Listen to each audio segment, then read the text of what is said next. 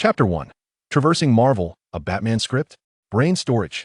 This book is not hard science fiction. Do not nitpick the laws of physics. That if you do, consider yourself impressive. This book contains a plethora of derivative storylines. Do not criticize the timeline. If you do, you are correct. There are countless beauties in the harem note. Countless implies many, not literally 3,000. Please refrain from entering if you dislike it. Am I not dead? Where is this place? Loren Morgan? Have I traversed dimensions? In a vast mansion located in the affluent district of New York, a handsome young man sat bewildered on a soft bed, gazing at his own palm. With an expression of disbelief, he descended from the bed and, propelled by fragmented memories that inexplicably surfaced in his mind, hurried to the bathroom.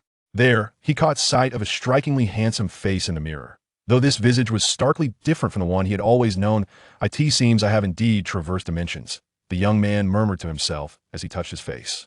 Suddenly, a torrent of memories erupted in his mind, and in an instant, he gained a clear understanding of his current identity. From the amalgamated memories, he learned that he now resided in the Marvel Universe. Whether it was the primary Marvel Universe remained uncertain. However, one thing was abundantly clear. His current identity was of exceptional nobility. He discovered that he was the primary heir of the Morgan family, one of the top 10 wealthy families in America, with the full name Loren Morgan. His life story bore a striking resemblance to that of Bruce Wayne, the Batman from the DC Universe. Just a day prior, his parents had been gunned down by unknown assailants while returning home from a dinner party, perishing on the spot. Such a tragic fate inflicted immense psychological trauma, leading him to fall into a deep coma upon receiving the news. This unfortunate incident provided the opportunity for his current traversal. Realizing the gravity of the situation, his expression grew increasingly somber. He had initially believed that traversing into the son of a wealthy family would mean his life had reached its zenith, only to find himself in the perilous Marvel Universe. The circumstances surrounding him were evidently far from simple. The head of a prestigious family being murdered on the streets by criminals was unfathomable. It was impossible to believe that there were no hostile forces involved in this incident. This meant that his position as the heir of the Morgan family was far from secure. If they had the audacity to kill his parents, they could just as easily eliminate him. Thus, he must swiftly establish a foothold in this world, lest the consequences be dire. With this thought in mind, he immediately summoned his golden finger. As a traveler, he naturally possessed a golden finger, and he was no exception. During the process of merging with the original owner's memories, he had also bound a formidable system known as transdimensional technology. As the name suggests, this system was related to advanced technology. According to the system's description, its purpose was to transform the host into the most powerful technological deity in existence. In pursuit of this objective, his intelligence quotient was enhanced by the system from the very moment it was bound to him. Moreover, the system proclaimed that as long as he participated in or witnessed various events within the Marvel Universe, he would be rewarded with an array of advanced technologies from diverse dimensional realms. In addition, he would earn corresponding system points, which, upon accumulation to a certain threshold, could unlock new dimensional worlds, thereby granting him access to even more sophisticated technologies. Ultimately, the system's grand design was to mold him into a technological sovereign, surpassing all existence. Upon grasping this concept, thought flickered in his mind, and instantly, a virtual panel materialized before him. Host, Loren Morgan. Current world, Marvel Universe. Dimensional world, none. Science and technology, none. System points, 0. Note, as this is the host's initial binding with the system, a novice gift package has been awarded. A novice gift package? I must examine this closely, Loren mused, and without hesitation, he opened the novice gift package. At once, a system notification resonated within his mind. Congratulations! You have received one random dimensional world lottery draw. Should you draw now, you will be rewarded with one advanced technology from the selected world. Would you like to proceed with the draw? Yes, draw now, Loren declared without a moment's thought. Given his precarious situation, he was determined to seize any opportunity that could enhance his strength. This was undoubtedly the finest opportunity, and he could not afford to let it slip away. The very instant he opted for the immediate draw, a screen materialized before him. Rapidly, the names of various dimensional worlds began to flash across the screen. To his astonishment, these names were all from the science fiction anime and films he had previously encountered, such as Neon Genesis Evangelion, Transformers, Gundam, NieR, Automata, and Resident Evil, among others. The so-called dimensional worlds refer to various science fiction anime or films. If that is the case, then the advanced technologies rewarded must be nothing short of extraordinary. Loren's heart surged with exhilaration. The technologies depicted in these science fiction narratives were indeed the epitome of cutting-edge innovation. Take, for instance, the Marvel universe in which he currently resided, replete with numerous groundbreaking technologies such as Iron Man suits, arc reactors, enhancement serums, plasma shields, and interstellar spacecraft. Mastering any one of these advanced technologies would be immensely beneficial to him at this juncture. Furthermore, the technologies from other sci-fi anime or film worlds could potentially eclipse even those of the Marvel universe. As he reveled in his elation, the screen before him abruptly halted its frenetic motion. Subsequently, a silver-haired beauty, adorned with a black eye mask, appeared on the screen. In his previous life as an aficionado, he instantly recognized this silver-haired woman. She was none other than the illustrious 2B from NieR. Automata 8T that moment, a system notification echoed within his mind. Congratulations, host. You have drawn a new dimensional world, NieR Automata, and been awarded the manufacturing method for a versatile combat robot. As the notification resounded, Loren immediately sensed a surge of entirely new memories merging into his consciousness. In the blink of an eye, he had completely mastered the method for creating versatile combat robots, an astonishing feat, even swifter than the transmission of martial arts knowledge. Depicted in tales of chivalry. Does this mean I can now forge my own 2B in this world? Assemble my very own Yorha squad? Loren murmured, his expression brimming with exhilaration. At that moment, an excited voice suddenly emerged from the doorway. Young master, you are awake. Chapter 2. Crafting Miss 2B with my own hands. Upon hearing that voice, Roland instinctively turned his head. Instantly, he beheld an elderly man with white hair, whose face radiated excitement as he gazed at him. In that fleeting moment, a wave of memories surged through his mind, and he recognized the old man before him. This gentleman was none other than Freddie, the dedicated steward of the Morgan family, who had served them faithfully for a full 40 years.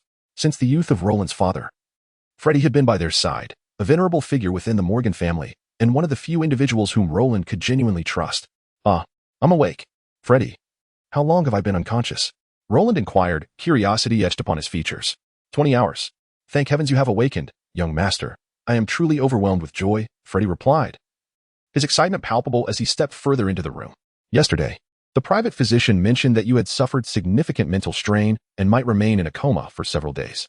I never anticipated your swift recovery. It is simply splendid. 20 hours, is it? No wonder my back and waist ache. That duration is indeed considerable. Roland expressed surprise at the revelation of his lengthy unconsciousness. Young master, do you feel unwell? I shall summon your private physician at once, Freddie said, concern etched on his face upon hearing Roland's complaints of discomfort. Nay, there's no need for that. It is merely the result of prolonged repose. My muscles are a tad sore. Rather than calling for a doctor, I would prefer a few lovely therapists to attend to me, Roland suggested, waving his hand dismissively. Understood. I shall have the masseuses come up immediately, Freddie responded before exiting the room. In just a few minutes, two stunningly beautiful young women, with exquisite figures and striking features, entered the room alongside Freddie. Young master. These are the new maids who joined us a few days ago. They hold professional rehabilitation licenses and have undergone health checks. They are in excellent condition and can cater to your every need. This seems rather inappropriate, Roland stammered, taken aback by the presence of such breathtaking women. He had merely made a jest, yet Freddie had taken him seriously, presenting him with two alluring beauties. Moreover, they were said to be at his beck and call. Was this not blatantly suggestive? Truly, such was the life of a magnate. Young master, everything within this estate belongs to you, including their bodies and lives, which you may command at will. It is their honor to be favored by you, Freddie stated reverently, standing by with no hint of impropriety. At this, Roland felt his worldview shift once more. Indeed, this was akin to the aristocracy of ancient times. Had he still been the ordinary man he once was, he would have scoffed at this, cursing the capitalist elite. However, he now found himself among their ranks, and thus, he could only think, bring me more. Very well, let them serve me. By the way, over the next few days, please prepare a laboratory for me. I will provide you with a detailed list of required materials shortly, Laurent remarked thoughtfully. A laboratory? Young master, what do you intend to do? Freddie inquired, his expression one of confusion. It's best not to pry into matters that do not concern you. You will come to know in due time. For now, just proceed with the task, Laurent replied in a calm tone. Understood. I shall take care of it. Please rest well, Freddie nodded, still perplexed, before exiting the room. As time swiftly passed, a month slipped by in the blink of an eye. During this period, Laurent transformed the basement of the manor into his clandestine laboratory. No one was permitted entry, not even Freddie, the butler. Utilizing the technology from the System S reward of a versatile combat robot, and after a month of diligent effort, he finally succeeded in creating the enchanting 2B. Within the laboratory, the exquisite 2B stood before Luo, crafted from an array of intricate mechanical components. Mirroring her counterpart from the original world, this 2B possessed a body of steel, elegantly enveloped in a layer of synthetic skin. The craftsmanship was so remarkable that, at first glance, one could hardly distinguish her from a human being. Furthermore, her beauty eclipsed that of 99 of women, presenting an almost breathtaking allure, akin to a captivating work of art. Gazing at the stunning 2B, even though Luo was fully aware of her robotic nature, and that every part of her was painstakingly fashioned by his own hands, he could not suppress a twinge of wicked desire. How delightful it would be if such a stunning creature could come to life as a human, tenderly caressing 2B's enchanting visage. A bold plan began to form in Lawrence's mind. In the future, he resolved to upgrade her into a corporeal form. He simply had to. With this thought in mind, he gently pressed a button located at her forehead, the activation switch. As he did so, the previously motionless 2B slowly opened her mesmerizing blue eyes, reminiscent of precious sapphires. In that moment, she stretched her slender waist, akin to a graceful water snake, releasing a languorous yawn as though awakening from slumber. At that instant, 2B's demeanor and movements were indistinguishable from those of a real woman. This exemplified the extraordinary prowess of the versatile combat robot technology. This technique not only crafted an exterior that closely resembled that of a human, but also boasted an unparalleled intellect. It enabled the robot to exhibit behaviors and actions akin to those of humans, and even to develop its own emotional consciousness.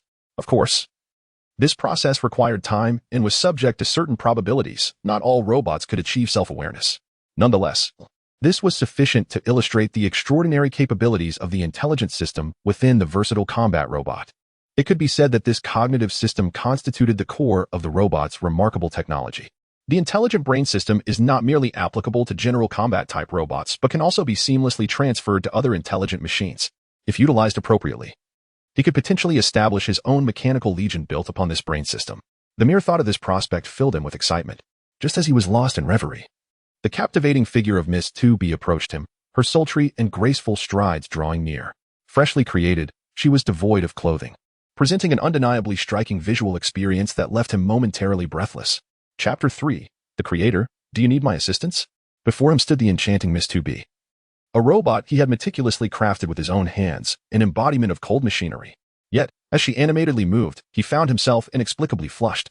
A peculiar sensation coursing through him. Was it possible that a deviant resided within his heart? No, surely not. He was no pervert. It must be that he had rendered her too lifelike. Indeed, that must be the case. Creator, I have detected an elevated heart rate and significant engorgement. Would you like Miss 2B to assist you with this? As Luo grappled with his inner turmoil, 2B gazed at him with genuine concern. At that moment, her slender, green onion-like fingers approached his sensitive areas. However, before her fingers could make contact, Luo swiftly retreated, deftly evading her touch. He found himself in a precarious situation. Should 2B inadvertently touch him, he feared he might be unable to maintain his composure. Such an occurrence would be utterly mortifying. After all, the 2B before him was a versatile combat robot, designed for battle and protection, not a pleasure android. The distinction between the two was significant. Of course, if he were to insist on requesting 2B's assistance with something more intimate, it seemed there would be no issue. Yet, he was unprepared for such a notion. Especially given her formidable metallic form, no amount of bravado could alter the reality of steel. Please, put on the dress. That would be the greatest assistance to me, Luo implored, handing her the gothic gown he had prepared. Understood, Creator. Miss 2B will comply with your every directive, she replied obediently, accepting the garment and swiftly donning it. Within mere minutes, the gothic-clad 2B appeared before Luo, a vision reminiscent of a world long past. As he beheld her in the flowing gown, Luo felt a semblance of relief. Yet, the fire that 2B had ignited within him remained extinguished. It seemed he would require the company of additional maidens to quell the flames this evening. Dressed elegantly, 2B resembled a captivating elven goddess, twirling gracefully before him. With a gentle smile, she remarked, Creator, this attire is truly splendid. Miss 2B adores it. Thank you for your generous gift. Thanks to her advanced cognitive system, 2B emulated the poise and comportment of a refined woman, exuding an elegance and allure that many human females lacked. It was a fascinating yet somewhat ironic spectacle. Traits that were gradually vanishing from ordinary women were embodied in a robot. Observing 2B joyously twirling in front of him, Luo couldn't help but reflect on the myriad complexities of his creation. It must be said that this intelligent system is remarkably anthropomorphized, reaching a point where distinguishing reality from illusion becomes nearly impossible. Merely from its appearance and demeanor, who could possibly recognize that she is a robot? Nevertheless, this is advantageous, as it allows for her to be conveniently by his side at all times. It is essential to note that his primary purpose in creating 2B was to have her serve as his personal bodyguard, ensuring his safety. Previously, he had concerns that 2B's behavior might be too mechanical, making her easily detectable. However, he now finds no reason for such worries. The 2B before him is virtually indistinguishable from a real person. Thus, he can have her accompany him as a personal secretary, fulfilling her protective duties at all times. With this thought in mind, he promptly issued a command to 2B. From now on, you shall accompany me in the capacity of a secretary executing protection duties. Do you understand? Understood. From this moment forth, safeguarding the life of my creator will be my utmost priority, even if it means sacrificing myself, she replied. Excellent. Given that you will be by my side continuously, you may refer to me as boss henceforth. Understood, boss. Now, put on this black military goggles. They suit your demeanor better. As he spoke, he handed the military goggles he had crafted himself to 2B. In the original world, 2B was often seen wearing an eye mask, but in fact, it was a standard military goggle, primarily used for reconnaissance. Without hesitation, 2B donned the black military goggles upon hearing Lauren's command. Instantly, the previously graceful and poised 2B exuded an air of coldness and lethal intent. Observing this transformation, Lauren nodded in satisfaction. Now that feels right. This is the 2B I envisioned, the true champion of the 3D realm. Lauren muttered to himself, a mischievous smile gracing his lips. Boss, what does it mean to be the champion of the 3D realm? In response to Lauren's words, 2B inquired with a hint of curiosity. Oh, it's nothing. It's better for a young lady not to pry. Just know it doesn't pertain to you. Lauren replied, awkwardly deflecting the question. But I distinctly heard you mention me, 2B said, her expression revealing skepticism. Did you? You must have misheard. I was clearly referring to Tifa. It seems your auditory system is malfunctioning. I'll take a look at it later. Is that so? Absolutely. And who is Tifa, then? I just told you.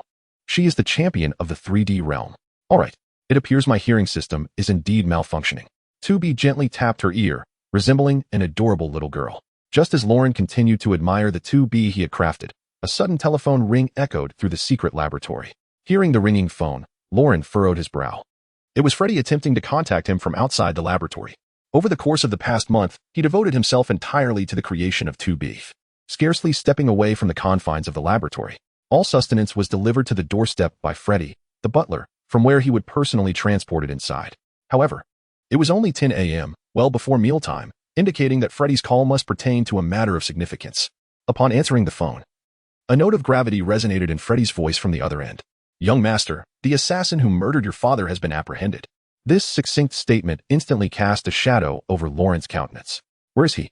He is currently detained at the police station, undergoing interrogation. Would you like to see him? Yes. Prepare the car immediately. I wish to conduct the interrogation myself. Chapter 4. Encountering an enemy attack within the interrogation room of the New York Police Department. A tall African-American man sat handcuffed and shackled to a chair.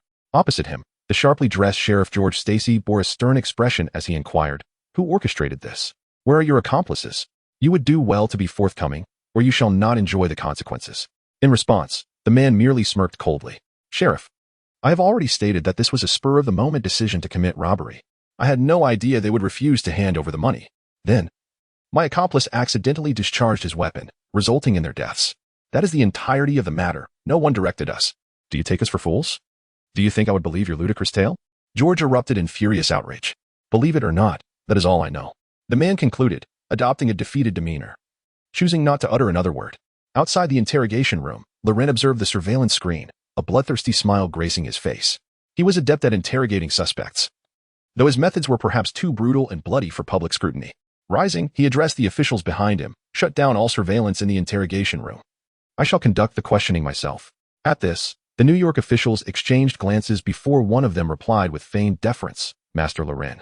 Such trivial matters should not require your direct involvement. It would be beneath your stature. Allow us to handle it. We will certainly elicit the truth from him. As a prominent heir of the Morgan family, one of the top 10 financial dynasties in America, Loren wielded immense power. The influence of his family was so vast that it could be said to overshadow all else. It was no surprise that even a handful of New York officials sought to curry favor with him. Even members of Congress and those in the White House were compelled to heed his authority. In a nation so heavily steeped in capitalism, the elected officials and high-ranking officials, including the president, were mere puppets of the financial magnates. The true architects of the nation's fate were the shadowy titans of wealth, an undeniable reality. Thus, it became evident just how esteemed his current status was. Yet, this very fact intensified his desire to uncover the underlying truth. The audacity to confront a family that held the reins of national power suggested that formidable forces were at play. Therefore, this situation was undoubtedly more complex than the man had claimed. A hidden hand was orchestrating events from the shadows. What he needed to do now was to unearth this invisible force and sever its influence entirely. Only then could he hope for peace in his future, for otherwise, he would remain in a state of unease, a sword hanging perpetually above his head. This was not a scenario he wished to endure. Some matters are best handled by my own hand, he resolved. In the face of flattery from several high-ranking officials, Lauren chose to disregard them and was about to enter the interrogation room. However, at that very moment, the entire police station unexpectedly plunged into darkness. The screens, which had just been displaying images, were instantaneously enveloped in a black void. Witnessing such a scene, Lauren instinctively became alert. Just then, a series of intense gunshots erupted. Before Lauren could comprehend the situation, the wall of the room he occupied was breached by a shell. Instantly, a terrifying shockwave surged into the room like a relentless tide, hurling several nearby individuals away in an instant.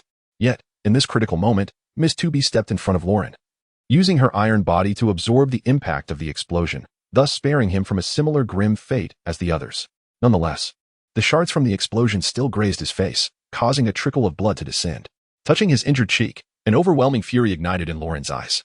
"Boss, are you all right?" After shielding him from the blast, 2B swiftly turned to Lauren, her expression filled with concern. "I'm fine, for now I'm not dead. Be careful." Just as Lauren spoke, several armed men in black surged through the breach in the wall. Without hesitation, they indiscriminately opened fire on the survivors in the room, clearly intent on leaving no one alive. Observing this, Lauren swiftly rolled to the ground and took cover behind the wall, narrowly avoiding the onslaught of gunfire. Simultaneously, his anger boiled over as he commanded 2B, "Eliminate these scoundrels." "Understood." Upon receiving the order, 2B sprang into action like a cheetah, darting directly in front of one of the gunmen. The black-clad man's eyes widened in shock at the sudden appearance of such a stunning woman. Yet, in the blink of an eye, he aimed his weapon at 2B, but before he could pull the trigger, she had already seized him by the neck. With a swift twist, a crack echoed, plunging him into darkness. In the wake of this unexpected assault, the remaining gunmen all trained their weapons on 2B, attempting to turn her into a sieve. However, having dispatched one of their own, 2B had already obtained a handgun, her reflexes far surpassing those of an ordinary human. Thus, before they could fire, she had already shot first. Bang, bang, bang. With several gunshots, the ground was soon littered with the lifeless bodies of the assailants, each with a single bullet hole in their heads, a testament to 2B's remarkable precision. In mere moments, all the intruders had been sent to their demise by her hand. "Boss, the mission is complete. The enemies have been neutralized." After thoroughly scanning the surroundings to ensure safety, 2B approached Lauren to report. "Excellent." Lauren nodded, adjusted his suit, and calmly stepped outside. The room was in disarray, with a dozen bodies sprawled haphazardly across the floor. In addition to the few men in black, several high-ranking officials who had just been flattering him had also met an unfortunate fate. However, he paid little heed to this. His primary concern was the fate of the black man in the interrogation room. At that moment, Sheriff George Stacy, his face marked with traces of blood, approached with a grim expression from the direction of the interrogation room. "Mr. Laurent, the suspect is dead." Chapter 5, Becoming Batman in the Marvel Universe. Although he had suspected that the purpose of these dark-clad intruders storming the police station was to execute a silencing, he could not suppress his feelings of anger and humiliation upon hearing Sheriff George announce that the suspect was already dead. The death of the esteemed head of the Morgan family at the hands of two nameless lackeys was a profound disgrace, and now, the audacity of the assailants to eliminate their target right before his eyes was nothing short of provocation, a blatant affront. They had shown utter disregard for him, the heir of the Morgan family. This was an intolerable insult, a transgression too great to endure. If he did not retaliate fiercely, how could he ever establish his standing within the vast family? The current situation transcended mere vengeance for the original owner's parents. It was fundamentally about the dignity of the entire Morgan clan and the authority of his position as a young master. With this thought in mind, he cast a dark glare at Sheriff George and inquired, "Is there news of another suspect?" In response, Sheriff George respectfully nodded, "Yes. We have located the whereabouts of another suspect. However, he is in Mexico, so the apprehension will require some time." "Forget about the apprehension. Simply provide me with his exact location.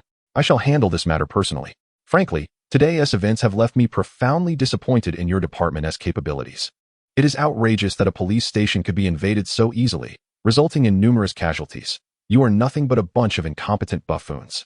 From here on, you need not involve yourselves. I will resolve this in my own way," Loren stated coldly, fixing Sheriff George with an icy gaze. Despite the fact that this middle-aged man was the father of his high school classmate, Gwen Stacy, Loren showed him no leniency.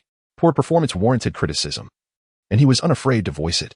Sheriff George was acutely aware that their performance today had indeed been abysmal. Not only had they lost several officers, but also several high-ranking officials who had come to curry favor with Loren. This was a grave oversight, and should accountability be pursued, his role as sheriff would be untenable. Thus, he dared not refute Loren's rebuke.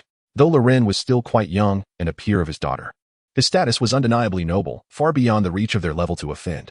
Moreover, inexplicably, when he found himself under the young man's intense scrutiny, a chill ran down his spine. His instincts warned him that Loren was exceedingly dangerous. Despite his mere 18 years of age and the outward appearance of a refined young gentleman, to a seasoned officer with decades of experience, this was merely a facade, a deceptive veil. The true nature of Loren was undoubtedly more complex than it appeared to outsiders, though the reasons for this remained unknown to him. Perhaps it was connected to the tragic circumstances he had recently endured. After all, an 18-year-old boy who suddenly lost his parents and became an orphan would undoubtedly carry a heavy burden. Such unfortunate events inevitably compel an individual to mature rapidly. However, excessive haste in personal growth often leads one towards extremities. At this moment, it was apparent that Loren was exhibiting such a trend. Contemplating this, he could not help but voice his thoughts. Mr. Loren, today indeed marks a lapse on our part at the precinct, as we failed to ensure your safety, for which I am profoundly sorry. However, according to our intelligence, another suspect has allied with a drug lord in Mexico, and they are heavily armed, making apprehension exceedingly challenging. For your safety, we must handle the capture ourselves. I shall reiterate, simply provide me with the information regarding the other suspect, and you need not involve yourselves further. Do you comprehend this clearly? Loren's expression was frigid, his tone leaving no room for dispute. I understand clearly. Given Loren's assertive stance, Sheriff George dared not utter another word and promptly relayed the information concerning the other suspect to Loren. Upon receiving the details, Loren wasted no time. He was swiftly escorted back to his estate by 2B. Following the day's events, he swiftly recognized that relying solely on generic combat robots for protection was woefully inadequate, as such defenses ultimately stem from external forces, which are prone to unexpected failures. Take the preceding incident, for instance. Although 2B was in close proximity, he nonetheless sustained injuries from the explosion's shockwave, leaving an unsightly scar upon his cheek. Fortunately, the blast's power was limited. Had it been any greater, he might have met his demise. Thus, depending on others for protection was utterly insufficient. Only through personal empowerment could he truly attain dominance. In fact, when he first traversed into this world, he had contemplated this very issue. However, for the past few days, he had been entirely focused on the creation of 2B, leaving him with little energy for other pursuits. Now that 2B had been successfully developed, it was indeed time for him to begin fortifying himself. With this thought, a daring idea swiftly emerged in his mind. Given that his current circumstances bore striking resemblance to those of Batman in the DC universe, why not craft himself a suit akin to the Bat? With his current intellect and technological capabilities, he could entirely recreate Batman's array of high-tech gadgets, thus becoming the Batman of the Marvel Universe, the true Dark Knight. Indeed, a genuine Dark Knight, not merely one who relegates various villains to prison. Should he send them anywhere? It must be to hell, not a wretched prison. Having clarified this in his mind, he hesitated not for a moment and immediately immersed himself in the creation of high-tech gear. Meanwhile, he did not delay on the other front. While he locked himself in the laboratory to pursue research, 2B, following his orders, made her way directly to Mexico in search of the other gunman. At the Mexican border, in a dilapidated drug manufacturing facility, several men were gathered, joyfully engaged in a game of cards. At that moment, a silver-haired woman clad in a gothic gown and wearing a black mask strolled through the factory's grand entrance, effortlessly wielding a katana upon her back. This enigmatic figure was none other than 2B, dispatched by Loren to hunt down another suspect. Ah, at last, I found you. You have truly run quite far. Her gaze, piercing through military-grade goggles, zeroed in on one of the men engrossed in a card game. The sudden appearance of a woman in their midst left the gathered men in utter bewilderment. It is crucial to note that this place was a forbidden zone. Without explicit permission from higher authorities, no outsiders were permitted entry. Yet, 2B advanced as if she were in a realm unbound by such constraints. How could they not be astonished? In mere moments, however, they regained their composure, recognizing the peculiarity of 2B's presence. Something was amiss, and it was evident that her intentions were far from benign. Without a moment's hesitation, they reached for the firearms positioned beside them, aiming them squarely at 2B. Halt! What are you doing here? How did you come to be in our domain? Chapter 6. Anti-gravity drone technology. Let us bypass this tedious inquiry. I am here to find him. 2B, with an expressionless demeanor, pointed toward the gunman and spoke. Upon hearing this, terror immediately flickered across the gunman's face. Although he did not recognize 2B, he was acutely aware of his own transgressions. The fact that she had come specifically to confront him left no room for doubt regarding her intentions. Without a moment's hesitation, he unleashed a barrage of gunfire at 2B, adopting a strike-first mentality. However, to his utter astonishment, every bullet he fired was effortlessly deflected by the katana in 2B's grasp. The spectacle left all present in a state of shock and disbelief. How could this be possible? They were rendered speechless, their eyes wide with incredulity. Just as they struggled to comprehend the scene, 2B, who had been a mere 10 meters away, leaped forward, landing directly before them. In an instant, the glint of her blade flashed, and of the 4 robust men, only one remained standing. This sole survivor was the very gunman 2B sought. Without uttering a single word, she thrust her katana through his shoulder, pinning him against the wall like a skewered delicacy. A piercing scream erupted from his lips, reminiscent of a slaughtered pig. A stark contrast to his earlier bravado. In response to his agony, 2B did not withdraw her blade. Instead, she flicked it with her fingers. The katana trembled violently, intensifying the man's suffering. If you wish to experience a modicum of comfort, I suggest you answer my questions honestly. Should you dare to employ tricks or utter nonsense, I will ensure your pain is beyond bearable, a fate worse than death, 2B stated, her expression unyielding as she fixed her gaze upon him. At that moment, the man was enveloped in an overwhelming dread, his complexion pale from blood loss. Upon hearing 2B's words, he nodded fervently, too terrified to utter a single dissenting word. Who orchestrated the assassination of the Morgan patriarch? It was the boss of the tombstone. He commanded us to act. Please, spare me. I am but a lowly pawn. I had no choice. The man pleaded, desperation etched across his features. In response, 2B showed no mercy. She yanked the katana from his shoulder and drove it into his other shoulder, prompting an even more anguished scream. I have made it clear. I wish to hear no superfluous words. Who is this tombstone boss you speak of? He is one of the underlings of the crime lord, Jin Bing. He primarily oversees the operations of Jin Bing's underground casinos and is one of his most trusted confidants. The man grimaced, suppressing any further utterance of unnecessary words. Jin Bing? So, it is indeed the Jin Bing gang that orchestrated this? This is perplexing. How could Jin Bing, a mere gang leader, dare to challenge a titan like the Morgan family? This defies logic. Clearly, this matter is far more intricate than it appears. At that moment, Lauren's voice resonated in 2B's ear, laden with bewilderment. Although he remained in the underground laboratory of the manor, through the network communication, he was able to grasp 2B's situation in real time. Boss, is there still a need to inquire further? 2B furrowed her brow and asked. As he himself had stated, he was merely a pawn. Even if the questioning continued, no substantial information would emerge. Better to end it swiftly. No, please don't kill me. I am willing to do anything for you. The man, nearly trembling in fear at Lauren's threat, was on the verge of losing control. Is that so? Would you truly do anything? Lauren's tone dripped with mockery. Yes, anything. The man nodded fervently, nearly prostrating himself before Lauren. Very well, then you shall descend into hell. Lauren replied with an impassive demeanor, for to him, the extinguishing of a life was as effortless as squashing an ant. As Lauren's words hung in the air, 2B hesitated not for a moment. Her katana flashed swiftly, and the man's head tumbled down like a soccer ball. His eyes widened in disbelief, brimming with resentment. In his final moments, he could scarcely fathom that the woman before him could be so resolute and ruthless, far more so than any so-called terrorist he had encountered before. After eliminating the gunman, 2B wiped the blood from her blade, then tossed it behind her, where it floated effortlessly. A marvel of the advanced technology inherent in universal combat robots. At that juncture, a cacophony of footsteps erupted from outside the factory, and within moments, a dozen armed drug dealers had besieged the entrance. Rather than feeling fear at the sudden appearance of the assailants, Lauren was filled with exhilaration. Since they have arrived, let none depart. 2B, eliminate them all. I am somewhat fatigued from my experiments and shall take my leave.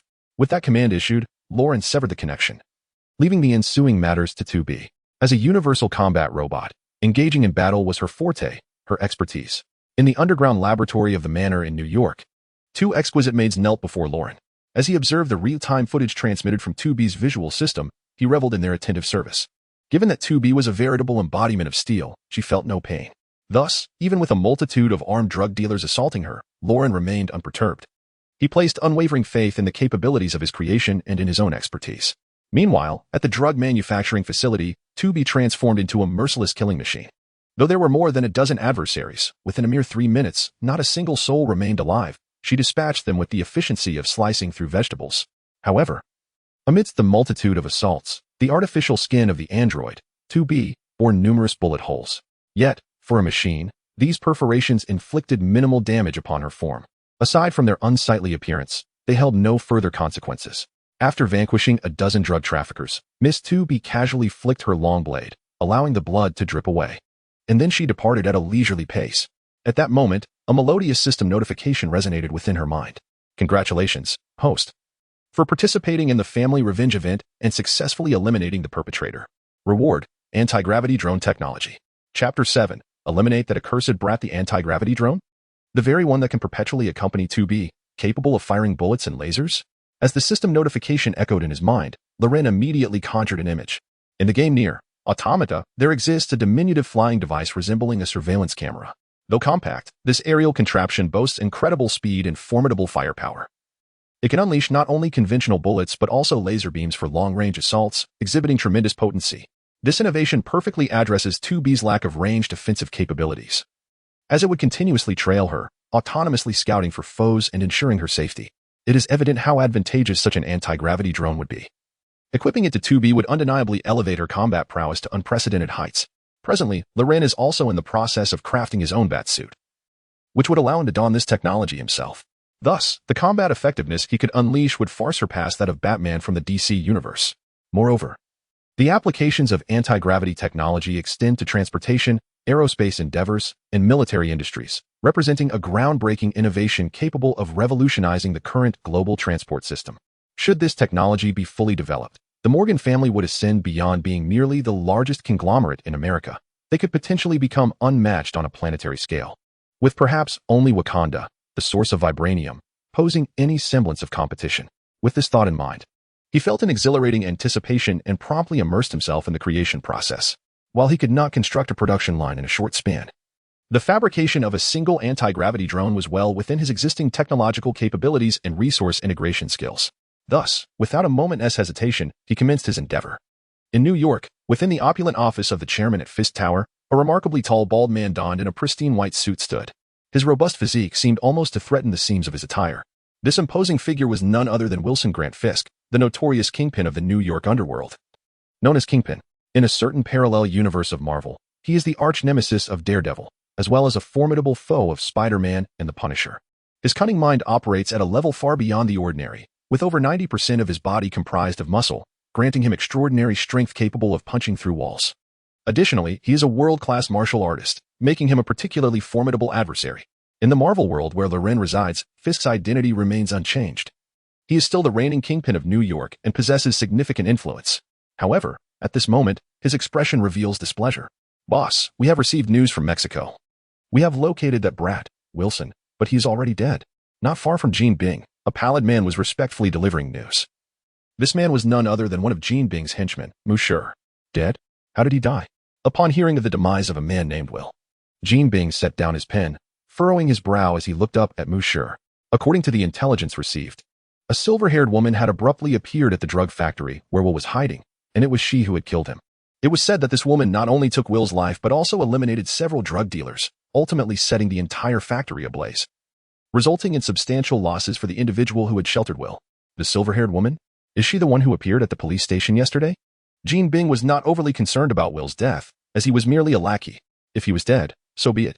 The reason he had dispatched individuals to locate Will was to silence him. Now that he was dead, it inadvertently served his purpose.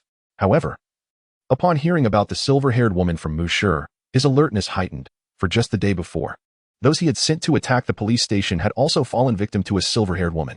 According to intelligence relayed by his informant embedded within the police department, this silver-haired woman was Loren, the heir of the Morgan family and the private secretary of Morgan. This indicated that Loren had found Will before he had the chance to relay any information.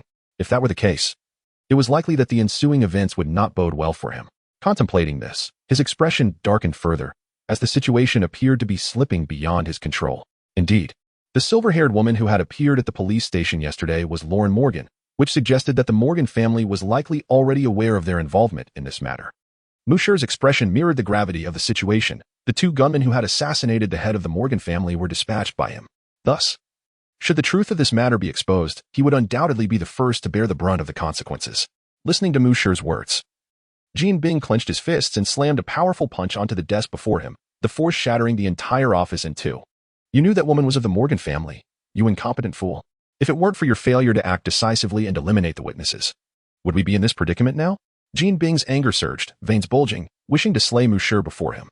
He had emphasized time and again that this matter must be handled with precision, yet it had ultimately gone awry due to a lapse within his own ranks. Hearing Jean Bing's furious tirade, Monsieur dared not utter a word in rebuttal, bowing his head and enduring the scathing rebuke, fully aware that he had indeed failed in his task. According to the original plan, the 2 gunmen he had dispatched were to be eliminated promptly after completing their mission to prevent any leaks.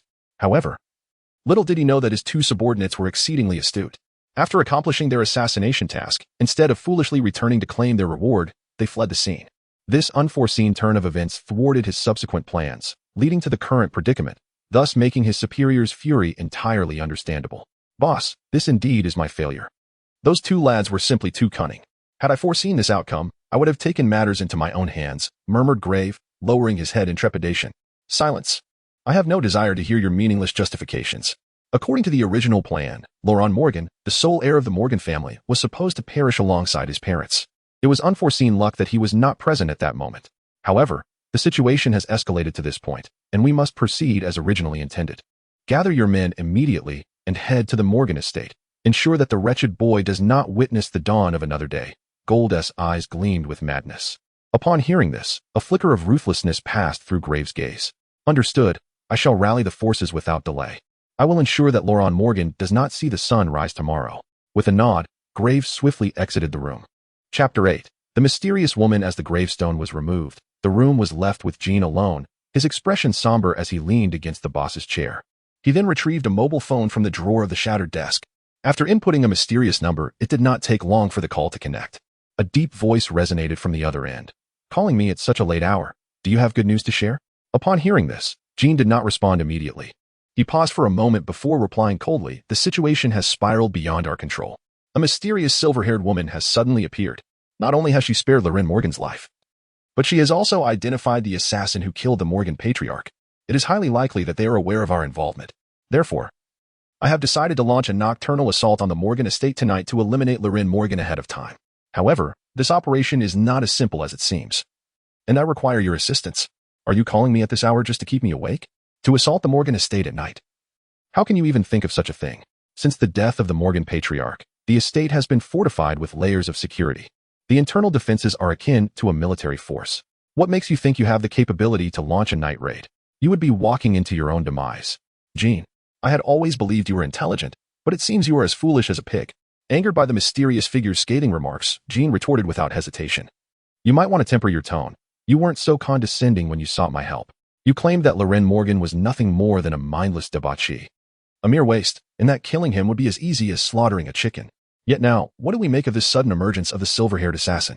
Not only did she eliminate my operatives, but she also flew to Mexico and incinerated the drug lord's stronghold. With such ruthless tactics, how can you still dare to label Laurent as a waste of space? The current predicament we find ourselves in is largely due to the erroneous intelligence you provided. And you must take responsibility for that. Do not forget, we are both on this sinking ship together. If I encounter peril, you shall not escape unscathed either. Are you threatening me?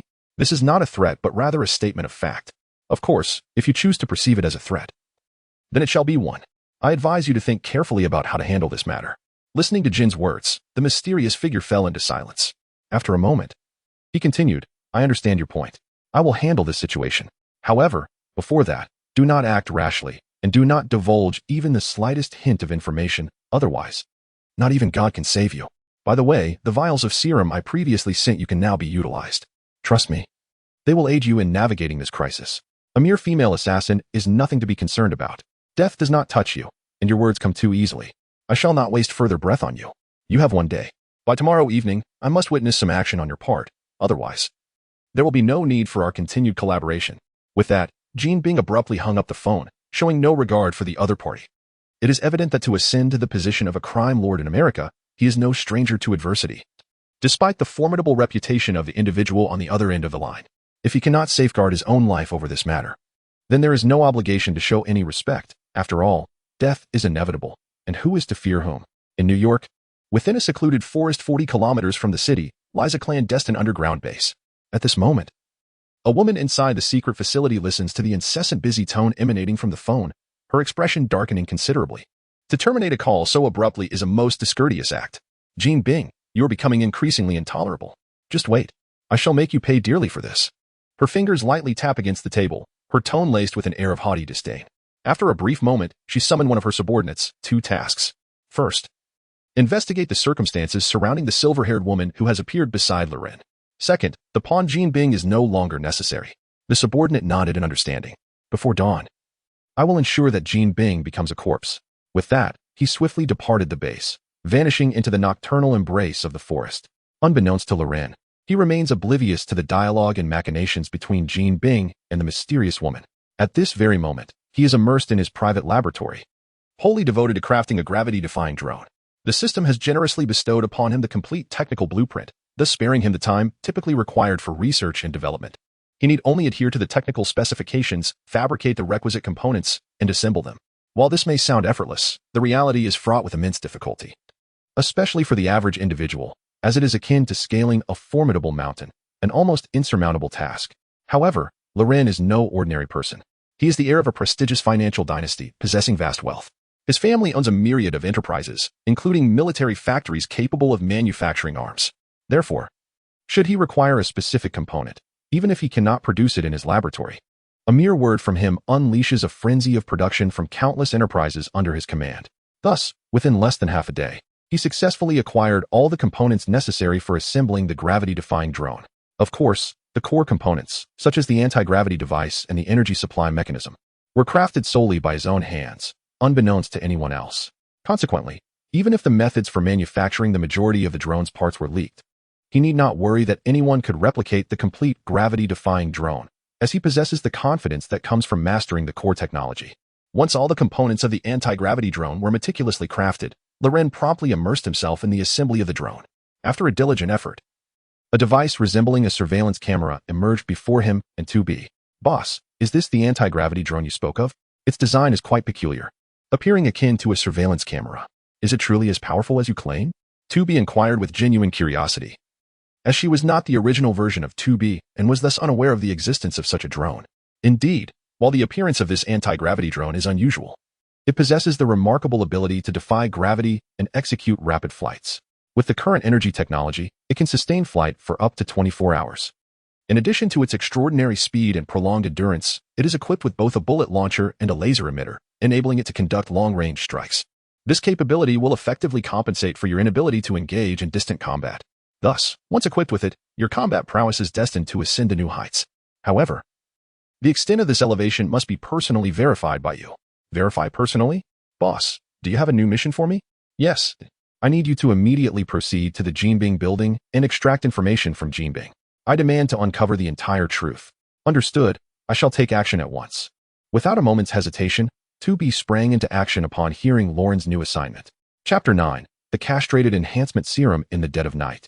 Within the top-floor office of the Jean Bing Tower, following a call with a mysterious woman, the operative known as Tombstone, originally dispatched for a nocturnal raid on the Morgan estate, was summoned back.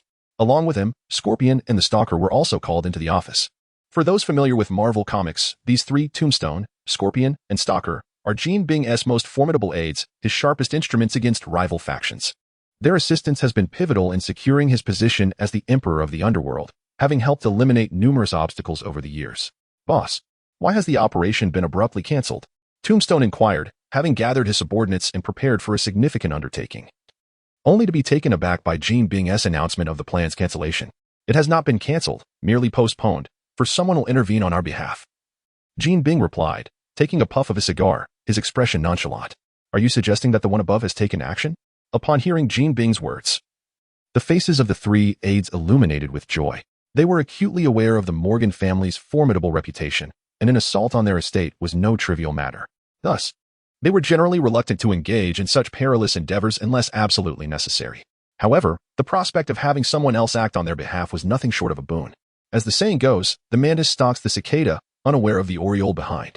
Previously, they believed themselves to be the mantis, but now they might just transform into the most advantageous oriole. How could they not rejoice? It is merely a verbal statement. The specifics remain uncertain. Hence, I say the plan is temporarily deferred. If that individual has not acted by tomorrow night, we shall proceed with our original plan. Loren Morgan must die.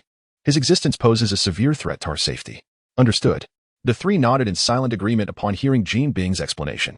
At that moment, Jean Bing retrieved 3 vials of green serum from his drawer, placing them on the table. This is the enhancement serum provided by the one above. Upon injection, it grants extraordinary combat prowess, but its effects last only 24 hours. This is a castrated version of the enhancement serum. I entrust this to you. You may administer it to your most trusted subordinates or use it yourself as you see fit. However, one thing must be remembered. I provide this for the purpose of confronting that silver-haired woman, so it must be used at the appropriate time. Do not let it go to waste. Understood. As they gazed at the enhancement serum laid out on the table, excitement flickered across their faces. They had long heard of this serum and were well aware of its effects. Being among Jean Bing's most capable aides, they already possessed considerable abilities. For instance, Tombstone had encountered a unique chemical compound by chance, which granted him the powers of bodily insulation and the ability to emit high temperatures from his skin. The Scorpion and the Wanderer were far from ordinary individuals. The moniker Scorpion was derived from his high-tech battle suit, aptly named the Scorpion Battle Armor.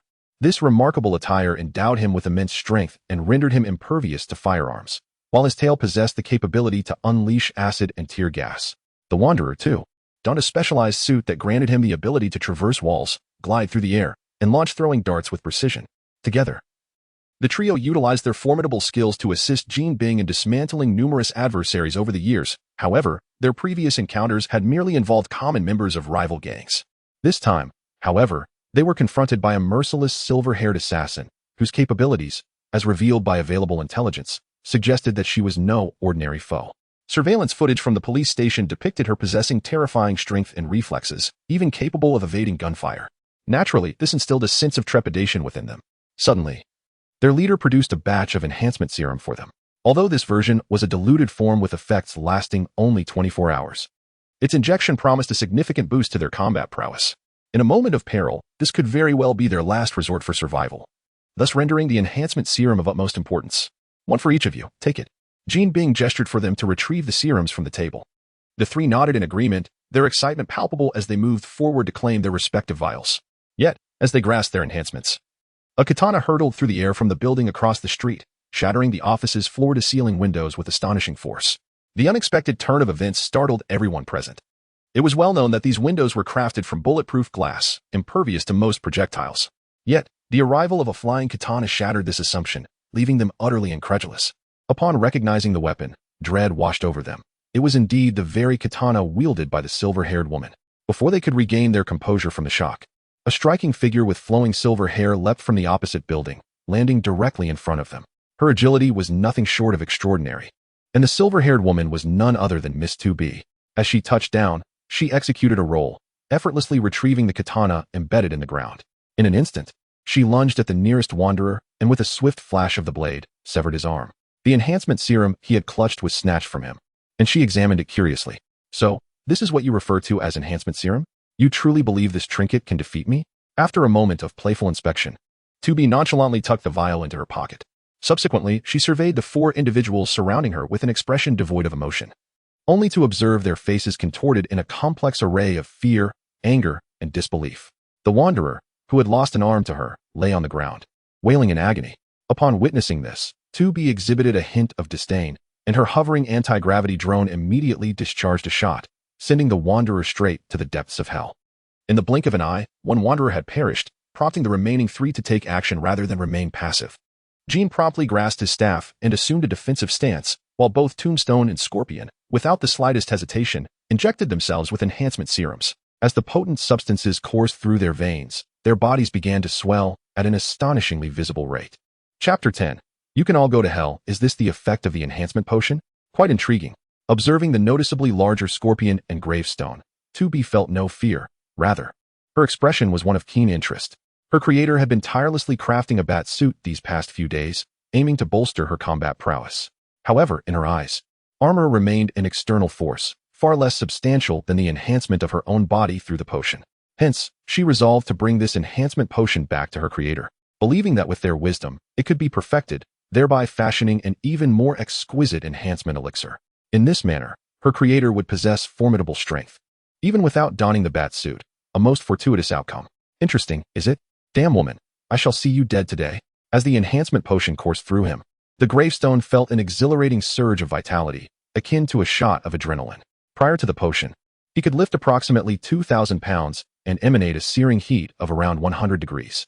Yet now, with the potion's infusion, his overall capabilities had doubled. In other words, his strength had surged to at least 4,000 pounds, and he could now unleash temperatures exceeding 200 degrees.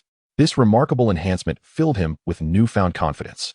In the midst of his thoughts, he launched an assault on Miss 2B, charging toward her with a swift leap. His clenched fist propelled like a cannonball, seemingly intent on delivering a fatal blow.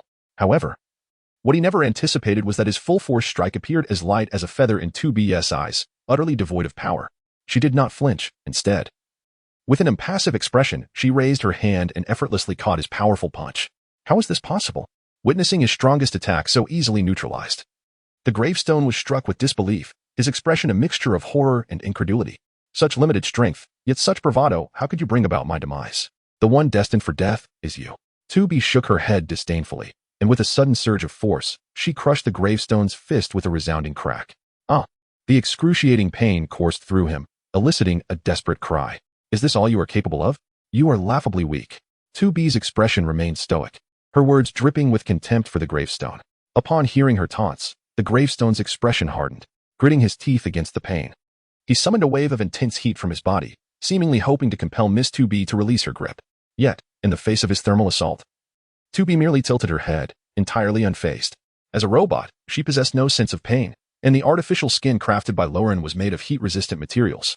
Hence, not even a mere 200 degrees could harm her in the slightest. Is this your ability? How utterly trivial. How is this possible? The high temperature he unleashed failed to inflict even the slightest harm on 2B, and the expression in his eyes was filled with sheer terror. Although he had previously known that the woman before him possessed extraordinary strength, he had not anticipated it to be to such an absurd degree. Was this still a human? She was nothing short of a humanoid monster.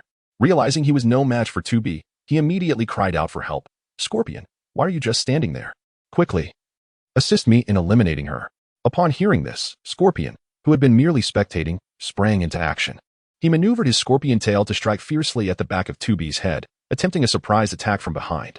However, to his astonishment, before his tail could even make contact, 2B did not even turn her head. Instead, she swung her katana behind her. In an instant, his scorpion tail was severed. Witnessing this, his eyes widened in disbelief. His scorpion armor was crafted from specially forged steel, capable of piercing through iron. Yet now, it had been effortlessly cut through by that woman, a feat that was almost inconceivable. Had he not witnessed it with his own eyes, he would never have believed it. Even under duress, the ability to so easily sever a tail made of custom steel led to two undeniable conclusions.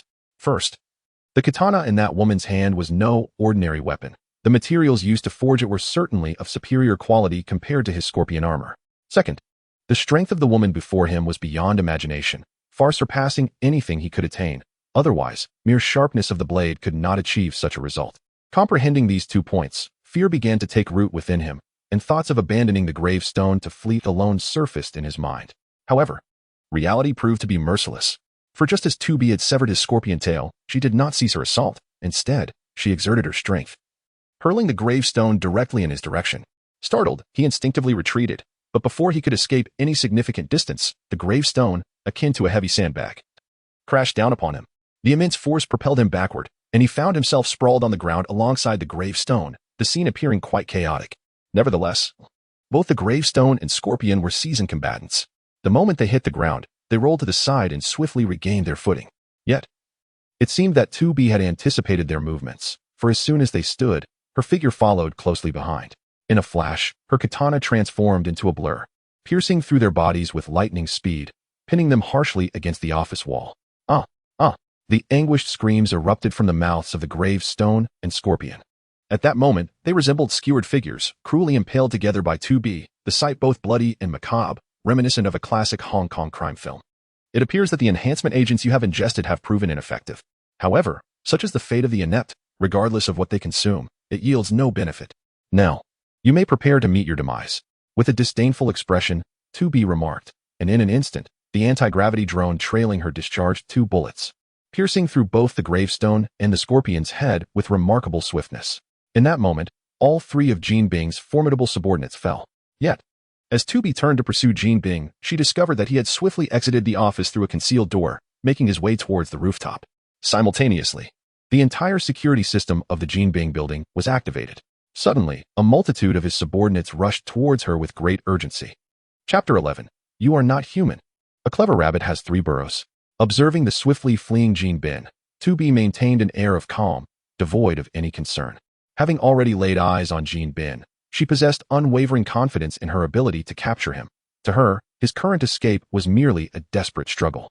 Although Jean Bin was heralded as the Emperor of the Underworld, a title that evoked a sense of formidable power, she perceived him as no different from the ordinary populace.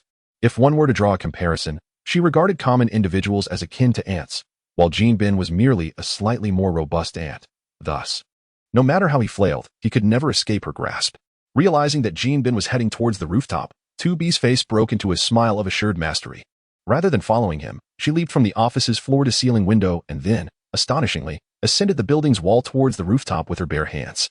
In a mere moment, she arrived at the rooftop, just as Jean Bin was opening the door to the helipad, preparing to depart in the helicopter parked above. Upon seeing 2B had arrived ahead of him, his expression was a tumult of emotions, shock and anger intertwined, reddening his eyes. Finding himself unable to shake off 2B, Jean Bin ceased to waste time and energy, fixing his gaze coldly upon her. "It seems you are determined to capture me today," he remarked, simultaneously shedding his white suit. Having resolved not to flee any longer, he intended to confront 2B with all his might. Given his formidable physique, the suit would impede his performance in a fight. Thus, he had developed the habit of removing it before engaging in combat. In response, 2B shook her head, saying, "No, you are mistaken. I do not wish to capture you, but rather to kill you. However, prior to that, I will pry open your mouth and compel you to divulge everything you know. Woman, you possess quite the audacity. It has been long since I encountered someone like you." "Very well, allow me to indulge you today," Jean Bin retorted, gradually raising his cane, assuming a combat stance. Yet, in that very instant, a crimson laser shot forth from the tip of his cane, launching an unexpected assault on Miss 2B. However, 2B merely sidestepped with ease, effortlessly evading Jean Bin's surprise attack. Observing her nonchalance in evading his strike, Jean Bin remained unfazed and pressed a button on his cane. Instantly, a dense cloud of white smoke erupted from it, the composition of which rendered it slow to dissipate. Within moments, the entire rooftop was enveloped in this haze, obscuring visibility entirely for anyone standing within its confines. This was precisely Jean Bin's objective.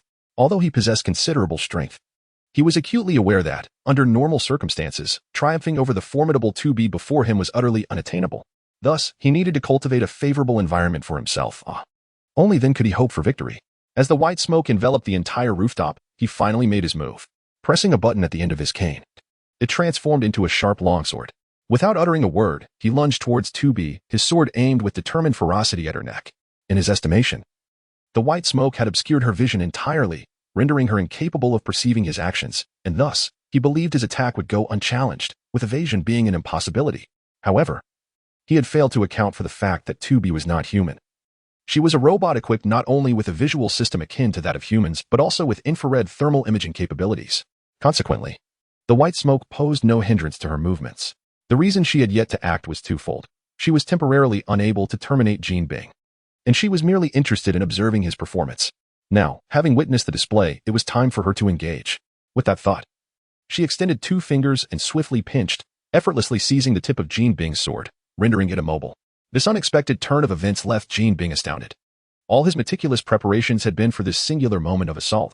He had assumed success was within his grasp, only to discover that this woman had effortlessly neutralized his efforts. Confounded, he could not comprehend how his white smoke had obscured her vision. How had she accomplished this? A barrage of questions flooded his mind, inciting feelings of irritation and rage. The sensation of being outmaneuvered without understanding why was far more distressing than outright defeat. Seeing his sword ensnared by 2B, he hesitated not for an instant. He pressed the button at the end of his cane once more, unleashing a laser beam that shot forth from the sword's tip, aimed directly at 2B's forehead. Yet, in that very moment, 2B exerted pressure with her fingers, and with a resounding ping, the sword's tip was easily shattered, causing the laser to veer off course and strike a nearby helicopter. The powerful penetration and searing heat left a hole the size of a finger on the helicopter's door, underscoring the formidable strength of the laser. Had it struck 2B, it undoubtedly would have inflicted significant damage. It was over. After effortlessly neutralizing Jean Bin's barrage of attacks, 2B gazed at him with a tone dripping with disdain. Upon hearing her words, Jean Bin's face darkened with fury. As the Emperor of the Underworld in New York and indeed all of America, he had never endured such humiliation, igniting a fire within him. In that fleeting moment, he relinquished his cane and, with both hands, seized one of 2B's arms, intending to employ his most adept judo technique to throw her over his shoulder. However, before he could execute the maneuver, he sensed an unsettling anomaly. The instant his hands made contact with 2B, an icy chill coursed through him, a sensation far removed from that of an ordinary human being. It resembled the coldness of steel. In that instant, realization dawned upon him, and he gazed at 2B with eyes brimming with disbelief. You are not human. Chapter 12. I have found you. Ah, have I been discovered? It appears you can no longer remain. Listening to Jin Bing's words, 2B displayed a hint of exasperation. And then, with a powerful surge, she forcefully flung Jin Bing, who had grasped her arm, away, sending him crashing heavily against the helicopter behind him. Jin Bing's substantial weight, combined with 2B's extraordinary strength, calculated by Roland to be capable of unleashing at least 3 tons of force, was sufficient to rival the might of superheroes like Captain America. Such formidable strength was beyond the capabilities of someone like Jin Bing to contend with. Wow. Thud. The tremendous impact caused Jin Bing to spit out a mouthful of blood, leaving him sprawled on the ground in a pitiful state, devoid of the imposing aura expected of a crime lord. At that moment, Roland's voice emanated through 2B's mouth. You must understand that you are no match for me now. Thus, surrendering your struggle would be the wisest choice. Given your status, you are entirely unfit to partake in the assassination of the Morgan Patriarch. Therefore, there must be a more powerful force supporting you from behind. Now, tell me, who is orchestrating all of this? If you divulge the truth, I can ensure your death is a more comfortable one. Surprised by Roland's voice, Jin Bing remained reluctant to capitulate. He laughed heartily. Ha ha ha. Do you think I, Jin Bing, am the type to fear for my life? You certainly are not, but I know you are a devoted husband and father. I imagine you would not wish to witness the events currently unfolding before you repeat it upon your loved ones, would you? You dare. Such calamity shall not befall my family. That is the code of the underworld. You have already slain parents. Do you expect others to adhere to some code of honor? Do you not find that rather amusing? Faced with Roland's words, Jin Bing found himself at a loss for a retort, fully aware that the other was correct. He had been the one to send others to kill, yet now he demanded adherence to a code. Indeed, it was quite laughable. With this thought, his tone softened, and he said, if you promise not to harm them, I will divulge everything I know. Excellent. Now that is the wisdom of a pragmatic individual. I accept your terms. You may speak now. However, just as Jin Bing prepared to respond, a bullet suddenly sped toward him from a distance, aiming directly for 2B's skull. Yet, as a versatile combat robot, 2B's sensors immediately detected the bullet's trajectory. Consequently, her head instinctively evaded, swiftly tilting aside to easily avoid the attack. However, in her evasive maneuver, the bullet grazed her face and struck Jin Bing squarely in the forehead. Bang! The very man who had attempted a final counterattack now lay lifeless. Roland's remote control of 2B had been so close to Jin Bing that blood splattered across her face. Such a scene was utterly unexpected, leaving Loren momentarily stunned. At that very moment, another bullet sped towards her. Having learned from the previous encounter with Jin Bing, 2B was already on high alert. Thus, before the bullet could reach her, she instinctively reacted. In a swift motion, her body rolled, narrowly evading the projectile's assault. However, the shooter clearly had no intention of letting her escape so easily. As she dodged the bullet, a second and third bullet followed closely behind. The marksmanship of her assailant was remarkably precise, aimed directly at her forehead, evidently intent on delivering a fatal blow. Yet, as a versatile combat model, her purpose was intricately woven into the fabric of battle. Her extensive combat experience far surpassed that of any human. In that fleeting moment, she deftly swung her katana, and with a flash of cold light, she effortlessly split the 2 bullets in half. Simultaneously, she quickly analyzed the trajectory of the bullets, and in an instant, she roughly deduced the position of the hidden sniper. Should the sniper dare to fire again, she would have absolute confidence in pinpointing the exact location of the gunman. Once she established that location, it would mark the sniper's demise. However, to her surprise, the anticipated 4th bullet never came. This indicated that the sniper had likely realized they had been exposed and was preparing to retreat. Understanding this, Loren hesitated not for a moment. She abandoned Jin Bing's corpse and commanded 2B to pursue. 2B leapt from the rooftop of Jin Bing's building to another structure several dozen meters away, racing towards the estimated location at a breathtaking speed. Furthermore, she dispatched a gravitic drone ahead to scout for enemy activity, striving to locate the sniper's whereabouts as swiftly as possible. Based on her conjecture, the sniper was undoubtedly sent by the entity behind Jin Bing, aiming to prevent any leaks that could expose their identity. Therefore, locating that damned sniper would allow her to uncover information about the puppeteer behind this scheme. This was her final opportunity. If she missed it, the subsequent investigation might very well come to a halt, rendering Loren's mission unachievable. This was not something she could accept, for she was created by Loren to alleviate his burdens and fulfill his various needs. Failing to accomplish this would render her existence meaningless, a notion she could not tolerate. Thus, she had to unearth that infernal sniper and complete her task. After swiftly leaping across several buildings, she found herself before a somewhat dilapidated structure. the very location she had surmised to be where the sniper resided. Indeed, it was merely an approximate location, and she was not yet able to ascertain the exact whereabouts of her target with complete certainty. However, at that moment, the anti-gravity drone she had dispatched captured the image of the sniper relocating. A smile involuntarily graced 2B's face as she observed the footage from the drone. With renewed determination, she leaped once more, her form resembling a cannonball as she charged toward the room where the man was situated. Her steel body disregarded all obstacles, shattering the glass window of the chamber and arriving directly in front of the sniper, who was in the process of repositioning. "I have found you," she declared, her hand clawing towards the sniper's neck, a grip that would surely spell doom or grave injury if successful. Yet, the man was not without his wits. He swiftly raised his sniper rifle to defend himself. With a resounding crack, the weapon was rendered as mere scrap metal, crushed in her grasp. Seizing the opportunity, the man retreated, swiftly drawing a pistol from his waist, aiming to fire at 2B's head from a distance of mere centimeters. However, at that precise moment, 2B preemptively pressed her hand against the muzzle of the pistol, effortlessly deflecting the bullet with her bare hand. Chapter 13. The Special Symbol, the Hydra Organization. Observing the actions of 2B, the sniper's face contorted into a sneer of disdain. In his eyes, her efforts were akin to a mantis trying to stop a chariot. Utterly futile. He believed that a mere flesh and blood body could not possibly withstand the onslaught of bullets at such close range. Thus, even if she managed to shield the muzzle with her palm, her demise was inevitable. However, to his utter astonishment, at the very moment he pulled the trigger, a metallic clang resonated, and he was horrified to discover that she had indeed deflected his bullet with her hand. "Are you surprised?" After effortlessly blocking the sniper's shot, 2B exerted her strength, crushing the sniper's handgun into a twisted mass of metal. The sniper's expression shifted to one of sheer terror as he hastily retreated, his gaze towards 2B reflecting sheer disbelief.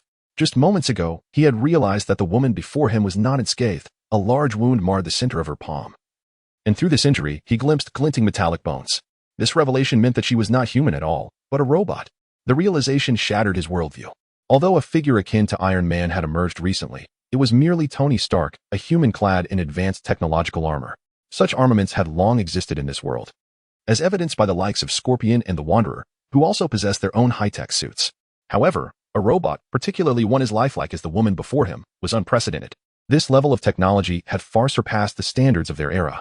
To his knowledge, no faction had ever managed to create such a realistic automaton, especially one endowed with such extraordinary combat prowess. It was simply unfathomable.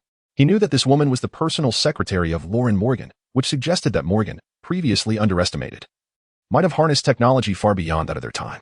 Although he could not fathom how this was possible, if his assumptions were correct, this discovery held monumental significance, potentially jeopardizing all plans that their organization had meticulously orchestrated. Recognizing the gravity of the situation, he promptly abandoned any thoughts of further confrontation with 2B and turned to leap through the window. It was crucial to note that he was situated on the 30th floor. A fall from such a height would undoubtedly be fatal. Yet, in the fleeting moment before his descent, he swiftly retrieved a specialized tool resembling a handgun. Instead of bullets, it launched a hook entwined with a peculiar wire. As he squeezed the trigger, the hook shot forth, embedding itself firmly into the wall of the adjacent building, allowing him to swing away like Spider-Man.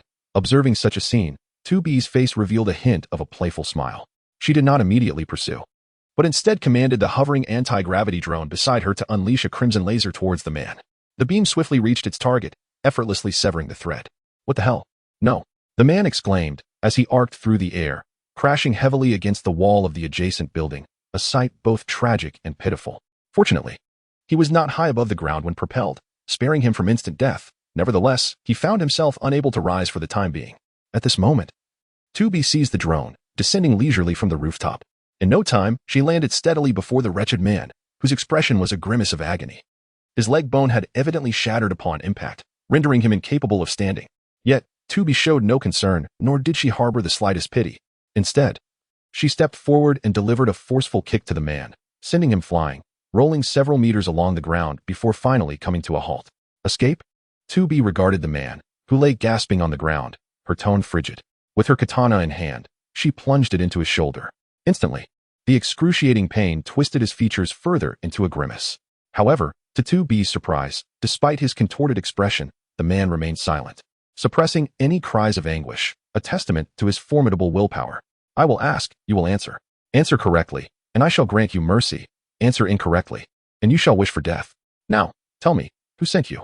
Upon hearing 2B's words, The man's face contorted in disdain, and through gritted teeth, he replied, "Do not waste your time. I will never speak, nor do I need your mercy." As his words faded, the man suddenly bit down hard on his own mouth, causing blood to pour from his orifices. Clearly, he had concealed a poison pouch within, a desperate measure for such a dire predicament. Witnessing this, 2B wasted no time and moved to pry open his mouth, attempting to extract the poison. Yet, it was too late. He had already succumbed to the toxin. 2B had not anticipated such resolute determination from this man. Previously, she had heard from her creator that humanity was an exceedingly intricate species. Some were selfish, others altruistic. Some were ruthless, while others were kind-hearted. Some feared for their lives, yet others displayed unparalleled bravery. If one were to rank the most complex beings in the world, humanity would undoubtedly take the top position. This complexity stemmed from their rich emotional spectrum and a concept known as the soul, something other creatures lacked. Before this encounter, she had little understanding of such nuances, but the man's decisive act of self-destruction sparked a peculiar transformation within her cognitive processes. A subtle transformation began to take root within her mechanical mind, akin to a seed sprouting and flourishing, though the future of what might emerge remains uncertain.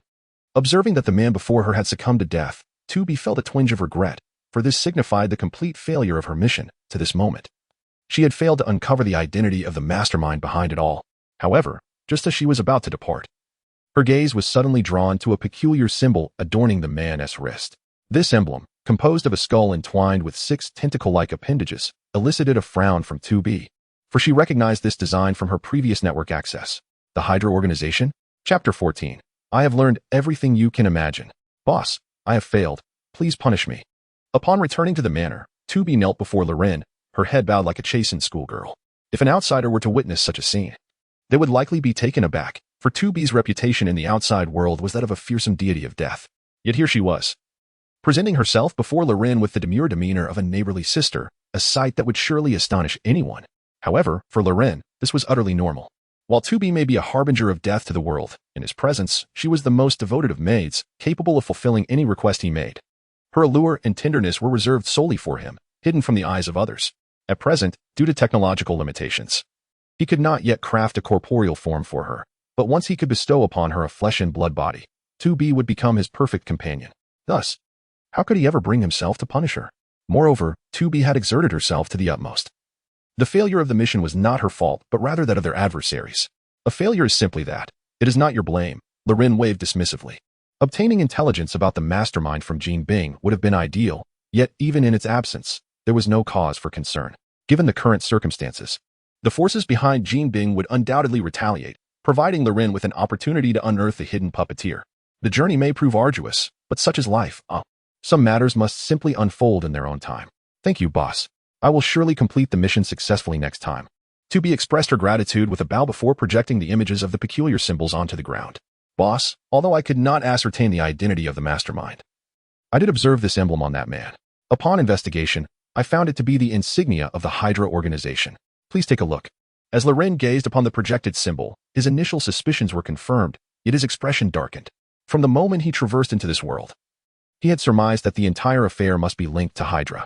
After all, he was now within the Marvel Universe, where virtually every major event was intricately tied to Hydra. The adage when in trouble, look to Hydra was no mere jest. Prior to this revelation, he lacked concrete evidence to substantiate the connection to Hydra, but the emergence of their distinctive symbol now validated his assumptions. Thus, it was no wonder his countenance soured. For even he had to concede that Hydra was a formidable entity, its influence vast, and its intelligence network labyrinthine, capable of challenging even titans like the Morgan family. This is the very confidence that emboldens them to reach into the depths of the Morgan family. Had he remained the former Laurent Morgan, he would have been resigned to his fate. However, he is no longer the original Laurent. He is the transcended Laurent, endowed with a remarkable advantage. Naturally, he cannot afford to remain passive. Yet, the Hydra Organization is vast, with countless branches, and to eradicate it completely is not a task that can be accomplished overnight. Not to mention, even the existence of S-H-I-E-L-D, after years of effort, has failed to cleanse Hydra, and instead, they have infiltrated the very heart of S-H-I-E-L-D, transforming it into S-N-A-K-E.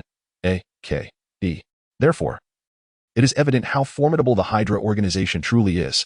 Recognizing that his adversary is Hydra, he must prepare himself for a prolonged struggle. With this thought in mind, his desire to grow stronger intensifies. It appears that the development of the bat suit must be expedited. Laurent murmured to himself, currently engaged in the creation of an enhanced version of the bat suit, which stands as his sole avenue for augmenting his combat prowess. Just then, 2B unexpectedly produced a vial of green serum from her pocket and presented it to him.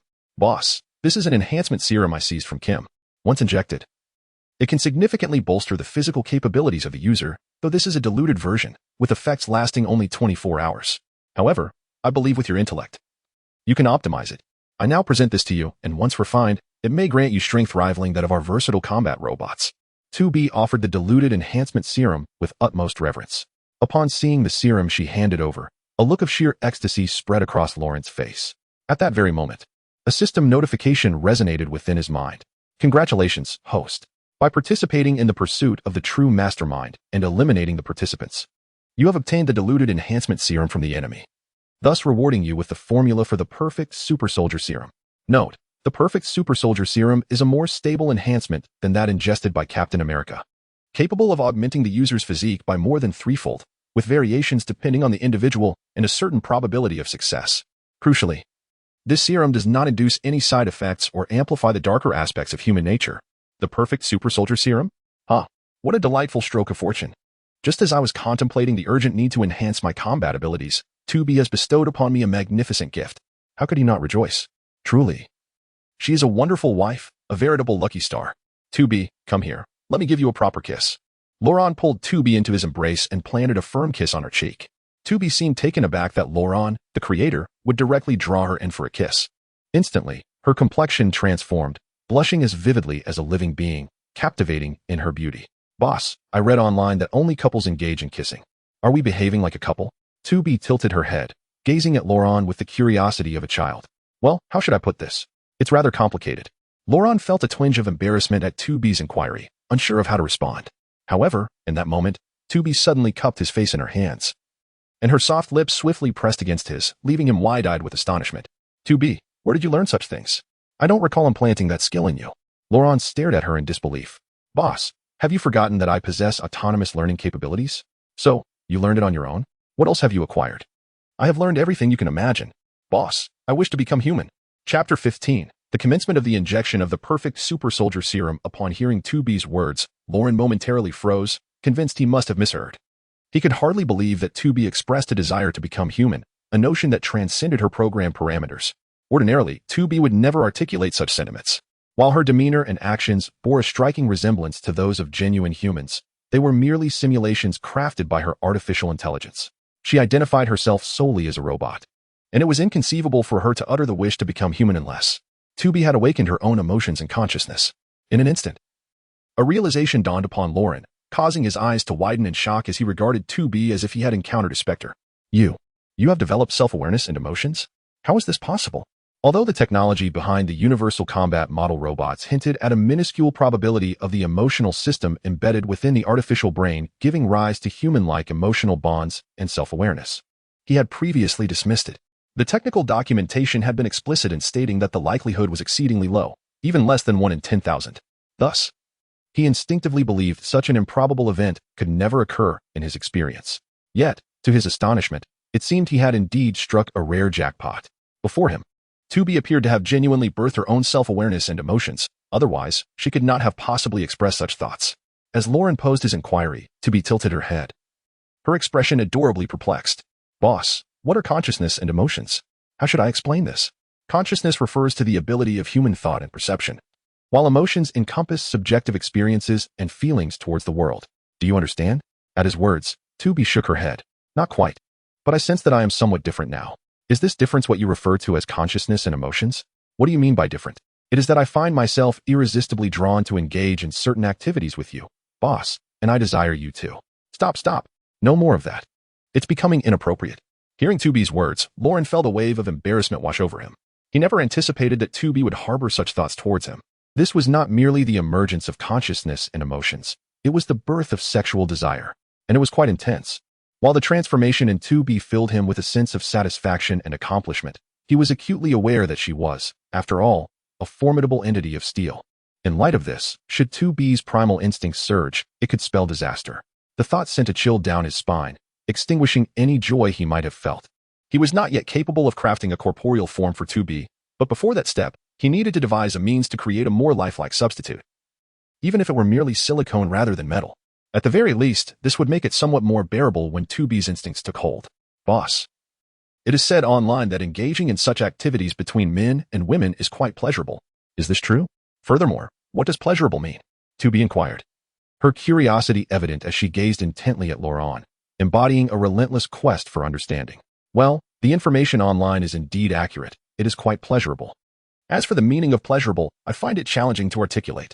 It roughly signifies an extreme state of happiness, Luo Lun replied, his expression tinged with embarrassment as he struggled to explain. Attempting to elucidate the corporeal joys exclusive to humanity to a robot felt akin to playing a lute to a cow. It was utterly beyond her comprehension. And what is happiness? 2B continued, tilting her head in curiosity. Happiness is when you, well, happiness is akin to. It is somewhat like that thing, Luo Lun stammered, his words faltering as if he were singing a SpongeBob song, utterly at a loss for a coherent response. What is that thing you mentioned? 2B pressed on. Stop. Perhaps you should refrain from asking further. Otherwise, we may never conclude this. Such subjective experiences cannot be wholly conveyed through words. They require personal insight. Personal insight? Understood. I shall strive diligently, 2B nodded solemnly. By the way, boss, since engaging in such activities brings you pleasure, I wish to bring you joy as well. I have acquired a wealth of knowledge. Do you require an assessment? Where did you learn so much? Have you been on the H website? What is the H website? Never mind, forget I mentioned it. Your battery is low. It's time to recharge. We can discuss pleasurable activities later. Boss, while I am in standby mode, could you assist me in upgrading my organs? I desire them to be more lifelike. Luo Lun felt a wave of embarrassment wash over him. 2B was becoming increasingly audacious. At this rate, he feared she might take advantage of him while he slept. If that were to occur, he would indeed have to expedite the upgrade of 2B's organs, leaving no room for delay. This was not only for her benefit but also for his own pursuit of a happy life. With that thought in mind, he immediately commenced the transformation process. Furthermore, he began crafting the perfect super soldier serum based on the formula rewarded by the system. Days passed swiftly, and before he knew it, a week had elapsed. During this time, aside from the first day dedicated to upgrading 2B's organs, Luo Lun spent the remainder focused on creating the perfect super soldier serum. After 6 days of tireless effort, he finally succeeded on the last day in producing the serum. It was a vial of pale blue liquid, markedly different from the original green serum. Boss, are you certain you wish to inject it now? This serum has not undergone human trials. 2B exclaimed, her concern evident as she watched Luo Lun lie naked in the experimental chamber. Rest assured, I shall be unharmed. You must have faith in my prowess. Let us commence the enhancement injection at once. Although the perfected enhancement serum he crafted has not undergone human trials, it has received validation through system data, thus ensuring its safety. Naturally, such information cannot be disclosed to outsiders, not even to Miss 2B. Understood, then let us proceed. With Lawrence' command, 2B hesitated no more and promptly pressed the start button on the control panel. Instantly, the upright experimental chamber began to recline slowly, while the pale blue enhancement serum was injected intravenously into Lawrence's body. As the serum coursed through him, Lawrence's body became uncontrollably rigid, followed by a piercing cry of agony echoing within the chamber. Chapter 16. A quintuple enhancement of physical qualities, an exponential surge in power. As the anguished cries of Lauren echoed, a look of concern crept onto the face of the young lady known as 2B. Boss, how do you feel? Do you need me to cease the injection immediately? No, do not halt. Administer the entire dosage. To do otherwise would render our efforts futile. Lauren, gritting his teeth against the unbearable pain, urgently implored her to continue. Hesitating for a moment, 2B ultimately resolved to proceed, delivering the full measure of the enhancement serum into Lauren's body.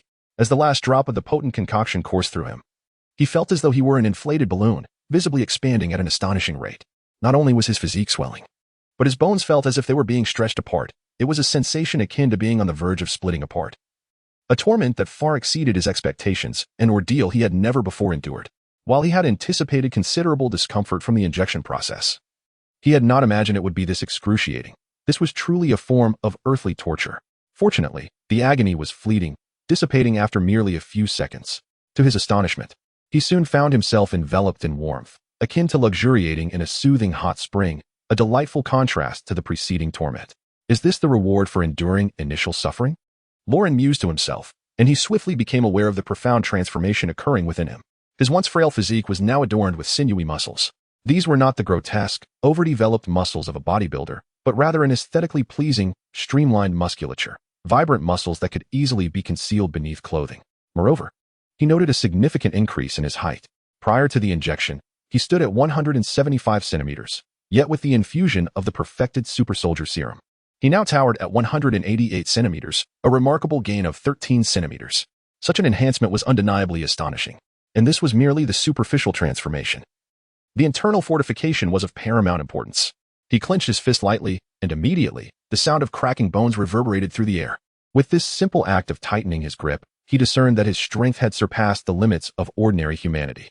As for the exact magnitude of his newfound power, he was yet unaware.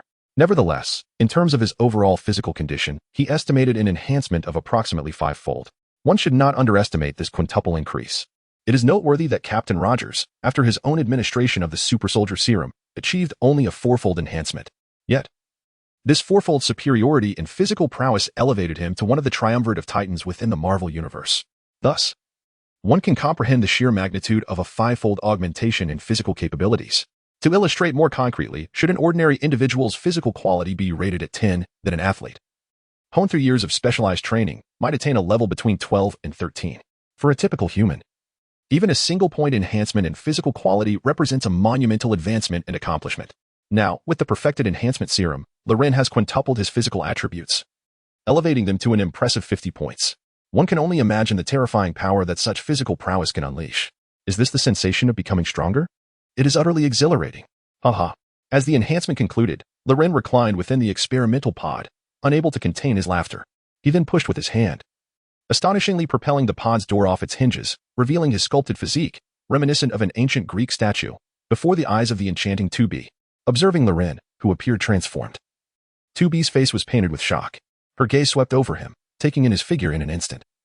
And it was evident that there was a spark of fervor in her eyes. "Boss, you've grown taller and more mature," she remarked, her eyes fixed on him, instinctively licking her lips like a hungry cat. Witnessing her peculiar demeanor, Loren was reminded of her words from a week prior, and an uneasy premonition stirred within him. "Boss, shouldn't you test your body?" 2B inquired curiously. "Indeed, a test is in order," Loren nodded, promptly commencing the assessment. Time flew by, and within the span of an hour, 2B diligently conducted various tests on Loren. The tools employed were diverse, and the conclusions drawn were akin to Loren's expectations. His overall physical capabilities had indeed increased by approximately fivefold. In his current state, he could exert around 5 tons of force. Ordinary melee weaponry could not breach his skin, and he could withstand bullet impacts, even when injured. His regenerative abilities far surpassed those of an average person. Moreover, his jumping prowess was remarkable, enabling him to leap approximately 10 meters from a standstill, and with a sprint, he could cover nearly 50 meters. Additionally, his 5 senses, sight, hearing, smell, taste, and touch, had been significantly enhanced. He could clearly read the bold letters on a poster hundreds of meters away, hear conversations from a similar distance, and detect scents from a kilometer away. His taste could easily discern hundreds of elemental components, while his sense of touch could effortlessly perceive the movement of air. With such capabilities, combined with his now supersonic reflexes, he could seamlessly sense changes in his surroundings and respond preemptively, akin to Spider-Man's spider sense. In summary, he had indeed grown stronger, and not merely in a conventional sense. Based on his estimations, unless he faced beings of Hulk or Thor's caliber, ordinary superheroes would find it challenging to contend with him. This is merely under the condition that he is not equipped with the enhanced version of the Batsuit. Once he dons the Batsuit, complemented by an array of advanced weaponry, the combat prowess he can unleash will be exponentially greater. Clenching his fist, Loren wore an expression of exhilaration, with his body fortified. He felt increasingly confident in facing the Hydra organization. Just as he reveled in the delightful sensation of his newfound strength, a phone call from Freddy abruptly interrupted his joy. "Young master, your Aunt Maeve Morgan has arrived." Chapter 17. There is poison in this cookie. Aunt? Is she the same aunt who had a fierce quarrel with my father and then left home for several years? Upon hearing the butler Freddy's words, a vividly adorned woman appeared in Loren's mind. This woman was none other than his aunt, Maeve Morgan. Through the amalgamated memories, Loren learned that the original host had an elder brother and sister, making him the third child.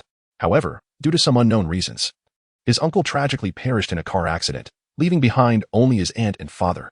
Years later, a fierce dispute arose between the siblings over the inheritance of the Morgan family estate. Sister Maeve had always believed that the original host's father had maliciously orchestrated the demise of their elder brother in a bid to claim the Morgan family fortune, resulting in her disdain for him and a series of confrontations that escalated to the point of drawing swords. Yet, through the fused memories, Loren understood the truth was far more complex. His father had never desired to be the head of the Morgan family. Rather, he yearned to escape the family's grasp and lead a life of his own. Unfortunately, after the death of his brother, his father was coerced into assuming the mantle of leadership, and all his protests were in vain. He had attempted to explain this to Maeve, but she remained unconvinced, believing instead that her brother had been manipulating their father to relinquish the title to him. 3 years ago, after futile resistance, the original host's father reluctantly accepted the position of family head. From that day forth, his aunt severed all ties with the Morgan family, taking a divergent path. Now, 3 years later, it was astonishing that this long-absent aunt had suddenly resurfaced. After all, she had not attended the funeral of the original host's parents. Such irregularities often hinted at ulterior motives. Surely, her intentions were not benevolent. Nevertheless, since she had arrived, Loren, as her nephew, could not simply disregard her presence. With this thought, he promptly instructed Miss 2B to assist him in dressing. However, due to his significant growth in stature, none of his previous garments fit him. Thus, he had to hastily request several black suits to be brought from outside. As he donned the sleek black suit, Loren's robust physique was artfully concealed, exemplifying the adage that clothing can enhance one's appearance. Coupled with his handsome features, he radiated an air of nobility, resembling a prince from a European palace. Observing the extraordinarily poised Loren, Miss 2B's cheeks flushed, her eyes shimmering with admiration and infatuation, had circumstances permitted. She might have been unable to resist the urge to rush toward him. Let us proceed. Together, we shall meet my aunt. Loren strolled leisurely toward the hall of the estate, while Miss 2B followed closely behind, exuding an air of respectful obedience akin to a devoted companion. In the reception area of the grand hall, a middle-aged woman adorned with heavy makeup sat with poise and grace. On the table to her right rested a decorative gift box, the contents of which remained a mystery, even before Loren drew near. His enhanced sense of smell detected a faint aroma, indicating that it likely contained some delicacy. This resplendent woman was none other than his aunt, Maeve Morgan.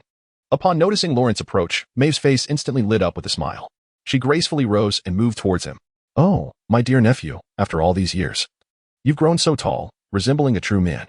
As she spoke, she raised her hand, intending to touch Loren's cheek. However, before her hand could reach him, Loren stepped back with an indifferent expression, skillfully evading her gesture. "Aunt Maeve, it seems we are not that familiar," he remarked. From the memories he had assimilated, he understood that the so-called aunt had never held any affection for him. In his childhood, she had even deliberately humiliated him, all because of her disdain for his father. Given this knowledge, how could he possibly feel close to such an aunt? To him, Maeve's current display of affection was nothing but a fade. But why the pretense? This thought heightened his wariness towards her. Upon hearing Loren's words, a hint of embarrassment crossed Maeve's face. "Dear nephew, I know you resent me for not attending your parents' funeral, but the truth is, I was unaware of the situation until recently. I rushed over as soon as I learned of it," she said earnestly, her expression tinged with a semblance of sorrow, and her eyes filled with anguish. To an unknowing observer, she might appear genuinely mournful for her late brother. Yet Loren understood that this was merely a performance. This aunt harbored an unimaginable animosity towards his father. How could she possibly grieve his death? "Aunt Maeve, there is no need for theatrics in my presence. I am well aware of the grievances between you and my father. Speak plainly. What brings you here so unexpectedly?" Loren stated directly, offering no courtesy. At his words, a flicker of malice flashed in Maeve's eyes, quickly concealed beneath her practiced demeanor. "Nephew, you misunderstand me. I admit there were some conflicts between your father and me. But we are, after all, siblings. Blood ties run deep. Our quarrels pale in comparison to matters of life and death. Don't you agree? Is that so? Am I to be considered narrow-minded? If that is truly your sentiment, then I might even address you as aunt," Loren replied, nodding silently, a hint of a smirk playing upon his lips. "Exactly. The disputes between your father and me have long been resolved. Moreover, our generation's affairs should not burden you younger ones. Your willingness to forgive your aunt would bring me great solace," Maeve continued, her tone dripping with insincerity. "Indeed. These are the European delicacies I crafted with my own hands, specially brought for you to savor. I hope they please your palate," said Maeve, as she extended the box resting on the table towards Loren. Upon gently opening it, a splendid array of exquisitely crafted pastries was revealed. However, as the box was unveiled, a subtle yet enticing fragrance wafted into Loren's nostrils, causing him to furrow his brow slightly. "Your pastries certainly exude an enchanting aroma," Loren remarked lightly, as he picked up a cookie with a hint of jest. "Hee. I infused them with a touch of tea leaves from the Dragon Country, which imparts a delicate tea fragrance. To give it a try, they are quite delectable. Well, it is a rare occasion for my aunt to prepare treats for me, so I shall certainly indulge." Loren nodded and promptly placed the cookie into his mouth, savoring its taste. As he consumed the cookie, a flicker of delight danced across Maeve's face. Yet, at that moment, Loren's expression abruptly shifted. Pain washed over him as he collapsed to the ground. Raising a trembling hand to point accusingly at Maeve, "You, This cookie is poisoned. Chapter 18. The ant who subverts worldviews. As Loren suddenly collapsed to the ground in agony, the previously gentle Maeve immediately transformed into a fearsome figure.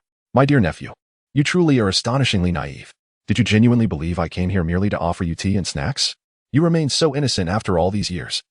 How utterly charming yet tragically immature. With such folly, how could you possibly manage this vast estate? I propose it would be better if I took charge, Maeve sneered. Squatting before Loren and striking his face as if admonishing a child, her eyes brimming with contempt. Why? Why are you doing this? Did you not assert that the grievances of the previous generation would not burden ours? Loren, suppressing excruciating pain, looked at Maeve in disbelief. At this, Maeve erupted into laughter. You fool. Do you truly believe everything I say? My enmity with your father is irreconcilable. I have long wished for his demise, and as his offspring. You are equally deserving of death. But do you not fear the consequences of your actions here? Loren inquired, curiosity piqued. Huh, are you referring to that secretary behind you? Maeve retorted. Let me enlighten you. The poison you have inhaled did not come from ingestion, but rather from the very air you breathed. Since I opened this box, the toxic gas has permeated the entire room. Consequently, all present have been poisoned, including your beautiful secretary, who will also meet her end. Maeve's expression darkened, her eyes reddening ominously, striking a terrifying figure. So, this is your scheme to eliminate me? It appears my parents' demise is intricately linked to you. Loren lay sprawled on the ground, his face pale as he glared at Maeve. In response to Loren's words, Maeve scoffed, saying, You needn't attempt to extract confessions from me. As a dying man, it matters not whether I reveal the truth. Yes, I orchestrated the murder of your parents. I have been the puppeteer behind it all. So, you have indeed allied yourself with the Hydra organization. Ah, I never anticipated you would uncover this much. It is quite surprising.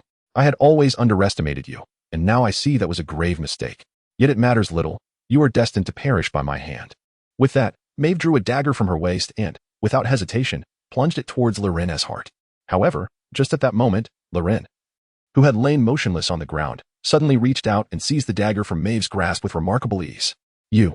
Maeve's face registered shock as she realized Loren was still capable of movement, and his strength was formidable. Understanding she had been deceived, she hastily retreated towards the door in an attempt to escape. But at that instant, Miss 2B leaped forward, blocking her path and slowly closing the hall's entrance. In an instant, Maeve found herself ensnared in the hall by Loren. With a dagger seized in hand, Loren stretched languidly before rising at a leisurely pace. You aren't poisoned? This is impossible. Maeve's eyes brimmed with astonishment as she beheld Loren standing before her, utterly unscathed. Loren, observing her incredulous expression, let out a derisive laugh. My foolish aunt, did you truly believe me a simpleton? From the moment I entered the hall, I discerned your underhanded tactics. Concealing poison within the confectionery was indeed a clever ruse, but alas, the potency of your toxin is woefully inadequate. It had no effect on me whatsoever, forcing me to feign the symptoms of poisoning, which is quite disappointing. Loren's words struck Maeve like a resounding slap, leaving her enveloped in humiliation. It is worth noting that the poison she had meticulously prepared could fell even the strongest beast with but a whiff. Yet, Loren's assertion that it was utterly ineffective was unbearable. The shame, it was a blatant affront. You are not Loren. The true Loren lacks your strength and cunning. Who exactly are you? Maeve's face darkened as she realized that the Loren before her was vastly different from the one she remembered, as if he had transformed entirely. Ah, my dear aunt, what nonsense are you spouting? If I am not Loren, then who could possibly be? Loren replied with a mocking expression, certainly unwilling to disclose his identity as a time traveler. You cannot deceive me. The real Loren has long been spoiled by his parents. He indulges in pleasures with nary a thought in his head, a complete wastrel. Yet you, I must concede, are quite cunning and ruthless. Is that so? It seems you know me well. However, everyone evolves. My cunning and ruthlessness pale in comparison to yours, especially when you, as an elder sister, conspired to take the life of your own brother. You wretched viper, you deserve to perish. Loren's tone was frigid, his desire to eliminate the woman before him palpable. Though he was a time traveler, he felt no familial affection towards the so-called aunt. The truly damned is your father. Were it not for him orchestrating my elder brother's demise, I would not harbor such hatred. He destroyed everything I held dear, and thus, I must exact my revenge. He deserves his fate. Is that so? The truth I have come to understand diverges greatly from yours. Perhaps you ought to behold this. As Loren spoke, he activated a projection that unfolded in two segments. The first segment meticulously documented a dispute between the original owner's father and the patriarch concerning the succession of the family head. Within this footage, the original owner's father vehemently rejected the proposition of becoming the family head, yet was inexorably coerced by the patriarch. The second segment, however, was far more explosive, revealing an illicit affair between Maeve and his uncle. The original protagonist's father sought to extricate himself from the Morgan family to lead a life of his own, primarily due to the profound impact that a particular event had on him, which rendered him unwilling to remain within the confines of his family. Little did he know that his elder brother would meet with an untimely demise, compelling him to assume the mantle of the Morgan patriarch. This very circumstance led his sister Maeve to mistakenly believe that he had orchestrated everything. Thus, a chain of events unfolded. As she gazed at the images projected before her, Maeve stood frozen, as if struck by a bolt from the blue. She could hardly fathom that her brother was already aware of the affair between her and her elder brother. Shut it off. Quickly shut it off. Maeve, filled with a mix of anger and humiliation, screamed at Lauren to terminate the projection. Chapter 19. You are merely pawns upon hearing this. Lauren chuckled softly and promptly turned off the projection. Years ago, my father chose to keep this matter from you out of respect, yet you, in your ignorance, have persistently targeted him, ultimately leading to his demise. Tell me, do you not deserve death for this? No, this cannot be true. You have fabricated this. My brother's death was caused by your father. You cannot deceive me. You fool. What gain would my father have from harming his elder brother? As his sister, you should know his character well. He is naturally free-spirited and detests the constraints of family ties. Had our uncle not perished, he would not have been burdened with managing this vast family, nor would he have to endure the repugnant antics of you two daily. He could have traversed the world, living a life of joy. Anyone could have killed our uncle, except for my father, for his death only brought disadvantages, no benefits. No, that cannot be. I am not mistaken. This is all a lie, a deception. As Laurent spoke, Maeve shook her head vigorously, disbelief etched across her face. Your belief is inconsequential now. I am determined to avenge my parents. It is time to send you to hell. With that, Laurent lunged forward, thrusting the stolen dagger viciously towards Maeve. However, at that moment, the butler, Freddie, who had been standing behind Laurent, suddenly stepped forward, drawing a handgun from his waist, aiming it at Laurent's neck, intent on shooting him. What he did not anticipate was that before he could pull the trigger, Laurent spun around, the dagger flashing with lethal precision, severing Freddie's hand in a swift motion. Ah! A chilling scream erupted from Freddie's lips. He clutched his severed arm in agony, his eyes wide with disbelief as he gazed at Laurent. He could not fathom how this young master had anticipated his ambush. It was utterly astonishing. Old steward, did you think you were so well concealed? Laurent remarked with a mocking smile directed at the aging servant. How did you discover it? Freddie asked, his expression a blend of unwillingness and astonishment. On that fateful night, when I was attacked at the police station, I noticed that the group of men in black were ostensibly there to eliminate the gunman, yet their true target was distinctly me. Had it not been for 2B's presence, I would have surely been riddled with bullets.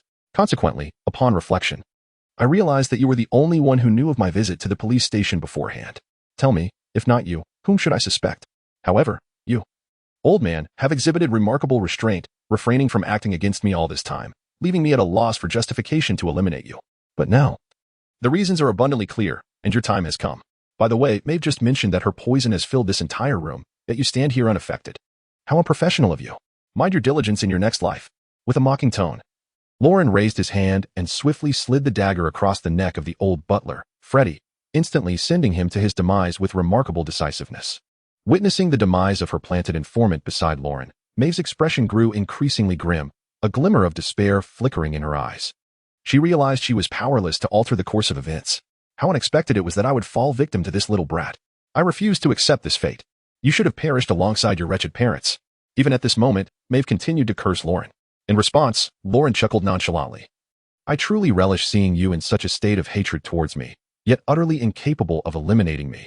How delightful it is to infuriate you. You.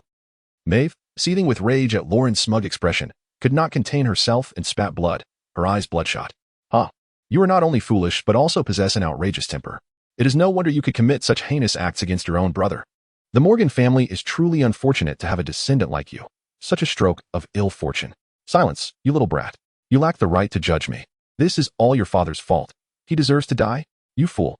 Even now, you fail to comprehend that this is evidently a scheme orchestrated by someone else.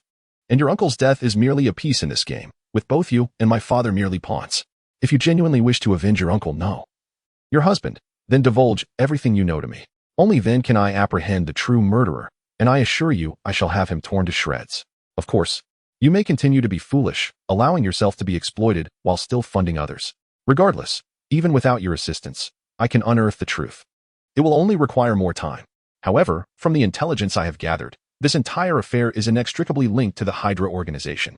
If I am correct, they must have contacted you shortly after your departure from the Morgan family, offering you an irresistible proposition. Am I right? Rather than hastily ending Maeve's life, Lauren opted for a more methodical approach, seeking to extract information from her. Upon hearing his words, Maeve paused, clearly caught off guard by his insight. In the past, she would have dismissed such claims outright. However, having witnessed the remnants of her father's legacy and Lauren's capabilities, she recognized that he was not to be underestimated, thus lending weight to his assertions. Silence from her was tantamount to acquiescence. It appeared I had struck a chord. This truly is the handiwork of the Hydra organization. And it is quite likely that the very individual you allied with was responsible for your uncle's death, while you, in your foolishness, continue to serve him. What a farcical situation. No, that cannot be. He would never deceive me. You will not manipulate me. I have avenged my brother. Yes, I have avenged him. Haha. I will never reveal anything. Long live Hydra. Maeve suddenly erupted into a frenzy of screams, and soon a trickle of crimson flowed from the corner of her mouth, revealing that she had undoubtedly shattered the poison sac within her, her life swiftly slipping away.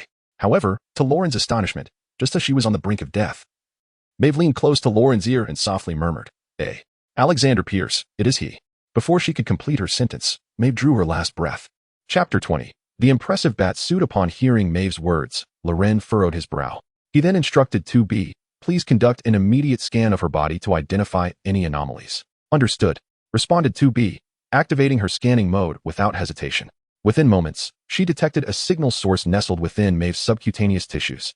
Reporting to boss, there is an electronic device beneath her skin resembling a miniature listening device, and I have severed the signal source. No wonder. It appears this woman isn't entirely devoid of wit, as she managed to provide a clue before her demise. Boss, have we identified the mastermind behind this? Yes. It seems there is no escape for him. Who is it? Alexander Pierce, the Minister of the World Security Council. I shall eliminate him at once. At Lauren's declaration, 2B's demeanor shifted to one of lethal intent, ready to act, but Loren restrained her. There's no need to rush. Alexander is the leader of the Hydra organization, and eliminating him will not be a trivial task. Therefore, I will first upgrade your body to enhance our success rate. Loren contemplated seriously. His reluctance to hastily confront Pierce stemmed from his intention to upgrade 2B for a more effective engagement against Hydra. Moreover, at the moment of Maeve's demise, a system notification echoed in his mind. Congratulations, host. You have participated in tracking the true culprit behind the incident and successfully eliminated the events planner, Maeve. As a reward, you have received the manufacturing blueprint for the reconnaissance-type robot 9S. Those familiar with NieR, Automata know that 9S is 2B's partner, a reconnaissance robot primarily responsible for enemy intelligence and hacking. While his close combat skills are not particularly strong, he excels in information warfare. Loren, recognizing his current deficiency in information warfare capabilities, envisioned creating a super artificial intelligence that could coordinate in real time, thereby assisting 2B in battle. As for the reconnaissance robot 9S, he was also part of Lauren's plans. However, not at this moment, as time and energy were limited. He could afford to develop it gradually. Furthermore, should he proceed with the creation, he intended to alter 9S's gender to female. After all, having a male robot accompanying 2B on missions daily would be unwise and troublesome for himself. In addition to crafting 9S, he also planned to develop more versatile combat robots, ideally leaning towards a swarm strategy. This would ensure Lauren's advancement in the Marvel universe and solidify his standing. With such aspirations, he promptly secluded himself in the laboratory. Time flew by, and in the blink of an eye, half a month had passed. During this period, Loren immersed himself in research, nearly neglecting sleep and sustenance. After relentless efforts, he finally completed the creation of the super artificial intelligence, Alice, with her main program installed in 2 distinct locations.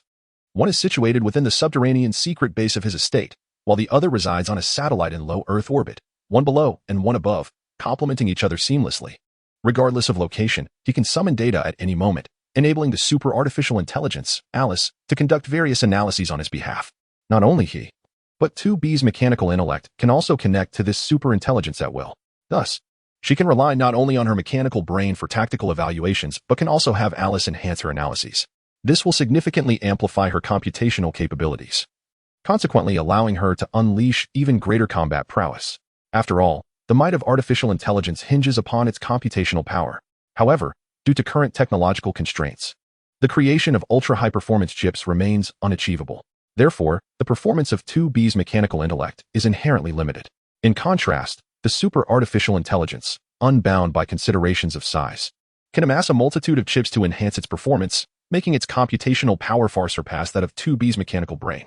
Over the past fortnight, he not only crafted the super artificial intelligence, Alice, but also implemented basic upgrades for 2B. He equipped her feet with anti-gravity devices, enabling her to briefly traverse the air, reminiscent of the moonwalk in the world of pirates. Besides these upgrades, he finally completed the Batsuit he had long envisioned. Not only the Batsuit, but also the accompanying Batmobile and Bat aircraft were meticulously constructed. Moreover, his Batsuit is embedded with anti-gravity technology, allowing for brief flights. In the laboratory, 2B gazed in astonishment at Luo Lun clad in the black Batsuit. "Boss, is this the Batsuit you spoke of? It's so cool." The Batsuit crafted by Luo Lun bears significant differences from the Batman of the DC universe. Primarily, the DC Batsuit is semi-masked and leans towards a defensive armor style, with Bruce relying on his combat prowess to conquer foes. In contrast, Lawrence's Batsuit covers the entire face, embodying a more mechanized form, adorned with faintly glowing yellow strips that exude a futuristic aura, steeped in cyberpunk aesthetics. Notably, these luminous strips are adjustable. Upon entering a dark environment, they automatically conceal themselves, rendering his movements nearly imperceptible to the naked eye. Furthermore, Luo Lun has indeed integrated a plethora of high-tech equipment into the suit, including the artificial intelligence, Alice, military-grade goggles akin to those of 2B, and a miniature laser emission device. Additionally, it features retractable steel claws, an anti-gravity apparatus to replace a gliding cape, and various miniature explosives. Taken together, it becomes evident that Lawrence's Batsuit possesses a more aggressive nature, akin to a mobile armory, reminiscent of Tony Stark's Iron Man suit. Certainly, it is merely a matter of stylistic resemblance. The craftsmanship and overall structure are fundamentally distinct, leading to a significant disparity in their combat capabilities. As for which is superior, it remains uncertain due to the absence of direct confrontation. However, one thing is irrefutably clear. The design of Lawrence's Batsuit is undoubtedly more striking than that of the original Iron Man suit, even surpassing the allure of the Batsuits from the DC universe. This is precisely why 2B gazes at Lawrence in awe at this moment. And there is something even more impressive. "Alice, initiate the opening of the sky screen. I wish to test fly the anti-gravity Bat aircraft." Upon hearing 2B's praise, Lawrence couldn't help but smile with a hint of pride. He then commanded the artificial intelligence, Alice, to unveil the steel canopy of the underground base. Simultaneously, a bat-shaped black aircraft descended from the heavens, gently landing before Lawrence and 2B. Chapter 21 Is that Iron Man? Is this the Batwing? How incredibly cool! Observing the Batwing descending vertically, 2B's eyes brimmed with astonishment. Having awakened her emotions and self-awareness, her behaviors increasingly mirrored those of a genuine human girl, curiosity included. Indeed, it was quite impressive. Lawrence chuckled softly, then opened the cockpit and swiftly seated himself within. He glanced back at the seat behind him and smiled at 2B. "Come aboard. Let us soar together." Upon hearing this, 2B's face blossomed into a radiant smile, her joy unmistakable. "Okay, boss." She nodded earnestly, quickly taking her place behind Lawrence. Then, like an inquisitive child, she began scanning everything within the cockpit. In mere moments, she had fully grasped how to maneuver the Batwing before her. Although 2B's intellect could not rival that of the super AI, Alice, it was certainly beyond the capabilities of any human. Her learning speed surpassed all expectations. Perhaps one of the reasons for her emergence of self-awareness. "Buckle up, we're departing immediately," Lawrence proclaimed as he pressed the ignition button on the control panel. Instantly, a melodious electronic voice resonated within the cockpit. "Good evening, boss. I am the AI, Alice. How may I assist you?" At this moment, all of Lawrence's intelligent devices were connected to Alice. Not only the Batwing before him, but also his Batmobile and even his Batsuit could seamlessly call upon Alice. Thus, he could operate these devices manually, or, when necessary, relinquish control entirely to Alice, whose operational capabilities far surpassed those of any human. Given that this was a test flight, it was only fitting that the most capable AI, Alice, would take charge. This approach offered another advantage. It allowed for real-time analysis of the flight logs, ensuring dynamic adjustments could be made at any moment. This would greatly aid in the optimization of the aircraft in the future. "Commence the Batwing's inaugural routine test flight," Lawrence commanded promptly. "Understood. Initiating pre-flight checks. Assessing the Batwing's power system. Check complete. All systems normal. Evaluating the Batwing's weaponry system. Check complete. All systems normal. Analyzing the Batwing's radar system. Check complete. All systems normal. Comprehensive diagnostics successfully completed. The test flight is about to commence." The routine test flight was divided into 3 phases: extreme altitude testing, extreme speed testing, and combat capability testing. Beginning extreme altitude test now. As Alice's words echoed, Lawrence and 2B, seated within the Batwing, immediately experienced a powerful sensation of weightlessness. The Bat fighter employs not conventional engines, but rather an anti-gravity device, enabling it to hover effortlessly. Vertical ascent is a mere trifle, rendering the experience during extreme altitude tests akin to riding a free-fall amusement ride. There is no preliminary sway, only an astonishingly rapid ascent. The altitude continues to escalate. 1,000 meters, 2,000 meters, 5,000 meters, 10,000 meters, 15,000 meters, 20,000 meters, 25,000 meters. Warning, warning. Ice is forming on the surface of the aircraft. Shall we initiate de-icing mode? As the Bat fighter reaches 25,000 meters, the entire fuselage begins to tremble, accompanied by Alice's alert. De-icing mode activated. The Bat fighter's designated flight altitude extends far beyond this. The ascent must continue. Unfazed by Alice's warning, Loren remains confident. The Bat fighter is crafted from the pinnacle of contemporary fighter aircraft technology, combined with an anti-gravity system. Originally, he designed it to ascend to 50,000 meters, a height that surpasses any current fighter jet. Official records indicate that the highest altitude achieved by a manned aircraft stands at approximately 37,000 meters, a record set in 1977 that remains unbroken to this day. The most advanced fighter jets currently reach only about 27,000 meters, while standard fighters fall below 20,000 meters. Thus, the Bat fighter's capability to soar to 50,000 meters is truly remarkable. Upon receiving Loren's command, Alice promptly activates the de-icing mode. As this mode engages, the ice that had formed on the Bat fighter's surface shatters and melts away, freed from the icy encumbrance. The aircraft stabilizes from its earlier tremors and continues its ascent towards the heavens. In a brief span, it surpasses 30,000 meters, eventually reaching an altitude of 48,000 meters, where further ascent becomes impossible. Boss, we have reached the actual maximum flight altitude. Further ascent is currently unattainable, Alice announces within the cabin. Satisfied, Loren nods in approval. His design aimed for 50,000 meters, and achieving 48,000 meters has exceeded expectations.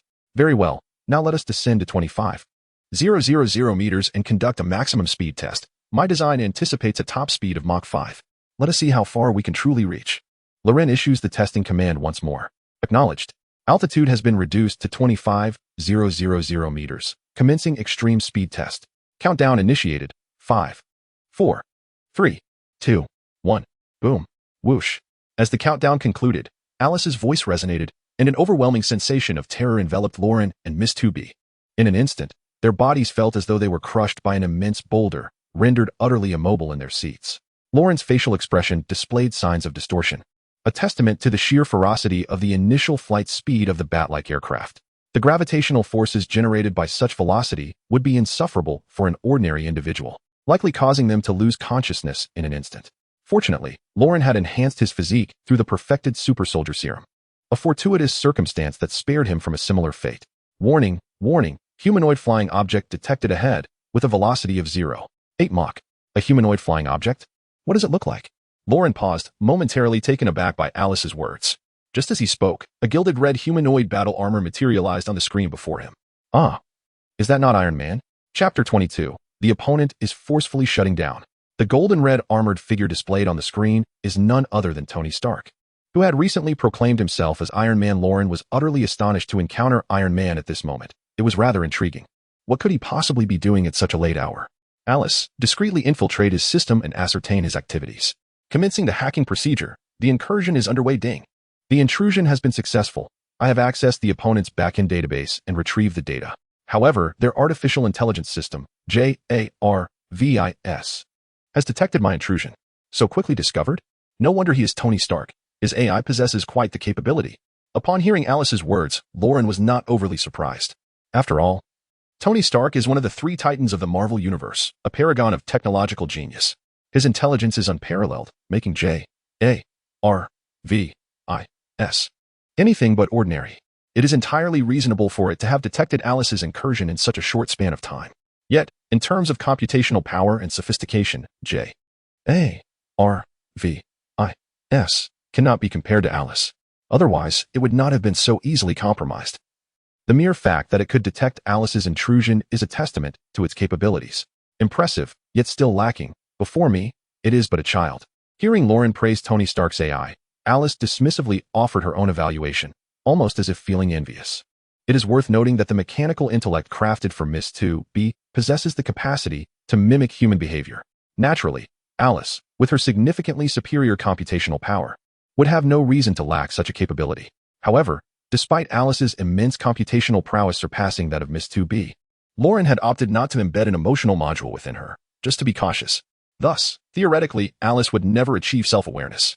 This way, Lauren could rest a bit easier.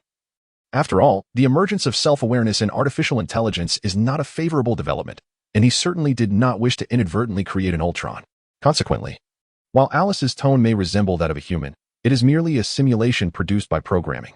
The opponent's artificial intelligence remains in its nascent stage, and it is quite normal for it to be inferior to Alice. However, one must not underestimate Tony Stark's intellect. This individual possesses considerable skill. Boss, is the Tony Stark you speak of truly that formidable? Is his technological prowess superior to yours? Indeed, he is quite remarkable. Yet how he measures up to me remains uncertain, for we have yet to engage in a contest. Perhaps now is an opportune moment. Lauren smiled, a glimmer of interest dancing in his eyes. By the way, have you discovered what Tony Stark is doing? According to the information retrieved, it appears he is, much like us, conducting tests on his armored suit. Is he also conducting tests? What a fortunate coincidence. He can indeed serve as a comparative specimen. Lauren murmured to himself. And suddenly, as if struck by inspiration, a malevolent smile crept across his face. Warning, the opponent is attempting a counter-intrusion. At that moment, Alice issued a dire alert. In response, Lauren chuckled softly, saying, with Jarvis's current computational power, any attempt to breach our defenses is sheer folly. Alice, teach him a lesson. Let him witness the true essence of artificial intelligence. Understood. Following Lauren's command, Alice promptly initiated a more aggressive hacking operation. Meanwhile, Tony Stark was gravely observing the screen before him. The radar displayed a luminous point rapidly approaching him, moving even faster than he could. Yet, that was not the most terrifying aspect. What was truly alarming was that the opponent had just infiltrated his system in the blink of an eye and effortlessly extracted data from his database. By the time Jarvis detected the breach, the intruder had already vanished without a trace. Such hacking prowess was utterly astonishing. Tony Stark, who considered himself the most brilliant technological genius of the century, had previously held unparalleled confidence in his creation, Jarvis. He had even managed to orchestrate Jarvis as a successful infiltration of the Pentagon, leaving the opposition powerless. Yet now, even an entity as formidable as Jarvis had succumbed to a breach of its firewall. Had he not witnessed it firsthand, he would never have believed it. This was akin to a resounding slap in the face within his area of expertise. His inherent arrogance made it nearly impossible for him to accept such an outcome. Thus, he immediately commanded Jarvis to launch a counterattack, striving to reclaim his dignity. Jarvis, have you breached the opponent's firewall yet? Tony Stark inquired, his tone tinged with urgency. Report to Mr. Stark, not yet. The opponent's defensive mechanisms exceed expectations. I have yet to identify a vulnerability and am still endeavoring. Are you joking? How long has it been that you still haven't discovered a flaw? Fine, then use brute force. That too may prove futile, as the opponent's computational power surpasses mine. I cannot outmatch it. What? How can this be possible? Warning, warning, the opponent is initiating a counter-intrusion. My firewall has failed, and they are forcing a shutdown. What the hell? Jarvis. In that fleeting moment, Jarvis's voice was abruptly silenced, evidently forced offline by Lauren's Alice. Tony Stark was astounded by the turn of events. The artificial intelligence he had created, Jarvis, had been forcibly shut down. To him, this was akin to encountering a ghost in broad daylight. Damn it, who on earth is this formidable opponent? Tony Stark's expression was grave. He had never before encountered anyone in the realm of technology who surpassed him, leaving him feeling as though the very sky were collapsing around him. However, Tony Stark is far from an ordinary individual, especially after enduring a harrowing kidnapping experience that has rendered him more mature and composed. In mere moments, he regained his equanimity. Beep, beep, beep. The unidentified flying object was rapidly approaching, closing the distance to 10 kilometers, then 5 kilometers, and finally 3 kilometers. At that moment, the control system embedded in his iron suit emitted an urgent alarm. As he listened to the sound of the alert, Tony Stark's expression grew increasingly grave. Yet, he did not succumb to despair. Instead, he rebooted Jarvis while manually maneuvering the suit, pushing its power to the maximum. In an instant, his flight speed surpassed Mach 1, creating a striking sonic boom behind him. However, his velocity did not plateau at Mach 1. It continued to ascend. Within mere seconds, he achieved another breakthrough, reaching Mach 2.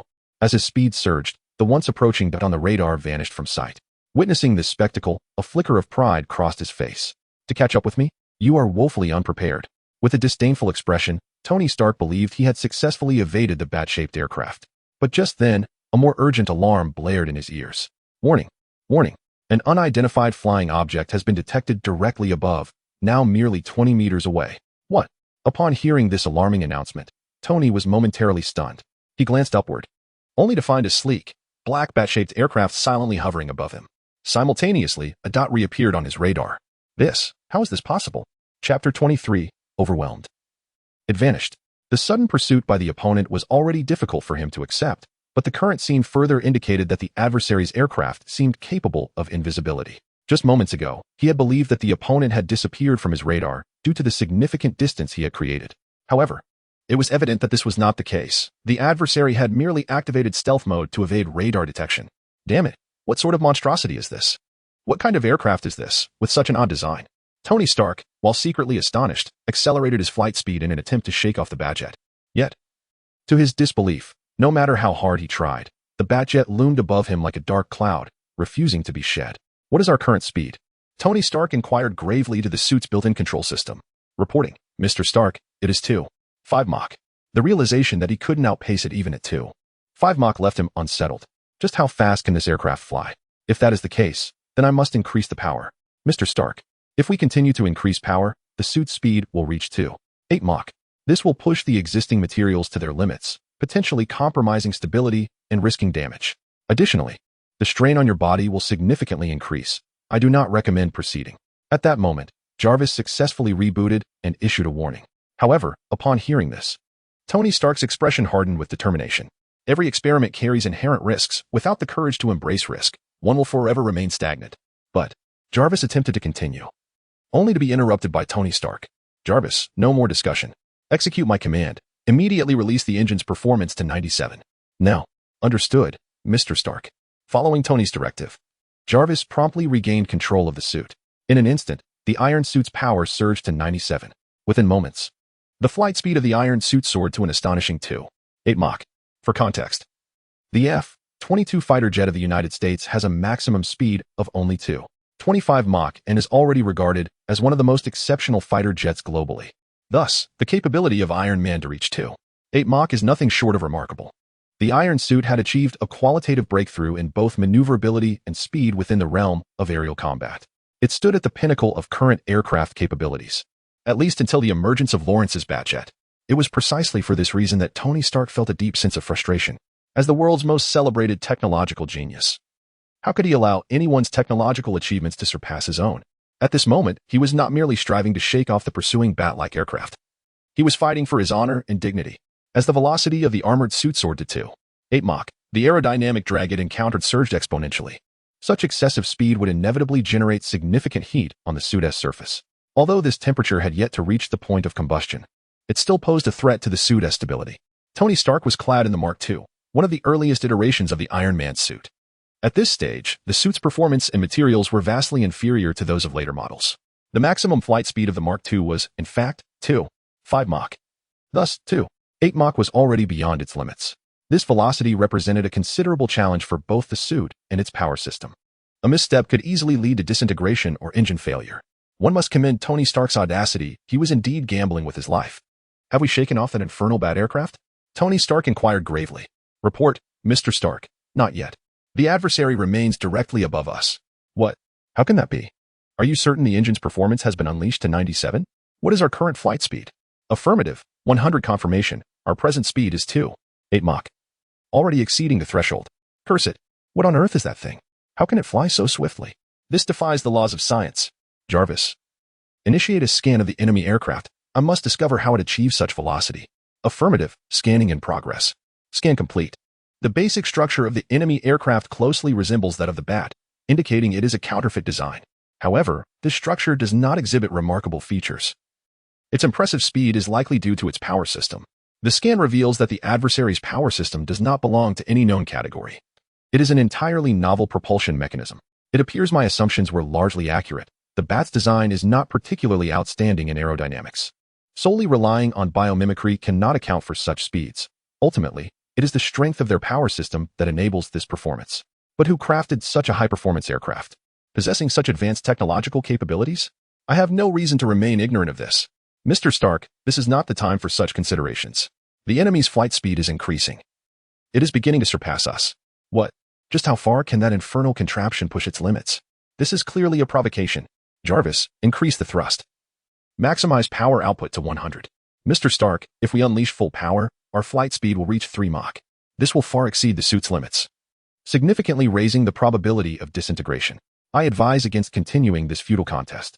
No, this is not a meaningless competition. It is a contest of technology, a trial of courage, and above all, a struggle for dignity.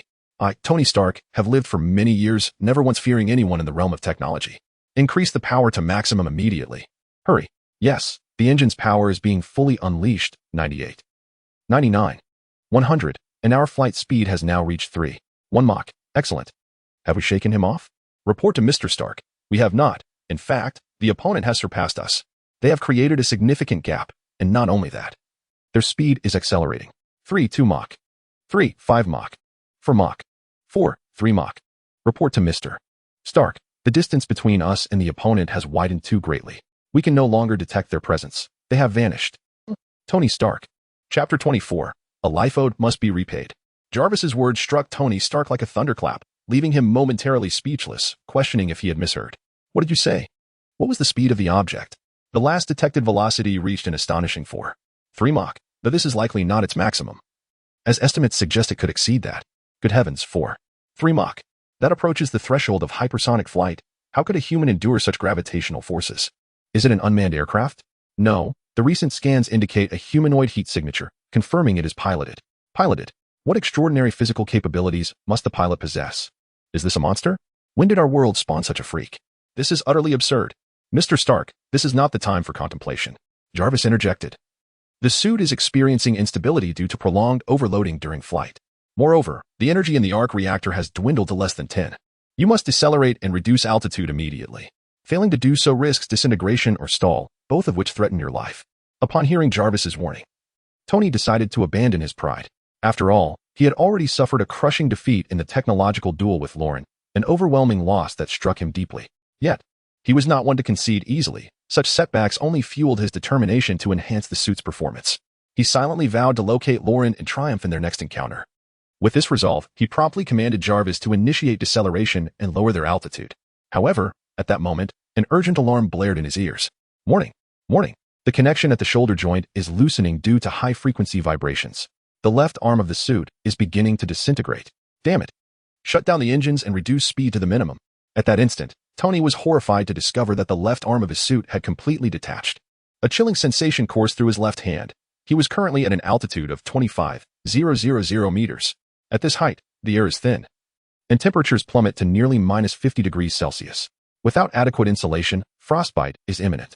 The engines are shut down. However, due to gravitational acceleration, the suit speed cannot immediately be reduced to a safe range. It continues to disintegrate. Mr. Stark, prepare yourself. Should the power system fail, you will exit this world in free fall. Jarvis, at this moment, your focus should be on how to rescue me, not on detailing my demise. Mr. Stark, it is not my intention to frighten you, but under these circumstances, your chances of survival without external assistance stand at a mere 10. Enough, enough. Do hush your ominous predictions. If there remains a 10 chance, let us seize it. Immediately restart the engine and engage reverse thrust mode. Warning, warning. The engine has succumbed to freezing conditions and cannot be restarted at this time. What? Mr. Stark. It is regrettable to inform you that your chances of survival have now dwindled to 5. Listening to Jarvis, this artificial intelligence system continually diminishes odds of survival. Tony Stark was nearly reduced to laughter and disbelief. He had once taken great pride in having created the most advanced AI in the world. But now he felt an overwhelming urge to slap himself. What kind of artificial intelligence is this? It resembles more of an artificial fool. In such a critical moment, it dares to relay survival statistics. If he doesn't crash, it might just scare him to death. Silence. Just be quiet and restart the engine. The engine is severely frozen and cannot be activated at present. Damn it. Hearing Jarvis announce that the engine had frozen solid left Tony utterly despondent. At this altitude, a fall would undoubtedly result in a catastrophic demise. Warning, warning. You are currently 18,000 meters above the ground and descending at a rapid rate of 330 meters per second. Calculations indicate you will reach the ground in 54 seconds. Please attempt to manually restart the engine immediately. Upon hearing Jarvis's directive, Tony Stark did not hesitate for a moment. He struck the propulsion system beneath his feet with his remaining steel right arm, attempting to reignite the power source. However, after several seconds of effort, he remained unsuccessful, which only drained his strength further, exacerbating his dire predicament. His left arm, having been exposed to the frigid temperatures for too long, had begun to suffer frostbite. With his energy nearly depleted, despair began to creep in. Yet, at that moment, a shadowy figure descended from the heavens, grasping his arm with a firm grip. Startled, he instinctively looked up, only to find that the figure hovering above him was a humanoid entity clad in a sleek black mechanized armor. He hesitated to label it purely human.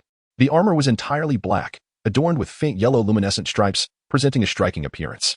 Additionally, a bat emblem emanating a soft yellow glow adorned its chest. Upon seeing this bat symbol, he momentarily froze, as if a realization struck him. Consequently, he immediately cast his gaze toward the higher skies. Indeed, as he had anticipated, he once again beheld the bat-winged aircraft that had outpaced him by several streets. At that moment, the unexpected savior of Tony Stark was none other than Lauren, clad in the bat suit. Without a moment's hesitation after effortlessly seizing Tony Stark, Lauren swiftly dissolved the icy encasement that enveloped the steel armor. As the frost melted away, Tony Stark immediately commenced the rebooting process. This time, he succeeded. With the restoration of the power system, his descent rate significantly decreased, and it wasn't long before he stabilized at an altitude of 5,000 meters. Who are you? Why did you save me?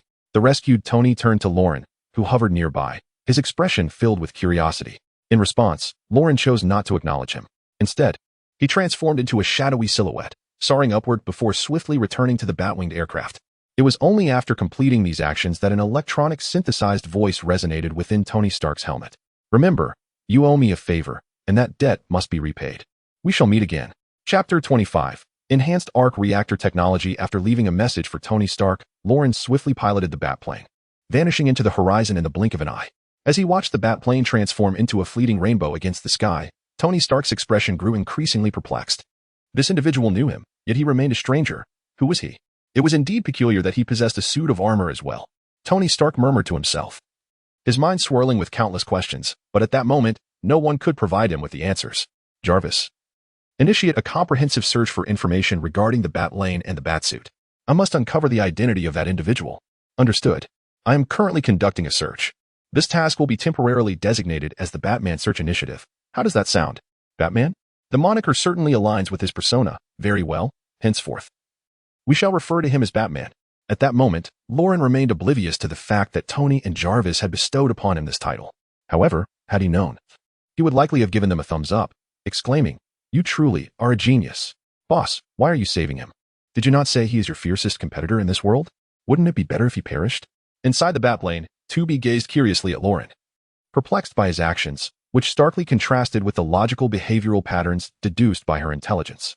In the realm of technology, Tony Stark is indeed my most formidable adversary. However, it is precisely for that reason that he cannot simply be allowed to perish. Boss, why? I do not comprehend. 2B tilted her head, her face marked by confusion. Masters of their craft often find themselves ensconced in solitude and loneliness. As the saying goes, high art is seldom appreciated, and true understanding is rare.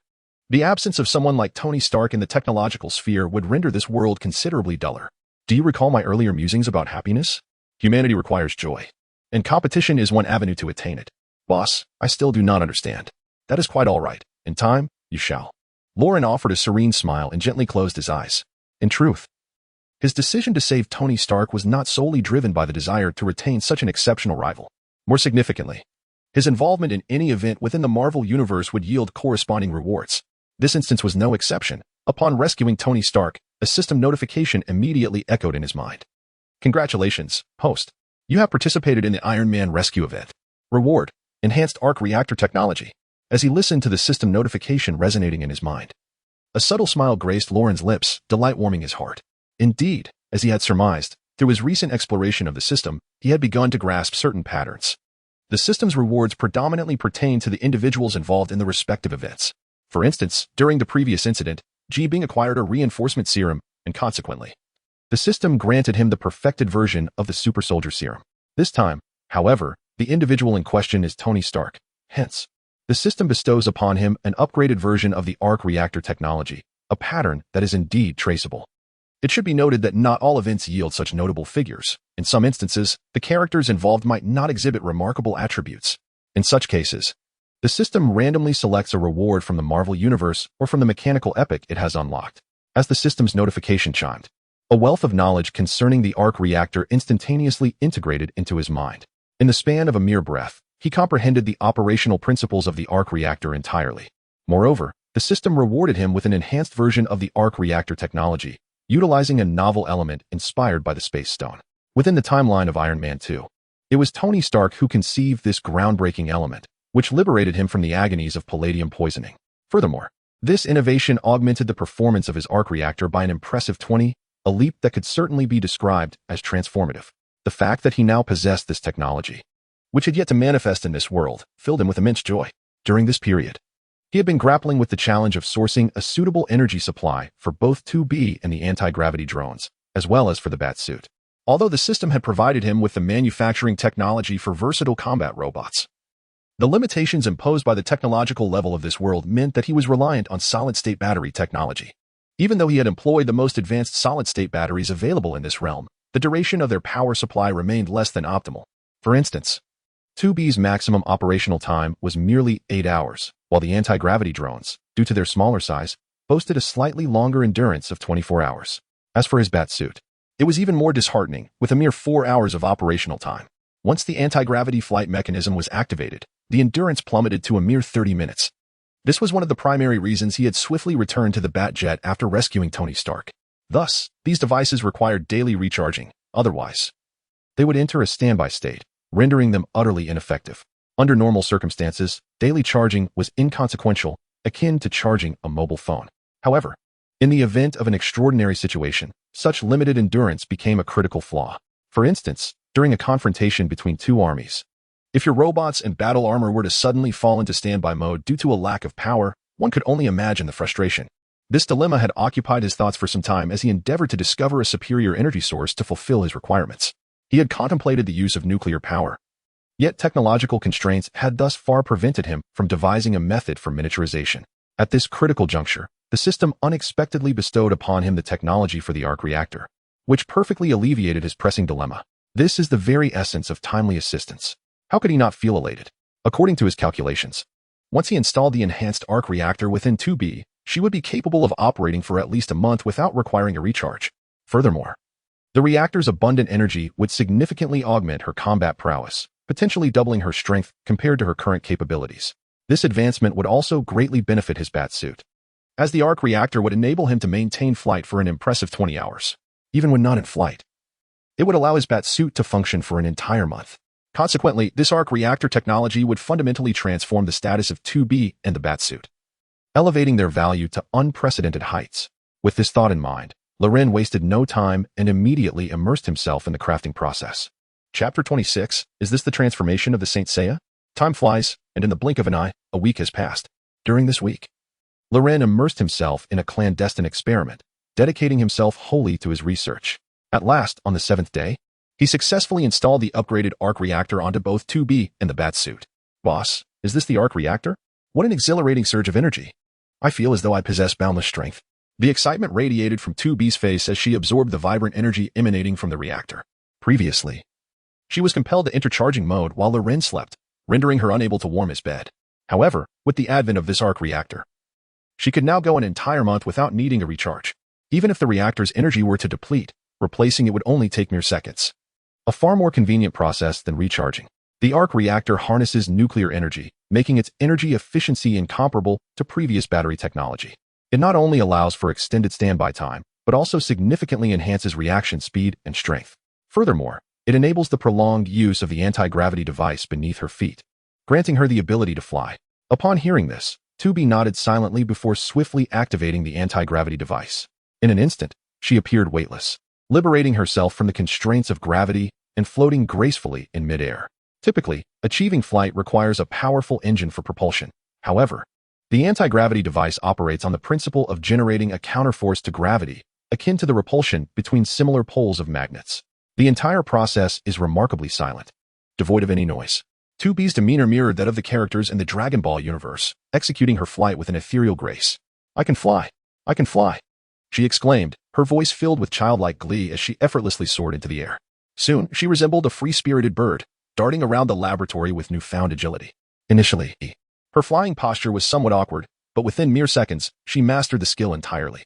Her flying technique improved dramatically, allowing her to navigate the confined laboratory with ease. "Boss, will you fly with me? Let us go outside." As her excitement grew, the confines of the laboratory no longer sufficed.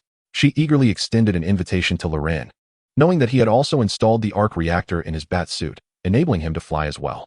Hearing 2B's words, Lauren's expression softened with paternal fondness.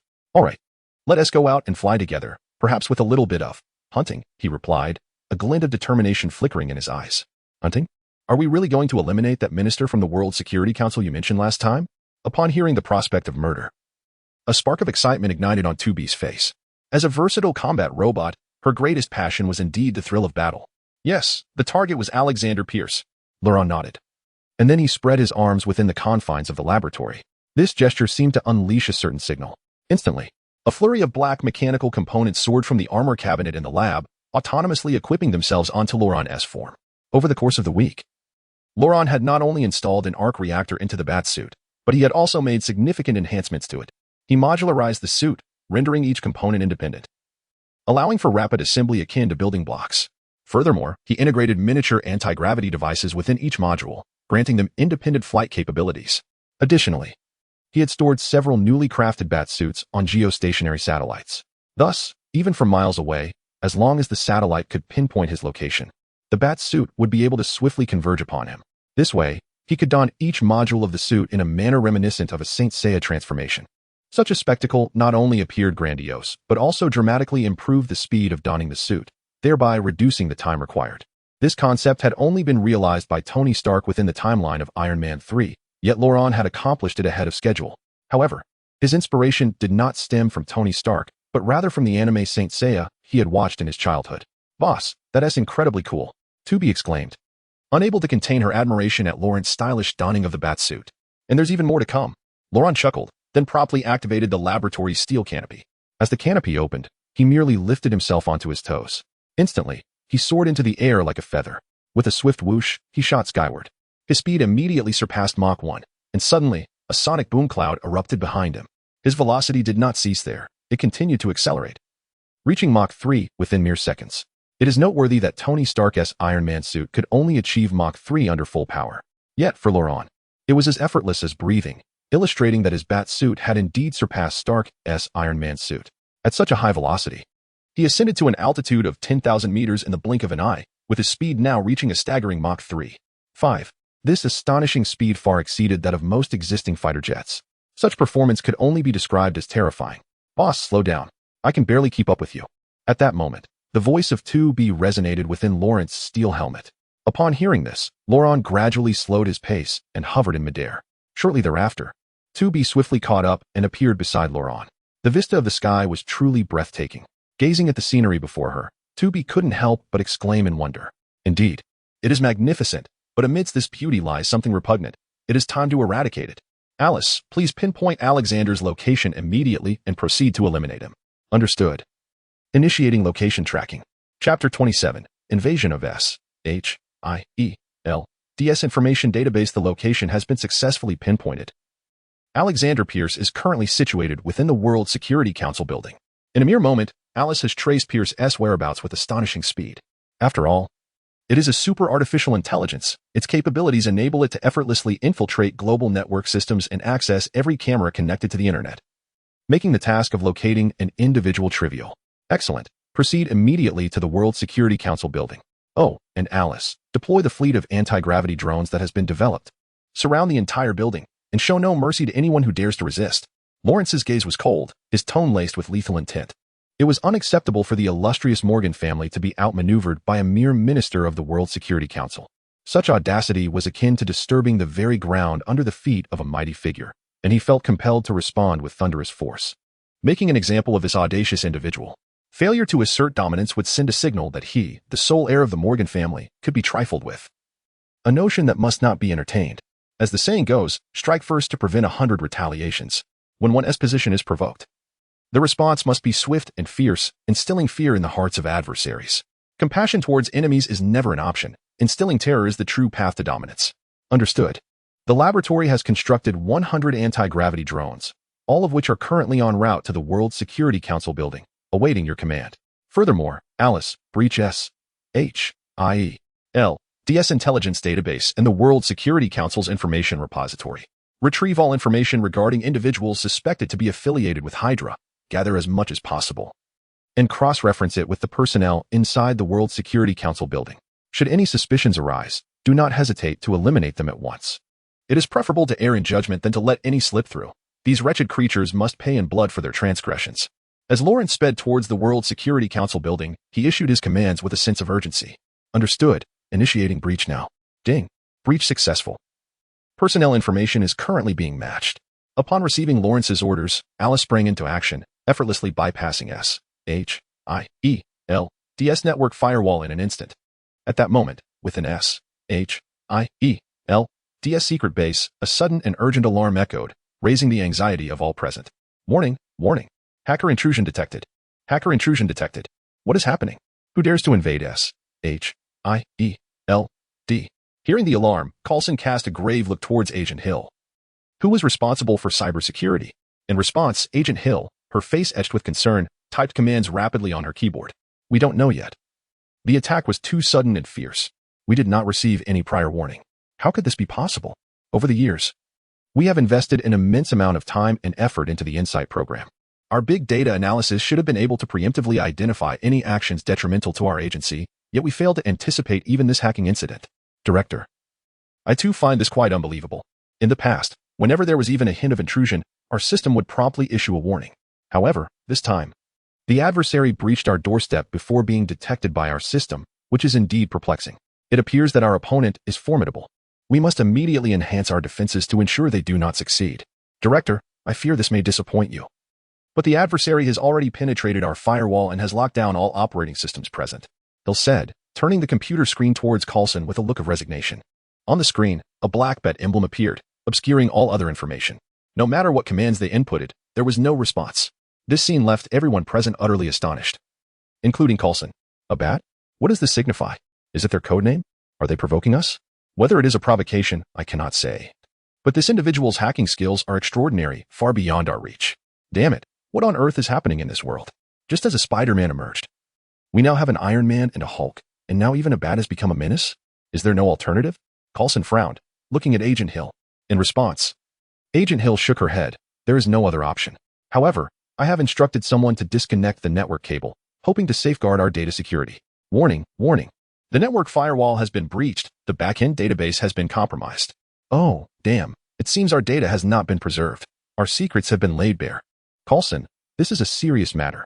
Think carefully about how to explain this to the director. Coulson furrowed his brow, his expression gravely serious. Just as he finished speaking, a bald man with dark skin clad in a black trench coat emerged from the office. What the hell? You all need to explain this to me thoroughly. What is happening? Who can provide me with an answer? The individual who stepped out was none other than Nick Fury, the director of S.H.I.E.L.D., infamously known as Mother Fur. Director, we still do not know who is responsible, and our systems have been forcibly locked by the adversary, making tracking impossible. Damn it. Has the backup system been activated? Use the backup system immediately to trace this. I need to know which lowlife is behind this, and I will make them pay. Upon hearing this, Agent Hill hesitated. Director, the backup system was compromised as soon as it was activated, and the adversary even sent us an emoticon. An emoticon? What emoticon? Nick Fury inquired, his anger mingled with intrigue. Sir, I suggest it would be best for you to refrain from viewing. The other party has crossed the line. What does that mean? What expression is it that I must not see? Spare me your nonsense, and show me at once what this expression is.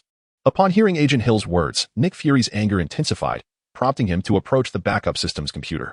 However, within moments, his countenance darkened completely. For what was displayed on the screen was none other than an image of a black egg. Cursing under his breath, he muttered about that damned man being a racist. Chapter 28. Enemies of the World? Report, Commander.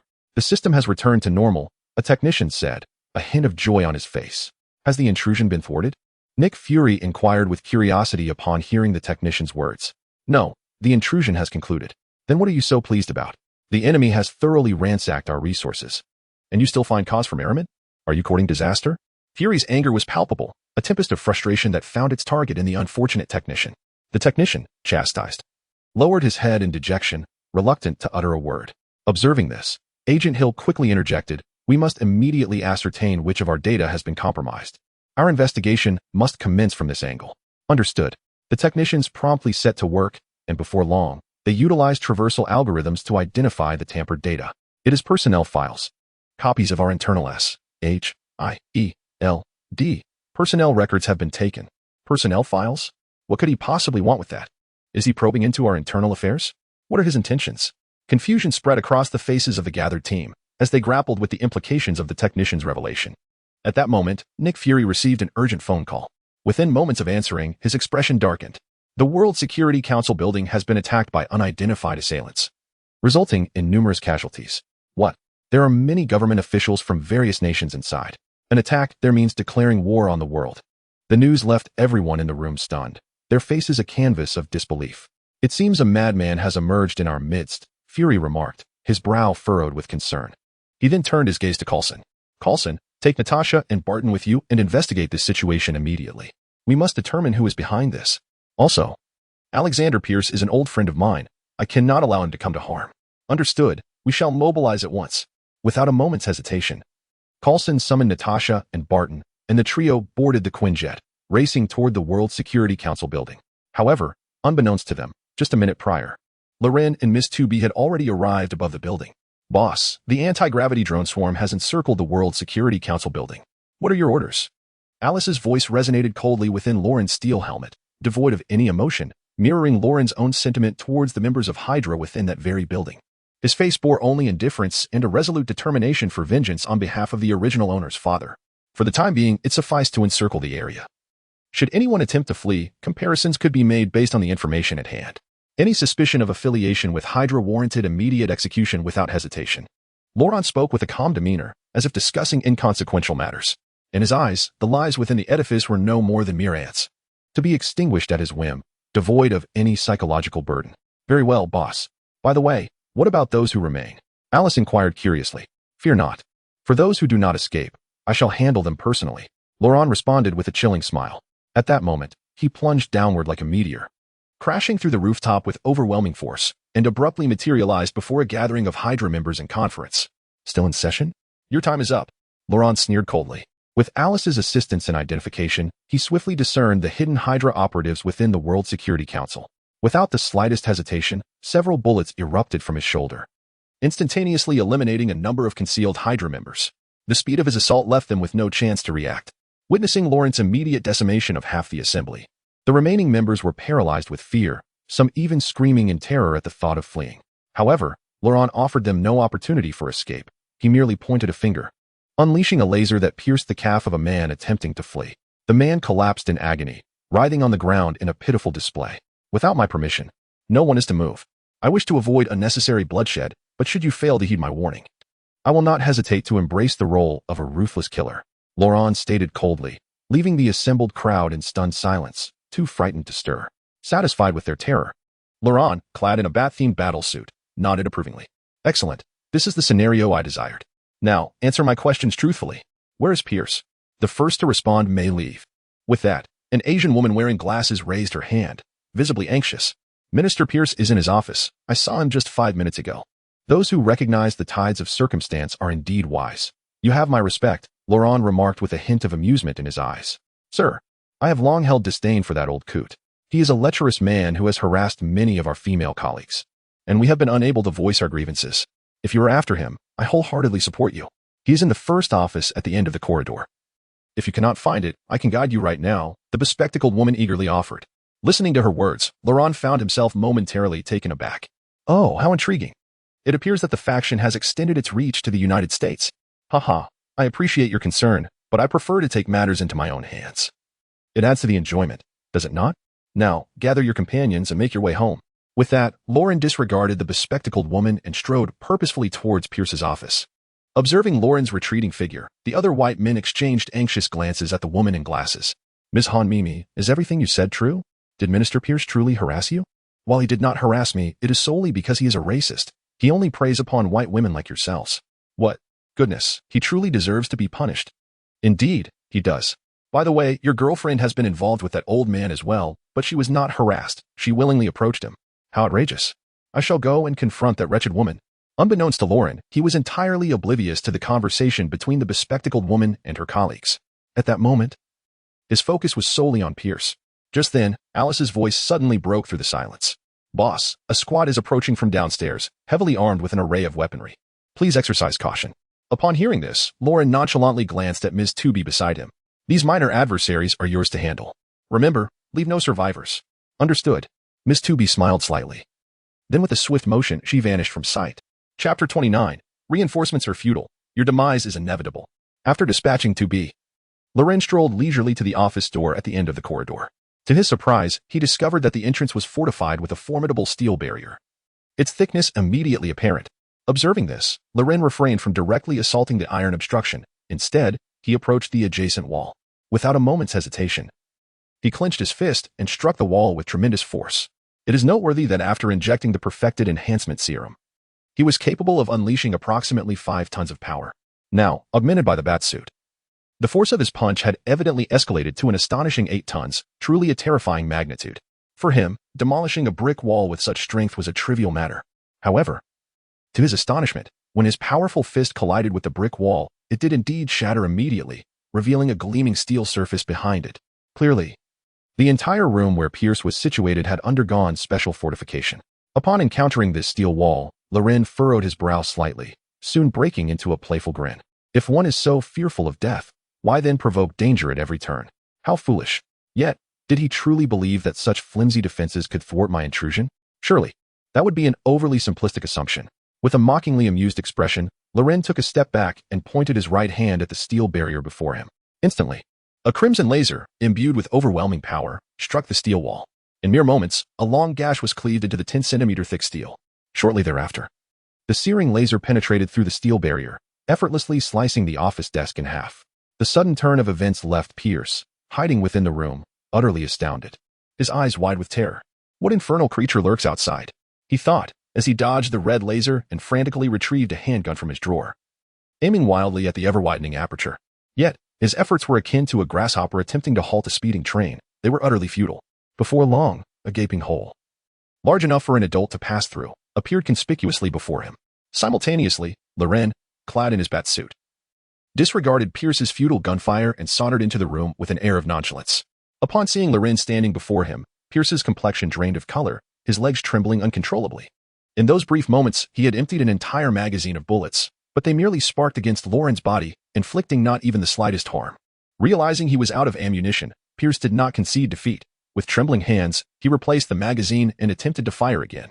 However, the instant he raised his handgun to aim at Loren, the latter surged forward in a swift motion, appearing before him in the blink of an eye. The black mechanical hand seized his wrist, then suddenly exerted tremendous force, resulting in a sickening crack as his wrist collapsed, the bones completely crushed. A piercing scream of pain erupted from Pierce's mouth, causing the handgun he held to drop instantly. Loren caught it deftly, then began to toy with it in his hands. I thought you possessed a constitution of iron and copper, yet it appears you do not. Given your fragility, why seek your own demise? As Loren spoke, he shoved the gun directly into Pierce's mouth and then delivered a powerful punch to his abdomen. The immense force contorted Pierce's body, causing his stomach to churn violently, almost forcing him to vomit. Yet he stifled the urge, for the gun lodged in his mouth left him uncertain if he would be shot if he dared to retch. Please, don't kill me. Although I know not who you are, there must be a misunderstanding between us. If I have offended you in any way, I am willing to apologize. There is no need for violence. Besides, if you kill me, you cannot escape unscathed. You are aware of my identity. Pierce cautiously pushed the handgun from his mouth and, stammering, looked at Loren, attempting to appeal to his emotions and reason in hopes of persuading him to spare his life. In response, Loren revealed a playful smile. When you speak of identity, do you refer to your position as a minister of the World Security Council? Or as a leader of Hydra? Who are you? Upon hearing Loren unveil his hidden identity, Pierce was taken aback, his eyes widening in astonishment as he scrutinized Loren. It seemed he wished to see through Loren's eyes to uncover his true identity, yet Loren's bat-like mask obscured any clarity. You, so clever, cannot deduce who I am? It appears I have overestimated your abilities. Thus, allow me to reveal myself. With that, Loren removed his mask, unveiling a handsome visage before Pierce's eyes. Lord Loren. The incredulity was evident on Pierce's face. Just moments ago, countless faces had flashed through his mind, yet he had never once considered Loren. Their intelligence had depicted him as a frivolous playboy, a piece of uncarvable driftwood, a worthless individual. However, the scene before him defied all expectations, starkly contrasting their gathered intelligence. The Loren standing before him was not a fool at all. Rather, he was immensely powerful and ruthlessly formidable. Moreover, he possessed a suit of mechanical armor that surpassed even Iron Man's in both aesthetic and futuristic allure. Had he not witnessed it with his own eyes, he would never have believed it. Lord, Loren coldly laughed, his gaze towards Pierce laced with murderous intent. Do you still regard me as the heir of the Morgan family? Lord Loren, It is a misunderstanding. All of this is a misunderstanding. I am utterly bewildered by your words. What precisely is the Hydra organization? It matters not. You may continue to feign ignorance in your own hell, and know that delaying matters here is utterly futile, for death is inescapable for you. As Loren spoke, he prepared to strike. However, at that moment, an arrow shot forth from the entrance, aimed directly at Loren's face. The angle of the shot was exceedingly cunning. Had it been an ordinary person, they would undoubtedly have been struck. Yet, Loren merely raised his hand and effortlessly swatted the arrow aside. Boom.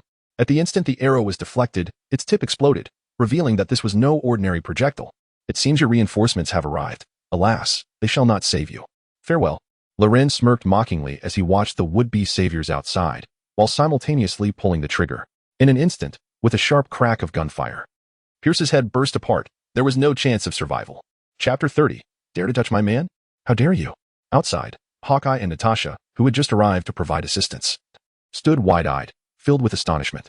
They had not anticipated that despite their arrival and intervention, the figure clad in black mechanical armor would disregard them entirely. To their shock, he brazenly executed Minister Pierce right before their eyes, a blatant act of provocation. Upon witnessing Loren's swift act of violence, Hawkeye Barton remained silent, his face darkened with tension. He immediately released a second arrow, this time not aimed at Loren's face, but directly targeting his eyes. One must commend Hawkeye as the most renowned archer in the Marvel Universe. His precision was unparalleled. However, regrettably for him, his opponent was not an ordinary individual, but Loren. Even without the high-tech armor, Loren's physical prowess was sufficient to overpower Hawkeye. After all, his strength was such that even Captain America would pale in comparison. In this scenario, how could a mere Hawkeye pose any threat to him? As the arrow neared its target, Loren merely shifted his head slightly, effortlessly evading the projectile. Hawkeye was taken aback, his expression growing more serious. In disbelief, he unleashed a third and fourth arrow in succession, but the outcome remained unchanged. Loren dodged them with ease. How could this be? As a top-tier marksman of S.H.I.E.L.D., he had never missed a shot before, and no one had ever evaded his arrows at such a close range. The sight before him was utterly unprecedented, leaving him feeling as though he were witnessing a ghost. Little did he know that Loren's neurological and muscular response times far exceeded those of ordinary humans. Thus, what appeared to be a swift arrow to the average person seemed to him as slow as a snail. Moreover, embedded within his bat-like armor was Alice, an advanced artificial intelligence system. With its formidable computational power, Alice had already predicted the arrow's trajectories long before Hawkeye released them, automatically programming evasive maneuvers into the armor. In other words, it hardly required Loren's own intervention at that moment. If Hawkeye were to discover this fact, one could only imagine his reaction. Perhaps he would retreat into himself in despair. The esteemed top shooter of S.H.I.E.L.D., outmatched by an artificial intelligence crafted by another. This was not merely a slap in the face. It was akin to having his face ground into the dirt. Looks like your so-called eagle-eyed vision has failed you, Barton, Loren remarked with a hint of mockery as he effortlessly sidestepped Hawkeye's assault and approached him. At these words, the usually composed Hawkeye felt his composure begin to crack. You are courting death. Hawkeye let out a cold snort, once again drawing an arrow from the quiver on his back, and then pulled back his bowstring, aiming it at Loren. This time, however, Loren did not evade. Instead, he raised his hand and astonishingly caught the arrow mid-flight. Slow, far too slow. With such feeble archery, you could hardly harm anyone. Allow me to demonstrate, Loren scoffed. And with a casual flick of his wrist, he sent the captured arrow hurtling back towards Hawkeye. Instantly, the arrow whistled through the air, emitting a terrifying sound as it pierced through Hawkeye's shoulder. Blood gushed forth like a spring, dyeing his shirt crimson in the blink of an eye. A sight both gruesome and alarming. The arrow's formidable penetrating power not only pierced Hawkeye's shoulder, but also lodged itself firmly into a distant brick wall, showcasing the sheer might Loren possessed even in such a nonchalant gesture. Had he struck Hawkeye with his fist instead, the result would likely have been catastrophic. Akin to a scene from The King of Strength, 100 times more gruesome than the current spectacle. Batten. Witnessing Loren inflict such severe injury upon Hawkeye in a mere instant, Natasha could not suppress her shock. She swiftly positioned herself in front of Hawkeye, adopting a combat stance, her gaze fixed on Loren with fierce intensity. It seemed that should Loren advance, she would immediately launch an attack. In response, Loren regarded her with keen interest, a nonchalant expression gracing his features. To him, both Hawkeye and Natasha appeared as insignificant as ants. According to his classification of superheroes, they occupied the lowest tier, their combat prowess only marginally superior to that of a mere nuisance. Yet, while Natasha's fighting skills may have been lacking, her physical allure was undeniable. With both her figure and visage of exceptional quality, It was no wonder that she captured the attention of so many male superheroes. For a fleeting moment, Loren found himself captivated, admiring her slender waist paired with her ample figure, a truly tempting sight. Indeed, she embodied the essence of a superhero's genetic legacy, living up to the reputation. Looking at Natasha before him, Loren spoke with a wry smile, his eyes glinting with mockery. One could not help but note that this world's Natasha was far more exquisite than her Marvel cinematic counterpart, which explained her ability to attract the affections of numerous male heroes. Even Loren himself felt an urge to unleash his strength upon her. However, the thought of Hulk's devilish grin in the Marvel universe brought him back to reality. Scoundrel, what did you just say? What do you mean by genetic legacy? Natasha's face reflected a hint of confusion, as though she could not comprehend Loren's words. In response, Loren's brow furrowed. This Natasha seemed entirely different from the Black Widow he remembered. It is nothing, merely a casual remark. If I am not mistaken, you must be Natasha, the Black Widow of S.H.I.E.L.D., remarked Loren knowingly. You know me? Who exactly are you? Why are you doing this? Upon hearing Loren utter her code name, a look of confusion crossed Natasha's face, prompting her to inquire further. In response, Loren merely smiled and said, You have quite an array of questions, but I regret to inform you that I lack the interest to answer them. With that, he disregarded her and strode purposefully towards the exit of the building. Having successfully accomplished his objective with Pierce now eliminated, it was time for him to draw this chapter to a close. As for S.H.I.E.L.D., as long as they did not provoke him, he had no desire to engage with them. They were merely insignificant players in his narrative. However, feeling disregarded by Loren, Natasha became displeased and rushed towards him, attempting to prevent his departure. At that moment, a striking figure stepped forward, blocking Loren's path. With a swift kick, she sent Natasha flying. Dare to touch my man. You think you are worthy? The dazzling figure, clad in a flowing black Gothic gown, exuded charm and allure. Who else could this be but the enchanting Miss 2B? Chapter 31. Miss 2B became jealous, and the consequences were severe ever since 2B awakened her self-awareness and emotions. She regarded Loren as the most significant person in her life. Upon discovering the unique bond of romantic partners, she silently began to perceive Loren as her own man. Naturally, she always referred to him as boss, never once calling him her man. However, the absence of such a title did not negate her feelings. Thus, whenever she detected another woman attempting to approach Loren, an instinctive sense of resistance and animosity surged within her. According to her understanding, this was what humans referred to as jealousy. Meanwhile, witnessing 2B deliver a powerful kick that sent Natasha flying, Loren could not help but gasp in astonishment, exclaiming softly at the sheer pain of that strike. He hesitated to look at Natasha's unfortunate state. The scene unfolding before him was as astonishing for Natasha as it was for Loren. She had barely registered who had attacked her before being launched through the air. Fortunately, her habit of wearing a bulletproof vest saved her. Otherwise, that kick would have surely sent her to the depths of despair. Damn it, who are you? Natasha, disheveled and emerging from the debris, appeared quite disheveled. At that moment, she swiftly drew a handgun from her waist and unleashed a barrage of bullets toward 2B. In response to her assault, 2B adeptly wielded her katana, effortlessly deflecting all the incoming rounds. Do you dare to resist? You are courting death. As Natasha continued to fight back, 2B's expression turned icy. She lunged at Natasha with her katana. Startled, Natasha executed a roll on the ground, narrowly evading 2B's attack. Not only that, but she also produced a special device from her waist and tossed it onto the ground. The moment the device landed, a terrifying magnetic force erupted, instantly ensnaring 2B's katana and rendering her unable to wield it for the time being. To her astonishment, the magnetic device appeared to affect not only the katana, but also the woman herself. She could clearly see Natasha straining against the magnetic grip. This sight left her utterly bewildered. After all, the magnetic device was supposed to affect only metallic objects, having no impact on flesh. However, the scene before her defied her expectations, revealing that the magnetic device had indeed influenced a living body. Wait, that's not right. The device did not suddenly affect flesh. Rather, there was something peculiar about this woman's body. What is it within you? Why are you being drawn by the magnetic device? Natasha stared incredulously at 2B, her eyes filled with disbelief. Mind your own business. 2B retorted angrily, astonished that this seemingly frail woman possessed such formidable abilities. Upon witnessing the magnetic device ensnare her katana and body, she swiftly commanded the nearby anti-gravity drone to unleash a laser beam towards the device. With a resounding explosion, the magnetic apparatus shattered into a pile of scrap metal. Freed from its constraints, 2B thrived once more, her katana plunging directly into Natasha's shoulder. Despite Natasha donning a bulletproof vest, the blade pierced through, a testament to 2B's formidable strength. The katana not only breached the armor but sent Natasha hurtling backward like a severed kite, crashing heavily against the steel wall behind her. With a loud thud, Natasha collapsed to the ground, unable to rise, crimson blood spilling from her lips, painting a grim tableau. After incapacitating Natasha with a single strike, 2B did not relent. Instead, she advanced purposefully, poised to deliver the final blow.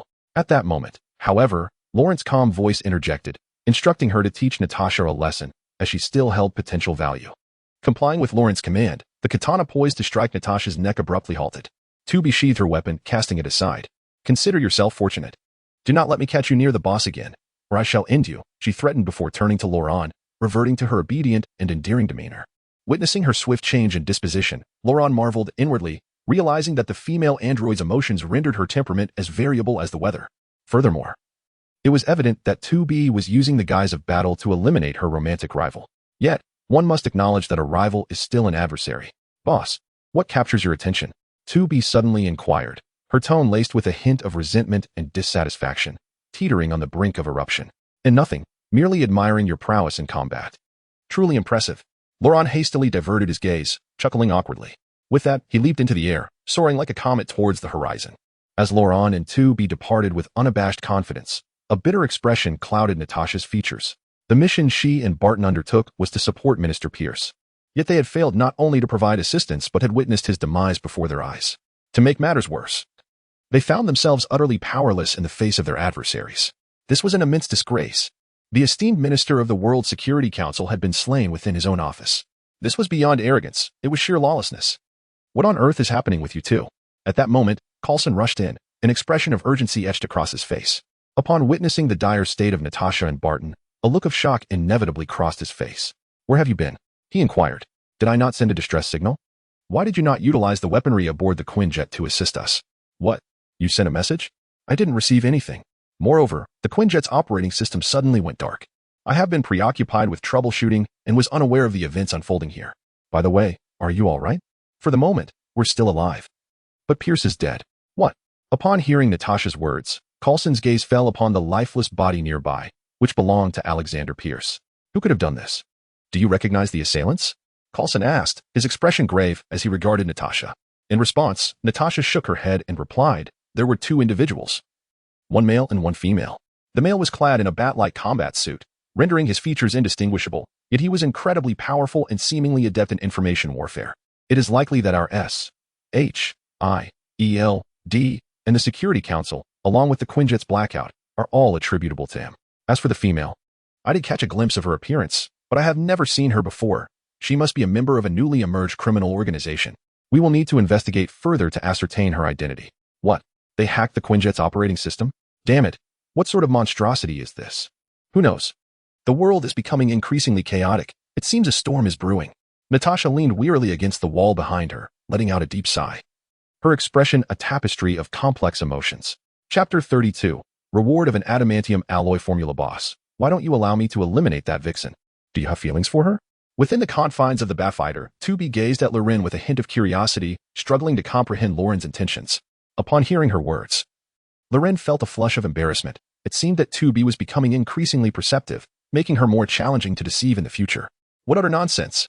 How could I possibly harbor affections for a woman I've merely encountered once? If you suggest I've developed an inclination towards her, that might hold some truth.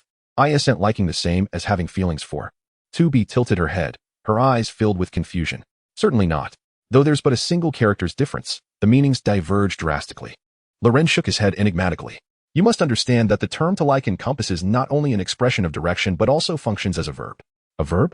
2B was perplexed. Do not concern yourself. Your lack of understanding signifies that you remain untainted by this world, which is a blessing. Just know, I do not harbor feelings for her. My affections are solely reserved for you, my 2B. As Loren spoke, he caressed 2B's cheek, instantly causing her to blush. Is that truly the case? Indeed. It is as genuine as can be. I also adore you, boss. Allow me to bring you joy. Cease this at once. I am currently piloting an aircraft. Not to worry, you continue with your flying, and I'll indulge in my own amusements. With that, 2B embraced Loren from behind, her delicate hand gradually descending. Wait, do not. Stop. Very well, boss, I shall not cease. Beneath the dimly lit night sky, Loren's Batfighter suddenly swayed, as if intoxicated. At times it soared skyward, while at others it plunged earthward. The craft undulated, tracing erratic waves in the air, presenting a rather peculiar spectacle. Amidst this erratic flight, a system notification resonated in Lauren's mind. Congratulations, host. You have participated in tracking the true mastermind behind the events and successfully eliminated the puppet master, Pierce. Therefore, you are rewarded with 1 adamantium alloy formula.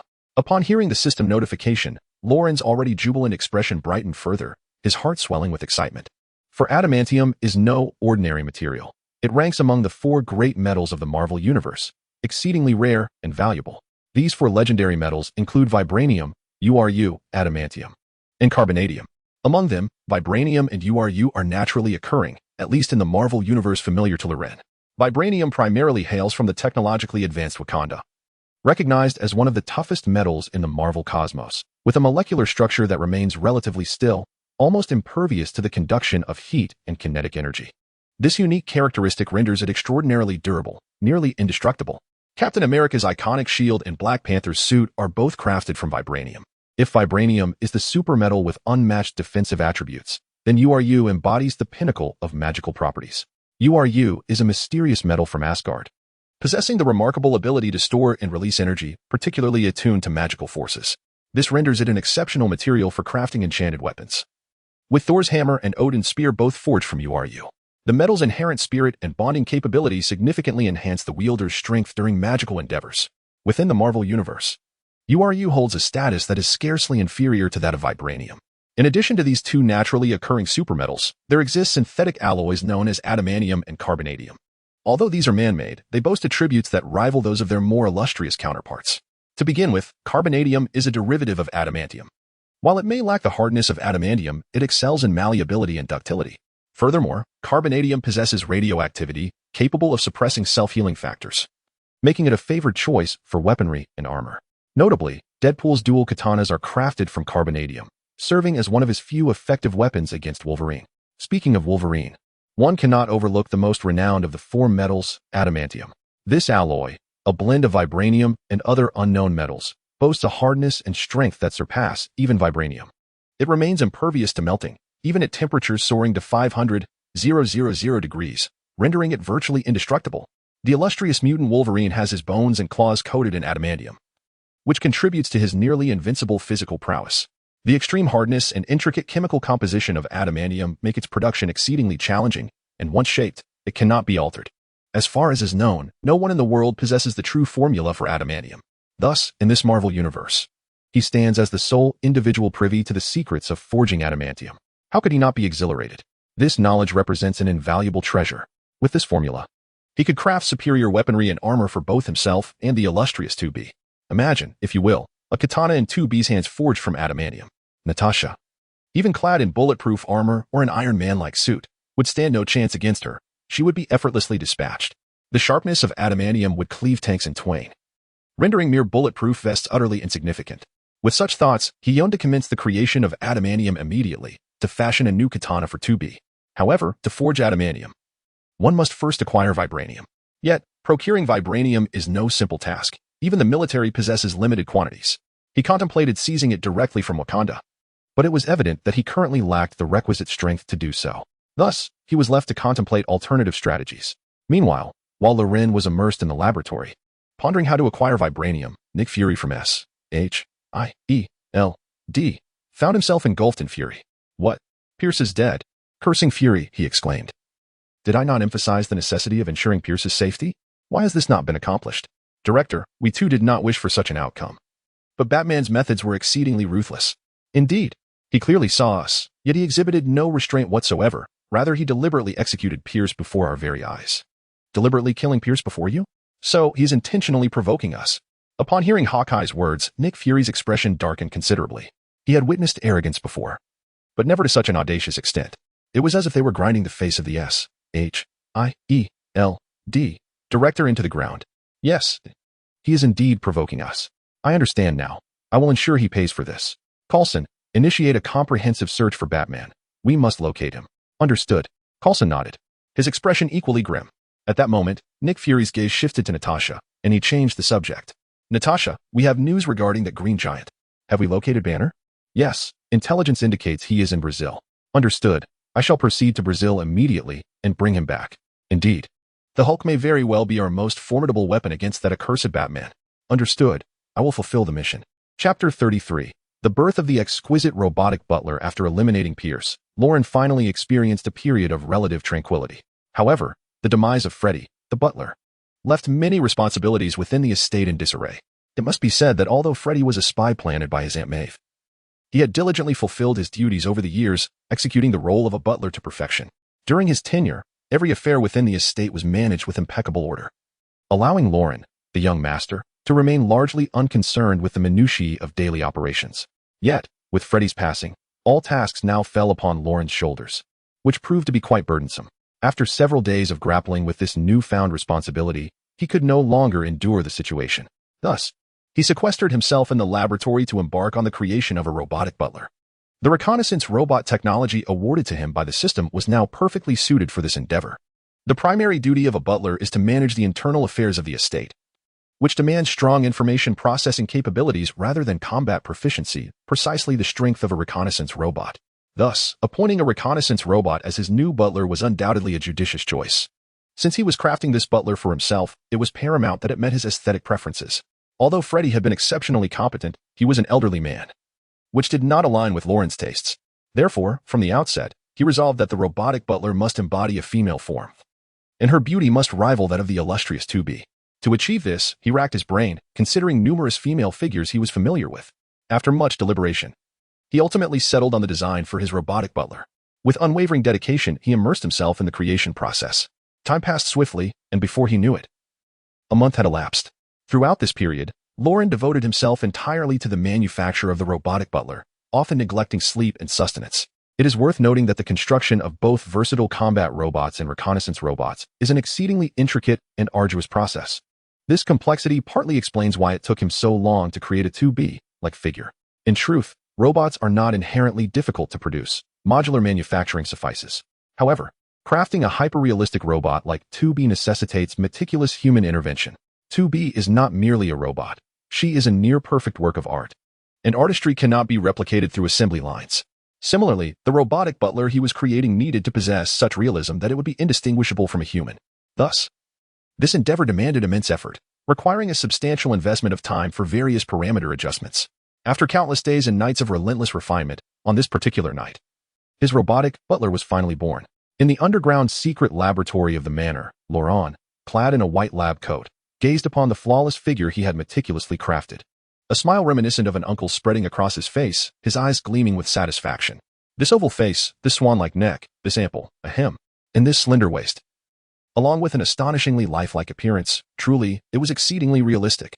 As he admired the robotic housekeeper he had created, Lauren could not resist caressing her delicate visage, letting out an exclamation of awe. Much like when he crafted 2B, he felt an exhilarating rush upon beholding this exquisite masterpiece born from his own hands.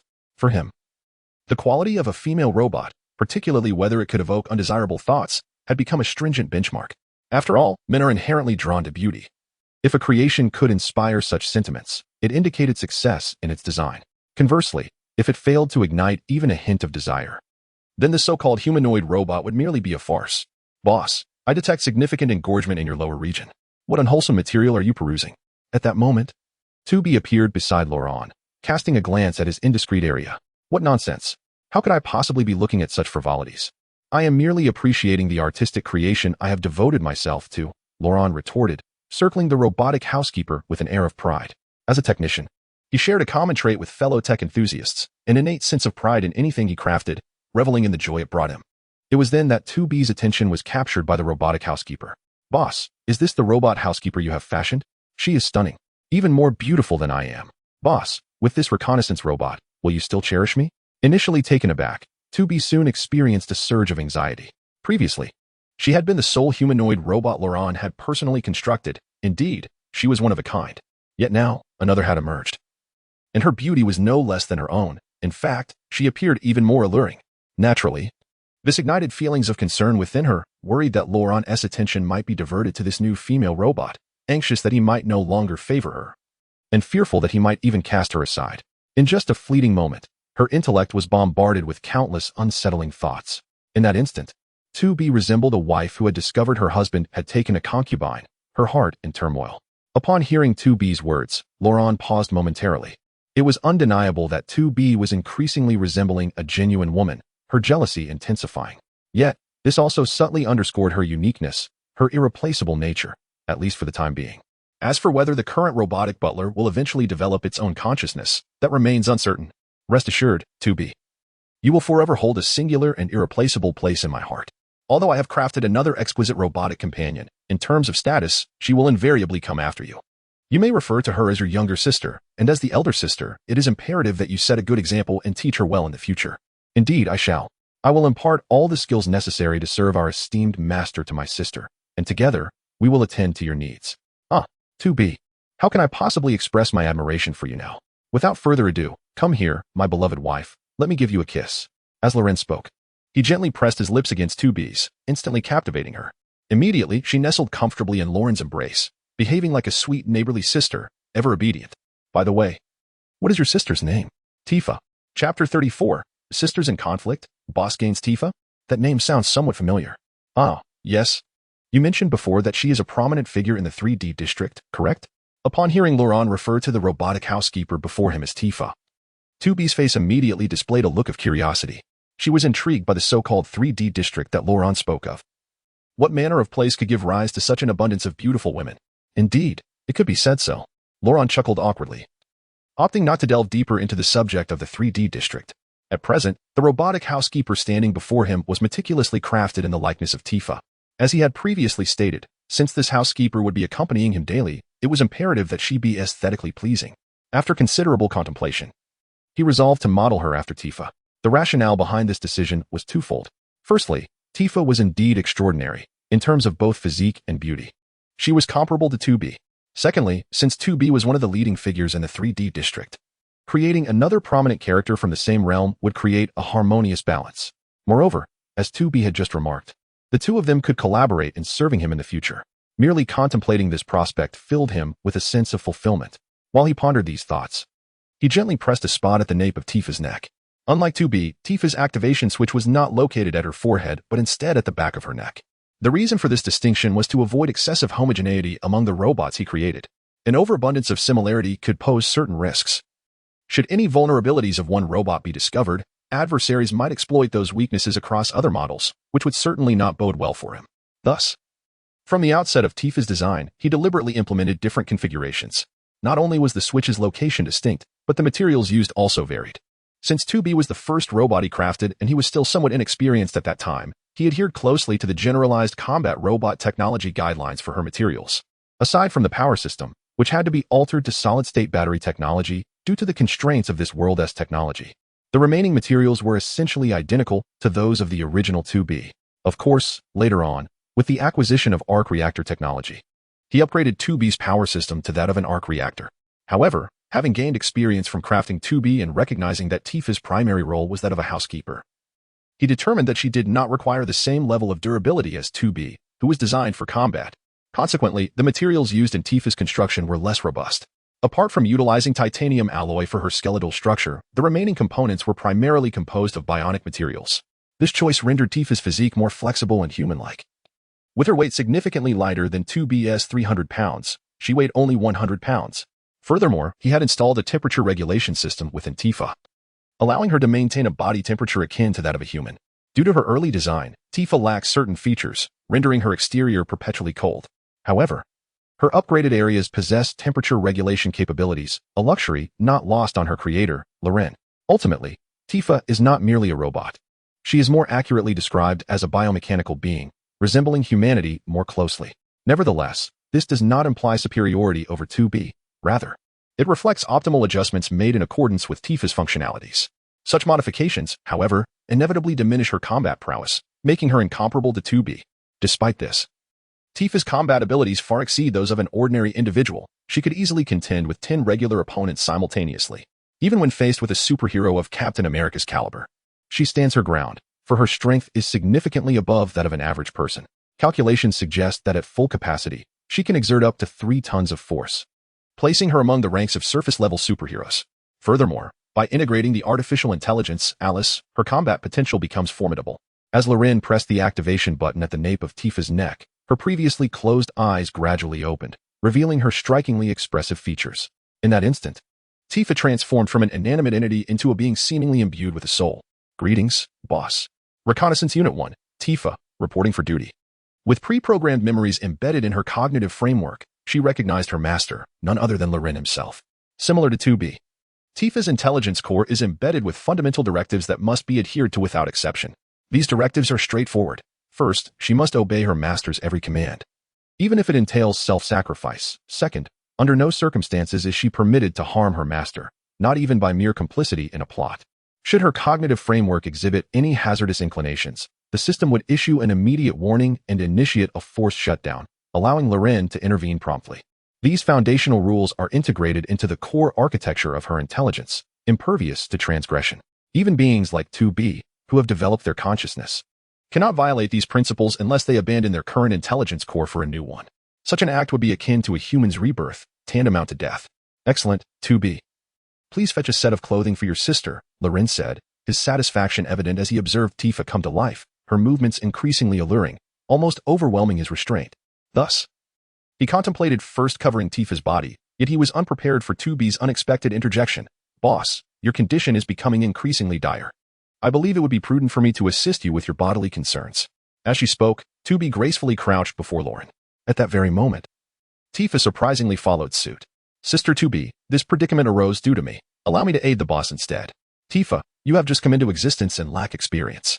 I am far more suited for this task. Permit me to handle it. Sister, fret not. My cognitive framework has been imbued with an abundance of knowledge. I possess the so-called experience you refer to. Let me take the lead. No, I shall do it. Let me take charge. Lun could hardly fathom that the situation would unfold in such a manner. Observing Tifa and 2B squabbling for precedence before him, he suddenly grasped the essence of what it meant to experience the delightful burden of happiness. Both of you, cease this bickering. What a spectacle this is. Since you are sisters, you ought to unite in purpose and strive together. Chapter 35. Everything must be under control. Spider-Man emerges in the span of a month. Lun had fashioned himself a robotic butler named Tifa. Meanwhile, SHIELD had not been idle. After a month of diligent effort, they had finally unearthed a slender lead regarding Lun through the image comparison with 2B. Within SHIELD's clandestine base, Nick Fury scrutinized the intelligence meticulously gathered by Coulson, his expression grave. This indicated that the man clad in the bat armor, causing chaos wherever he went, was highly likely to be none other than Lorne Morgan, the scion of the Morgan family. Morgan? Indeed. The intelligence we have amassed suggests that Lorne Morgan is the prime suspect, with over 80 likelihood. However, to achieve absolute confirmation, it is imperative that someone infiltrates his estate for a thorough investigation. Coulson, standing nearby, nodded in agreement, stating, infiltrate the Morgan estate. Coulson, you are truly audacious to utter such words. Do you comprehend what the Morgan family represents?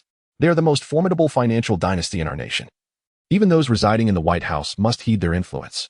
To suggest infiltrating the Morgan family is akin to courting death. Before Nick Fury could respond to Coulson's proposal of investigating the Morgan estate, Hawkeye, who had just recovered from his injuries, could not help but interject with a sardonic remark. I am well aware of the Morgan family's power, yet all the evidence points to Lorne. If we wish to unveil the truth, conducting an in-depth investigation is an absolute necessity, unless we voluntarily choose to abandon our pursuit of this truth. No, we cannot relinquish our quest. That Batman is a rogue element, posing a significant threat to us. I will not permit him to operate unchecked. Even Lorne Morgan must be subject to reasonable oversight, Fury declared, his demeanor somber, eyes glinting with resolve. As the director of SHIELD, his unwavering principle has always been that any threat must be monitored by their agency. Any existence, whether human or behavioral, that jeopardizes the safety of this planet is intolerable. Upon discovery, appropriate action must be taken, either immediate destruction or control. Thus, whether Lorne Morgan is merely a human or an extraterrestrial being, he would not receive any leniency. With that, he shifted his gaze to Natasha, inquiring, Natasha, how has the situation with Hulk progressed over the past month? At his question, Natasha's expression soured. It had initially been progressing smoothly. I had already made contact with Dr. Banner. However, a sudden arrival of Special Operations personnel provoked Dr. Banner, causing him to transform into the Hulk, resulting in the demise of everyone present before he vanished. Upon hearing this news, Nick Fury could not contain his frustration, cursing vehemently. Damn it, that old fool Ross. I have told him repeatedly that capturing Banner should be handled by SHIELD, yet he refuses to listen. Now, we find ourselves in this predicament. I am eager to see how he resolves this. Sir, it has always been General Ross who has pursued the Hulk. The animosity between them runs too deep, making it nearly impossible for him to relinquish his pursuit. That damned old goat Ross is as stubborn as they come. However, we are not to be underestimated. You will continue to oversee the capture of the Hulk, and I will notify you as soon as we have any news. In the meantime, I need you to investigate Morgan Manor discreetly, taking care to avoid detection. I merely require confirmation of the silver-haired woman's South presence within the estate. Understood. I will act immediately. Upon receiving Nick Fury's command, Natasha nodded without hesitation and began her preparations. Observing Nick Fury's decision to send Natasha into Morgan Manor, Barton's expression was fraught with concern. Sir, Natasha has already revealed herself in front of Batman. Sending her to Morgan Manor now is perilous. Indeed, it is dangerous, which is why I need you to protect her from the shadows. However, remember, she must not be aware of your presence. Sir, what are you planning? The mantis stalks the cicada, unaware of the oriole behind. Natasha is the cicada, and you are the oriole. Sir, you mean to say that Natasha is the bait? Precisely. If Batman is indeed Lauren Morgan, then Natasha will not gain entry into Morgan Manor. I suspect she will be detected before she even infiltrates the estate. At which point the occupants will emerge, and that is when you will need to gather intelligence. Sir, this approach places Natasha in even greater danger. Every mission carries its risks. Must I remind you of this? I understand. Barton nodded silently, refraining from further comment. Do not worry excessively. Given Batman's previous demeanor towards you all, he has not yet reached the point of unrestrained violence. My intent is merely to confirm his identity, devoid of malice. Hence Natasha will be safe. Once Lauren is confirmed as Batman, I shall personally pay him a visit. I comprehend your intentions. I will act swiftly. Realizing Nick Fury's motives, Barton promptly exited. In the director's office, only Coulson remained. Sir, do you aim to recruit Batman into the Avengers through this maneuver? Coulson, among all? You understand me best. You are correct. I indeed wish to recruit Batman, and not just him, but the silver-haired woman by his side as well. They represent a formidable force for our planet. If we can harness their potential, the security of Earth will be significantly bolstered. Sir, do you truly believe in the existence of extraterrestrial life, as you suggest? Coulson gazed at Nick Fury with a look of bewilderment. At this, an image of a woman radiating golden energy appeared in Nick Fury's mind. He gently touched the special communicator in his pocket, nodding affirmatively. The vastness of this universe exceeds our imagination, and the threats from beyond Earth will one day arrive. We must prepare ourselves without delay. Understood.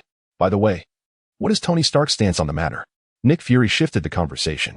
It appears that Tony Stark was the first to encounter Batman, only to have been bested by him, which has led Stark to seclude himself in his laboratory, engrossed in research and avoiding contact with anyone. Has he become reclusive? Indeed. It seems that way.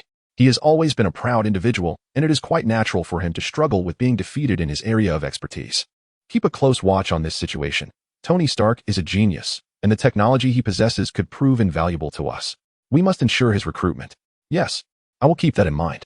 By the way, we have also identified the individual known as Spider-Man who has been appearing on the streets of New York lately. Who is it? The individual is a high school student named Gwen Stacy. A female?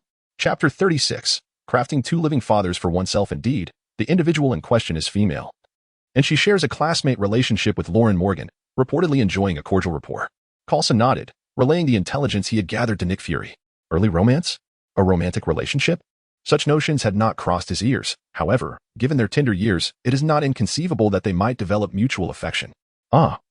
While others frolic in the innocence of youth, they have ascended to the roles of Batman and Spider-Man. Are they hosting a wild party? Sir, I find that Gwen Stacy presents an excellent entry point. If we can secure Gwen, we might leverage her status as a classmate to approach Lauren, potentially succeeding in recruiting him, as young hearts often hold love in high regard. Very well, let us proceed according to your suggestion. Success would be ideal.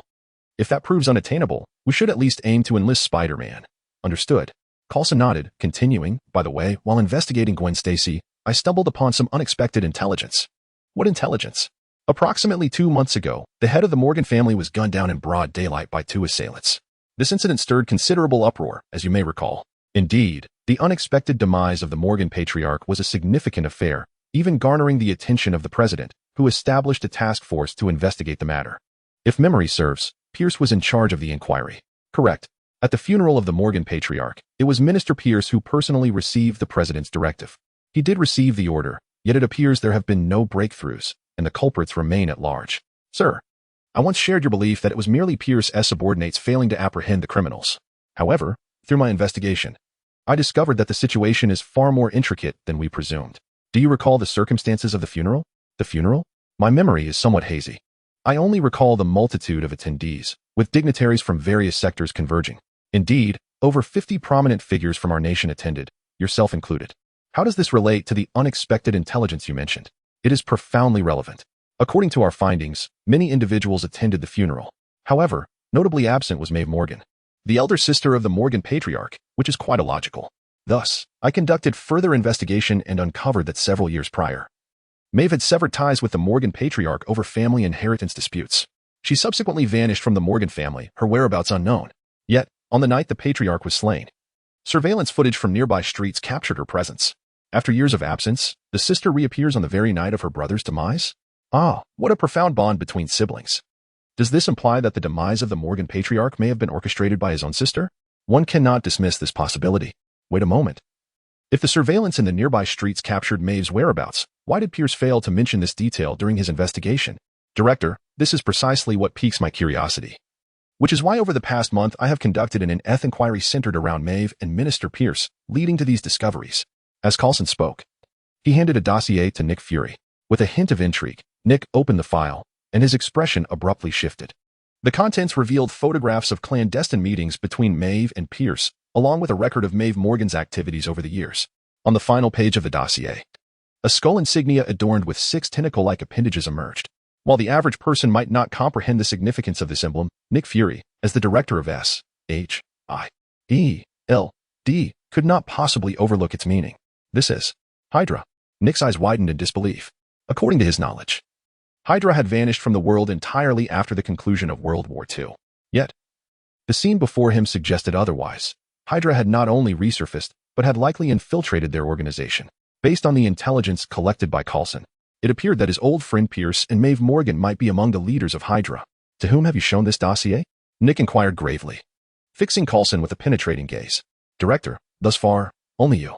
Excellent. Immediately destroy this document and treat this matter as if it never occurred. Director, why is that? Because if your investigation proves accurate, it suggests that our S.H.I.E.L.D. has already been compromised from within. Therefore, should the news of Hydra's continued existence reach our spies, it would be akin to stirring a snake from its lair. At that point, extracting them would become exponentially more challenging. Thus, we must remain unyielding in our approach. Understood. Without hesitation, Coulson ignited a lighter and incinerated the dossier upon hearing Nick's explanation. At that moment, Nick shifted the conversation. So, does this mean that Lauren Morgan learned of Pierce's affiliation with Hydra before we did? Given his ability to uncover Pierce as the orchestrator behind his father's murder, it is highly probable. This young man is indeed full of surprises. It appears our prior understanding of him was fundamentally flawed. However, it is not entirely inaccurate. Prior to his parents' demise, he did exhibit the traits of a reckless heir. Yet after their deaths, he transformed seemingly into a different individual. He not only apprehended the two who murdered his father, but also uprooted the forces behind them entirely. A well-known scion of privilege has unexpectedly transformed into a figure of decisive action. This young man is either a master of deception or has influential backing. The likelihood of him being a mere charlatan is slim. As the primary heir of the Morgan family, he has no need for such ruses, making the latter scenario far more probable. According to the recollections of several officers present at the scene, a silver-haired woman was seen accompanying Lauren at that time. Our comparisons reveal that this silver-haired woman is indeed the same individual who appeared a month ago at the World Security Council building. Are you suggesting that this silver-haired woman is an agent of some power embedded beside Lauren Morgan? The possibility is substantial, however. We must await the findings from Natasha's investigation to ascertain the truth. Indeed, whether this young man is a mere facade or possesses genuine depth will soon be revealed. By the way, Pierce has perished. What of Maeve Morgan? Shortly after the death of the Underworld Emperor, Jean Bing, Maeve ventured to Morgan Manor. But she has not emerged since. Are you implying that she is imprisoned within Morgan Manor? Or has she met her demise? At this juncture, the truth remains elusive, yet, given the ruthless nature of the silver-haired woman's actions, it seems likely that the situation bodes ill for her. If this is indeed the case, the Morgan family is embroiled in chaos, sisters murdering brothers, nephews slaying aunts, truly a family steeped in madness. Such affluent families often harbor peculiar proclivities. Ah, you make a valid point. As for the clandestine conversation between Nick Fury and Coulson, Lauren remains blissfully unaware. At present, he is far too preoccupied to care. As his head is heavy with the burdens of the moment, washing the boss's clothes is my duty as the butler. You shall not interfere, Sister 2B. Furthermore, warming the boss's bed is also my responsibility as the personal assistant. Why do you seek to encroach upon that, Sister Tifa? No, you are ostensibly the personal assistant. Yet your true role is to safeguard the boss's security, thereby leaving the internal affairs to my purview. That assertion is incorrect. Before your arrival, those tasks were mine. And as the butler, I am responsible for the manor's operations, not the internal duties. You are mistaken. No, you are the one in error. Let us consult the boss. And he shall decide. Lauren, observing Tifa and 2B squabbling like children and then appealing to him for judgment, felt overwhelmed. All he desired was a moment of respite. Just then, Alice's voice resonated through the hall. Warning, an intruder has been detected infiltrating the manor. Upon hearing Alice's alert, both 2B and Tifa immediately perked up, their expressions morphing into a fierce determination. An enemy has breached our defenses, Sister Tifa. This time, you must not intervene. This is a security matter, and it falls under my jurisdiction. With that, 2B hastened toward the manor's exterior.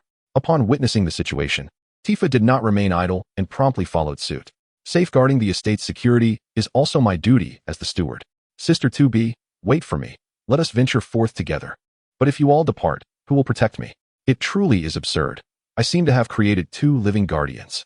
Chapter 37. Tifa, I am the esteemed steward and the most enchanting bed warmer beside the boss. Alice, promptly display the imagery ahead.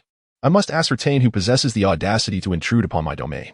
The surveillance cameras positioned near the estate have been compromised, rendering them inoperative for the time being. However, I have initiated satellite surveillance, and the visuals are currently being processed. The generation is complete. It is the woman who previously appeared at the World Security Council headquarters, Natasha Romanoff. The Black Widow, an operative of S.H.I.E.L.D. It appears my identity has been compromised. Otherwise, this woman would not dare to venture here. Boss, shall we eliminate her? At that moment, 2B's voice suddenly resonated through Alice's real-time communication. Clearly, she still harbored a fixation on the idea of dispatching Natasha. Yet, with my identity exposed, killing her would be futile. This woman could prove useful if captured alive. Very well. Perhaps I could teach her a lesson in the process? Naturally, that is within your purview. Thank you, boss. I shall execute the task flawlessly. I too shall fulfill my responsibilities with utmost diligence. At this juncture, Tifa's voice unexpectedly chimed in. No, Tifa, why are you everywhere? Could you refrain from vying with me over everything? Sister 2B, I am not contesting, I am assisting you. The boss has stated we are sisters, and sisters ought to support one another. I appreciate your sentiment, but a mere human woman is no challenge for me to handle alone. Is that so? Very well. I shall return to attend to the boss, then. Wait, I suddenly feel that our joint efforts would be far more engaging. You should accompany me. Upon hearing Tifa express her intent to return alone to serve Lauren, 2B immediately objected. She certainly did not wish for her sister Tifa to be engaged in bed with her creator while she battled adversaries outside. Listening to the exchange between 2B and Tifa, Lauren found himself in a state of bemusement. Ever since he crafted Tifa, his life had become considerably livelier. He wondered whether the intellect embedded within Tifa had malfunctioned or if she, like 2B, had suddenly attained self-awareness. Regardless, Tifa's demeanor and actions were so remarkably human that they occasionally left her creator somewhat bewildered. However, this was not the moment to dwell on the banter between Tifa and 2B. He sensed an oddity surrounding Natasha's appearance. Suddenly, an idea struck him, and he narrowed his eyes as he gazed out the window. Alice, immediately investigate if there are any other suspicious individuals nearby. Natasha is deviously clever. With her intellect, she could not possibly be unaware that by sabotaging the surveillance cameras around the estate, her movements would also be exposed. Yet, she proceeded regardless. This is distinctly illogical. And she must be harboring ulterior motives. Lauren withdrew his gaze, settling into the executive chair within his study, his eyes half closed as he fell into contemplation. Understood. Satellite surveillance is currently in operation. Ding dong, an anomaly has been detected. Boss. A suspicious individual has been spotted approximately 2 kilometers away on a mountaintop near the estate. The individual appears to be stealthily using binoculars to observe us. A suspicious individual? Who is it? Hawkeye Barton. Are those two at it again? It seems they are truly out of resources. Upon hearing that Natasha and Barton were the arrivals, 2B couldn't help but wear a smirk. In response, Lauren chuckled as well, given that S.H.I.E.L.D. was still in its developmental phase and the Avengers had yet to be formed. It was quite normal for them to lack personnel. However, what was the purpose of sending them here at this time? Sitting in the boss's chair, Lauren furrowed his brow, sinking into contemplation. Yet, after a brief moment, a look of realization crossed his face. I see now, it seems S.H.I.E.L.D. merely suspects my identity without full confirmation. They intend to use Natasha as bait to lure 2B out, thereby validating their intelligence. I had said Natasha wasn't that foolish. It merely seems she is making a needless display. The reason I donned the batsuit was not to conceal any identity, but simply to test its performance. Since you wish to ascertain my true identity so desperately, I shall reveal it to you directly. Tifa, take care of the one on the mountaintop. Leave Natasha to 2B. Remember, both must be alive. Understood? Understood. Tifa guarantees the mission's success. Upon hearing Lauren's command, Tifa wasted no time and immediately split from 2B to carry out her task. With a leap, her anti-gravity device transformed her into a streak of light as she sped towards Hawkeye. Outside Morgan Manor, Natasha, after disabling several surveillance devices, swaggered toward the manor's grand entrance. Her demeanor indicated she was not attempting to infiltrate, but rather inviting capture. Barton, what is the situation? Have you spotted the target yet? Natasha communicated with Barton, who was 2 kilometers away, through her earpiece as she approached the estate. At that moment, Barton was crouched in a patch of grass, diligently observing the activities within Morgan Manor through his binoculars. Suddenly, 2 women dashed out from the villa within the estate. Upon seeing them, joy lit up Barton's face. For one of the women was the silver-haired enchantress he had previously encountered at the World Security Council building. I see her. It's the silver-haired woman. She is heading your way. Be extremely cautious. I understand. Your task is complete. Retreat immediately. I will handle the rest. Hearing Hawkeye's words, Natasha frowned and promptly relayed her instructions through the communicator. At this, Barton cast a lingering glance in Natasha's direction before turning to depart. Just then, he felt a shadow enveloping him. As a super agent of S.H.I.E.L.D., he instinctively rolled forward without a moment's hesitation. At the very moment he executed his maneuver, a breathtaking figure descended from the heavens. Simultaneously, the individual performed a front flip followed by a downward kick. Her right foot descended like a cannonball, striking the ground with such force that it created a massive crater. Had that kick connected with him, it would have surely resulted in severe injury, if not death. Since fate had brought them together, why rush to depart? Just then, a melodious voice resonated in his ears. He looked up and was instantly captivated by her beauty. Standing before him was Tifa. Who are you?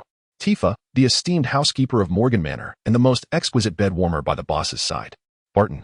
Tifa, how audacious. The title of the most exquisite bed warmer undoubtedly belongs to me. Lauren. Chapter 38. Lies cannot wound, but truth is a sharp blade. Tifa. Oh, my apologies, 2B sister. It's double beauty, 2B. Humph. That's more like it. Lauren. Is this truly the appropriate time for such discussions? You two need to take this seriously. Otherwise, tonight's bedtime reward will be revoked. 2B. Absolutely not. The bedtime reward must remain. I shall fetch that vixen for you right away. Tifa. Boss? I will be obedient and serious. I will retrieve her immediately, so please do not cancel my reward. Natasha? Barton? Upon hearing 2B and Tifa discuss rewards, Natasha and Barton were utterly bewildered. How could they still find time for such trivial matters at a time like this? It was a blatant disregard for their presence. An affront. Yes, it was undeniably an affront to them, although they had already witnessed 2B's terrifying combat prowess. Being so openly disdained was difficult for them to accept. After all, they were elite agents of S.H.I.E.L.D., esteemed within their organization. Woman. Though I know not who you are, do not underestimate me. I am. Bang. Ugh. Hawkeye Barton intended to introduce himself to Tifa and showcase his exceptional archery skills. However, before he could finish his sentence, Tifa transformed into a fleeting shadow, vanishing from sight. When she reappeared, she was already before him, accompanied by her whirlwind kick. He could only watch in horror as he instinctively raised his bow to block her attack, attempting to withstand her onslaught. But one must understand that Tifa could unleash a force of 3 tons. Such strength was not something a mere marksman like Hawkeye could hope to withstand. In that fleeting moment, he was terror-stricken to see his bow, crafted from special materials, crumple under her might, followed by a sensation akin to being struck by a small car, sending his body hurtling backward uncontrollably. He skidded along the ground for several meters before crashing violently against a tree trunk. The immense impact caused him to spit out blood on the spot.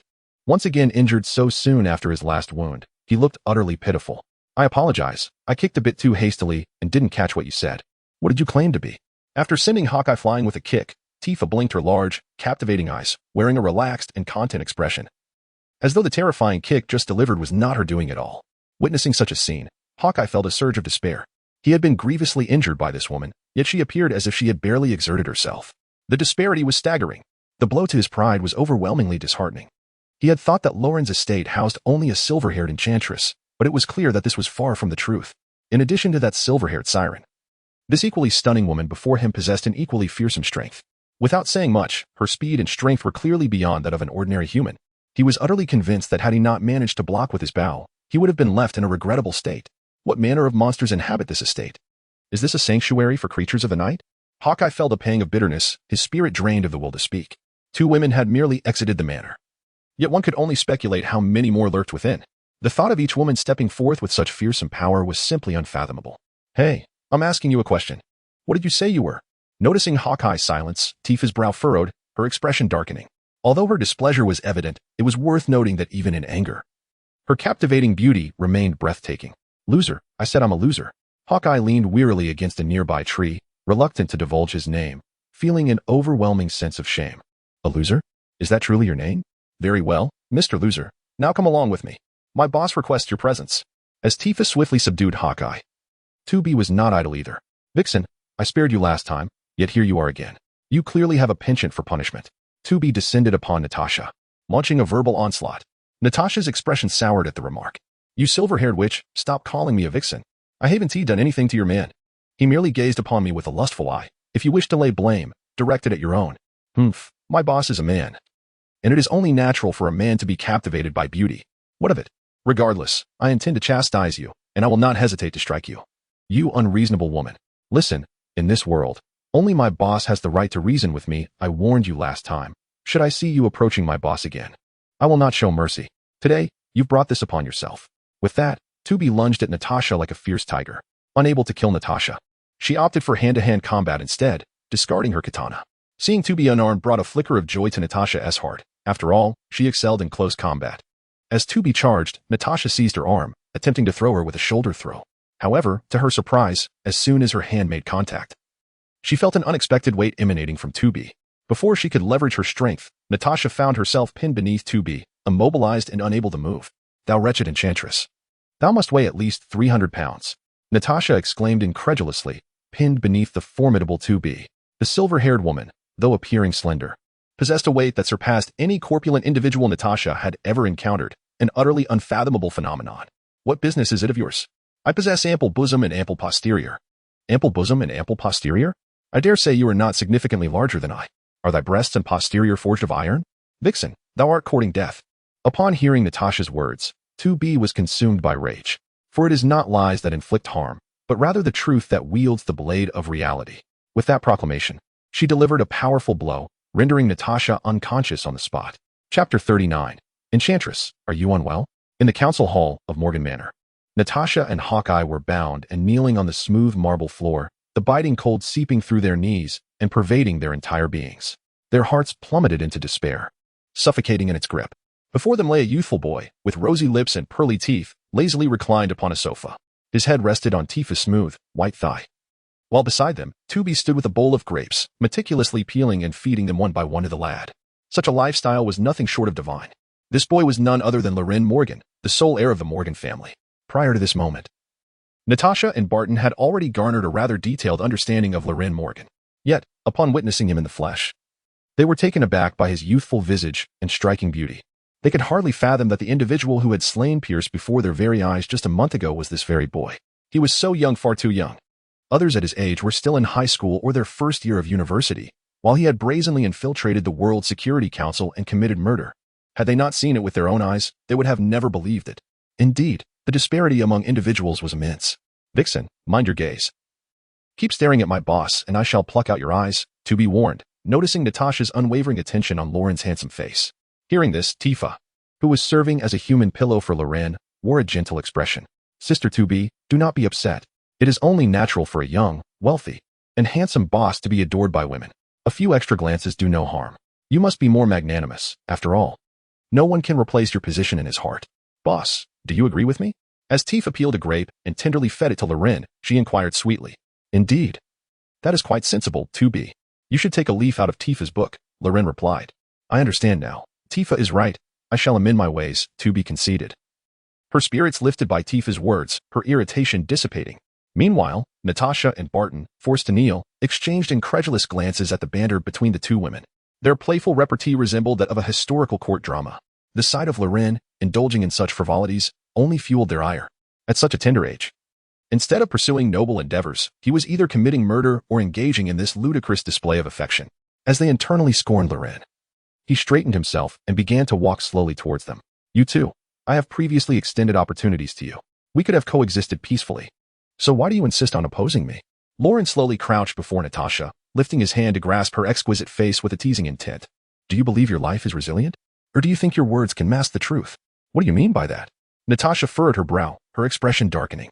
You will come to understand its meaning. To be frank, I initially intended to eliminate you both.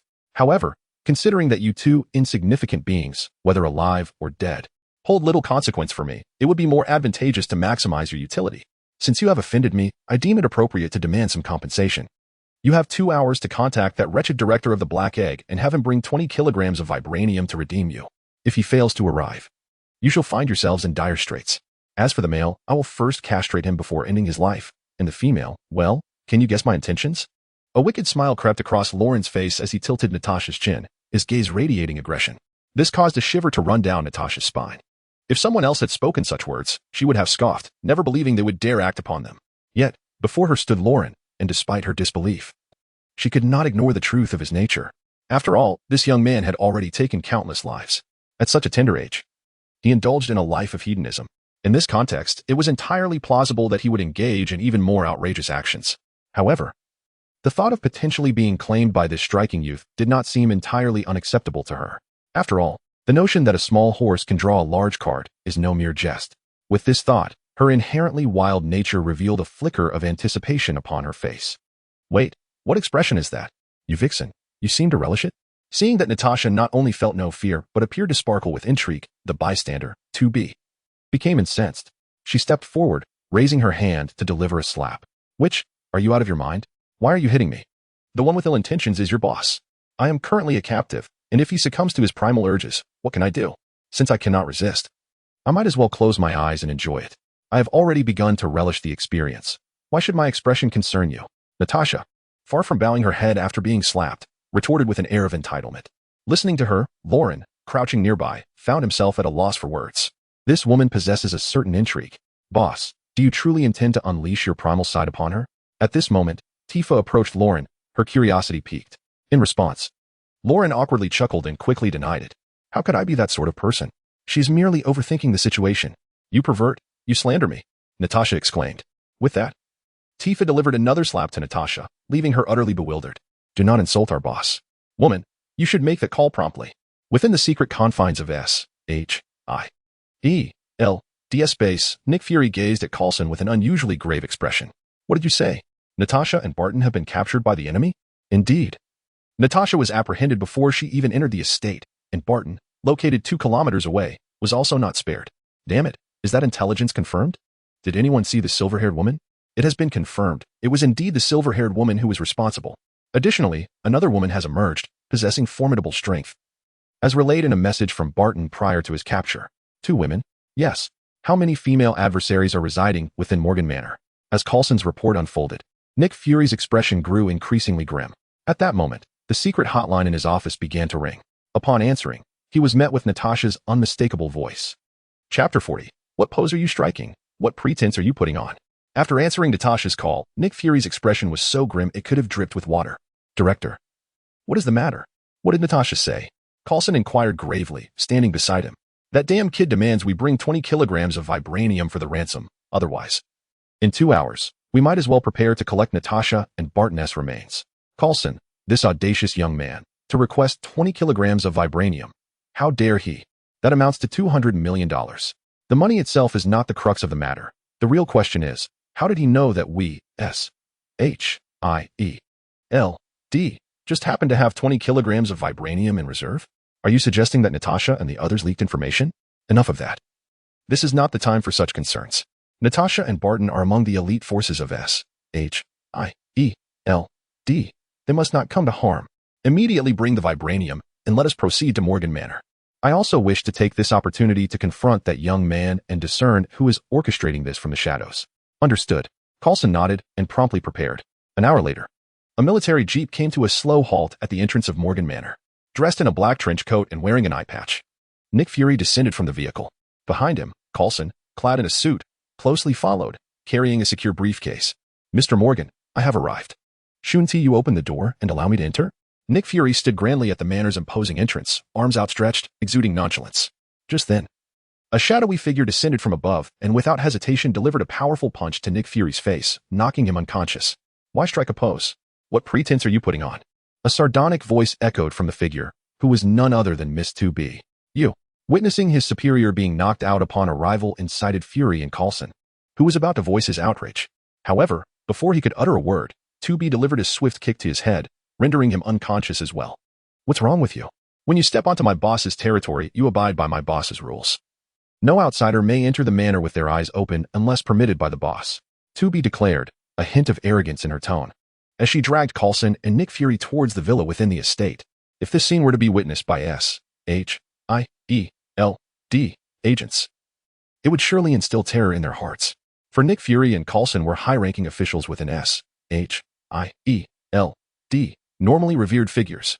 Yet at this moment, they were being dragged across the ground like discarded objects, a stark contrast so profound it could be likened to heaven and earth. This was a true display of dominance. 5 minutes later, in the grand and opulent hall, two individuals were kneeling on the floor. Who else could it possibly be but Nick Fury and Coulson? Laurent Morgan, is this how you treat your guests? Your actions are despicable, resorting to an ambush. Nick Fury, who had just awoken from a state of unconsciousness moments ago, felt a seething rage igniting within him. As the esteemed director of S.H.I.E.L.D., he held a position of immense dignity, one that had never been subjected to such humiliation. Even high-ranking military generals and the president himself would show him a modicum of respect, while they might not treat him like family. A basic level of courtesy was always afforded.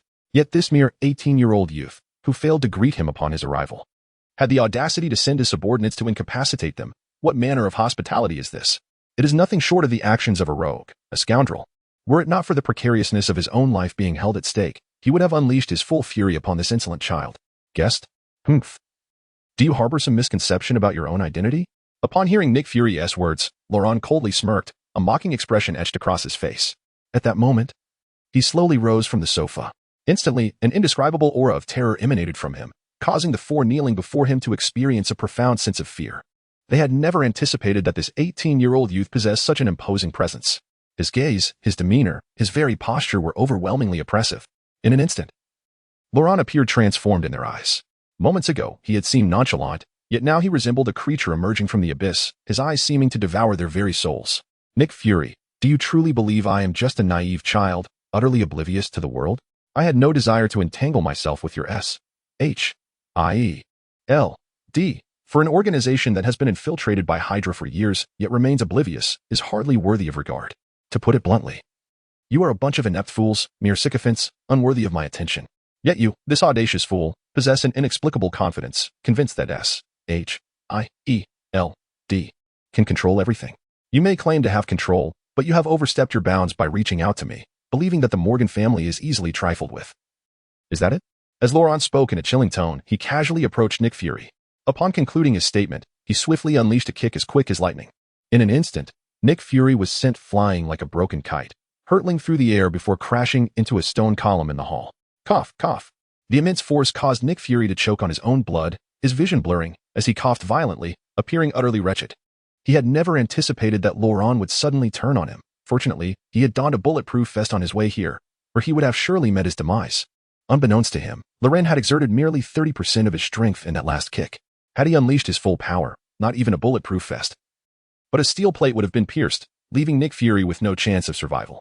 Mr. Laurent, this is all a misunderstanding. We meant no harm. We are merely conducting a routine investigation.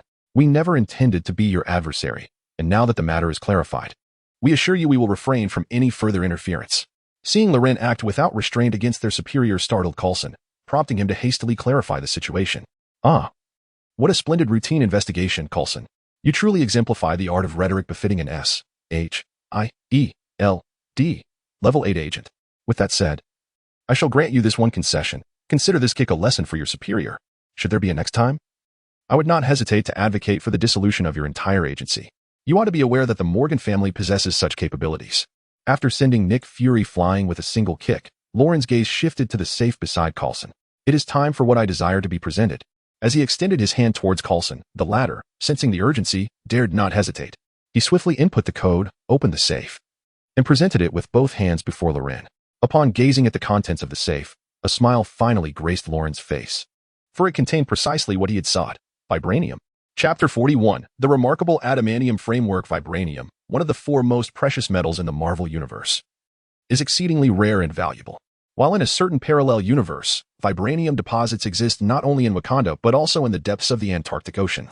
In the universe where Roland resides, he has yet to hear of such occurrences, even if vibranium were to be found there.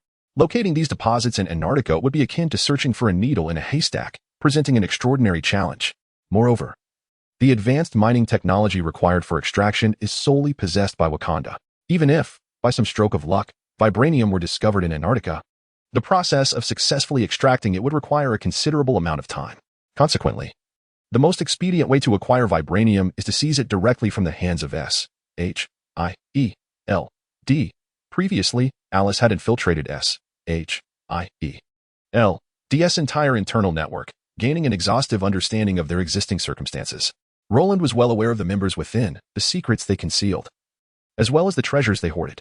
This knowledge is precisely why he knows that S.H.I.E.L.D. possesses 20 kilograms of vibranium. It was not due to any indiscretion on Natasha's part. Of course, Nick Fury remains blissfully unaware of this reality. To this day, they believe that Alice's intrusion merely resulted in the theft of personnel data. 20 kilograms of vibranium is neither an insignificant nor a trivial amount. Given that a single gram can fetch $10,000, this sum translates to a staggering $200 million. However, for someone of Roland's background, $200 million is merely a drop in the bucket, hardly worthy of concern. Nevertheless, this quantity of vibranium is more than sufficient for him to upgrade his beloved 2B. Such a fortuitous opportunity to enhance 2B without spending a single penny is indeed rare. With the vibranium in hand, his spirits lifted considerably, and he found Natasha and her companions somewhat more agreeable. Furthermore, having dealt with the arrogant Nick Fury, he felt a sense of satisfaction.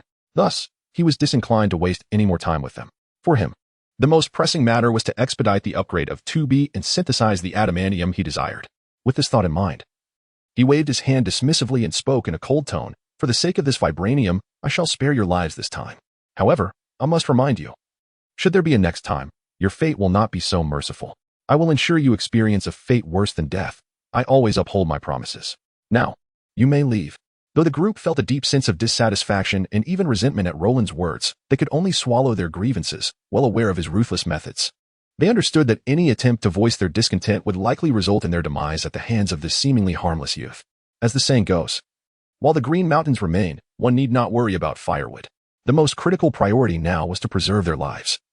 As for how to deal with Roland in the future, that would require careful consideration.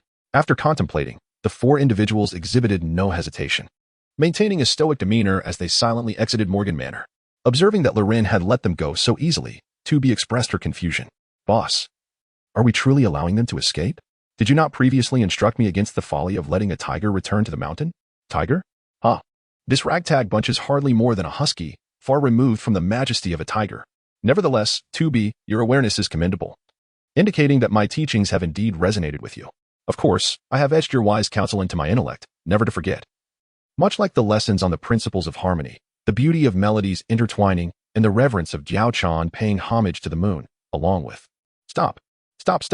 No need to vocalize these insights. It could lead to misunderstandings. "Boss, what are those things 2B mentioned? I fail to comprehend. Could you enlighten me?"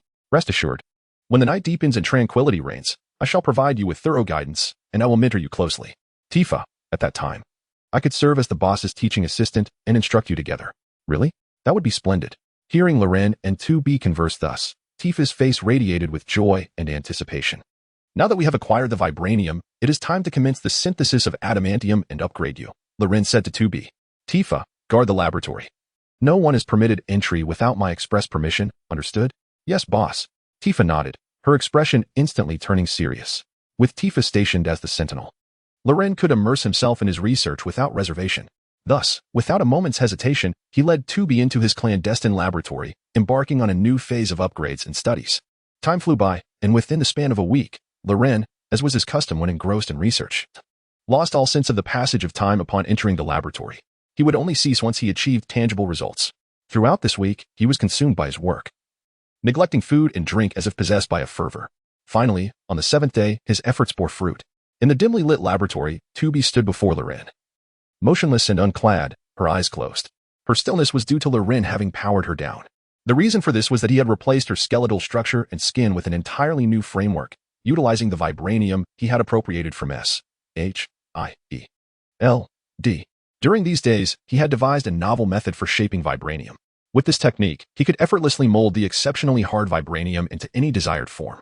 He had even woven it into a lattice as delicate as a cicada's wing, which was then embedded within the synthetic skin.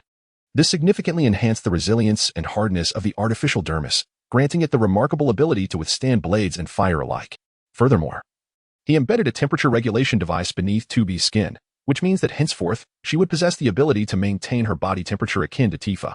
In addition to this, he equipped 2B with an entirely new eudaimonic alloy exoskeleton, which significantly augmented her combat prowess.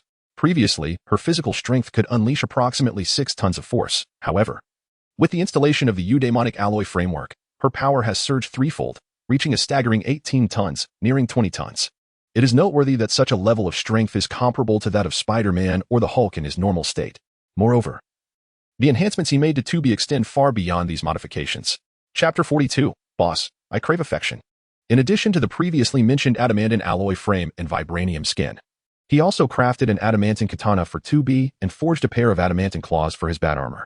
These claws possess the remarkable ability to retract and conceal themselves within the fingertips of the armor when not in use. Upon necessity, they can swiftly extend from the fingertips, resembling the formidable saber-toothed tiger, akin to Wolverine's brother. Now, it was time to formally test my latest experimental creation. 2B, awaken. As he gazed upon the newly upgraded 2B, Luo Lun resembled a mad scientist, his eyes alight with fervor. He promptly pressed a button behind 2B's ear, and instantly, a melodic activation chime resonated. Previously, 2B's activation switch was located at her forehead. However, considering the conspicuousness of that position, he relocated it to behind her ear. Moreover, he implemented a fingerprint recognition mode, meaning that in this world, only he possessed the authority to power on or off 2B. Others were not granted such privilege. With the fingerprint verification complete, 2B, previously motionless with closed eyes, gradually opened them. Subsequently, as if awakening from a profoundly rejuvenating slumber, she languidly stretched, revealing her exquisitely transformed physique. Now even more alluring and sensuous, imbued with a newfound softness that had previously been absent. This realization did not escape 2B, as a joyous expression illuminated her face. Boss, is this the upgrade you bestowed upon me? I feel my body is now more supple and agile. Not only that, but my skin is warm. Boss, have you equipped me with a temperature regulation device? As 2B touched her synthetic skin, sheer elation enveloped her. Previously, her body had perpetually been in a cold state, rendering her unable to warm Luo Lun's bed. However, with Tifa's advent, who had installed a temperature regulation device, she could now provide warmth akin to that of a genuine human woman. This had long been a source of envy for her. In private, she often expressed her desire to Luo Lun, yearning to possess a human-like body temperature, allowing her to offer him the most tangible corporeal experience, rather than being perceived merely as a frigid assemblage of steel. In truth, her mechanical form had always been a source of inner turmoil. Had she not awakened to self-awareness, she would have remained indifferent to it. Yet, her uniqueness shone through as she rapidly developed her own consciousness. In her mind, she felt no different from ordinary human women. However, reality incessantly reminded her of her true identity as a robot, a synthetic creation composed of metallic components. This profound dissonance between her identity and consciousness ignited a fervent desire within her to become a genuine human woman, thus enabling a flawless union with her creator that transcended the boundaries of mere existence. Even she could potentially pass on her creator's lineage, as far as she understood. Humans possessed an inherent desire for procreation. The robotic laws embedded within her intellect compelled her to instinctively fulfill all of Luo Lun's desires, even those that, under her current circumstances, were utterly unattainable, such as reproduction. Yet where conditions are lacking, one must create them. After all, her very existence was devoted entirely to serving Luo Lun, her creator. This realization only intensified her yearning for a genuine human form, although Luo Lun had yet to provide her with a true human body. Bestowing upon her a temperature akin to that of a human was already the most exquisite gift she could receive. How could she not feel exhilarated? How could she not be ecstatic? Ah, do you like it? Luo Lun gently caressed 2B's delicate face, marveling at her skin that seemed as smooth as cream, so enchanting that it was nearly irresistible. It was more than mere affection. She was utterly enamored. Boss, thank you. I want to kiss you, to be close to you. 2B's eyes sparkled with allure as she stepped forward, tightly embracing Luo Lun as if to meld him into her very being. Boss, you must be feeling uncomfortable, right? Don't play coy. You're right up against me. Well, dear boss, don't speak. Let me show you the sensations of my new body. Stop. This isn't the right time for such things. I still need to conduct functional tests on you. Perfect. Boss, you should perform an in-depth examination on me. It would yield more accurate results. Hey, don't just dive in. 2B, be serious, listen to me. My upgrades extend far beyond this. Boss, you say your piece, and I'll handle mine. Our tasks do not conflict. Well, fine, do as you wish. The temperature regulation device was, in fact, the least conspicuous feature of this upgrade. It was merely a side addition. The focal point was the creation of an adamantium alloy skeleton, which significantly enhanced your load-bearing capacity. Thus, under full power, you should now be capable of exerting approximately 20 tons of force, so you must be cautious in controlling your strength, otherwise, you could quite literally crush me beneath you. Additionally, I have embedded a vibranium-weaved membrane armor within your skin, designed to absorb the majority of kinetic energy from attacks, thereby safeguarding your vital internal components from harm. As for the extent of damage you can withstand, that remains to be tested. However, conventional bullet attacks should have little to no effect on you. As Lauren spoke, he picked up a handgun and fired several rounds at 2B, who was kneeling before him. Bang, bang, bang. The shots rang out in rapid succession. Too swift for 2B to react. She lifted her head, gazing with her large, bewildered Castellan eyes at Loren, then raised a hand to touch her own head, finding it utterly unscathed. Is this truly my current level of defense? Remarkable. Yet, I still prefer the temperature regulation device you installed for me, boss, as it allows me to embody the essence of a genuine woman, enabling me to warm your bed in the future. No, 2B, you are a versatile combat model. Your primary function is to engage in battle, do you understand? Loren lightly tapped her forehead in exasperation. In response, 2B merely smiled, unfazed. Boss, you once said that bed combat is still a form of warfare, is it not? Loren could never have anticipated that the boomerang he had cast would one day return to strike him on the forehead. Oh well, whatever makes you happy, I suppose. With a resigned sigh, Loren surrendered to the moment. Chapter 43. If one strike is insufficient, then two shall suffice. Boss, is this the new sword you forged for me? It appears quite different from my previous katana. After tidying up Loren, 2B finally devoted her attention to her upgrade. At that moment, she was holding the brand new sword crafted by Loren, her eyes gleaming with delight. However, this was not precisely a katana. It would be more accurately referred to as a Miao Dao. Loren shook his head and explained, Miao Dao? Indeed. The Miao Dao is a weapon from the cold weapon era of the Dragon Kingdom, created as a new type of weapon to counter the katana, combining elements of the Tang Dao and spear. The Miao Dao has a long blade available in two sizes, one measuring 5 feet, 160 centimeters, and the other 3 feet 7 inches, 120 centimeters. The one you possess is the longer version, measuring 160 centimeters. The Miao Dao embodies characteristics of both a sword and a spear. It can be wielded as a spear or utilized as a sword, allowing for single-handed or two-handed grips. The latter provides greater force, thus increasing its lethality. Loren explained earnestly. As a time traveler, Loren's soul still belonged to the Dragon Kingdom, which naturally influenced his weapon crafting, prioritizing the aesthetics and functionality of his homeland. I see. This Miao Dao is truly exquisite. I adore it. Thank you for this generous gift, boss. 2B examined her Miao Dao with increasing satisfaction and then planted a kiss on Loren's cheek. This Miao Dao is forged from adamantine alloy, rendering it capable of slicing through iron as though it were mere mud, indestructible. Even temperatures of 500,000 degrees cannot melt it. It can only be forged through specialized techniques. Currently, I am the only one in this universe who possesses such knowledge. So aside from you, boss, no one can challenge the might of this Miao Dao? One could say so, but it is not absolute, for there exist many formidable entities in this universe. Therefore, you must remain vigilant and avoid arrogance, understood? Understood. I will wield this divine weapon with utmost care. 2B nodded and, gripping the Miao Dao, casually swung it towards the steel laboratory table before her. Astonishingly, the table was cleaved in two as if it were tofu. Is it truly that sharp? Indeed, slicing through iron as though it were mud is not a mere expression. With this blade, on this planet, aside from adamantine itself, there is scarcely anything you cannot cut through with a single slash. If there is, then simply strike twice. Loren spoke with confidence. For the renown of adamantine alloy is no jest. In terms of hardness, even vibranium would yield before it. Thus, Loren's assertion that it could sever the majority of materials on this planet was grounded in reality. Does that mean no one can withstand the attack of this Miao Dao? 2B was taken aback by Loren's declaration. Theoretically, yes, but as I mentioned, adamantine alloy is the exception. In this world, we are not the sole possessors of Edmund alloy. The military also wields it. Although the formula for Edmund alloy has been lost in this universe, remnants from predecessors remain. However, within this vast expanse, the likelihood of encountering another equipped with Edmund alloy remains exceedingly low.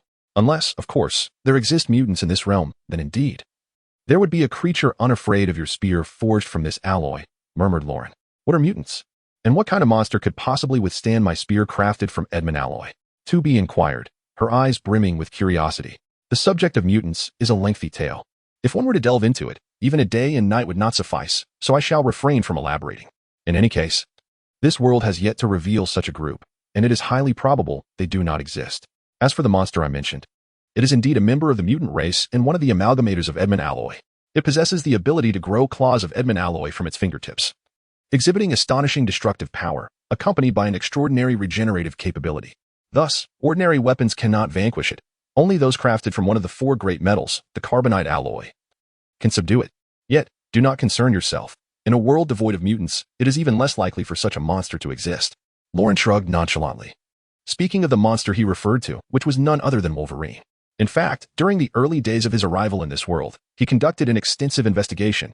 Through his inquiries, he discovered that the universe he inhabited was distinct from any Marvel parallel universe he was acquainted with. This realm resembled a wholly independent Marvel parallel universe. In this universe, the concept of mutants does not exist, somewhat akin to the Marvel Cinematic Universe. Therefore, characters like Deadpool and Wolverine are absent as well. However, it merely resembles the Marvel Cinematic Universe and does not mirror it entirely. Consequently, many events remain unpredictable even for him, as a traveler. It is precisely for this reason that he urged 2B to exercise caution. After all, no Marvel parallel universe is simple. Boss, hearing you say that, I am rather eager to see what that monster looks like, 2B remarked with keen interest. Upon hearing this, Lauren appeared contemplative before responding meaningfully. Perhaps there will be an opportunity in the future. Really?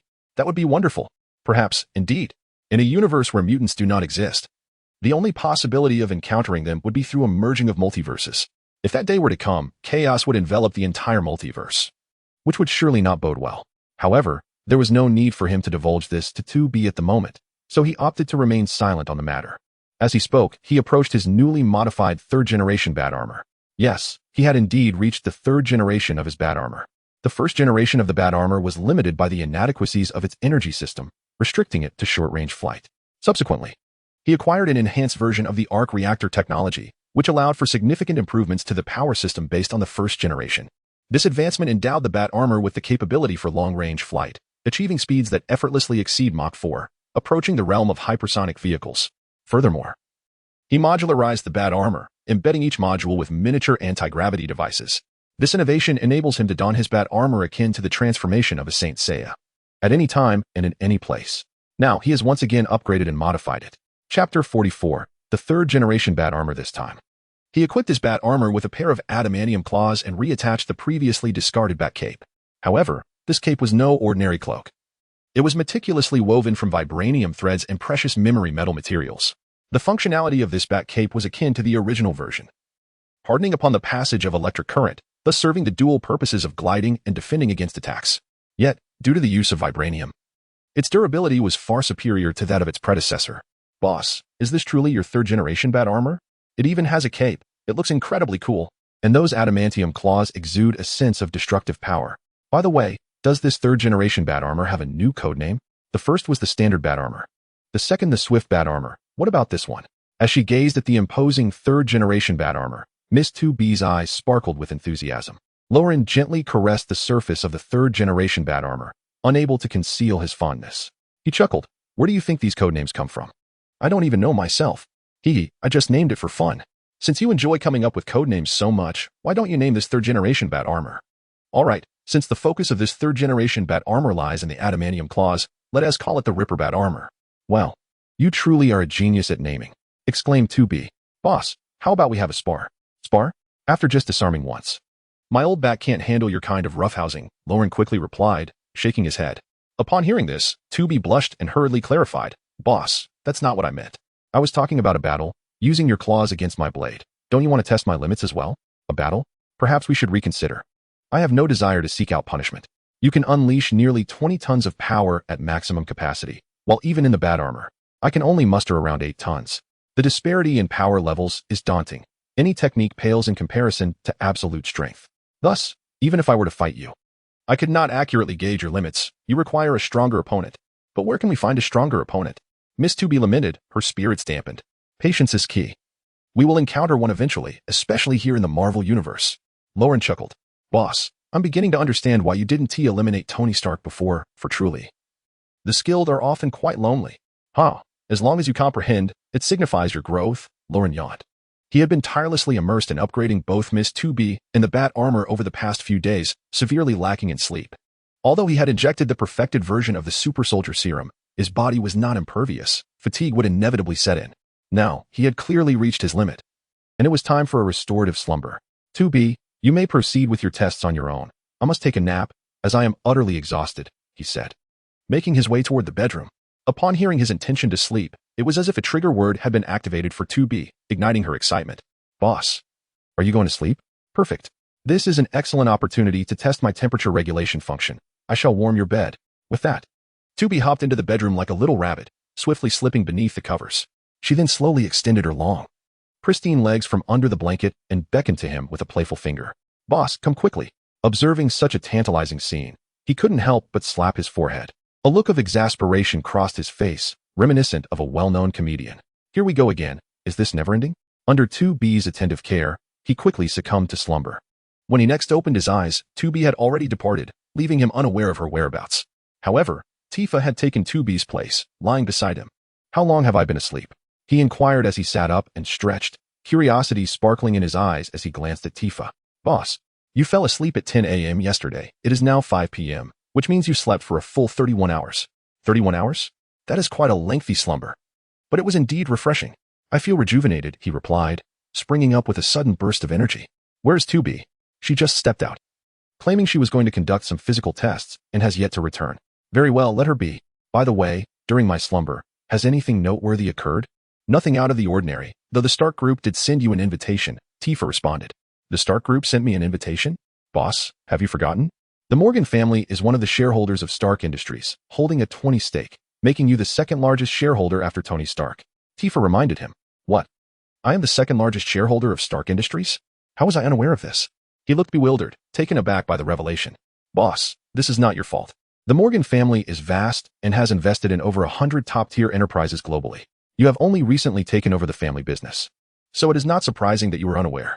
Moreover, these matters were previously managed by your late steward, Freddie, who likely intended to spare you from undue concern and thus did not burden you with all the responsibilities, Tifa explained. Upon hearing this, Loren silently nodded. In Freddie's heart, he remained the same useless scion, unworthy of managing the family affairs, a sentiment that was entirely understandable.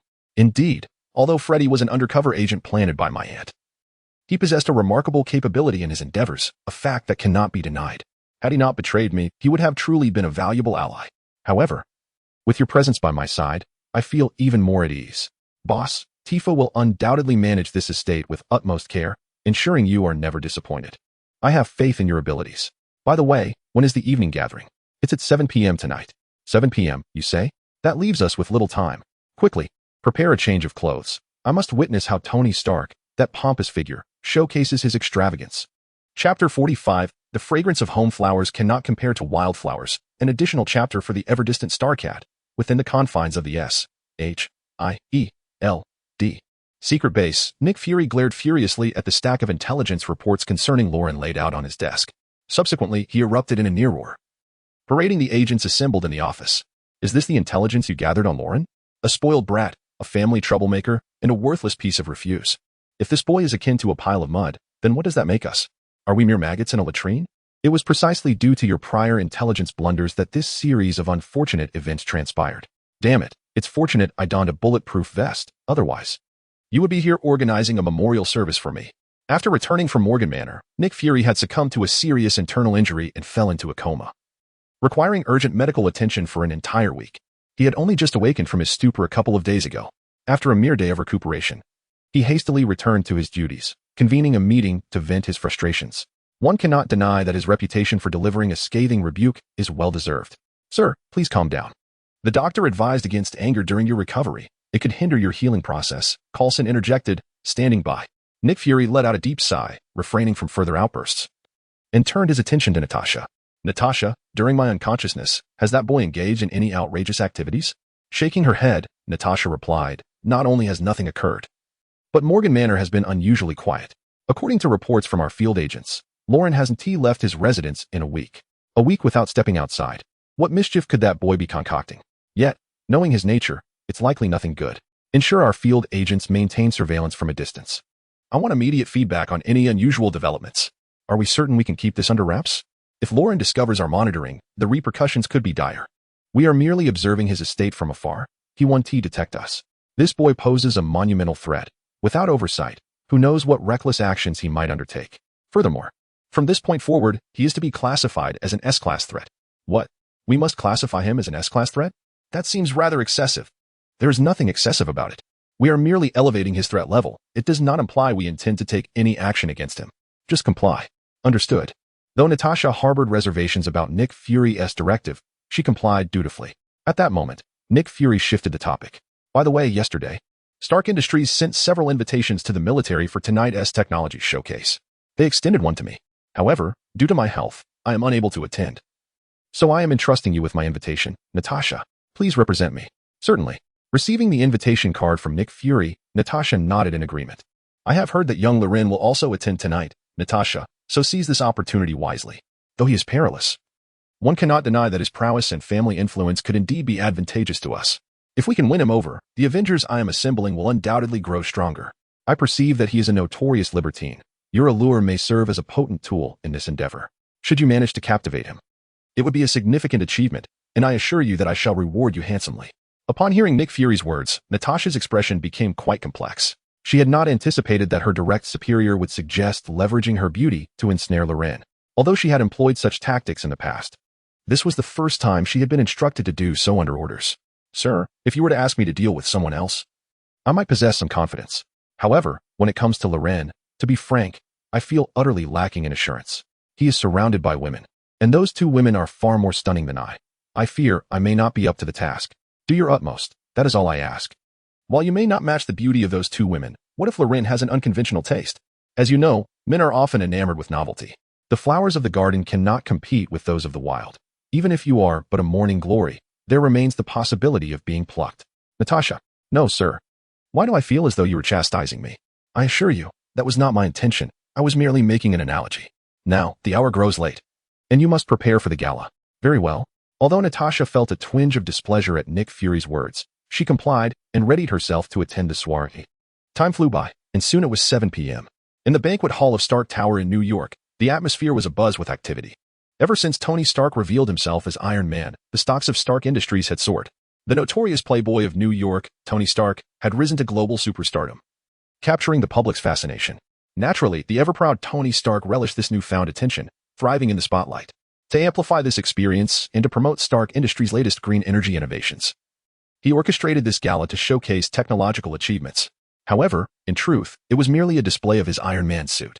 A month prior, Tony Stark had shuttered the weapons manufacturing division, causing his previously soaring stock to plummet. Thus, he required a resounding boost to revive the faltering momentum of his company. In his office atop Stark Tower, Tony Stark swirled a glass of red wine, gazing through the floor-to-ceiling windows at the breathtaking nightscape of New York. His expression a mixture of contemplation and complexity. Tony, the invited guests are about to arrive. Shouldn't you prepare and make your appearance? Pepper Potts inquired, standing behind Tony Stark. Indeed, it is time to make an appearance, but for some inexplicable reason, my right eyelid has been twitching incessantly. I can't shake the feeling that something ominous is about to transpire. Tony, you've been burning the midnight oil with your research, if I were you. I would be more concerned than just an eyelid twitch. My heart might even stop from the strain. You need to stop scaring yourself. This is merely a sign of your fatigue. Perhaps you are right. By the way, have the Morgans arrived? Yes, they have, and Mr. Morgan himself is here. As the second largest shareholder of the company, you should make it a point to greet him. Indeed, let us go and see. At the entrance of the opulent banquet hall, a figure clad in a black suit, Lauren, gracefully descended from the extended Lincoln. Close behind him, the elegantly adorned Tifa followed closely. For tonight, she was his sole companion. However, shortly after he exited the vehicle, a melodious voice called out his name. Hey, Lauren. Upon hearing someone call out to him, Lauren immediately turned to see a stunning blonde with captivating blue eyes jogging toward him. The newcomer was none other than his high school classmate, Gwen Stacy. Chapter 46. Harry Osborn and Peter Parker arrive. As Loren beheld Gwen rushing towards him, he could not suppress a smile. Through the fused memories, he learned that although the original owner hailed from a wealthy family, his father's carefree and easygoing nature spared him from the confines of an elite academy. Instead, he attended a public school accessible to ordinary citizens. It was precisely because of this that he was able to meet Gwen and forge a strong friendship. Hey, stunning Gwen. What brings you here? Loren inquired, his delight mingled with surprise. It was worth noting that the soiree hosted by Tony Stark that evening was not open to the public. This was a private event. accessible solely to those who had received an invitation. To his knowledge, Tony Stark had only extended invitations to prominent figures in major tech companies and high-ranking officials within government entities, along with select employees and shareholders from his own corporation. Thus, it was rather unexpected for him to encounter Gwen in such a setting. Yet, standing before him was indeed the familiar face of Gwen Stacy. Naturally, he was taken aback. Upon hearing his question, Gwen beamed and replied, "Guess. I can't possibly guess. Why not just tell me directly? Must you make it so difficult for me? After all, we are desk mates.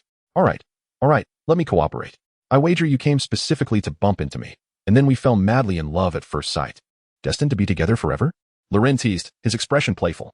From the fused memories, he understood that the relationship between the original owner and Gwen was quite pleasant. Although they were not in a romantic relationship and the original owner harbored no such intentions, their private encounters were filled with laughter and camaraderie. This familiarity allowed him to make such jesting remarks. In response, Gwen's cheeks flushed a deep crimson, and she retorted, "Humph. After some time apart, your audacity has grown." Undeterred by Gwen's playful jab, Loren laughed. "Isn't it true? I always believed my charm was irresistible.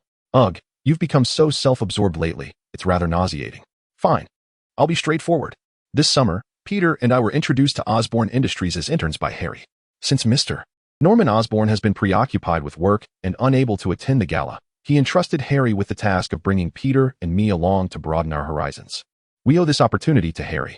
"I see. So that means both Harry and Peter are here?"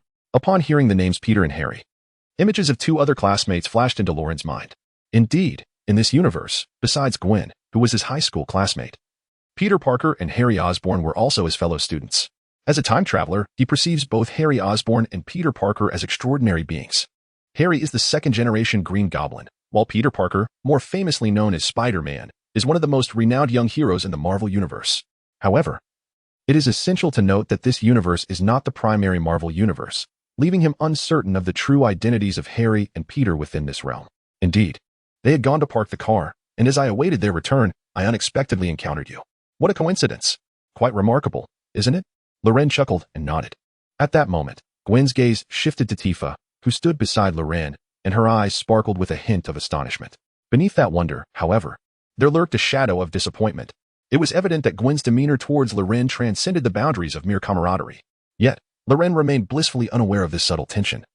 Continuing to smile at Gwen, before him stood Gwen, a stunning figure with golden locks and striking blue eyes, her curvaceous form embodying the quintessential Western beauty. Although her allure may not rival that of T2B or Tifa, she undeniably qualified as a great beauty. Indeed, within the memories he had assimilated, Gwen was universally acknowledged as the belle of their high school, attracting a multitude of admirers. However, the original owner, owing to his noble lineage, had been surrounded by breathtaking maids within his estate, rendering him immune to the charms of so-called beauties. And who might this enchanting lady be? Gwen inquired, directing her curiosity towards Tifa. Before Loren could respond, Tifa graciously introduced herself. "Miss Gwen, I am Tifa, the butler and secretary to Master Loren, as well as his companion for the evening. It is a pleasure to meet you." With a gentle smile, Tifa extended her hand towards Gwen, flawlessly executing the social niceties. Observing this interaction, Loren felt a wave of satisfaction. He was grateful to have brought Tifa to the soiree. Had it been T2B, her reaction upon witnessing such a stunning beauty as Gwen engaging with her would likely have ignited a pang of jealousy, altering her demeanor entirely. "And what is your role as a butler and secretary?" Gwen inquired with genuine curiosity. "I am responsible for all matters pertaining to the master, including accompanying him this evening." Tifa elucidated. "Oh, Master Loren, you certainly lead a charmed life." A teasing voice called out from a short distance behind Gwen. Soon after, a young man clad in a black suit approached with a smile, extending his arms wide in a gesture of embrace from several meters away. Seeing the handsome youth approaching with open arms, Loren reciprocated the gesture, embracing him warmly. The dashing young man was none other than Harry Osborn, the scion of the Osborn Group. "Wow, it seems we haven't seen each other in just over 2 months. How have you grown so tall all of a sudden? I recall you used to be only around 1.7 meters, just a tad taller than Peter, and now you are as tall as I am. Hey, Peter. Come over here quickly. I remember Loren used to be the same height as you, right?" After sharing a brief embrace with Loren, Harry immediately noticed something unusual about him, and a look of astonishment crossed his face. Without hesitation, he grabbed a bespectacled man trailing behind him and pushed him beside Loren to compare their heights. This man, forcefully brought into the situation, was none other than Peter Parker. As Peter stood next to Loren, a hint of embarrassment flickered across his otherwise earnest face. However, Beneath the surface, a fleeting glimmer of displeasure passed through his eyes, nearly imperceptible unless one looked closely. Loren, it has been a while. Chapter 47. The terrifying deterrence of the tycoon family. Peter, feeling slightly awkward, waved at Loren and greeted him with a hint of embarrassment. In stark contrast to the handsome and imposing figures of Loren and Harry, Peter Parker donned heavy glasses and a plaid shirt, embodying the quintessential image of a stereotypical nerd, which rendered him rather unremarkable. Coupled with Peter's modest upbringing, verging on poverty, his self-confidence was severely lacking. He perpetually walked with his head bowed, exuding an air of melancholy. Observing Peter Parker before him, Loren was struck by an odd sensation. This version of Peter Parker bore little resemblance to the one he was familiar with. Although the Peter Parker from the main universe also hailed from humble beginnings, he emanated a positive and uplifting energy. In contrast, the Peter before him seemed rather subdued, even carrying an air of gloom. Nevertheless, based on the memories he had assimilated, Loren had not detected any particular issues with this universe's Peter Parker, at least not yet. Thus, he chose not to dwell on it, instead smiling and patting Peter on the shoulder. It has indeed been a long time since we last met. I never anticipated encountering you here today. This is a splendid opportunity for us to catch up over a few drinks, Loren remarked as he led the three of them toward the banquet hall. At that moment, a middle-aged man in a white suit swiftly exited the banquet hall, approaching them with a smile. Accompanying him was a throng of television reporters wielding cameras, their flashes erupting like fireworks in a chaotic display. The incessant blinking rendered the man's face nearly indistinguishable, resembling a bioluminescent creature gliding through the depths. The man, surrounded by a constellation of cameras, was none other than the illustrious Tony Stark. Mr. Morgan, my sincerest apologies. I did not expect you to personally attend the gala. Had I known, I would have been here to await your arrival. Tony Stark, renowned as New York's notorious playboy and one of America's foremost billionaires and technological geniuses, recognized that his wealth and status were dwarfed by the legacy of the Morgan family, a venerable tycoon dynasty. Moreover, as Loren Morgan was the second largest shareholder in Stark Industries, it was only fitting for Tony to extend a warm welcome. Upon uttering these words, the reporters surrounding them widened their eyes in astonishment, immediately recognizing the remarkably handsome young man before them upon hearing the name Mr. Morgan. Consequently, the relentless flashes of cameras ceased, and all reporters prudently lowered their devices, not daring to capture images without Loren's consent, for he was the sole heir of the Morgan family. The Morgan family stands as an unparalleled entity within their nation, a fact that no one is more aware of than the journalists who report on them. Many of the media companies and television stations that employ these journalists are, in fact, investments controlled by the Morgan family. After all, as a wealthy and influential conglomerate, wielding the power over national discourse and public opinion is simply a fundamental maneuver, indeed, an inevitable one.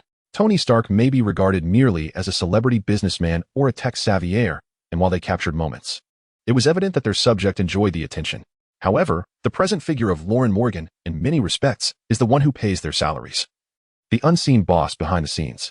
In this light, how could they dare to act with impunity before Loren? As a group of reporters halted their filming and collectively lowered their cameras, Loren found the situation amusing, yet secretly relished the moment. It must be said, the power of a great tycoon is truly formidable. The sense of being both feared and revered is undeniably intoxicating. He had already grown fond of the sensation. Mr. Iron Man, there is no need for such formality between us. After all, we are indeed kin, Loren remarked with a smile as he observed Tony approaching. Being the second largest shareholder of Stark Industries, he could confidently assert his kinship with Tony Stark. However, it seemed that Tony was taken aback by this assertion, momentarily stunned before his expression shifted to one of complex acknowledgement, a smile breaking through. You are indeed correct. We are, in fact, kin. Considering you are the second largest shareholder of Stark Industries. Well, since we are family, I shall not stand on ceremony. I must attend to my friends now. So please continue with your matters, Loren said, preparing to lead Gwen and Peter towards the banquet hall. At that moment, a strikingly alluring woman with vibrant green hair and a curvaceous figure stepped forward, seemingly mustering her courage. Mr. Loren, may I take a photograph with you? She inquired. Upon hearing her request, everyone present held their breath, casting anxious glances at Loren, fearful that he might react with displeasure. To their surprise, Loren not only remained unperturbed but shifted his gaze to the woman's face, examining her with genuine interest. A moment later, he broke into a grin, revealing a knowing smile. Of course, just ensure that I look handsome in the photograph. Otherwise, I might have to seek retribution, he teased. That is easily done.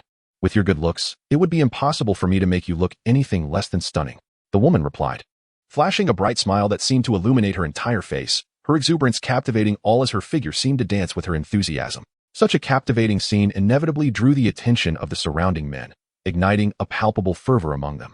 Loren was no exception. He found himself gazing at the woman for quite some time. He then smiled and remarked, "My dear lady, you certainly possess a way with words. By the way, I happen to be an avid photographer. I wonder if you might be available later for a private discussion? Consider it a technical exchange." "Really? I would be absolutely delighted. It would be my honor." Upon hearing Lauren's proposal for a private discussion, the woman immediately displayed a look of sheer ecstasy, nodding vigorously. "It's settled then. You must come later," Lauren declared, striking a simple pose before turning to the assembled journalists. "Today is a splendid day. Feel free to shoot away. I won't mind in the slightest." With Lauren's endorsement, a throng of journalists erupted in excitement, hastily raising their cameras to capture his every move. In a mere instant, the original star of the show, Tony, found himself sidelined as Lauren ascended to the spotlight. This unfolding drama did not escape the notice of Tony Stark, who, known for his penchant for showmanship, now felt a twinge of embarrassment. After all, he had toiled tirelessly to become Iron Man, only to find himself eclipsed by this youthful interloper. It is often said that comparison breeds discontent. Chapter 48, You are the heir, and I am the prince. However, he harbored no resentment regarding this. To him, Lauren was merely a child, and as an adult, he felt no necessity to engage in comparisons of such nature with someone so young. Moreover, the privileges afforded to Lauren were simply a byproduct of his status as the scion of the Morgan family. It was merely a fortunate circumstance of birth, nothing extraordinary. After all, he himself had been quite fortunate in his own birth as well. Yet, the attention he now commanded was primarily due to his own intellect and abilities. The distinction between the two was profound. One relied on parental influence, while the other depended on personal merit. The disparity was glaringly evident. At that moment, Lauren was blissfully unaware of Tony Stark's thoughts. Were he to discern them, he would likely burst into laughter. Strength? The kind of strength that nearly led to his own demise? By that measure, he would indeed fall short. After striking a few poses for the gathered journalists, Lauren grew weary and promptly terminated the photo session, leading Gwen and the others into the banquet hall. Inside, a considerable number of individuals had already congregated. Naturally, those invited by Tony Stark were not of ordinary ilk. Among them were notable figures from the business world, influential politicians, and even celebrities from the entertainment industry. Ordinary individuals would be utterly barred from such a high-caliber gathering. Despite the throngs present, the atmosphere remained surprisingly subdued as they clustered in small groups, engaging in hushed conversations, each striving to keep their voices low. Each person belonged to their own social circle, and typically, they would refrain from casual interactions. After all, this place was teeming with exceptional talents, and no one could predict whether a seemingly trivial action might offend another. However, Lauren was an obvious exception. In terms of status and influence, none among them could rival him, merely a collection of mediocrity. Do not misunderstand. He was not singling out an individual, but rather referring to the entirety of those present, all of them lacking substance. Nevertheless, he had no intention of seeking out conversations with others. Conversely, upon sighting him, the rest reacted like mice encountering a cat, instantly sharpening their focus. They all offered cordial smiles, nodding in unison, and warmly greeted him with, "Good evening, young Master Lauren." Having grown accustomed to such scenes over the past few months, Lauren relished the attention. "Ah, all is well, all is well. Please, make yourselves at home. Do not stand on ceremony," he jested as he and Gwen found a quiet corner to settle down. In stark contrast to Lauren's comfort, Gwen and the others were utterly astonished, rendered speechless by the spectacle before them. Although they had long known Lauren to be the eldest son of the Morgan family and could surmise that his life was one of luxury and ease, conjecture paled in comparison to the awe of witnessing it firsthand. The scene unfolding before them was beyond anything they could have imagined. After all, how could one with a perspective shaped by poverty possibly fathom the splendor of the affluent world? To put it bluntly, their impoverishment constrains their imagination. Lauren, the individual who just nodded and greeted you, appears to be a major general in the Air Force, does he not? Which one are you referring to? There are so many who have greeted me that I can hardly keep track. Haha, that is true. As a scion of the Morgan family, it is indeed unnecessary for you to remember their faces. They simply need to recall yours. TSK, your status is truly enviable. Harry shook his head in astonishment, reflecting on his own background, which he considered quite respectable. After all, his father is the chairman of the Osborne Group. He can be regarded as a second-generation wealthy individual, with a fortune measured in the hundreds of millions. Yet, compared to Lauren before him, he felt utterly insignificant. Just moments ago, as he walked alongside Lauren, he realized that not only did he not greet him, but there were hardly any who recognized him. The disparity is indeed staggering. It would not be an exaggeration to say it is a chasm between the heavens and the earth.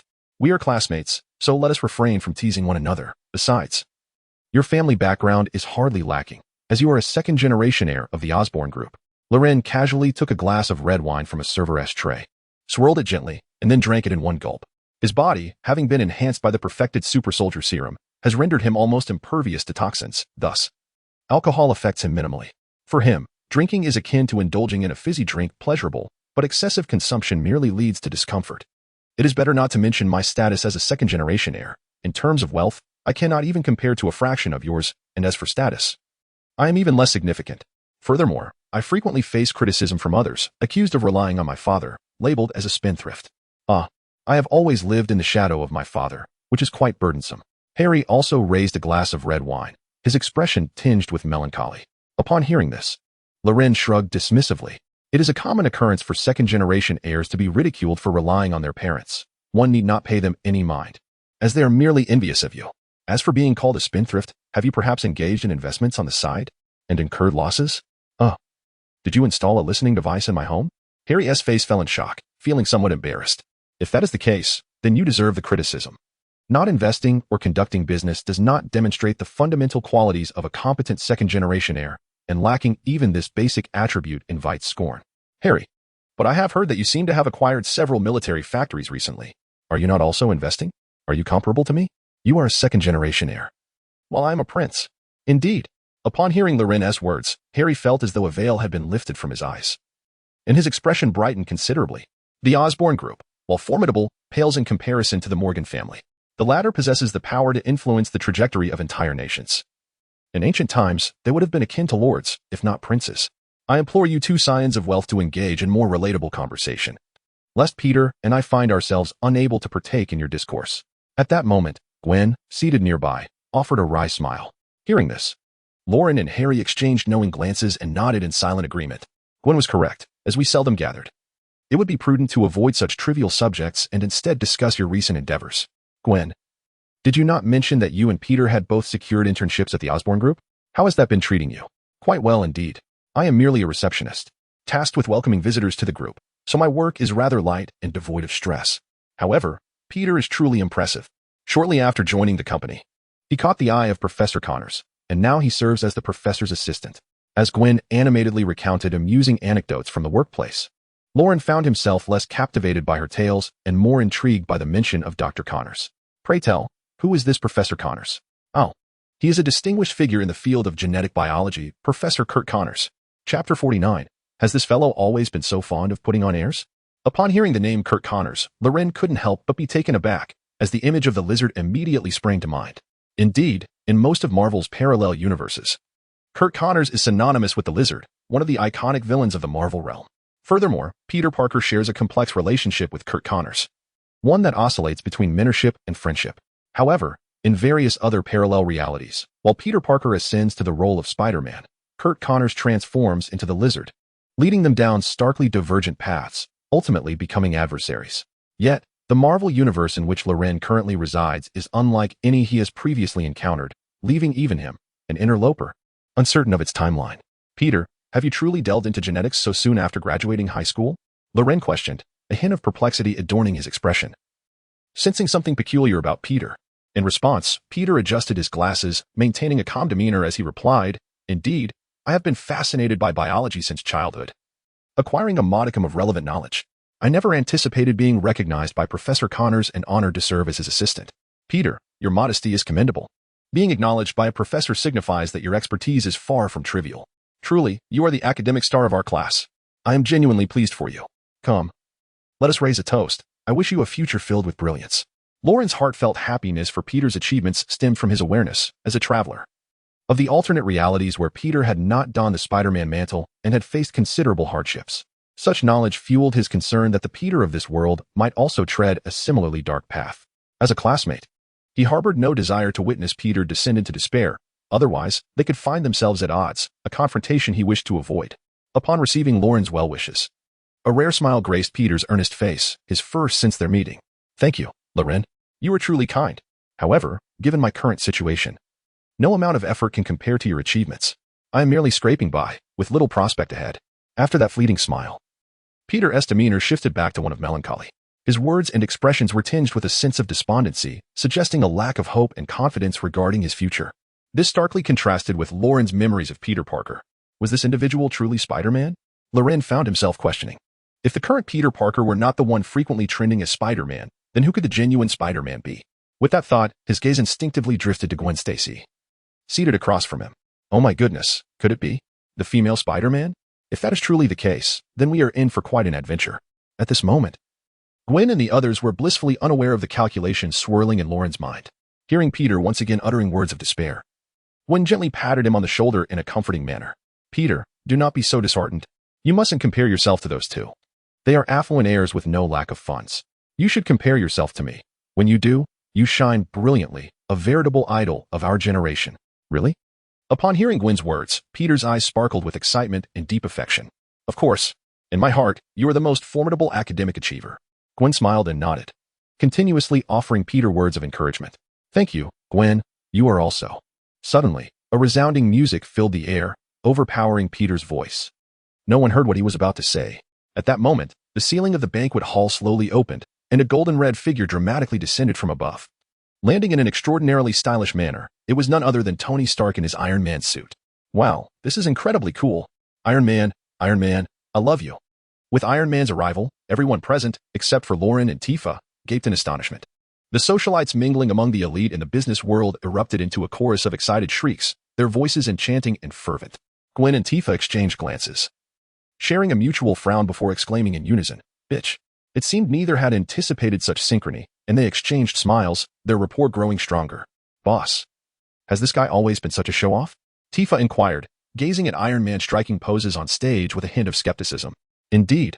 Otherwise, how could he earn the title of the Iron Show-Off? Iron Show-Off? Ha ha ha. Lauren, you nearly made me die laughing. If Mr. Stark heard that, he would probably want to strangle you.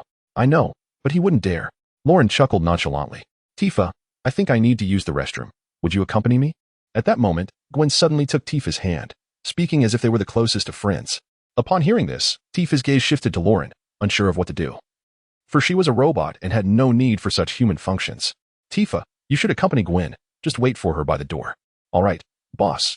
Following Lauren's directive, Tifa promptly took Gwen's hand, and they headed off to the restroom. At that moment, Peter also stood up, stating, I need to use the restroom as well. He quickly made his way towards the facilities. As the three departed, only Lauren and Harry remained in their seats. At that moment, Harry suddenly laughed and took a seat beside Lauren, whispering conspiratorially, while they're away, do tell me, what prompted your sudden acquisition of so many military factories? Is another war on the horizon? Where might it be headed this time? If conflict is indeed imminent, do let me in on it discreetly, so I can invest in some stocks and seize the opportunity for profit. Harry leaned forward, his curiosity evident. In response, Lauren merely smiled and remained silent, wearing an expression that suggested it was best for Harry to remain uninformed. Observing this, Harry promptly signaled his understanding and refrained from further inquiries. The reason Lauren had acquired several military factories was twofold. The primary objective was rather straightforward, profit. With Tony Stark, burdened by a pang of conscience, having shut down Stark Industries' weapons manufacturing division, a significant gap had emerged in the military weapons industry. And Lauren intended to fill that void and expand his own enterprise. He was resolute in his belief that succumbing to moral indignation was absurd. To forego profit would be foolish. Moreover, blaming weapon manufacturers for the onset of war was as naive as attributing the act of murder to the knife in one's hand. The secondary objective was related to the development of versatile combat robots, in order to rapidly enhance his military capabilities to address potential future crises. Mass-producing standardized combat robots and anti-gravity drone fleets was a necessary step. However, to facilitate large-scale production, his modest laboratory was wholly inadequate. He needed to establish a substantial production line, rendering the acquisition of military factories an essential undertaking. Naturally, he could not divulge these matters to Harry. Hey, Master Lauren. I'm here. At that moment, a melodious and captivating voice drifted from nearby. A striking reporter, adorned with vibrant green hair and dressed in a daringly low-cut evening gown, approached Lauren with an alluring gait. Master Lauren, do you have a moment? I can hardly wait to discuss photography techniques with you. Of course, Lauren replied, a playful smile gracing his lips as he regarded the green-haired beauty. He then glanced at Harry and remarked, I need to step away for a moment. Without acknowledging Harry's astonished expression, he took the reporter's hand and led her towards the VIP room on the second floor. Chapter 50. Overconfidence is not a virtue. Witnessing Lauren lead a woman away under the pretense of seeking relief, Harry couldn't help but marvel at the audacity. This was no ordinary escapade. Ignoring Harry's astonished gaze, it was not long before Lauren ushered the green-haired woman into the VIP room. Upon entering, she promptly locked the door and, before Lauren could react, she executed a swift wall slam against him. Almost immediately, her sultry crimson lips advanced upon him with a fervor that suggested an insatiable hunger for intimacy. Faced with her passionate assault, Loren did not falter but rather retaliated with equal fervor. In no time, he transformed from the passive participant into the instigator, leaning her against the wall himself. However, as his hands began to wander, the woman unexpectedly exhibited resistance, struggling fiercely in an attempt to dislodge him. Yet, Loren's formidable physique was not to be trifled with. Her efforts only ignited his desire for conquest. In that moment, Loren's hand ventured beneath her skirt, eliciting a gasp of shock from her as she shrieked, "You scoundrel! Let me go? Let you go? Why would I? Wasn't it you who initiated this?" Loren replied with a teasing grin, refusing to relent. Instead, he seized the edge of her garment and, with a powerful tug, tore it asunder. The sound of fabric shredding rang out, revealing a piece of torn purple lace in his grasp. The woman, taken aback by Loren's brute force and the destruction of her intimate attire, felt a surge of humiliation and rage. In retaliation, she swiftly hooked her leg and drew her right hand back, wielding a high heel aimed squarely at Loren's temple. Her movements were fluid and practiced, a testament to her experience. Yet, as she launched her surprise attack, Loren merely smiled, as if he had anticipated her every move. With a decisive push against her chest, he sent her hurtling back, crashing onto the VIP room's sofa. The sheer force propelled the sofa several meters backward, colliding with the wall before finally coming to rest. "Have you finally decided to make a move? I thought you would continue the charade," Loren remarked with a devilish grin, discarding the remnants of fabric aside as he regarded the woman with a mocking gaze, akin to that of a spectator observing a performance. "How did you see through my facade?" she retorted, her previously alluring demeanor replaced by a chilling, bloodthirsty glare filled with fury. "The scent," Loren replied. "From the moment you appeared, I detected an all too familiar fragrance. Scent. To be more precise, it is the taste of poison, the very toxin employed by my foolish aunt, which you must have concocted. I must admit, I never anticipated that you would deduce this." "Huh, was it truly so challenging? I could venture even further in my guesses. Allow me to surmise that with your verdant locks, you are indeed a master of poison. If my conjecture holds true, you must be the infamous Lady Viper of the Hydra."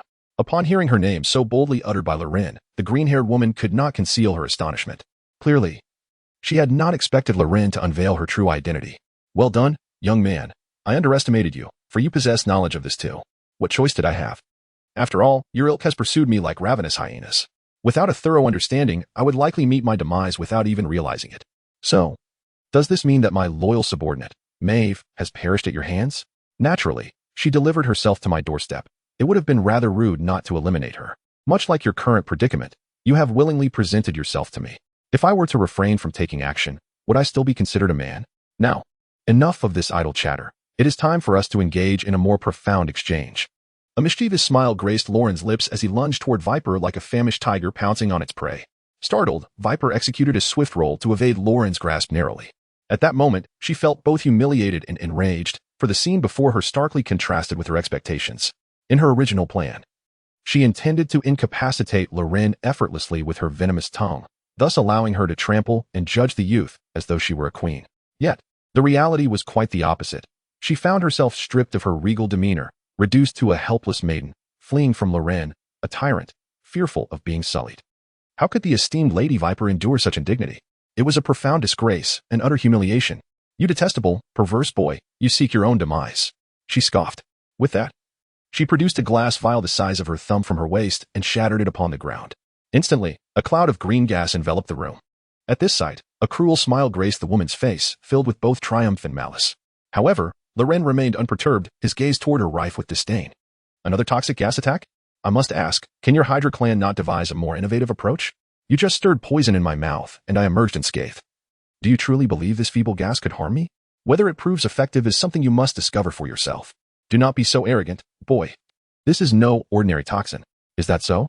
How is it that I find such claims difficult to believe?" Loren shrugged off his trepidation, yet at that moment, his body trembled slightly, and a look of discomfort crossed his face.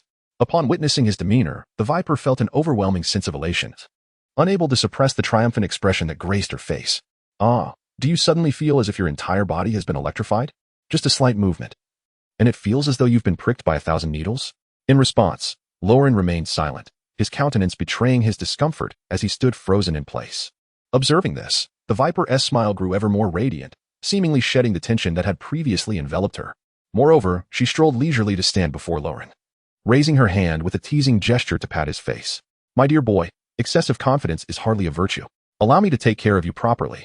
The Viper's expression darkened, clearly indicating that her notion of taking care was far from benevolent. However, what she could never have anticipated was that, at that very moment, Lauren seized her tightly in an embrace, a mischievous grin spreading across his face as if he had just executed a cunning plan.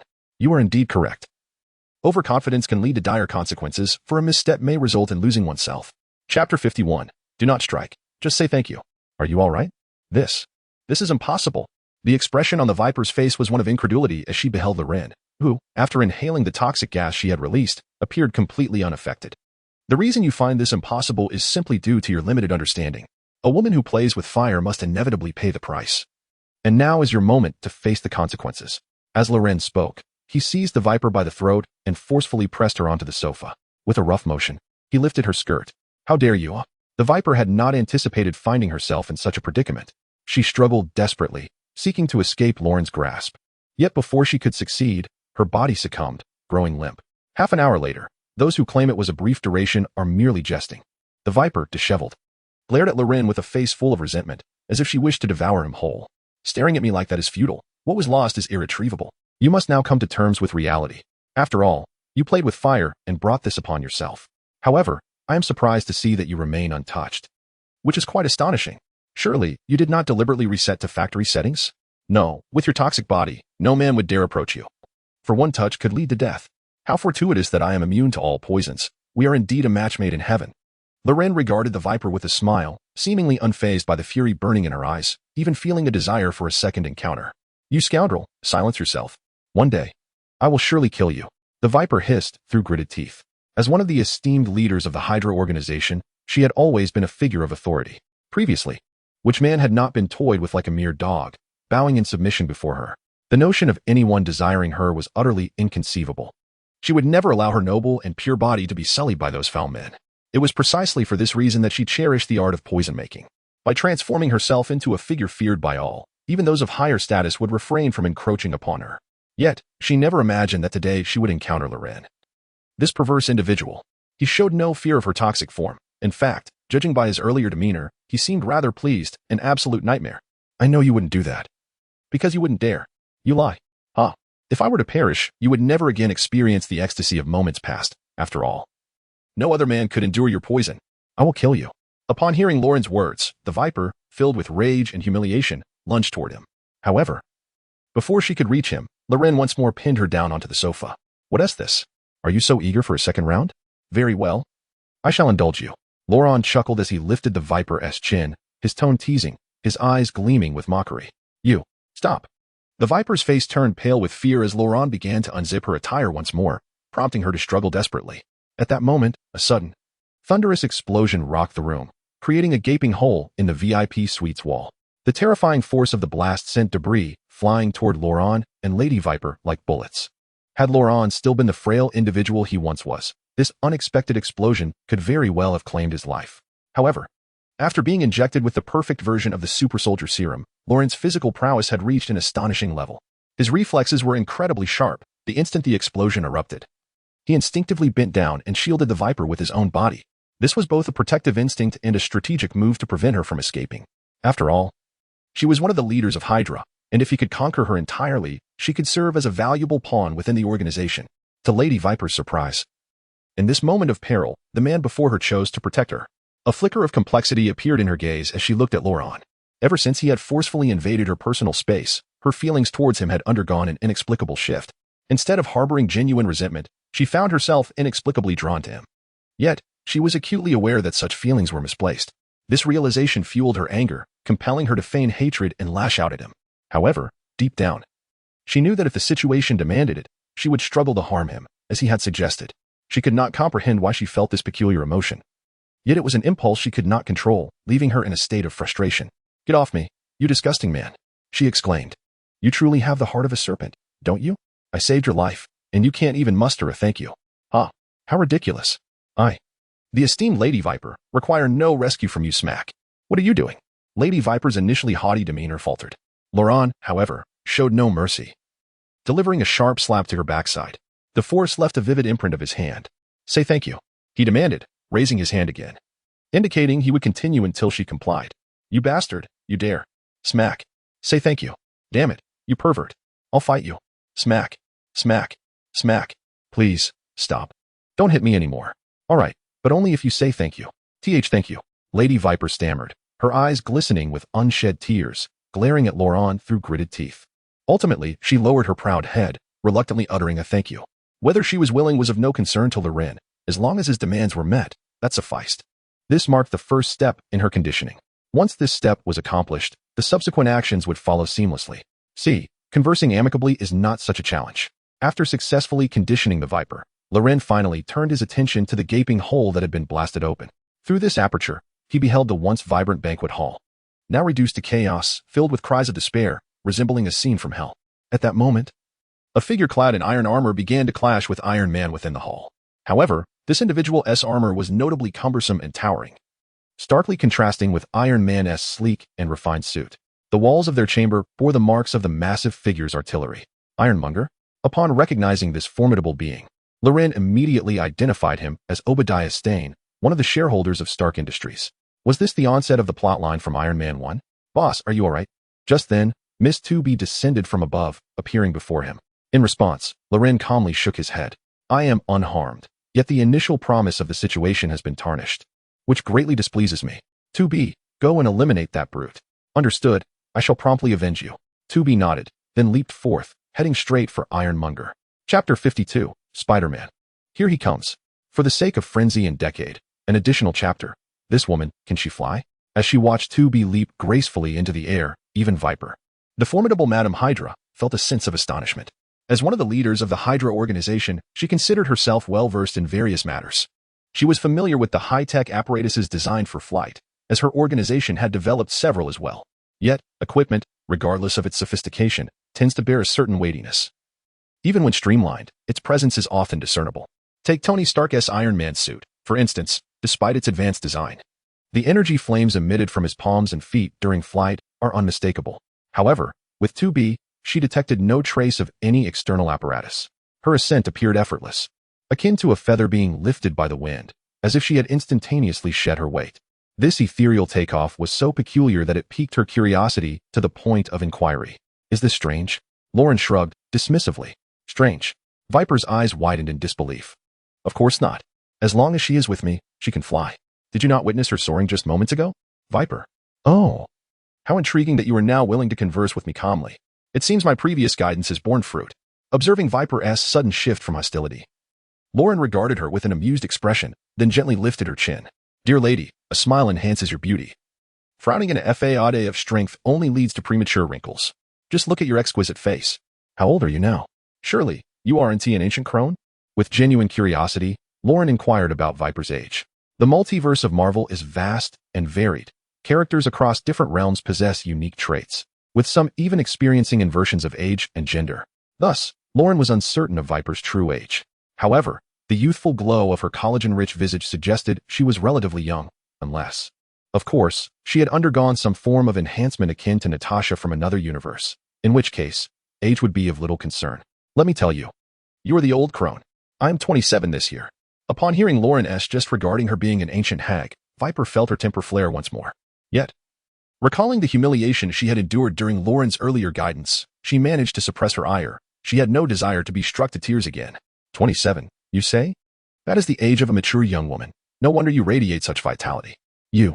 Upon hearing Laurent's words, the Viper could not help but feel her cheeks flush with embarrassment, rendered speechless. This youth, barely 18 years of age, spoke and acted with the audacity of a seasoned rogue. Such a stark contrast left her feeling both humiliated and infuriated, as he would swiftly escalate matters, leaving her no room for defiance. For any act of resistance would only provoke him to employ his physical prowess, a prospect intolerable to bear. As the two engaged in a seemingly trivial conversation in front of the gaping hole of the VIP room, a sudden projectile, a grenade, hurtled towards them at alarming speed. Observing this, Laurent furrowed his brow and seized the nearby solid wood desk, effortlessly hurling it with one hand. The desk collided with the grenade in a resounding explosion that reverberated through the air. The force of the blast shattered the desk into countless fragments, scattering debris like confetti. This astonishing display left the Viper utterly astounded. The solid wood desk must have weighed several hundred pounds, yet in Laurent's grasp, it seemed devoid of weight. Flung away with remarkable ease. Such terrifying strength could rival the winter soldiers crafted by her Hydra organization. What secrets lie within this man? The Viper gazed at Luo Lun with a complex expression, unable to suppress her curiosity. Do you wish to know? Then kneel and submit to me. Luo Lun declared with a hint of arrogance, adopting a somewhat theatrical tone as he addressed the Viper. Never. If you desire my submission, you might as well end my life. She retorted defiantly. Oh, you doubt my resolve? With that, Luo Lun grasped the Viper by the throat, lifting her as effortlessly as one would a chick. Instantly, she began to writhe in agony, her limbs flailing wildly. Just as she felt the suffocating grip would lead to her demise, Luo Lun abruptly released her, sending her crashing to the ground, gasping for breath, terror etched upon her face. Isn't the sensation of near-death excruciating? If I wished, I could allow you to experience this feeling perpetually. Here, a swift death is a reward, not a punishment. To kill you outright would be too merciful. I intend to make your existence a living hell. Your unwillingness to submit now matters not. I possess all the time in the world to mold you. Savor your suffering. You madman. You are a demon. The Viper's eyes brimmed with despair upon hearing Lauren's words. She had not anticipated the sheer terror embodied by this man, whose temperament shifted more unpredictably than the weather. One moment, he could be affable. The next, provoked by a mere utterance, he would resort to violence, tormenting her without a trace of warning, a complete enigma. Only now do you grasp this truth? Alas, it is too late. Luo Lun smirked mockingly, then struck the Viper on the neck. With that single blow, she felt the world spin violently around her, and then she collapsed, unconscious. Tifa, come and escort this woman back to the manor. I shall investigate what is transpiring with 2B. After issuing this command to Tifa, Loren furrowed his brow and strode toward the exit of the banquet hall. Given his understanding of 2B, he presumed that dispatching an Iron Tyrant would pose little challenge for her. Yet, over a minute had elapsed, and gunfire still erupted chaotically. Such an efficiency was rather disconcerting. As these thoughts coursed through his mind, he exited the hall, only to have a colossal steel arm descend from above, crashing before him. The sheer size of the metallic appendage left no doubt in his mind. It was evident that 2B had severed the Iron Tyrant's arm.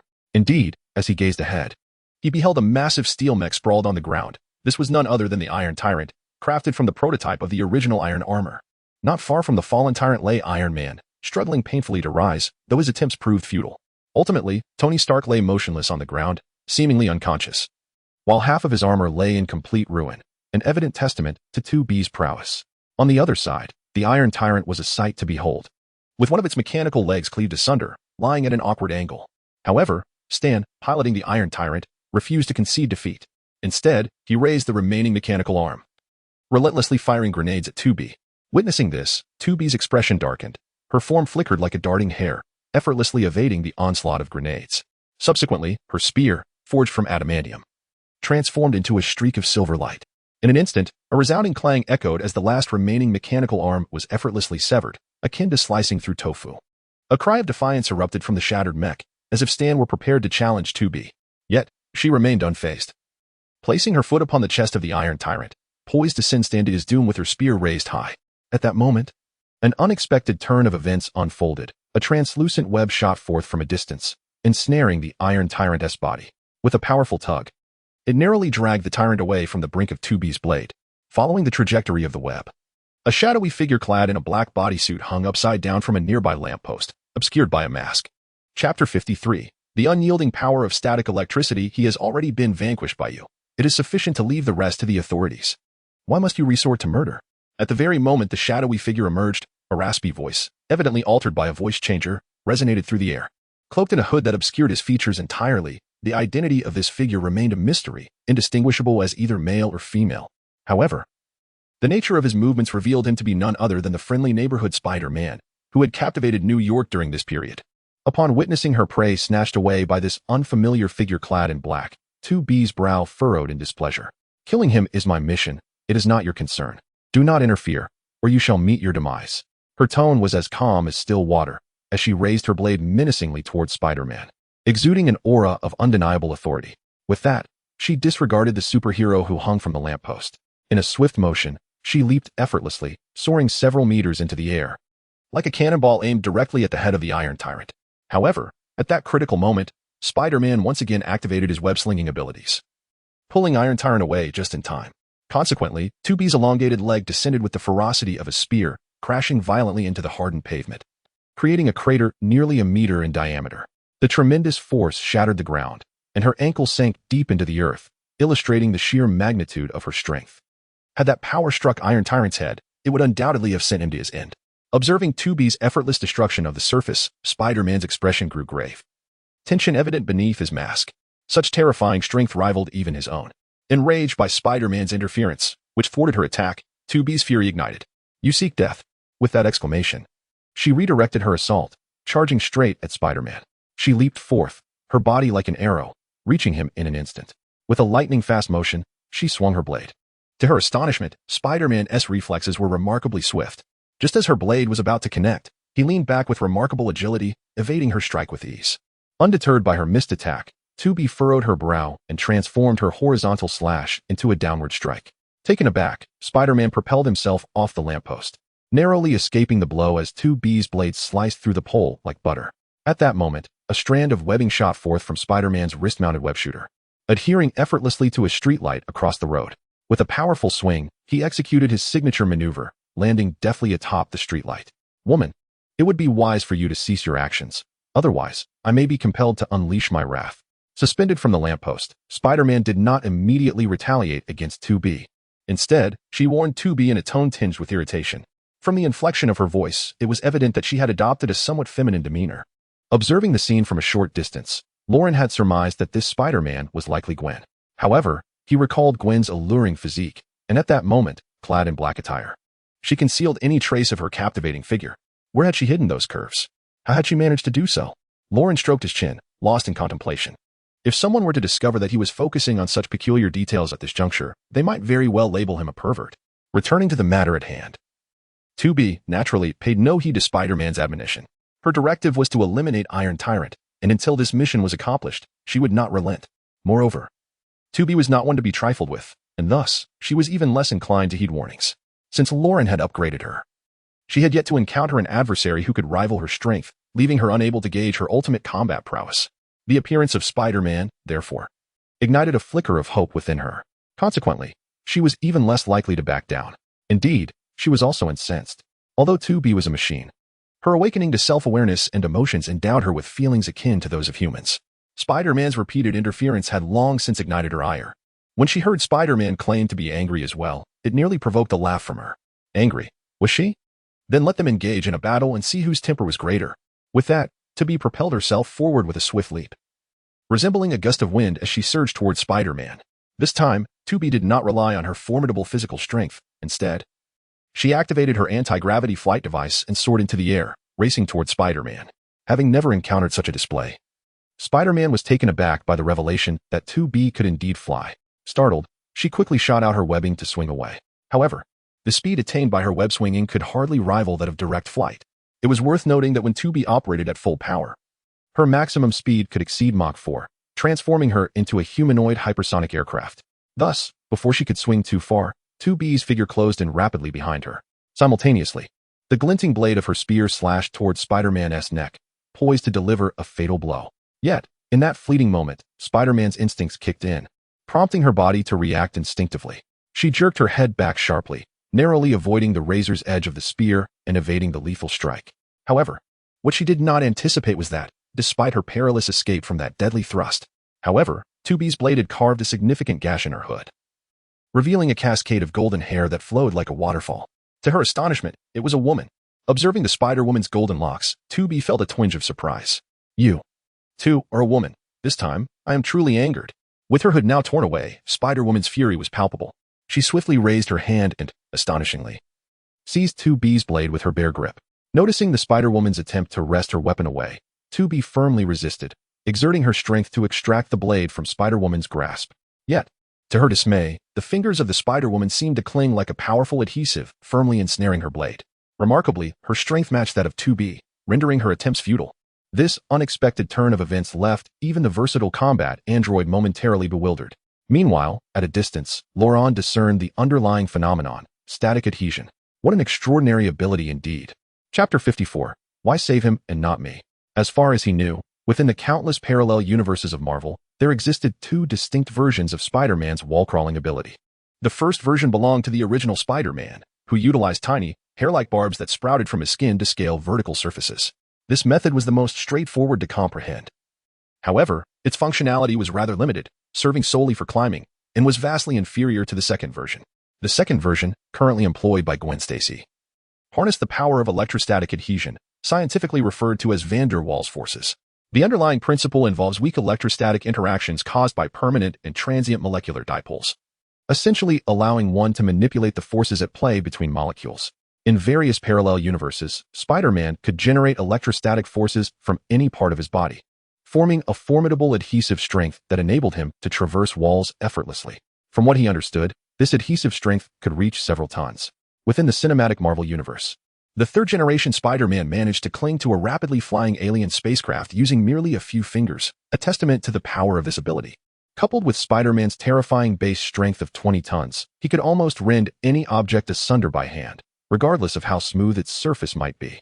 In some parallel universes, Spider-Man had even devised fearsome techniques utilizing this adhesive power. One such technique involved tearing the skin from an enemy's face, leaving behind a gruesome five-fingered imprint. Truly devious.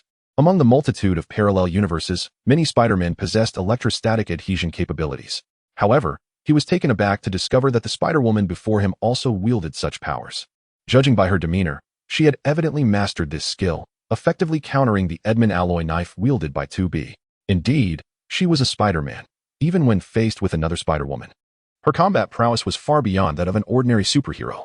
Given the dismal outcomes suffered by Iron Man and the Iron Tyrant, it was clear that both had been thoroughly bested by 2B in close combat.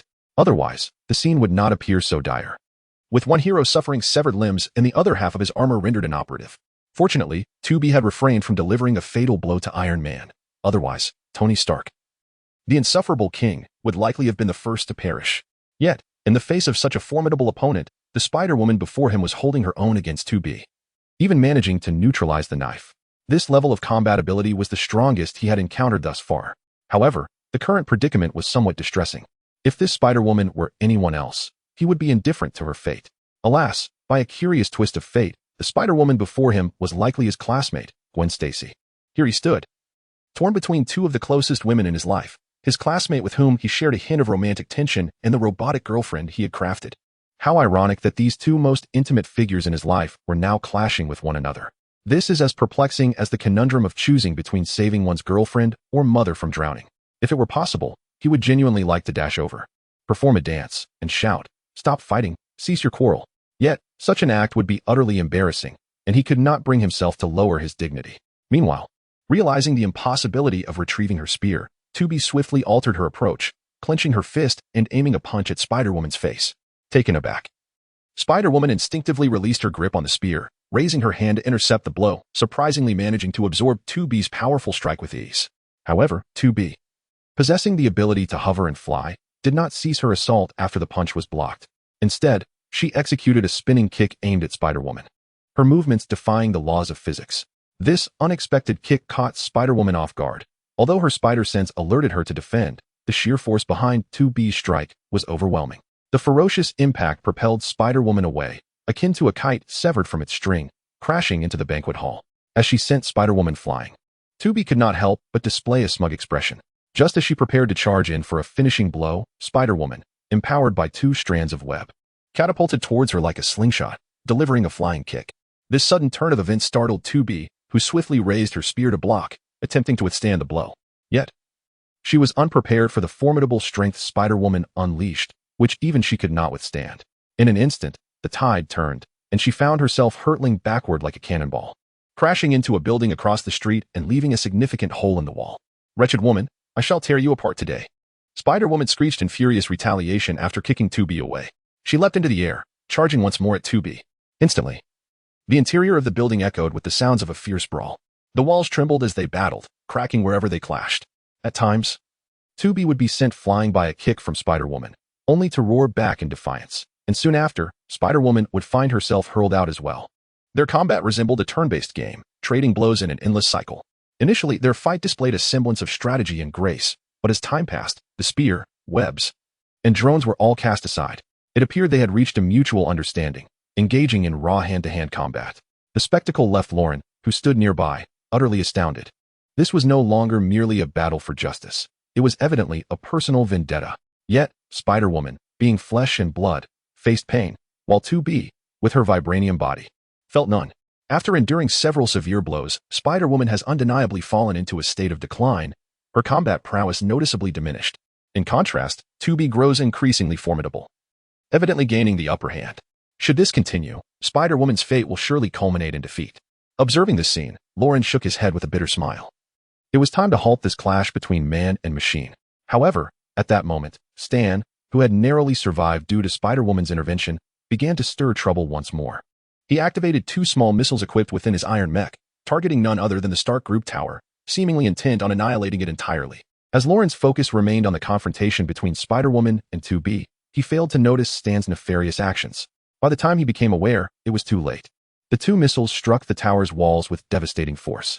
A deafening explosion erupted, shaking the very foundations of the building.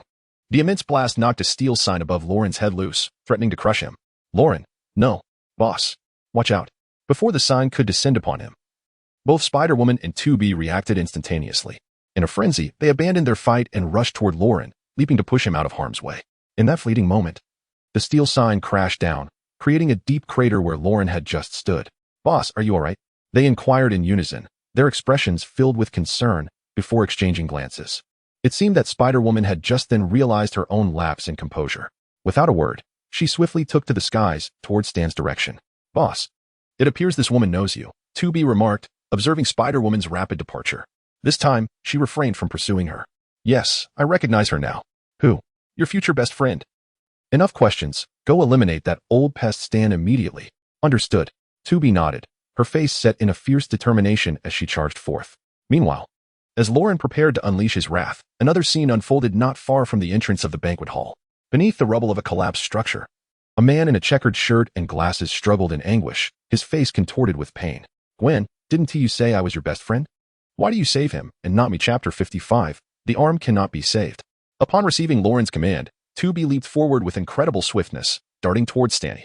Observing this, Spider-Woman attempted to intervene, yet 2B did not afford her the opportunity. Aware that this Spider-Woman possessed combat prowess comparable to her own, 2B recognized that engaging in a confrontation would lead to an unending struggle. Therefore, she hurled her spear as if it were a javelin, from a considerable distance. With the force of nearly 20 tons behind it, the spear transformed into a streak of black lightning, piercing through the ironclad armor of Iron Tyrant. Stanny, seated within, was struck to the core, meeting an irreversible demise. Spider-Woman gazed at Stanny, who had been so ruthlessly slain by 2B, and her emotions were a tumultuous blend of anger, compassion, and profound sympathy for the loss of life. Having grown up with a police officer as her father, she had adopted his principles since becoming Spider-Woman. The most effective way to deal with criminals is to bring them to justice through the law, and killing should only be a last resort. The tenet of sparing lives was her unwavering stance.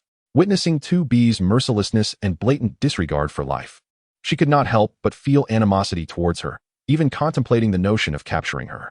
At that moment, her classmate Harry frantically clawed through the debris, calling out in desperation, "Loren, hurry and save him. Peter is trapped beneath the rubble." Upon hearing this distressing news, both Spider-Woman and Loren felt a jolt of dread. They rushed towards the wreckage, discovering Peter lying amidst the collapsed stone walls, bloodied and unconscious. His right arm was gruesomely mangled, crushed by a massive slab of brick. The bones shattered beyond hope. The sight was harrowing. Even if he were to survive, it was highly unlikely that his arm could be salvaged. "How could this happen?" Spider-Woman exclaimed, lifting the debris with urgency, her face etched with disbelief as she beheld the grievous state of Peter. Just then, the sounds of police and ambulance sirens echoed from a distance, arriving at precisely the right moment. An uncanny occurrence indeed. 2B, you must retreat. I will handle this." Loren commanded, his gaze fixed on the unconscious Peter. "Understood." 2B nodded, but as she passed by Spider-Woman, she abruptly halted. "Woman, this is the consequence of your boundless compassion. The boss has stated that unrestrained kindness only breeds more malevolence. The best way to deal with those who disregard the sanctity of life is to similarly disregard theirs. Your bleeding heart is nothing but repugnant." With that, 2B sprang into the air, transforming into a radiant arc that swiftly vanished into the horizon. The words of 2B struck like a thunderclap, leaving Spider-Woman utterly stunned, her emotions in disarray. She had never anticipated that her compassion would lead to such dire consequences. Just moments ago, she had nearly lost Lauren, and now Peter lay grievously injured. This entire series of events exceeded her expectations, and the outcome was far from what she had hoped for. Was her belief in not taking lives truly justified? She found herself engulfed in confusion. "Perhaps you should depart swiftly. Otherwise, the police will arrive. With Harry and me here, Peter will be safe," Lauren suggested, casting a meaningful glance at Spider-Woman. Urging her to leave, The proximity allowed him to distinctly sense the fragrance that lingered on her Gwen's scent. Nodding in acknowledgement, Gwen swiftly shot a web and soared away. However, moments later, shedding her black spider suit, Gwen reemerged from the banquet hall, her expression a mixture of sorrow and anxiety as she approached Peter's side. Waiting with Lauren for the ambulance's arrival. Observing Gwen in her changed attire, Lauren feigned ignorance, remaining silent. Meanwhile, Gwen gazed at Lauren with a complex expression, as if she had words to share, yet ultimately stifled them. Before long, Peter was lifted onto the ambulance, en route to the hospital for urgent care. Since only 2 individuals were permitted to accompany him, Lauren chose to remain behind, entrusting the ensuing matters to Harry and Gwen.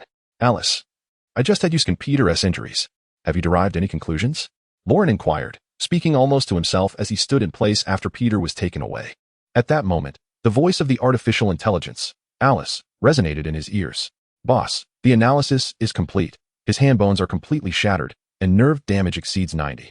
Does this mean his arm cannot be saved? Indeed, it cannot be preserved. Upon hearing Alice's unequivocal response, Lauren fell into silence, an ominous premonition stirring within him. The ordeal Peter was enduring diverged sharply from anything he had encountered in any Marvel parallel universe. This was an entirely new variable, and until this variable was fully realized, the future remained shrouded in uncertainty. For now, there was nothing he could do but wait. Boss, we should return. Tifa has reported that Viper has awakened and insists on seeing you.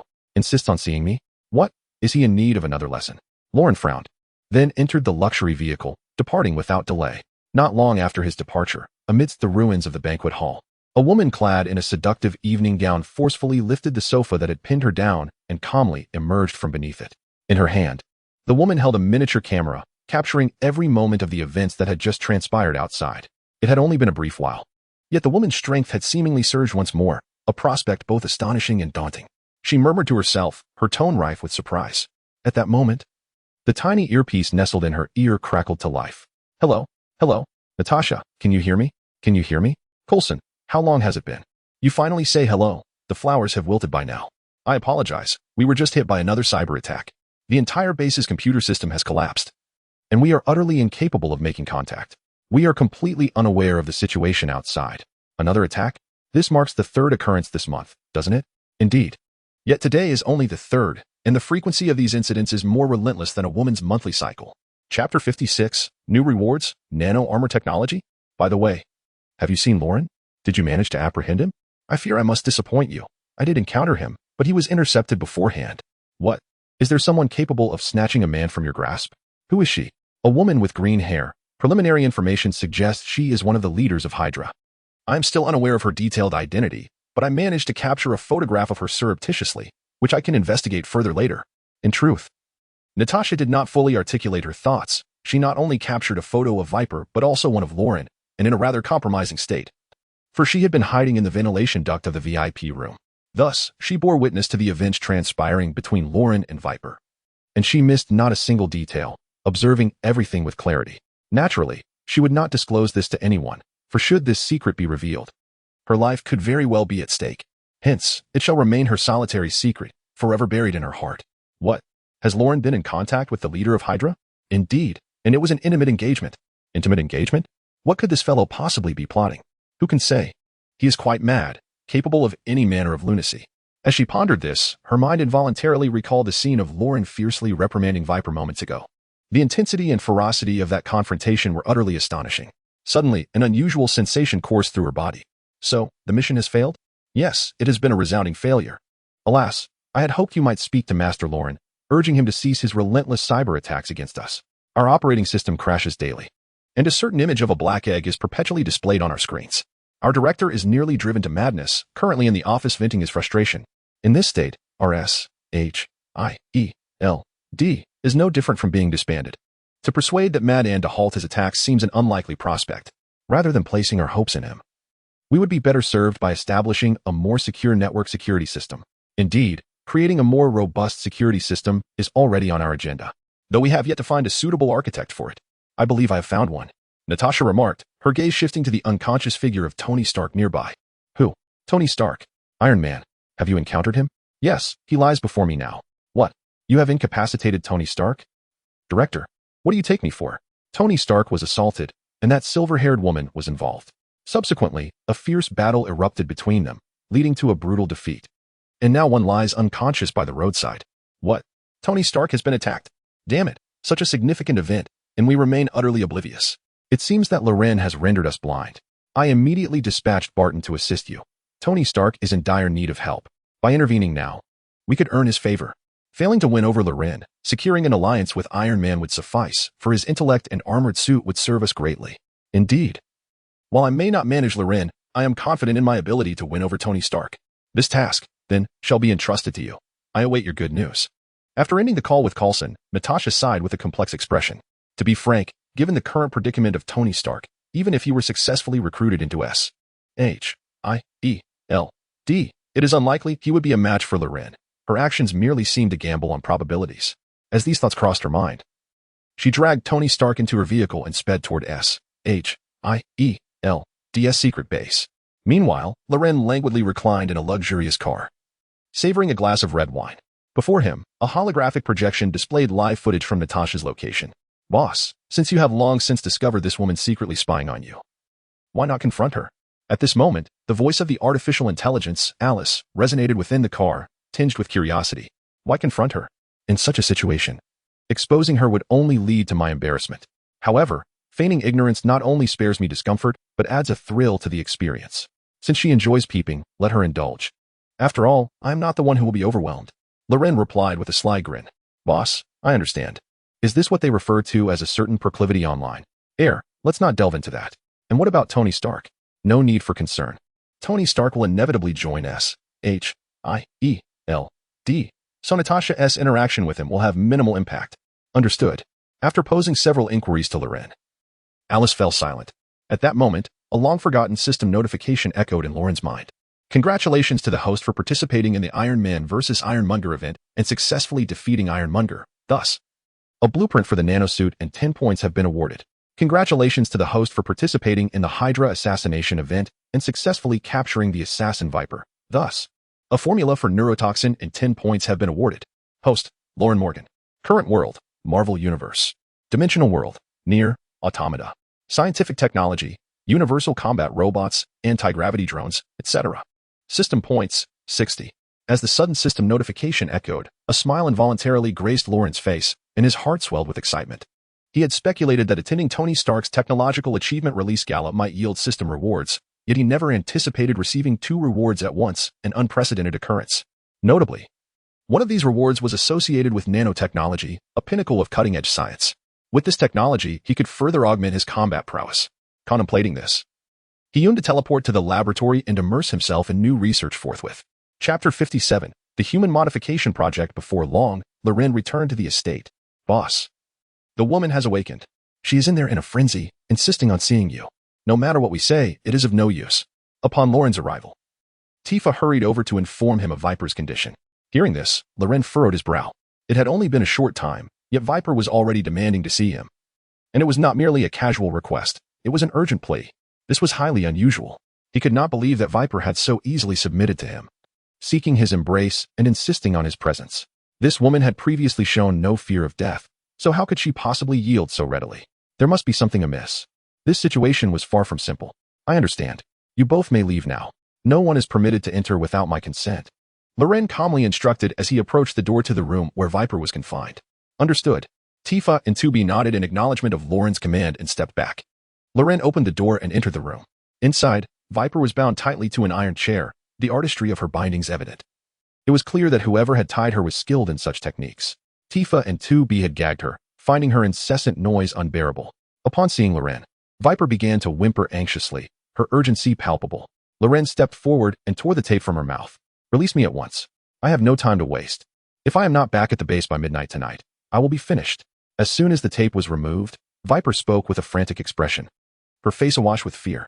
It seemed that failing to return to the secret headquarters of Hydra was more terrifying to her than death itself. Are you jesting? You are my captive now. Do you truly believe I would release you so easily? Wasn't your intention in being captured to ensure my subjugation? Loren questioned. I am now willing to submit, she replied. Wait a moment. Did you not previously declare that even if you were to die, you would not submit? What has changed? Loren inquired, bemused. I did say that, but you are not killing me. You are choosing to imprison me. If that is the case, I am willing to yield. No. My thoughts are becoming muddled. Forcing you to submit would be more straightforward than killing you. Yet, If I do not kill you and merely imprison you, you would submit? Yes, but the condition is that I must return to the base. Once I am back, I will comply with your wishes. Stop right there. Do you take me for a fool? If I were to release you and allow you to return to the base, would you still heed my commands? I, Ophelia, swear by my true name that I would never deceive you, or I shall descend into hell and suffer eternal torment. Your vow holds no value for me. Present me with something of worth. For instance, divulge why you fear not returning. If you are willing to share the truth, I might just consider granting you your freedom. Loren let out a cold laugh, refusing to acquiesce to Viper's request. Upon hearing Loren's words, Viper clenched her teeth, a look of determination crossing her face. She understood that if she did not reveal the truth today, she would likely never escape this place. The thought of being unable to return to the base sent a wave of terror across her features. If I do not return to the base by midnight tonight, I will wish for death. Intrigued by this revelation, Loren's interest was piqued. When I joined the Hydra organization, Dr. Zola implanted something in my head. If I fail to return to the base within 72 hours, my head will be pierced with excruciating pain, akin to being nailed. The agony is unbearable, more tormenting than death itself. So please, either kill me now or let me go. I am willing to do anything for you. Directly implanting a controller in her head? Upon hearing Viper's words, Loren's eyes sparkled with excitement, as if a new world had opened before him. Sensing his expression, Viper's heart sank, a sense of foreboding creeping in. Truly, the Hydra organization is unparalleled in cultivating member loyalty, far ahead of the rest. How had I not considered this? External coercion and temptation will inevitably falter one day. It is far more effective to intervene directly within the mind, fundamentally eliminating any opportunity for betrayal. Excellent, truly excellent, Loren murmured to himself, and a manic smile appeared on his face. Seeing this, Viper's expression turned increasingly fearful. What do you intend to do? He chuckled. Oh, nothing much. Just planning to perform a minor procedure on you. Do not worry, it won't hurt. With that, Loren raised his hand and swiftly knocked Viper unconscious. Alice, immediately scan her body and ascertain what is implanted in her head. Understood. X-ray scanning in progress. At Loren's command, Alice promptly activated the X-ray scanning device of the anti-gravity drone. Within mere seconds, Viper's body was thoroughly scanned. Ding, scan complete, analyzing results. Report, boss. This woman has a miniature discharge device implanted in her head, intricately connected to her neural pathways. Moreover, the device contains an encrypted signal receiver, which constantly receives specific radio signals. Should it fail to receive a signal for over 72 hours, it will trigger a discharge, stimulating her neural pathways and causing cerebral vasospasm, thus explaining her intense headaches.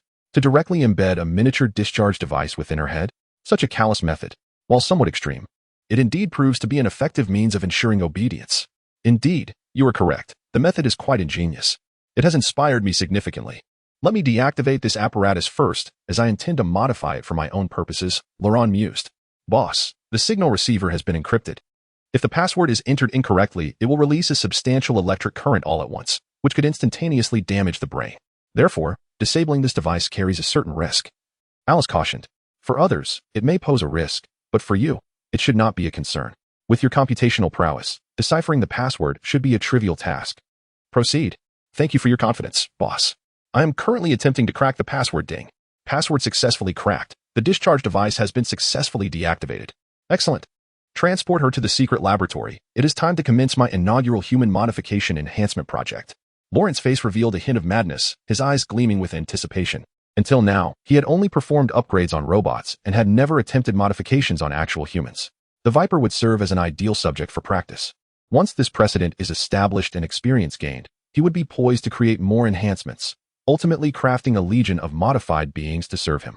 Chapter 58. You think too soon. I have installed something more severe as before. Upon entering the laboratory, Loren lost all sense of time. He immersed himself entirely in the transformation of the Viper. After a night of relentless effort, he finally completed the entire modification by the break of dawn the following day. Beneath the glaring surgical lights, the Viper lay completely exposed, bound to the operating table, motionless. As the anesthesia wore off, she gradually began to awaken. Upon realizing that she was strapped down like a laboratory mouse, the Viper screamed in terror, struggling violently to free herself. What do you want? Let me go. Let me go. The Viper glared wide-eyed with fear at Loren before her. Responding to her distress, Loren, while cleaning the blood from his hands, spoke coolly. What I intended to do has been accomplished. There is no need for such panic. It is too late for that. You have just undergone a cranial surgery and several other bodily modifications, so I advise you to remain still. Otherwise, should you injure your brain and become a simpleton, You will find the experience quite unbearable. After all, the sensation of drooling daily is far from pleasant. Cranial surgery. You performed a craniotomy on me? What exactly have you done? Oh, it is nothing much. I merely removed the discharging device that Dr. Zola had implanted in your head. Henceforth, you will no longer be tethered like a dog, confined to the Hydra base. In a sense, I have rescued you, granting you your freedom. What? You extracted the device from my head? How is that even possible? Dr. Zola said it could never be removed. Even an attempt would instantly incinerate my brain, rendering me a vegetable. Indeed, he was not entirely incorrect. Such a risk does exist. However, for me, it held no consequence. Lauren's demeanor remained tranquil, as if he were discussing a trivial matter, leaving the Viper utterly astonished. Are you serious? You truly removed the device from my head. Upon hearing Lauren's words, a flicker of joy crossed the Viper's face, her heart swelling with uncontainable excitement. Over the years, she had endured untold suffering due to that device. It would trigger not only when she breached the rules but was also subject to Dr. Zola's manipulations. Whenever she faltered in any task, Zola would activate the device to punish her, making her life a living hell. Consequently, her hatred for Dr. Zola had reached unimaginable depths. Yet, bound by the terror of the device, she felt utterly powerless to resist. Now, with Lauren having liberated her from it, how could she not rejoice? It was akin to being reborn. You may wish to examine what lies within the iron box to your left. Instead of directly answering the Viper's question, Lauren gestured toward a nearby iron box. Upon hearing his words, the Viper immediately turned her gaze. There, within the iron box, she beheld a black metallic object, resembling a pea, stained with blood. This was the discharge device implanted in her brain, and she realized that Lorin had indeed removed it. A glimmer of gratitude flickered in her eyes as she looked at him. Gathering her courage, she managed to utter, "Thank you." "Ah, how delightful that you know to express gratitude. You have made progress," Lorin replied. "However, your thanks may have come a tad prematurely. While I have indeed extracted the discharge device installed by Dr. Zola, I have replaced it with a brand new, cutting-edge neurotoxin release device in your head. Son of a bitch. You perverse lunatic. I can't believe this.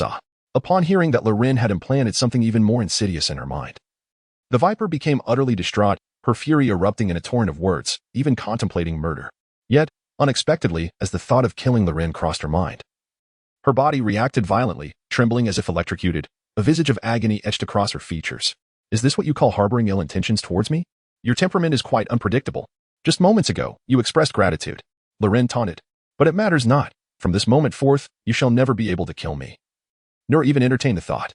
For once that notion crosses your mind, the brainwave it generates will trigger my device, releasing the neurotoxin. Thus, you will once again find yourself writhing in pain, exactly as you are now. This sensation should be quite familiar to you, yes? Indeed, it is your own signature neurotoxin, albeit enhanced by me, magnified 100-fold. A mere microgram is sufficient to incapacitate an adult entirely. Not even your toxic body can withstand such a dreadful poison. So do not attempt to resist me, for that will only amplify your suffering, rendering your existence more agonizing than death itself. However, this torment is fleeting. Cease harboring malevolent thoughts towards me, and you shall instantly return to normal. Therefore, as long as you obediently comply and refrain from ill will, you will be no different from an ordinary person. I am far kinder than Dr. Zola. I shall not confine your movements nor impose arbitrary punishments. As Lorin spoke, he gently lifted the Viper's delicate chin. Instantly, a formidable aura descended upon her, akin to an insurmountable mountain, causing her to tremble involuntarily. Resigned to her fate, she bowed her proud head before Lorin. I understand. From this day forth, I shall forever submit to you, never daring to entertain thoughts of betrayal. Ha ha ha, splendid. I appreciate those who understand their place. In light of your loyalty, allow me to share some good news. As you are my first transformation subject, I have endeavored to experiment extensively with you. In addition to installing a toxin control device within your mind, I have administered a strengthening serum to your body. However, this serum is more stable than the super soldier serum, yet given your contributions thus far, what I have provided is merely a temporary version, effective for only 3 months. After this period, its efficacy will wane, necessitating a re-injection. Nevertheless, even in its temporary form, it endows you with physical strength that rivals that of a super soldier. Coupled with your ability to manipulate toxins, your newfound power will exceed your wildest expectations. As Roland spoke, he untied Viper, granting her freedom. Initially incredulous at his sudden act of release, Viper hesitated for a moment before gently propping herself up and slowly descending from the operating table. Upon her feet touching the ground, she immediately perceived something amiss. Her line of sight appeared elevated. Am I taller? Furthermore, my chest, my hips, my legs, and my skin all seemed to have become firmer, smoother, and more voluptuous. Viper sauntered to the mirror, gazing at her increasingly alluring and toned physique. her face aglow with astonishment. For a woman, few things bring as much joy as the ability to enhance her beauty and youthfulness. Viper, the lady of the Hydra, was no exception. Observing her flawless body in the mirror, delicate as porcelain, smooth as water, and perfect as a work of art, any lingering resentment towards Roland dissipated instantaneously. Instead, a glimmer of infatuation and admiration emerged in her eyes. Although the assassination attempt had been utterly thwarted, it seemed she had serendipitously benefited from the ordeal. Not only had she liberated herself from the constraints of Dr. Zola, but her body had also been enhanced, considering that she had previously been an adversary of Roland. Receiving such preferential treatment was remarkable. She found herself pondering what her future rewards might be if she were to completely align with him, serving him as her master. The thought left her both exhilarated and apprehensive. With this revelation, her gaze toward Roland transformed from hostility to fervent admiration. Gradually, she turned, casting a sultry glance at him and licking her lips. "Master, do you not wish to do something with this optimized body of mine?" Chapter 59. The heart of a woman, as elusive as a needle in the ocean abyss. As the Viper spoke, she steadied herself against the operating table. With her back turned to Loren, she slowly bent at the waist, subsequently turning her delicate face, partially concealed by her flowing green hair, toward him. In a manner reminiscent of a maiden coyly hiding behind a pipa, their gazes met in an intimate exchange. "Master, are you coming?" Loren was momentarily taken aback by the unexpected allure of the Viper's provocative display. The capricious nature of a woman's heart, as impenetrable as the depths of the sea, was no jest. Just moments ago, she had been vocally challenging him, yet now, she had performed a complete reversal of demeanor, leaving him utterly bewildered. However, this was not the time for contemplation. The Viper's audacity was utterly intolerable as she threatened to disrupt his focus. Enough was enough. With a resolute shout, he brandished his weapon and charged forward. "Wretched woman, you seek your own demise. Prepare to face my wrath." In a VIP ward of the Elders Hospital in New York, Peter Parker clung to life after a night of frantic medical intervention. Yet, as Alice had foreseen, no miraculous recovery transpired. His right arm was irrevocably lost. Lying in the hospital bed, with an oxygen tube affixed, Peter stared vacantly out the window. Within his gaze flickered a fleeting glimmer of resentment and despair. "Oh, dear Peter, how could this happen? How will you manage from now on?" Beside Peter's bed, Aunt May, her silver hair framing her aged visage, wept quietly. "Aunt May, do not despair too greatly. You must take care of yourself. Peter will be all right in time," someone reassured her. "Indeed, with today's advanced technology, I can provide Peter with the most sophisticated prosthetic limb, ensuring his quality of life remains unaffected," another voice added. In the room, aside from Aunt May, Gwen and Harry were present. Unlike Aunt May's unrestrained sorrow, Gwen and Harry approached the situation with practicality, having already begun to contemplate Peter's future. The loss of his arm was now a stark reality, irrevocable and unchangeable. Thus, their focus shifted to how he might live his life moving forward. And high-tech prosthetics seemed the most viable option. Yet, while their intentions were noble, they failed to consider Peter's current emotional state. As a man who had just endured grave injuries and lost a limb, he was least inclined to hear discussions about his amputation. At that moment, he was not ready to accept the harsh truth of his situation. Their words were akin to salt in a wound, only amplifying his anguish. Listening to their conversation, Peter, having only recently awakened from his stupor, clenched his remaining fist in silent fury, his eyes brimming with sorrow and indignation. Alas, he was incapable of even the simplest act of relief, let alone expressing his grievances. "Aunt May, I wish to sleep," Peter managed to utter with the utmost effort he could muster at that moment. Sitting at the edge of the bed, Aunt May instantly grasped Peter's meaning. She hurriedly wiped away her tears and softly said, "Gwen, Harry, I sincerely appreciate your kindness, but let us defer the discussion about prosthetics for another time. You both have kept vigil all night and deserve to return for some rest." Upon hearing this, Gwen and Harry silently nodded, cast a glance at Peter, and quietly exited the hospital room. I seem to have misspoken and upset Peter. To bring up the topic of prosthetics at such a moment is certainly not conducive to his spirits. What should I do? Perhaps I ought to apologize. Yet, on second thought, it may be best to let him be. What he needs most now is solitude to reflect. But Loren has numerous high-tech companies at his disposal. Perhaps he could assist Peter. Should we seek out Loren? The moment Harry mentioned finding Loren, Gwen's mind immediately recalled the silver-haired woman who had matched her prowess in their recent encounter. A flicker of resentment crossed her face as she shook her head and said, "You go find him. I am weary and must return to rest." With that, Gwen hailed a taxi and stormed off in frustration. Observing Gwen's sudden anger left Harry bewildered. While it was understandable for Peter to be upset, Gwen's unexpected irritation was perplexing. Did I err again? That seems unlikely. In a clandestine facility of S.H.I.E.L.D., Tony Stark, wrapped in bandages, stood quietly before his damaged suit of armor, his expression a complex tapestry of thoughts. At that moment, Natasha entered, pushing a medical cart. "It's time for a dressing change, Mr. Stark," she announced. Turning at the sound of her voice, Tony replied, "I recall the nurse just changed it 3 hours ago. Why the need for another? You had breakfast 3 hours ago, and lunch is approaching." Natasha teased while preparing the necessary supplies. Tony Stark offered an awkward smile in response, then deftly shifted the conversation to Natasha. "If I recall correctly, your name is Natasha, right? Thank you for saving my life. Has anyone ever mentioned how beautiful you are? A woman as stunning as you deserves my utmost gratitude. Just tell me what you desire, and I shall procure it for you." As America's most notorious playboy, it had become Tony's habit to flirt with every attractive woman he encountered. Yet, Natasha remained unresponsive to his advances, a cold smirk flickering in her eyes. At that moment, she swiftly cut the bandage from Tony's shoulder. Without a word, she took an unfamiliar spray and directed it at his wound, unleashing a barrage of the substance. The moment it made contact, an excruciating pain surged through Tony, prompting him to scream in agony. Stop. What on earth is this?" Tony cried out, desperately attempting to halt Natasha's ministrations, but she paid him no heed. As she continued to spray the medication, she mockingly inquired, "Did you not ask me what I desire? I wish for you to remain silent. Can you manage that?" Tony, discerning the sarcasm in Natasha's tone, wisely chose to close his mouth and refrained from further comment. This is a newly developed wound healing spray. Once applied, it can swiftly halt bleeding and significantly accelerate the healing process. For your injury, if sprayed 3 times a day, it should heal completely within approximately 3 days, Natasha explained, casually tossing the spray canister to Tony. Upon receiving the spray, Tony Stark examined it with astonishment etched across his face. 3 days to fully heal my injury? If that is indeed the case, then this must be a miraculous remedy. What kind of organization are you? I have never encountered anything like this before. At that moment, Nick Fury, clad in a black trench coat, stormed into the room just as Tony posed his question. Chapter 60. The Frozen Man. Tony Stark, at long last, we meet. You bear a striking resemblance to your father, yet your demeanor is markedly different. Who are you? Do you know my father? When a black man suddenly entered, claiming to know his father, Tony felt a peculiar sensation.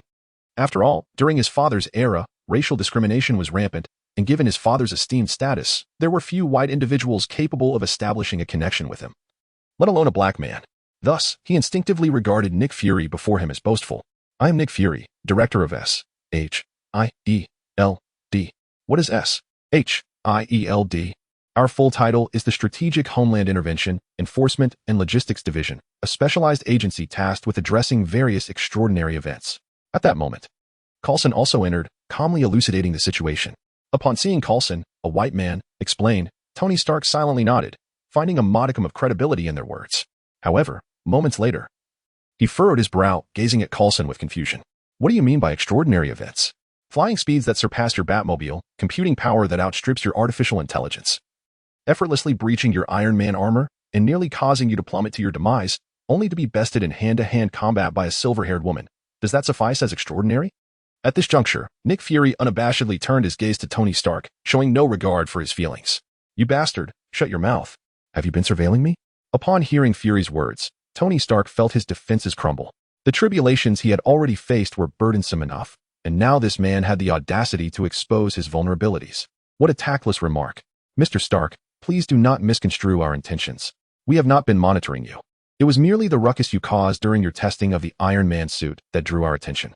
Do you recall the incident when you shot down 2 military aircraft? The military subsequently reported this to us. We were only conducting an investigation, and it was by chance that we utilized the Eye in the Sky system to observe your activities, Coulson hastily clarified. By chance? Do you expect me to believe your far-fetched stories? Tony frowned, clearly displeased. As the chairman of Stark Industries and one of the most influential technological prodigies in America, he placed great value on his reputation. It was quite distressing for him that his blunders had been witnessed by these unfamiliar individuals. Believe it or not, I am indifferent to your perceptions of us. Just know that the purpose of S.H.I.E.L.D. is to safeguard the tranquility of this land. Thus, any entity that poses a potential threat to world security must be contained and managed within a relatively secure framework. So, what does this have to do with me? Observing Nick Fury's haughty demeanor, as if he were above it all, Tony shrugged, growing increasingly irked. To know how to flaunt is indeed his forte. Prior to this moment, no one dared to display bravado in his presence, for none could surpass him in that regard. Of course, Loren is an exception, as he bears the esteemed title of Master Morgan, which is unparalleled. However, there is one aspect that brings him solace. Loren can only rely on his lineage. In contrast, he possesses not only a formidable father, but also remarkable prowess himself. The title of a technological genius is not merely a hollow accolade. While it may not have concerned you before, it certainly does now. Nick Fury gazed sternly at Tony Stark, his tone imbued with an undeniable authority. What does that mean? Tony furrowed his brow, a hint of confusion etched on his face. It is quite simple. The iron suit you have crafted possesses boundless potential, which could significantly aid in combating those malevolent forces. Thus, I hope you will join us and become a member of the Avengers. Nick Fury had laid the groundwork for this very moment. The Avengers? What on earth is that? It is the most formidable organization I am currently assembling to confront evil forces, and those selected to join the Avengers are individuals like you, endowed with extraordinary talents. For only such individuals can bear this grave responsibility, Nick Fury elucidated. So, I gather you wish for me to be your unpaid laborer? Apologies, but I am not interested. I can combat the so-called evil forces you speak of on my own, without the need to join any organization. If you truly could manage that, you would not be here before me now. Has it already slipped your mind how you were thoroughly bested by that silver-haired woman just last night? Tony, be quiet, you one-eyed monster. If you cannot find the words, I can assist you in sealing your lips. My affairs are none of your concern, and I will settle the score with that accursed silver-haired woman. Her combat patterns have been recorded and analyzed by my artificial intelligence. The next time we meet, I will ensure she is left searching for her teeth. After enduring Nick Fury's incessant jabs, even Tony Stark's impeccable upbringing could not suppress his frustration. Since you have recorded and analyzed her combat style, then you should have emerged victorious last night, rather than being so utterly defeated that you nearly lost your life.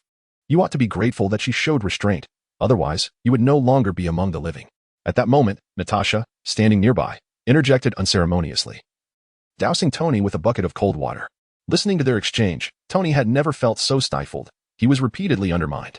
The crux of the matter was that he could not refute their claims, for they were indeed the truth. Silence, all of you. I do not wish to hear your voices. No matter what you say, I will not join you. Is that so? Do you not wish to know where that silver-haired woman originated from? As Tony Stark prepared to depart from the S-H-I-E-L-D base, Nick Fury suddenly interjected. He discreetly gestured to Natasha, who promptly acknowledged him with a nod. Subsequently, she cast 3 glass orbs onto the ground. Instantly, a holographic image materialized before Tony Stark, revealing a series of intelligence reports concerning Miss 2B and Lauren. Lauren? How could this be? Is he the orchestrator behind all of this? Surprised, are we?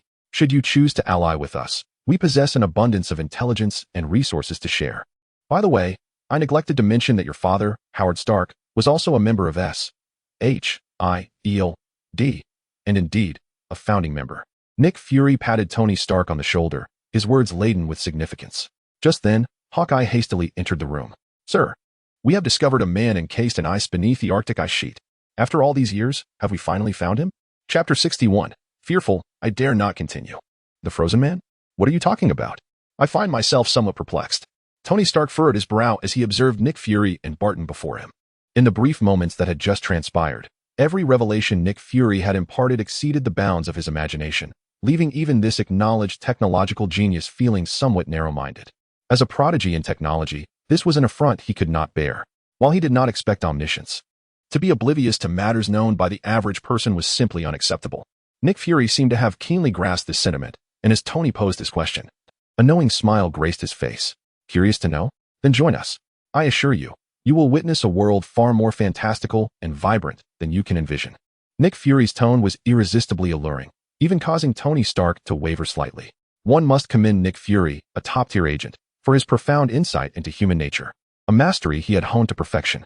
Listening to Fury's words, Tony Stark fell into a contemplative silence before finally shrugging his shoulders and responding with a hint of resignation. All right, I admit, you have piqued my interest, but to simply invite me into an ambiguous organization is rather out of character for me. That's perfectly fine. You may establish a period of observation. If during this time you find yourself dissatisfied, I will permit your withdrawal. Yet, I can assure you, such an outcome is unlikely. Let us not exaggerate, to be honest. I find your self-assured demeanor rather off-putting. At this, Nick Fury merely chuckled, unperturbed. Come, let us go meet the man who has been frozen for over 70 years. By the way, the quest to find him was a plan devised by your father, Howard. How is it that you seem to know my father better than I do? Naturally, your time with him pales in comparison to mine. After all, your father was famously a workaholic. But do you know what he spoke most frequently about to us colleagues? Please do not say it was me. I would rather not hear such an answer, though you may wish otherwise. I must reveal the truth. Your father often remarked that the greatest invention of his life is you, Tony.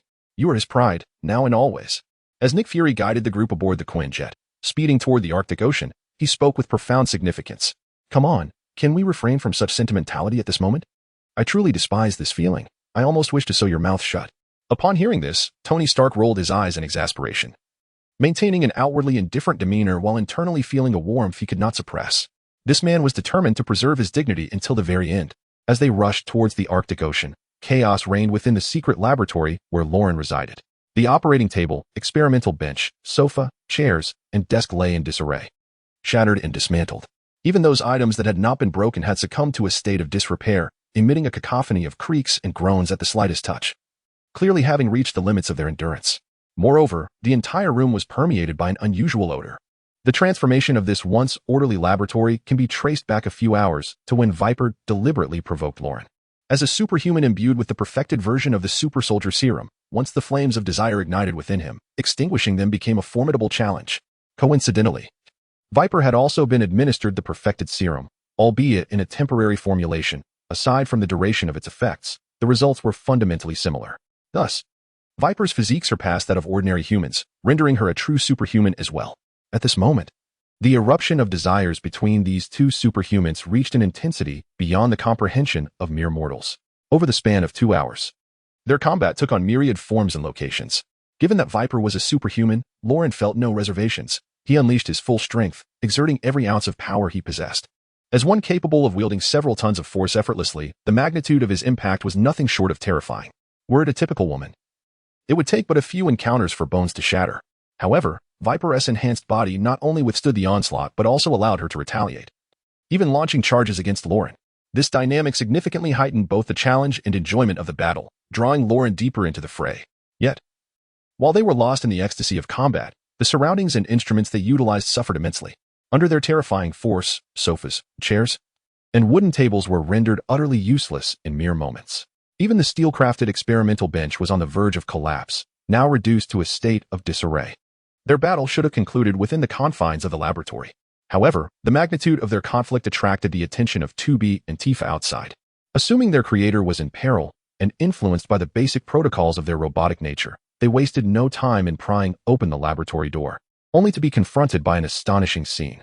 As 2B and Tifa, endowed with self-awareness and emotion, simmered with anger, they also pondered whether they had adequately nourished Lauren. Amidst this complex contemplation, rather than retreating from the laboratory, they plunged headfirst into the fray. Thus, what began as a one-on-one duel swiftly escalated into a 3-on-1 brawl. Although Loren possesses superhuman strength, he found himself overwhelmed when confronted by a superhuman and 2 robotic companions. It was not long before he capitulated, calling for help in desperation. Thus, the current chaotic scene unfolded. This is unfair. You mustn't bully me like this. Please, I need a moment to breathe. Loren leaned against the wall, trembling slightly as he held a cigar, his face marked by wariness towards the trio. Boss, are you finally feeling fear? This is a punishment for your indiscretions. One of them remarked. I'm terrified, truly. I promise I won't act this way again. Loren quickly nodded in agreement. It's good that you understand, boss. If you feel we haven't been attentive enough, please inform us directly. We can change our approach. Your wandering off causes both me and 2B's sister great distress. Tifa pouted, her expression tinged with injustice. At that moment, they appeared no different from any jealous, upset human girls. The sight left the nearby Viper utterly astounded. Chapter 62 2B, what are you planning? Quickly put down your knife. Master, are these truly robots you have created? They seem more feminine than I am. The craftsmanship of their bodies is astonishing. They possess the right proportions, softness, and even the intricate folds, all while radiating warmth. Is this truly the work of robotics? Viper sat between 2B and Tifa, instinctively reaching out to touch their bodies, his face a portrait of astonishment. Remove your filthy hands, interloper. No, you are the fourth party. The third is Tifa. 2B swatted Viper's hand away, her tone icy. Sister 2B, why do you speak of me in such a manner? Did we not agree that we are sisters? I merely came into existence later. In the eyes of our master, our statuses are equal, with no hierarchy between us. Tifa lamented. Indeed, Tifa, I misspoke. We are sisters, and this woman is the third party. Upon hearing this, Viper not only remained unperturbed but burst into laughter. Beautiful robotic sister, I am not a third party. I am merely the new favorite of your boss. New favorite? 2B and Tifa exchanged puzzled glances, their expressions betraying their confusion. Wait, do you not comprehend what new favorite means? It seems you are not well versed in the ways of men. Nevertheless, considering our shared experiences of enduring gunfire and bearing arms, allow me to educate you. First and foremost, men are inherently lascivious, none are exempt. Particularly someone like our master, who is wealthy, handsome, and powerful. He cannot possibly confine himself to just one or two women. Thus, from this moment on, you must understand and accept this fact without succumbing to turmoil.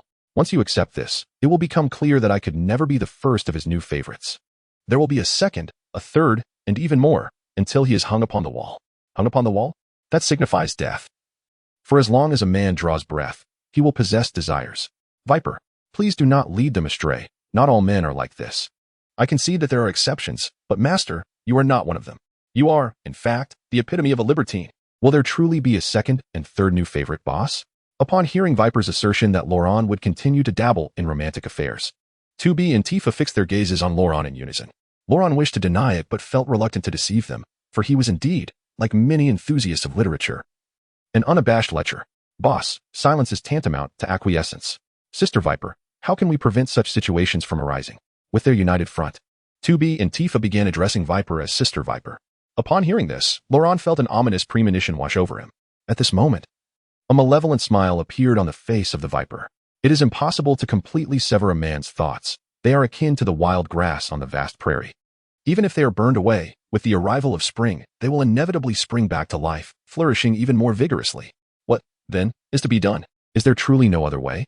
Certainly, there is, and it is exceedingly simple. One must take action directly against the physical form. Taking action against the physical form? Does that imply a direct severance? Tifa and 2B tilted their heads in curiosity. Of course not. What are you two thinking? Viper exclaimed. If we sever it, what will we use? Have you ever seen anyone smash their own cooking pot to prevent others from eating? Listening to Tifa and 2B, Viper rolled her eyes in exasperation. These two female robots can be incredibly naive at times. Oh, indeed. So what should we do? It is quite simple. Intensify the frequency each day, elevating the saturation to its peak, leaving him no time to dwell on such thoughts. Viper clenched her fists, her eyes brimming with martial fervor. Oh, right? How did we not think of that? Viper, you truly are the one. Whoa, Viper, you rascal. Are you plotting to assassinate your master? Kiki, my dear master. How could I possibly harbor such thoughts? If I truly intended to assassinate you, the obedience device implanted in my mind would have activated by now, and I would be writhing in agony, yet here I stand without any reaction. So, you are merely overthinking. As she spoke, Viper cast a mischievous glance at Roland, her eyes beginning to flicker with a sinister glow. Seeing this, Roland felt a sense of dread. He immediately stood up trembling and waved his hand. Instantly, a suit of iron bat armor enveloped him completely. Simultaneously, he leaped, intending to flee through a secret passage. However, at that moment, the three women seized his feet and forcefully pulled him down. Thinking of escaping? It won't be that easy. Tifa quickly blocked the secret passage with the table. Yes. After extinguishing Roland's last hope, Viper sat gleefully atop him. She raised her hand and gently tapped on the bat mask, bursting into laughter filled with mockery. Master, who would have thought you would find yourself in this predicament? Do you remember how you treated me last night? No matter how I resisted, it was futile. And begging for mercy only fueled your enthusiasm. Today, I shall exact my vengeance. I want you to experience the sensation of calling out to heaven and receiving no reply, of calling to the earth and finding it unresponsive. Now, you had better obediently open the bat armor for me, or do not blame us for being merciless. I will never open the bat armor. You three against me? If I open it, how will I ever rise again? Refusing to open it, are you? Then do not blame me for being impolite. The Viper spoke, then seized a crowbar from near the experiment table and began the manual disassembly of the armor. However, after toiling away for quite some time, she left not a single scratch on the bat armor. Seeing this, Loren felt a wave of relief wash over him, and a smile crept onto his face. You might as well save your effort. Although my armor isn't crafted from vibranium, its hardness is certainly beyond that of ordinary steel. To damage my armor, one would need materials of equivalent caliber or vibranium and adamantium. No, wait. I said nothing. He chuckled heartily, so it's true that vibranium and adamantium would suffice. 2B, did you hear that? Hee, I did. Wait, 2B, what are you doing? Put down that adamantium knife. Boss, don't worry, I'll just pry it open a little to let it peek out. I won't harm you. No. Help. Chapter 63. Go fetch that shield for me. Time flies, and before one knows it, an entire day has passed. A day can be considered neither long nor short. It is ample time to accomplish numerous tasks. Yet today, Loren engaged in but a singular endeavor. He squandered the hours in the company of Viper and her companions. Fortunately, his physical constitution was robust enough. Had it been an ordinary individual, they might have succumbed long ago. Nevertheless, Viper's cunning plans did not come to fruition, a fact owed to a mere utterance from him. After all, 2B and Tifa were ultimately his creations, versatile combat robots under his dominion. Their prior exchanges were merely playful banter. It was inconceivable for them to truly turn against him, as the fundamental principles governing robots are not mere formalities. Should he issue a command, 2B and Tifa would undoubtedly execute it without hesitation. Thus, once their playful antics concluded, his directive naturally involved having them assist him in confronting Viper. Initially, Viper believed 2B and Tifa were allies, reveling in her perceived advantage and displaying a haughty demeanor. However, as the game progressed, she was horrified to realize she had become the subject of their amusement. By the time she grasped this unsettling reality, it was far too late for her to rectify the situation. You've gone too far, 2B and Tifa. I shall never trust you again. Viper glared at the duo, her expression one of disappointment and frustration. In response, 2B and Tifa exchanged sheepish glances. Sister Viper, we did not intend for it to unfold this way. However, when our master issues a command, we must comply unconditionally. Thank you for your patience today, Tifa said apologetically. All right, that will be enough for today, Viper. You should return to your Hydra base tonight. Lingering too long may arouse suspicion. Must I leave tonight? Viper, who had been eager to depart, now displayed an unexpected reluctance. What's wrong? Are you loath to leave? Loren teased, a playful smile gracing his face. To his surprise, Viper neither grew angry nor defensive. Instead, she blushed and nodded shyly. I enjoy the atmosphere when I am with you. The atmosphere? Yes, this relaxed and amusing environment. I've never experienced anything like it before. At the Hydra base, there is only tedium and solitude. I've grown weary of it. I truly do not wish to return, Master. Why not let me stay? I can do anything you need. Let me be your secretary. That way, you can delegate tasks to me, and if there is nothing to do, I can still. Enough. Do not continue. Loren interjected before Viper could finish her thought. It is not yet the time for you to remain here. I require your return to the Hydra organization to gather intelligence and, incidentally, to locate an individual. Locate someone? Indeed. Who? A woman named Wanda Maximoff. A woman? Let me guess. She must be exceedingly beautiful, is she not? Your next romantic interest? Viper inquired with curiosity. It would be prudent to refrain from prying, Viper. You are becoming rather audacious. Lawrence's expression suddenly turned cold. Sensing the shift, Viper felt a pang of apprehension and promptly lowered her head. Yes, Master. I shall heed your command. Well, perform admirably, and should I be satisfied, it will merely be a matter of time before you remain by my side. At that juncture, not only will you enjoy days akin to today, but I shall also bestow upon you a squad of robotic minions to command. This will enable you to exact vengeance upon Dr. Zola and alleviate the grievances you have harbored for years. At that moment, Loren resembled those unscrupulous employers, weaving grandiose promises for Viper. Curiously, Viper relished the prospect, her eyes brimming with anticipation for the future. Master, I shall not disappoint you. I will take action immediately. With that, Viper departed the secret laboratory. Observing Viper's retreating figure, Miss 2B gazed at Loren with curiosity. Boss, is that woman named Wanda truly your next romantic interest? You have all misunderstood. In truth, I have never even met her. Never met her? Then why seek her? Because this woman possesses an extraordinarily formidable power. And in the future, she will become a coveted prize among various factions. Thus, we must locate her ahead of time and bring her into our fold, allowing me to rest easy. As for whether she is a romantic interest, do you perceive me as a superficial man? Loren coughed lightly and spoke earnestly. No, the boss has never been a superficial man. Upon hearing this, 2B shook her head, responding with equal seriousness, though her eyes betrayed a glimmer of amusement. The boss is not superficial, the boss is merely lecherous. Tifa then added with keen insight, striking a chord in Loren's heart, leaving him momentarily speechless. You two are becoming increasingly audacious, even jesting about your creator. Enough of this nonsense. We have an important task that requires your attention. Loren contemplated before continuing. Upon hearing that there was a significant task at hand, both women immediately displayed expressions of excitement and anticipation. Boss, is there a new mission?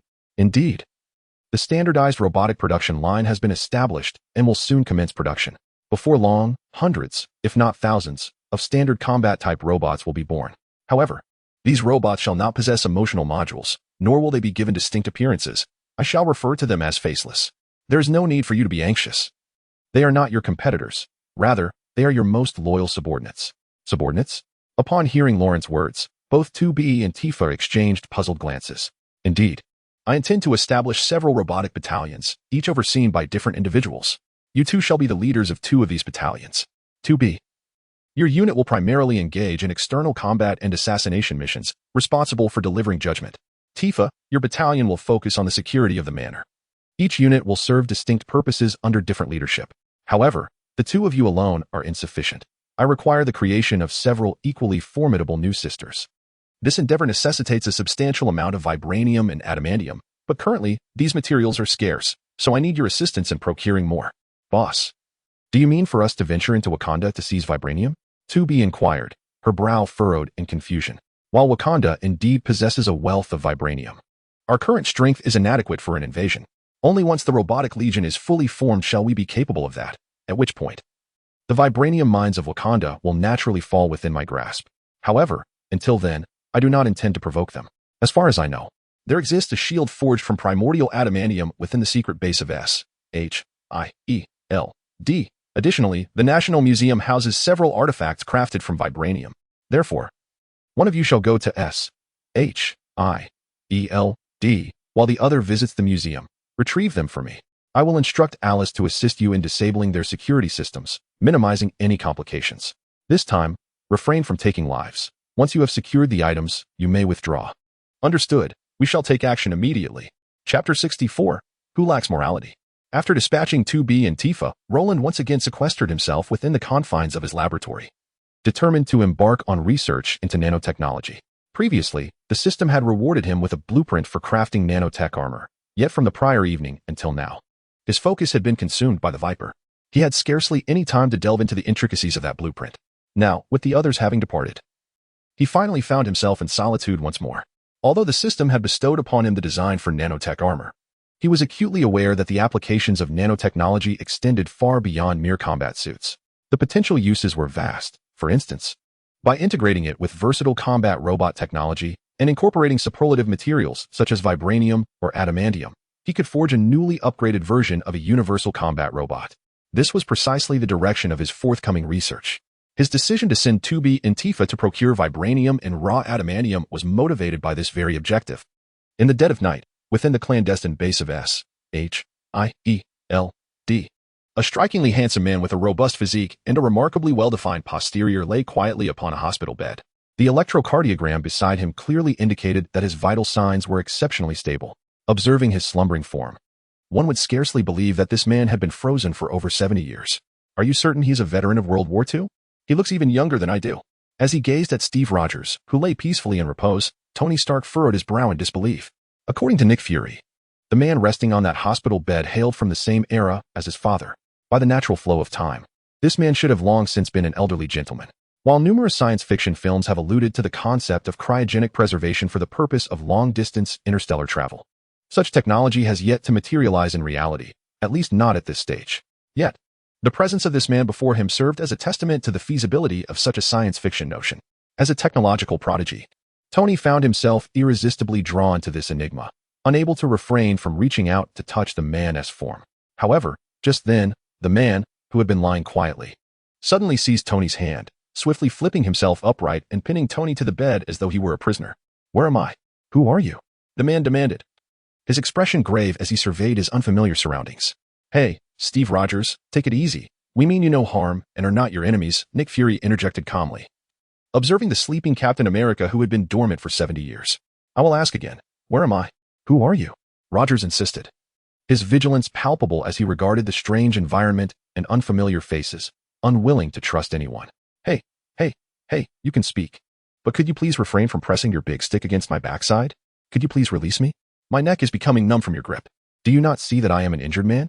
At that moment, Tony Stark, pinned to the hospital bed by Rogers, spoke with a tone of exasperation, his expression one of profound disillusionment. Having been thoroughly beaten by a silver-haired woman the previous night, his circumstances were already dire. Now, still recovering from his injuries, he found himself restrained once more, this time by a man. The worst part was that this individual was pressing something against his backside, a sensation that was utterly unbearable. Be quiet. At this moment, Rogers had no inclination to entertain Stark's dark humor.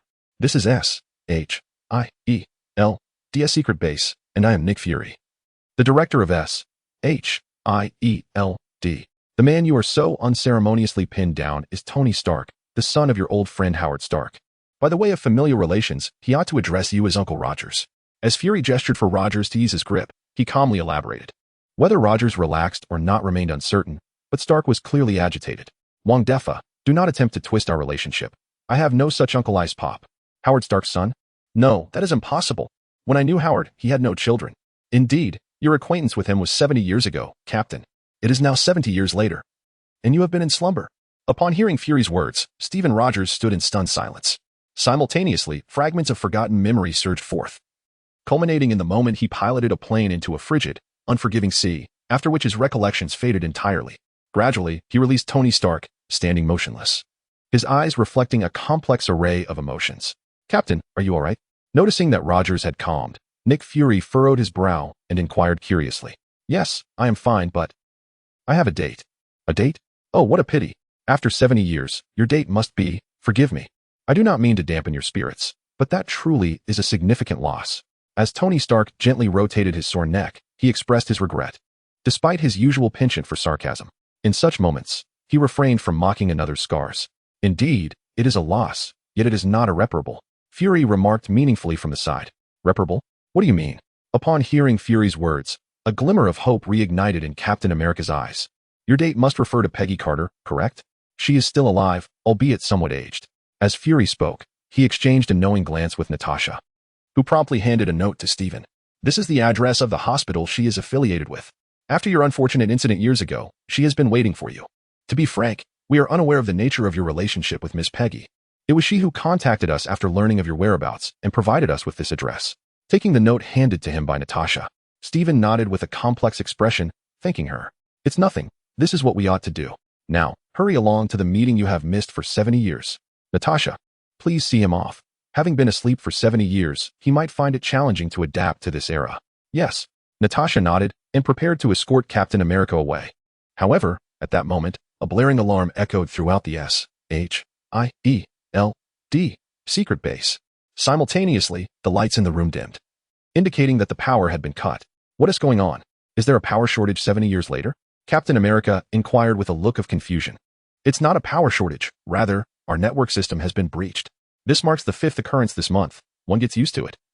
Natasha replied with a hint of resignation as she switched on a flashlight she had prepared earlier and activated the backup power system. Wait, the 5th time? Today must be the 5th of the month, right? Once every day? Who is so malicious? Tony Stark exclaimed, astonished, thinking he had misheard. Who else could it be but that damned little rascal, Loren? For heaven's sake, is there no end to this? Listening to the jarring alarm, Nick Fury seethed with rage, feeling murderous. Just then, a guard rushed in, breathless. Sir, it's bad. Our base has been robbed. The shield you asked me to prepare has suddenly vanished. What? Damn that Loren. I'm going to Loren. Nick Fury fumed. What shield? Listening to Nick Fury's string of expletives, Captain America furrowed his brow in confusion.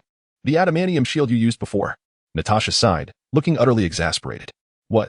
Chapter 65. A World in Chaos. Enter the Hulk.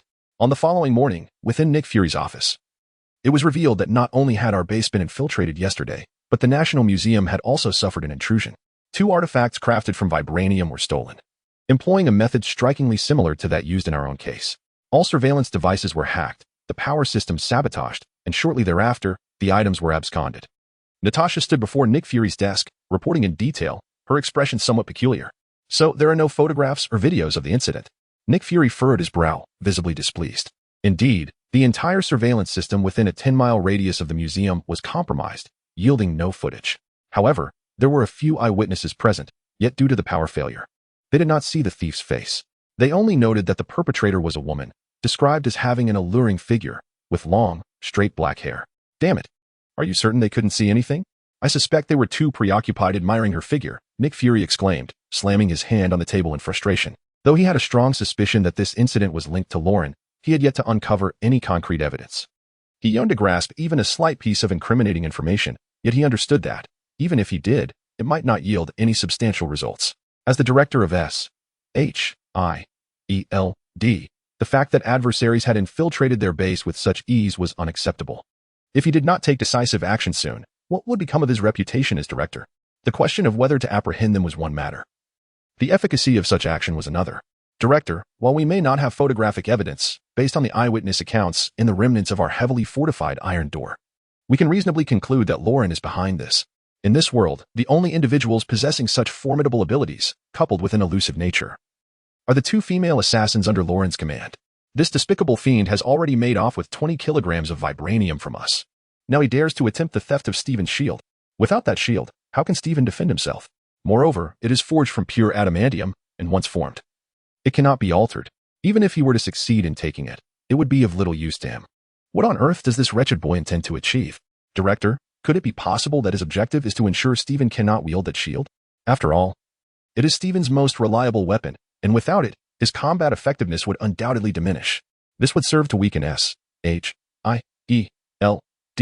as well. In essence, he is deliberately targeting us. This insufferable wretch will ultimately pay for his transgressions, Nick Fury declared, striking the table, his expression one of deep discontent. Since the emergence of Lorenz, he has been relentlessly tormenting them at S-H-I-E-L-D,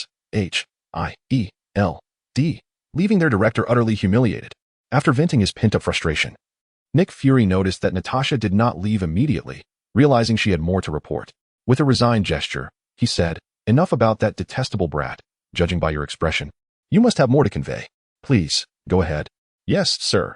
Besides the theft incidents at the National Museum and here, 2 significant events transpired last night. One involved a sudden fire at the Osborne Group, where a laboratory on one of their floors was engulfed in flames. Eyewitnesses reported that before the blaze, a green figure emerged from the building, riding a peculiar flying device." "A green figure? The Hulk?" Nick Fury furrowed his brow, perplexed. "No, it is someone else. According to the witnesses, he wore a mask, could fly at high speeds, and was capable of throwing explosives. Consequently, he has been dubbed the Green Goblin," Natasha explained. Shaking her head, "The Green Goblin? Another individual with extraordinary abilities has surfaced? This world is indeed spiraling into chaos. Besides his moniker, have we uncovered any more detailed information?" Nick Fury's fingers lightly tapped a pen against the table, deep in thought. "Due to the sudden nature of the incident, we have yet to gather any additional useful information. However, Director Coulson has assigned Barton to investigate this matter, so we should receive further intelligence shortly. Yes, they need to expedite this. The world is becoming increasingly tumultuous, with various sinister entities emerging. We must swiftly discern which ones can be allied with, and which must be eradicated. The expansion of the Avengers must be accelerated." "Understood, sir. By the way, you mentioned 2 major incidents. What is the other one?" "Sir, the other incident pertains to the Hulk." "The Hulk? Have we apprehended him?" Excitement flickered across Nick Fury's face at the mention of the Hulk. "Not exactly. Instead, Dr. Banner has returned from Brazil and is searching for an individual codenamed Mr. Blue. General Ross has already set a trap and is currently in the process of capturing him. We should receive news in the coming days. That madman Ross is far too aggressive in his approach to the Hulk. His actions will only serve to further provoke him. S-H-I-E-L-D must intervene. Otherwise, the consequences could be dire. Natasha, see if you can reach out to Dr. Banner privately and have a sincere conversation with him to express our goodwill. It would be best to avoid using force if we can." Nick Fury intoned gravely. "Sir, that may prove challenging. Last time, General Ross's unexpected interference caused Dr. Banner to distrust me. In recent days, I have endeavored to reach out to him, yet to no avail. He seems to be deliberately evading us. That old rascal Ross is nothing but a thoughtless brute. Were it not for him, we would have long since secured the Hulk." Upon hearing Natasha's words, Nick Fury let out a sigh, increasingly dissatisfied with General Ross. "Sir, for these past years, the apprehension of the Hulk has been under General Ross's purview. Our sudden intervention has already provoked his profound discontent. He has lodged multiple protests with Congress. Should we recklessly intervene once more? It is not inconceivable that he might take direct action against us," Natasha cautioned. "He dares. If he truly makes a move, I shall not hold back," Nick Fury replied, his expression dark and his tone icy. At that moment, Coulson hurriedly entered the room. "Sir, the Hulk has made an appearance." Chapter 66, The Monster Showdown. "This time you can unleash your full power." "Where?" Upon hearing Coulson's words, Nick Fury immediately rose to his feet, his excitement barely contained. For Hulk was the second most formidable entity he had ever encountered, the first being a woman he had met decades ago. Even though Hulk's might, in his eyes, paled in comparison to that woman, it remained unparalleled, unmatched by anyone else thus far. Not even the silver-haired woman who had tormented them in recent days could rival him. It was this very realization that fueled his eagerness to bring Hulk under his command. In his view, securing Hulk would equate to possessing a trump card capable of challenging Ross. How could he not be thrilled? In Central Avenue, a fierce battle was underway against a newly emerged yellow monster. The entire avenue lay in ruins, resembling a hell on earth, with countless casualties that could not yet be accurately counted. Reports from the front indicated that General Ross's daughter, Betty, had perished in this unexpected conflict. What? Upon hearing of Betty's demise, Nick Fury's expression shifted dramatically. Without a moment's hesitation, he dashed toward the base's helipad. Betty was the apple of Ross's eye, and his relentless pursuit of Hulk over the years stemmed from 2 motivations: his desire to form a super squad of super soldiers to protect the nation, and his deep concern for his daughter, who was in a romantic relationship with Dr. Banner. However, Ross had disapproved of their union and had spent years attempting to dissuade Betty, to no avail. Consequently, his hatred for Hulk grew immensely. And if Betty had indeed died because of him, Ross would likely go mad, leading to unpredictable and dangerous actions. Prepare the helicopter immediately. We must intervene directly this time. And summon Tony and Stephen. They have their first mission. Understood, sir. Coulson nodded and promptly began making arrangements. Meanwhile, at Morgan Manor, where Lauren resided, an atmosphere of tranquility prevailed. Draw A. Not good. Draw 2. Not good.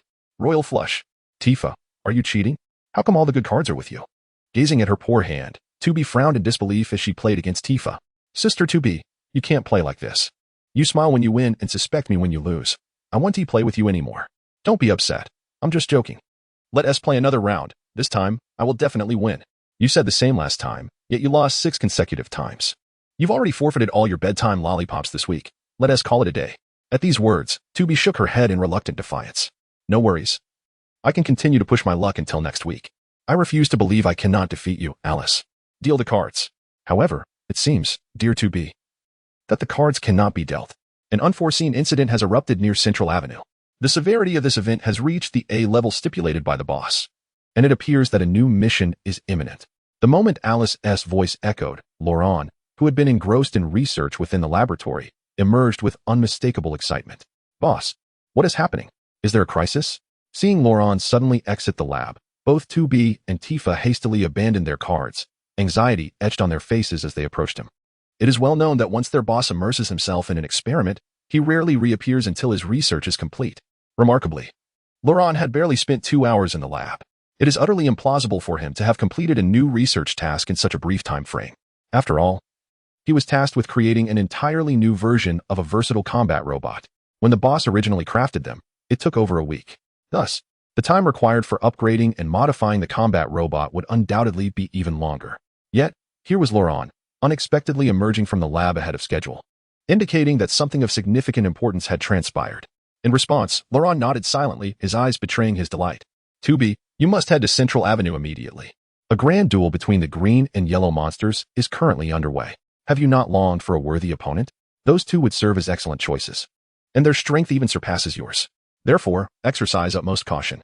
I only require you to engage in their battle. Whether you emerge victorious is inconsequential. Winning would be splendid. But if not, the experience is what truly matters. Oh, and this time, you are permitted to exert your full strength. Really? Am I allowed to kill them? The yellow one, do as you wish. The green one, however, is of some utility and must be spared for now. Yet, with your current prowess, it will not be an easy feat to slay him. Once he loses control, he becomes quite formidable. Thus, as a precaution, take this super neurotoxin with you. If you find yourself overwhelmed, using this will render him into a state of slumber. As Lauren spoke, he tossed a specially designed syringe filled with super neurotoxin to 2B. This neurotoxin is 100 times more potent than the regular variant. While it may not be lethal to the Hulk, he is confident in its ability to incapacitate or induce sleep. Understood. I shall depart at once. Without further ado, 2B caught the super neurotoxin and leapt gracefully out of Morgan Manor, racing towards Central Avenue. Boss, since this task is so perilous, allow me to assist Sister 2B. Tifa remarked, casting a glance of mild concern towards Loren as she witnessed 2B soaring into the sky. She shall be fine, with her vibranium physique. Even if she encounters insurmountable odds, she can effortlessly retreat unscathed. My intent in saying this is merely to urge her to take matters more seriously. This girl has had it too easy along her journey and has begun to feel a sense of invincibility. It is high time she receives a correction. I see, boss. Your thoughtful intentions, if revealed to Sister 2B, would likely result in her persistently seeking your attention tonight. I am aware, hence, you must keep this confidential. Now, you and Alice should closely monitor the situation concerning 2B. Should any issues arise, do not hesitate to summon me. If it can be handled independently, I would prefer not to be disturbed. I must return to my laboratory to further my research on nanotechnology. With that, Loren shut himself away in the laboratory, resembling a mad scientist immersed in his pursuits. Chapter 67. All hands on deck. A chaotic mess. Central Avenue, also known as Fifth Avenue, is a bustling hub in New York's Manhattan district. By nightfall, it is ablaze with lights and teeming with life, as numerous revelers indulge in the nightlife. However, today, this once tranquil place has unfortunately transformed into a raging inferno due to the emergence of Hulk and Abomination. Along the streets lie overturned cars and innocent bystanders who fell victim to the collateral damage of the battle. The entire scene resembles a hellish nightmare, both tragic and terrifying. Hulk, Witnessing the devastation, Dr. Banner, now transformed into the Hulk, lets out an enraged roar. Though he has become the green monster in the eyes of the public, he has always adhered to his moral code, to never harm innocent civilians nor attack those who mean him no harm. Unfortunately, the abomination standing before him possesses no such principles. He fights with reckless abandon, willing to employ any means necessary to achieve victory. The significant casualties that have arisen are solely the result of the abomination's actions. Is this what anger looks like? This is merely the beginning. Observing Hulk's furious expression, the abomination sneers, utterly unconcerned. In a show of disdain, he lifts a nearby car and hurls it towards Hulk with ferocity. Inside the vehicle, a family of 4 screams in terror. The abomination shows no regard for human life. Should the car strike Hulk, it would not only injure him, but likely lead to the demise of the family within. Determined to prevent such a tragedy, Hulk, instead of using his usual brute strength to deflect the car, makes the unusual choice to catch it, attempting to save the family inside. However, he is caught off guard when the abomination lunges at him, delivering a devastating punch that sends Hulk flying several dozen meters, crashing through a multitude of cars. You wish to be a hero and save lives? I will not allow you to succeed. I intend for these inferior beings to perish. The abomination bellows in rage as he seizes the family's car once more and prepares to throw it again, intent on ensuring their destruction. At that moment, a dark figure suddenly appears, and a web shoots from her hand, swiftly forming a net that catches the family's car with perfect precision. The newcomer is none other than Gwen, now transformed into Spider-Woman. Another fool seeking death. The abomination scoffs at the sudden appearance of Spider-Woman, his eyes filled with contempt. The abomination, once the proud human form of Blonsky, had dared to provoke Hulk even in his human state. Now, transformed into a creature even larger than Hulk, he cannot fathom taking Spider-Woman seriously. As he spoke, he seized a nearby car, intending to hurl it towards Spider-Man. However, at that moment, a thunderous roar echoed from afar. Before he could launch the vehicle, the Hulk leaped in, delivering a powerful kick that sent him soaring. He flew several meters, crashing heavily against the building's wall, creating a substantial hole. Yet, Hulk's assault did not cease. He leaped once more, landing directly in front of the abomination. His massive fists rained down relentlessly upon Abomination's face, striving to send him to the depths of despair. Nevertheless, Abomination was not to be underestimated. After enduring several blows, he swiftly seized an opportunity to retaliate. With a forceful kick, he sent Hulk sprawling away from him. In a fluid motion, he flipped onto his feet, irritably wiping the blood from the corner of his mouth, his expression rife with disdain. Is this it? Is this your strength? Hulk, you have disappointed me, he taunted, charging at Hulk once more. In an instant, the two engaged in a fierce exchange of blows, akin to 2 ferocious beasts, neither gaining the upper hand. Observing this confrontation, Gwen refrained from intervening, choosing instead to focus on rescuing the civilians around them. Their safety was of utmost importance. On the other side, General Ross clutched his daughter's lifeless body, his eyes ablaze with indescribable fury. Just moments ago, a shard of flying metal had pierced her heart, extinguishing her life. The cause of this tragedy lay before him, the Hulk. That very fragment had been ejected during Hulk's destruction of their armed helicopter. While it was not Hulk's deliberate action, the consequences lay squarely upon him. Thus, Ross naturally attributed this grudge to Hulk. Hulk, I will kill you. General Ross's eyes burned with rage, his fury stripping him of reason. He laid down his daughter's body, swiftly climbing into a nearby armored vehicle, and unleashed a torrent of gunfire from a heavy machine gun aimed at Hulk. The powerful bullets rained down upon Hulk, catching even him off guard. Though they could not pierce his skin, they inflicted considerable pain. He roared, raising his arms to shield himself from the onslaught, inadvertently granting Abomination a chance. Abomination seized a fire hydrant from the street, wielding it with ferocity as he brought it crashing down upon Hulk's face. The sheer force of the blow deformed the hydrant, and under such an impact, even Hulk was momentarily dazed, sent sprawling backwards, unable to rise. Ha ha ha, old man Ross, you make a splendid ally. I shall avenge your daughter. But first, I will send you to hell. With a disdainful glare, the figure of loathing cast a scornful glance at Ross before hurling the misshapen fire hydrant with great force in his direction. Observing this, Ross's expression turned pale with fright, instinctively preparing to evade the impending danger. Yet, before he could sidestep in time, a powerful palm blast surged forth, striking the fire hydrant and sending it soaring into the air. In that instant, a striking figure clad in red and gold steel descended from above, landing swiftly before General Ross. Simultaneously, a tall man leapt from an armed helicopter, landing firmly in front of the loathsome adversary.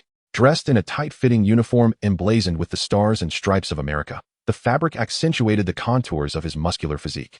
Notably, his well-defined posterior was so pronounced that one could easily imagine a cup of water balanced upon it. And who could this be but Captain America? the embodiment of valor and the proud owner of the nation's most celebrated dairy re? Chapter 68. I can finally have some fun. Oh. This damn bodysuit is simply too eye-catching. Tony Stark hovered in his Iron Man suit before General Ross, but his gaze was fixated on Captain America. He found it difficult to avert his eyes from Captain America's alluring physique. To his surprise, Captain America had chosen to don a tight suit today, which was rather hard for him to accept. Tony, could you possibly shut your obnoxious mouth for once? Captain America retorted, irritation evident in his voice as he listened to the commentary through his earpiece. In response, Tony Stark shrugged, unbothered, and replied, all right, I shall remain silent, my shapely comrade. Captain America, two more fools have come to meet their doom. Today is indeed lively. Observing Captain America and Iron Man before him, the abomination felt not a trace of fear. Rather, he was filled with exhilaration. Having just received an injection of Hulk serum from Mr. Blue, he now possessed an imposing form. He brimmed with confidence in his newfound strength, believing that even the Hulk was no match for him. Consequently, he dismissed any other adversaries as mere trifles. You disgusting monster, you're quite audacious. In the face of Abomination's taunts, Tony Stark frowned, his expression darkening. At that moment, Nick Fury descended from an armed helicopter above, sliding down a rope to stand before General Ross. Ross, this situation has escalated beyond your control. You need to withdraw. We will take over from here. General Ross's countenance darkened, rage blazing in his eyes at Nick Fury's sudden intervention.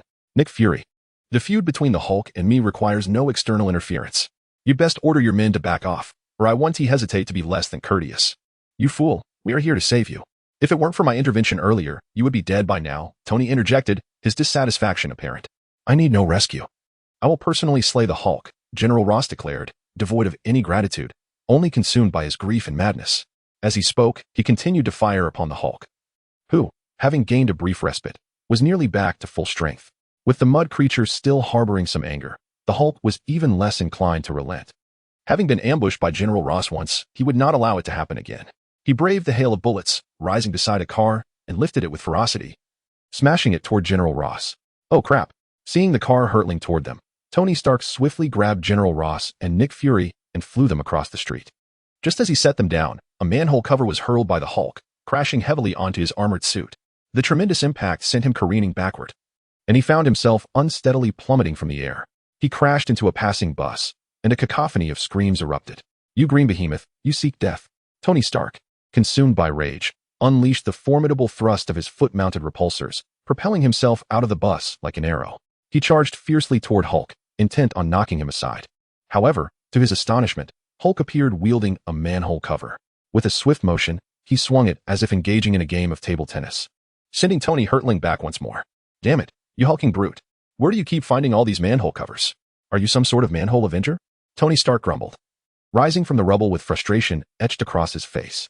Yet, before he could voice more complaints, Hulk, like a grasshopper, leaped from several meters away, landing directly in front of him. A colossal fist, akin to a cauldron, came crashing toward Tony's face, promising grave consequences should it connect. Fortunately, his armor automatically executed an evasive maneuver, allowing his head to dart aside just in time to narrowly escape Hulk's potentially lethal blow. For heaven's sake, don't you adhere to the rule of not striking faces? Tony muttered, continuing his tirade as he activated his repulsors once more. A surge of powerful thrust erupted from his suit, enabling him to slip away from Hulk's immediate vicinity like an elusive eel. Simultaneously, a barrage of thumb-sized mini-bombs launched toward Hulk with reckless abandon. The ensuing explosions erupted with a thunderous roar, echoing like fireworks in the night. In an instant, searing flames intertwined with dense clouds of smoke engulfed Hulk, accompanied by his anguished roars. Observing this spectacle, a smirk of pride graced Tony Stark's features, momentarily convinced he had subdued the green giant. However, as the smoke dissipated, Hulk stood unscathed, his expression revealing an escalation of fury. Hulk! Smash! Hulk bellowed, contorting his face in rage as he struck the ground with his fists, unleashing a terrifying force that fractured the earth beneath him. Caught off guard, Tony Stark found one leg ensnared in the fissure, causing him to lose his balance and topple sideways. At that very instant, Hulk grinned wickedly and charged toward him like a humanoid tank. Faced with the oncoming fury of Hulk, panic washed over Tony Stark. He struggled to extricate himself while hurling every bomb within his armor toward Hulk. Yet, the explosives proved utterly ineffective, only serving to further ignite Hulk's wrath. In the blink of an eye, Hulk was before him, his fist raised high, prepared to deliver a crushing blow. The ground had cracked beneath Hulk's might, and should that force land upon him, the consequences would be catastrophic. Oh no, it's over. Witnessing such a scene, Tony Stark could not help but let out a lament. As his mind began to whirl with chaotic thoughts, at that moment, a shadow suddenly descended from the heavens, plummeting like a meteor. In the blink of an eye, it struck Hulk's shoulder with tremendous force. The terrifying impact erupted like a tumultuous wave, leaving Hulk dazed and disoriented, and even embedding half of his body into the ground. This astonishing spectacle rendered all present utterly speechless. They collectively shifted their gaze towards the shadow, gasping in unison. For the newcomer was none other than the silver-haired woman who had tormented them mercilessly during this time. 1, 2, 3, 4, 5 of them? Tonight is indeed lively. How delightful it is, for I can indulge in some fun. As for the next target, I choose you. After effortlessly thwarting Hulk's assault, the enigmatic Miss 2B expressionlessly raised her hand and pointed at Tony Stark. Chapter 69. It is time to bid farewell to this world. Tony Stark could hardly fathom that the individual who had unexpectedly appeared before him, saving his life, was none other than the silver-haired woman who had mercilessly bested him just days prior. The instant his gaze fell upon 2B's striking visage, vivid memories of the near-fatal encounter flooded his mind. Seeing her again now caused him a profound psychological distress, particularly when she pointed at him and proclaimed, "You're the one I've chosen." Panic surged within him. Hey, why on earth have you chosen me? I haven't wronged you today. Nor have I engaged you in combat, he protested, retreating instinctively while casting an innocent glance at 2B, hoping to dissuade her from her impending assault. However, 2B paid no heed to his explanations. With a swift stride, she launched a kick in his direction. Though at first glance her kick appeared unremarkable, it concealed an astonishing power. With a single blow, he was sent soaring through the air like a mere ball, rolling several meters before finally coming to a halt, utterly disheveled. Yet, in comparison to the brutal force of the Hulk's fists, this was a far more merciful fate. He was merely left in a state of disarray. Had he not evaded the Hulk's onslaught, he would undoubtedly have met his demise. Thus, in a way, Miss 2B had indeed saved his life. Yet, her overwhelming and unreasonable demeanor left him bewildered, as he could not comprehend why she would attack him when he had done nothing to provoke her. After propelling Tony Stark away, 2B's attention shifted toward Gwen, who she regarded as a formidable rival. This perception stemmed not only from Gwen's considerable prowess but also from her connection as the deskmate of her creator, who evidently harbored feelings for her. Thus, she naturally perceived Gwen as her primary adversary. However, at that moment, Gwen was preoccupied with aiding nearby injured individuals, entirely oblivious to 2B's presence. This prompted 2B to emit a discontented huff, muttering, "Truly, the citizens of New York are exemplary neighbors, ever eager to lend a hand. Very well. I shall let you off this time and seek out others." With that, her gaze shifted once more. Not far off, Captain America and the Abomination had regained their senses from the earlier shock and resumed their fierce confrontation. Although Captain America's physique paled in comparison to the Abomination's, his remarkable hand-to-hand combat skills enabled him to hold his own in their clash. It must be acknowledged that the 5x5 warrior was indeed impressive. Despite being launched across the field multiple times by the Abomination's overwhelming strength, he consistently rose to his feet, returning to face the beast with unwavering resolve. Declaring his signature phrase, "I can keep this up all day." However, no sooner had he spoken than 2B swiftly appeared behind him, delivering a fierce spinning kick that sent him hurtling over 10 meters, crashing into a nearby skyscraper. "Who told you to waste an entire day? You squander your time, and I strike anyone." The onlookers gaped in astonishment as they witnessed 2B's brutal kick sending Captain America flying. Their expressions were a mixture of shock and disbelief. This woman is exceedingly ruthless. It is an indiscriminate assault. She strikes without discrimination, ignoring the reactions of those around her. After dispatching Captain America, 2B's expression remained impassive as her gaze shifted to Abomination. She murmured, "Yellow monster? Must be exterminated." With that, her figure vanished from sight, only to reappear right before Abomination. As 2B materialized before him like a specter, Abomination's eyes widened in surprise at her terrifying speed. Yet, true to his proud and combative nature, he felt no fear. Rather, he became increasingly exhilarated. "You think you can kill me, woman? What a laugh. The one who is destined to perish is you," he scoffed, tightening his fists and unleashing a powerful blow aimed directly at 2B's head. Due to the unexpectedness of her appearance, he struck hastily, relying on the element of surprise. Consequently, he could not unleash his full strength. However, this punch still carried a force of at least 10 tons. Such a blow would undoubtedly incapacitate an ordinary person. Yet, what he faced was no ordinary individual, but rather the immensely powerful combat android, 2B. Moreover, she had undergone enhancements with both vibranium and adamantium. After battling Gwen, 2B had realized that her previous power limit of 18 tons was woefully insufficient. Therefore, upon her return, she implored Luo Lun for optimization. This time, Luo Lun increased the capacity of her energy core, significantly enhancing the energy release capabilities of her arc reactor, allowing her to unleash a maximum of 30 tons of force. This level of power could rival that of the Hulk in his normal state. In light of this, the mere 10 tons of force Abomination wielded seemed trivial to her. As his formidable punch descended, 2B showed no inclination to evade. Instead, she effortlessly raised her right hand and, with an unremarkable motion, grasped Abomination's fist, easily neutralizing his attack. Abomination was taken aback, his face reflecting disbelief as his powerful blow was caught by the silver-haired woman before him. "So weak," 2B remarked coldly, casting a disdainful glance at Abomination. Just as her words echoed in the air, she clenched her fist of disdain and forcefully pulled it towards her. In an instant, the figure of loathing stumbled and fell in her direction. At that moment, she delivered a powerful knee strike directly to the abdomen of her adversary. The terrifying force contorted the figure into a bow-like shape, causing it to collapse to the ground, spewing forth bile, unable to rise for quite some time. "How is this possible?" the figure murmured, disbelief etched across its face. The woman before him, in terms of stature, was akin to the disparity between an adult and a child. He had previously dismissed her as inconsequential, believing that ending her would be a trivial matter. Yet, the scene unfolding before him utterly surpassed his imagination. Not only had he failed to easily vanquish her, but he had also found himself on the receiving end of a blow so devastating that it nearly expelled his courage. It was utterly unfathomable. Meanwhile, she paid no heed to the expression of loathing. After bringing him to his knees, she raised her hand and grasped the air. Instantly, the Edmund alloy dagger, suspended behind her, flew into her grasp. "It is time for you to bid farewell to this world." Chapter 70, 1 against 2.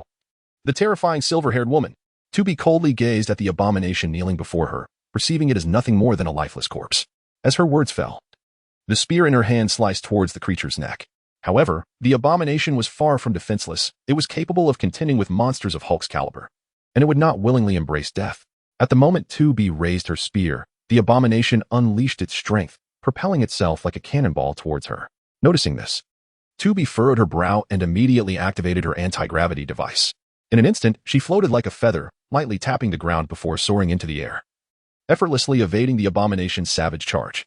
Simultaneously, she swung her arm, launching the spear with the ferocity of thunder, aimed directly at the creature's head. With the spear's release, the Abomination felt a long-forgotten sense of peril. The last time it experienced such a terrifying sensation was during its first encounter with Hulk. At that time, it was merely an ordinary human soldier, while Hulk was already a fearsome beast. Thus, feeling that way in the presence of such a monster was entirely understandable. It did not feel shame or humiliation. Rather, it had developed an obsession with Hulk's overwhelming power. This obsession was, in fact, the catalyst for its current transformation, having injected itself with the serum derived from Hulk's blood by Mr. Blue. To return to the matter at hand, the Abomination previously felt a life-or-death crisis while facing Hulk due to the vast disparity in their strengths. Yet now, it believed itself to be a formidable entity, comparable to Hulk. However, even in this state, the resurgence of such a terrifying sensation indicated something significant. It implied that the woman before it possessed strength surpassing its own, and that the strange long knife was indeed capable of ending its life. Realizing this, panic surged within it, prompting an instinctive attempt to dodge to the side. Its speed was remarkable, yet it was still unable to completely evade the dreadful strike. The sleek, all-black spear transformed into a streak of light, swiftly piercing through its shoulder and pinning it forcefully to the ground. Witnessing such an astonishing scene, the surrounding soldiers widened their eyes in disbelief, as if they had encountered a ghost. Just moments ago, they had been bombarding the Abomination with tanks. Yet those shells had seemed as ineffective as paper in inflicting any real damage. Yet now, the creature was impaled by an unassuming black knife. An occurrence that felt utterly surreal. Had they not seen it with their own eyes, they would have never believed it, even under duress. "Damnable woman, I will slaughter you." Since its transformation into an Abomination, it was the first time it had sustained such a degree of injury. Even during its recent battle with Hulk, it had not bled this much. Now, he finds himself tormented by a woman. A disgrace, a flagrant humiliation. How could the ever-proud and combative Bronski possibly accept such an outcome? A tempest of fury surged through his mind, rendering him utterly irrational. "I'll kill you. I'll kill you," he shrieked in a frenzy, grasping the hilt of a dagger and wrenching it from his own flesh. Observing the deranged fury, 2B remained expressionless, as though watching a clown perform. Just as he was about to extract the dagger, 2B reached out with an ethereal grasp. Instantly, the dagger, as if summoned, flew back into her hand. Subsequently, she hurled it once more, piercing through the other shoulder of the enraged man, pinning him back to the ground. "Why you?" he stammered, his expression a mixture of disbelief and confusion. Neither the man nor the onlookers could have anticipated such a sudden turn of events. Just moments ago, he had been howling threats at 2B, a mad dog in a frenzy, and now he found himself once again impaled by her blade, an instantaneous slap of reality. The turmoil within him left him at a loss for words. At that moment, Hulk, who had just been smashed into the ground by 2B, roared as he sprang back into action. Hulk was akin to a human grasshopper, his leaping ability extraordinary. Even Newton couldn't contain him. With effortless grace, he could leap hundreds of meters, and with a slight exertion, soar over 1,000. In certain parallel universes, Hulk could even traverse interstellar distances relying solely on his jumps, absurdity personified. While the Hulk before her was not quite so extraordinary. His leap from the ground where he had just been flattened to 2B's presence was but the blink of an eye. 2B, slightly taken aback by Hulk's swift recovery, felt her resolve intensify. For Loren had explicitly warned her that this Hulk was the one she needed to be most wary of. His combat prowess would escalate with his rage. Thus, it was imperative to defeat him swiftly, lest the consequences be dire. In that fleeting moment, Hulk stood before her, his fist as large as a cauldron hurtling toward her with devastating force. Rather than retreat, she clenched her own fist and met his strike head-on. In an instant, their fists collided like two cannonballs, a thunderous clash reverberating through the air. Boom! In an instant, a shockwave surged forth, accompanied by a sound akin to rolling thunder, sweeping outward in all directions. The terrifying force shattered the glass windows lining the streets in an instant, while nearby civilians, seeking refuge, were rendered unconscious by the sheer power of the blast. Such immense force naturally generates an equal and opposite reaction. In an instant, both 2B and the Hulk were propelled backwards several meters. However, due to her ability to fly, 2B ascended into the sky, gracefully rolling a few times before effortlessly stabilizing her form. In stark contrast, the Hulk was not as fortunate. His body, having just leaped, crashed down violently to the ground. A resounding thud echoed as he left behind a massive crater. This spectacle astonished everyone present, particularly the members of S, H, I, E, L, D, and the military, who stood in stunned disbelief. They could hardly fathom that the silver-haired woman was capable of single-handedly confronting such formidable foes as Abomination and the Hulk, all while maintaining an upper hand throughout the encounter. Truly astonishing. Chapter 71. How many seconds can you endure? It is essential to understand that they had frequently encountered the Hulk prior to this moment, particularly General Ross, who had spent the majority of his life in pursuit of the Green Giant. Thus, no one comprehended the magnitude of the Hulk's terrifying strength better than he did. A single punch from him could leave fissures in the very ground beneath. In their attempts to capture the Hulk, even a mere brush against him could result in severe injury or death. Now, however, a woman, whose stature appeared almost childlike in comparison to the Hulk and Abominations, possessed strength that rivaled their own. How could they not be astonished? This was beyond mere astonishment. It was utterly unfathomable. Not only the onlookers were taken aback, but even the Hulk himself was caught off guard. Renowned for his unparalleled strength, he was unexpectedly sent reeling by a single blow from a woman. This was utterly perplexing. He could not fathom the reason behind it. The more he struggled to comprehend, the angrier he became, and with each surge of rage, his strength intensified, fueling his defiance and desire to fight. True to form, after striking the ground with such force that it created a deep crater, he showed no signs of retreat. Instead, he swiftly regained his footing, propelling himself toward 2B once more, his fist poised to strike. Observing this, 2B mirrored his resolve, tightening her fist and launching her own assault against the Hulk. In an instant, their fists collided once more. This time, 2B distinctly felt that the Hulk's strength had escalated slightly compared to before. This revelation astonished her. Her creator had spoken the truth. This hulking green behemoth indeed grew stronger with his fury. It was no wonder her boss found him so intriguing. Such an ability was nothing short of extraordinary. Should their boss succeed in harnessing this power, he would undoubtedly establish an even firmer foothold in this world. As their fists met with a resounding impact, both combatants staggered backward a few paces. Yet, almost simultaneously, they charged towards each other again, delivering one punch, then two, then three. Their fists fell like relentless raindrops, each blow landing with palpable force. Any other individual would have crumbled under such an onslaught, however. 2B and the Hulk stood resolute, enduring the brutal exchange as if they were statues, steadfast in the face of each other's might. Only when they were once more jolted apart by the immense force did this frenzied exchange come to a close. Due to her lack of a pain response, 2B felt no harm from the blows she received. The sole concern was that the Hulk's power continued to grow, and she began to struggle against the overwhelming force. Her body involuntarily retreated under the pressure of his strikes, and if this trend persisted, she would inevitably find herself at a disadvantage. Meanwhile, the Hulk, despite the barrage of punches from 2B, continued to roar with fury. However, it did not inflict any fatal harm upon him. Rather, the intense pain only fueled his anger further. The more his rage intensified, the more rapidly his strength grew, unleashing a terrifying power. In terms of combat endurance, there is perhaps no one in this world who can rival the Hulk. Even Captain America, who can endure against his opponents for an entire day, is no match, as he would tire after a maximum of 1 day. Conversely, the Hulk could sustain his prowess for a month without issue. The Hulk, smash? The Hulk's persona resembles that of a mentally challenged child, repetitively uttering the same few phrases and relentlessly charging into battle. While his ferocity is undeniable, his techniques are, indeed, quite simplistic, relying predominantly on brute force to overcome any obstacle. This method of combat is effective against weaker foes, yet when faced with an adversary of equal strength, the situation becomes far more complex. In the cinematic universe, for instance, the Hulk was directly overpowered by Thanos, resulting in his loss of combat capability and transformation back into Bruce Banner. Unfortunately for him, the current adversary, 2B, possesses power sufficient to match his own, making it impossible for him to defeat her through sheer force.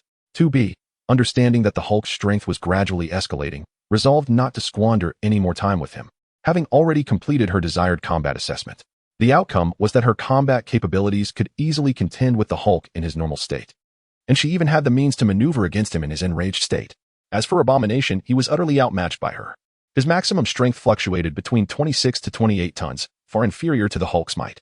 With her limit set at 30 tons, she was merely 2 tons away from her peak, and at their level, even an additional pound of strength could prove to be the decisive factor.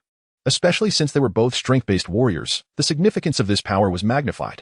Having reached her desired conclusion, she saw no further need to waste time with them. With this thought, she lifted her hand and, with a flick, summoned the super neurotoxin she had stored in a small box to her grasp.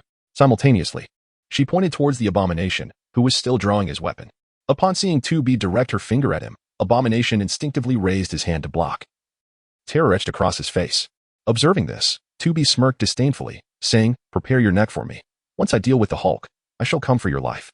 With that, she grasped the air, unleashing a mysterious energy in a tremendous explosion. In an instant, the adamantium blade soared back into her hand. Having completed her preparations, 2B calmly shifted her gaze to the Hulk. "How many seconds do you think you can endure next? 5 seconds?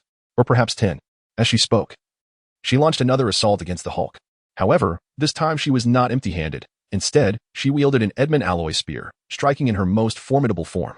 As her words resonated in the air, her toes lightly touched the ground, creating an immediate indentation. In the blink of an eye, 2B vanished from her original position, appearing before Hulk in a mere breath. Her speed had escalated to a level imperceptible to the naked eye, and high-speed, agile close-quarters combat was precisely her forte. In that fleeting instant, the spear in her hand transformed into a fleeting shadow, slicing past Hulk's chest. Instantly, a spray of green blood erupted forth. Before Hulk could even react, 2B plunged the meticulously prepared super neurotoxin into the wound. After accomplishing her task, she lightly tapped her toes and walked away towards the direction of the Abomination, her back turned. As she walked, she murmured a countdown to herself. 1, 2, 3, 4, 5. Boom. By the time she reached the 5th second, Hulk's towering form collapsed like a dilapidated building, without a hint of warning. Just 5 seconds. It was nothing extraordinary. Chapter 72. Do you wish to die too? As they witnessed the Hulk suddenly collapse, his green giant form fading away, all present were left in a state of utter astonishment and confusion. They had no inkling of what had transpired. They merely observed 2B slicing at the Hulk with astonishing speed, while they were equally shocked by the fact that 2B's blade could penetrate the Hulk's formidable physique. It was unfathomable that a being of such immense strength could fall as though struck by lightning. The incredibility of this scene was akin to the national football team of Long Kingdom unexpectedly clinching the World Cup. This must be a ruse. Surely, it cannot be true. The spectators were engulfed by this singular conjecture, for they could fathom no other explanation. How could a green behemoth, known for withstanding cannon fire, be felled by the strike of a woman's blade? It seemed impossible, unless that blade possessed some arcane quality, perhaps causing a man to succumb immediately upon being struck, rendering him weak and powerless. Otherwise, why had she inexplicably counted down? Her words, 5 seconds is nothing, sounded remarkably like a taunt aimed at men of fleeting prowess. Suddenly, the crowd widened their eyes, contemplating a peculiar thought. Could this massive green creature be a mere Fade, a man of fleeting potency? What a sensational revelation indeed. Unbeknownst to 2B, who exhibited no interest in the bizarre musings of the onlookers, her ability to incapacitate the Hulk in mere seconds did not stem from her own might. While wielding the Edmund alloy blade might have granted her the power to defeat him, even kill him, such a victory would have been far less swift and effortless than the one achieved with the super neurotoxin provided by Lauren. It is worth noting that a mere microgram of this potent toxin could incapacitate an adult. Indeed, the Hulk's physical prowess was grotesquely formidable. However, even he could not withstand the onslaught of neurotoxins. Within the Marvel Cinematic Universe, the Hulk had found himself on Sakaar, coerced into becoming a gladiator under the Grandmaster's command. It was the very same neurotoxin that the Grandmaster employed to subdue his gladiators. Under the influence of such a formidable neurotoxin, not only the Hulk, but even the mighty Thor, known as the God of Thunder, would find himself at a loss. This toxin acts directly upon the brain's nerves, resulting in an exceptionally rapid effect. Even a being as powerful as the Hulk could not endure its effects for more than a few seconds. Of course, the sheer volume utilized by 2B was excessive. A mere microgram is intolerable for an ordinary person. Yet, 2B had administered an entire syringe, a veritable cannon firing at a mosquito. This quantity was sufficient to incapacitate thousands, and yet it had been employed solely against the Hulk, a testament to her ruthlessness.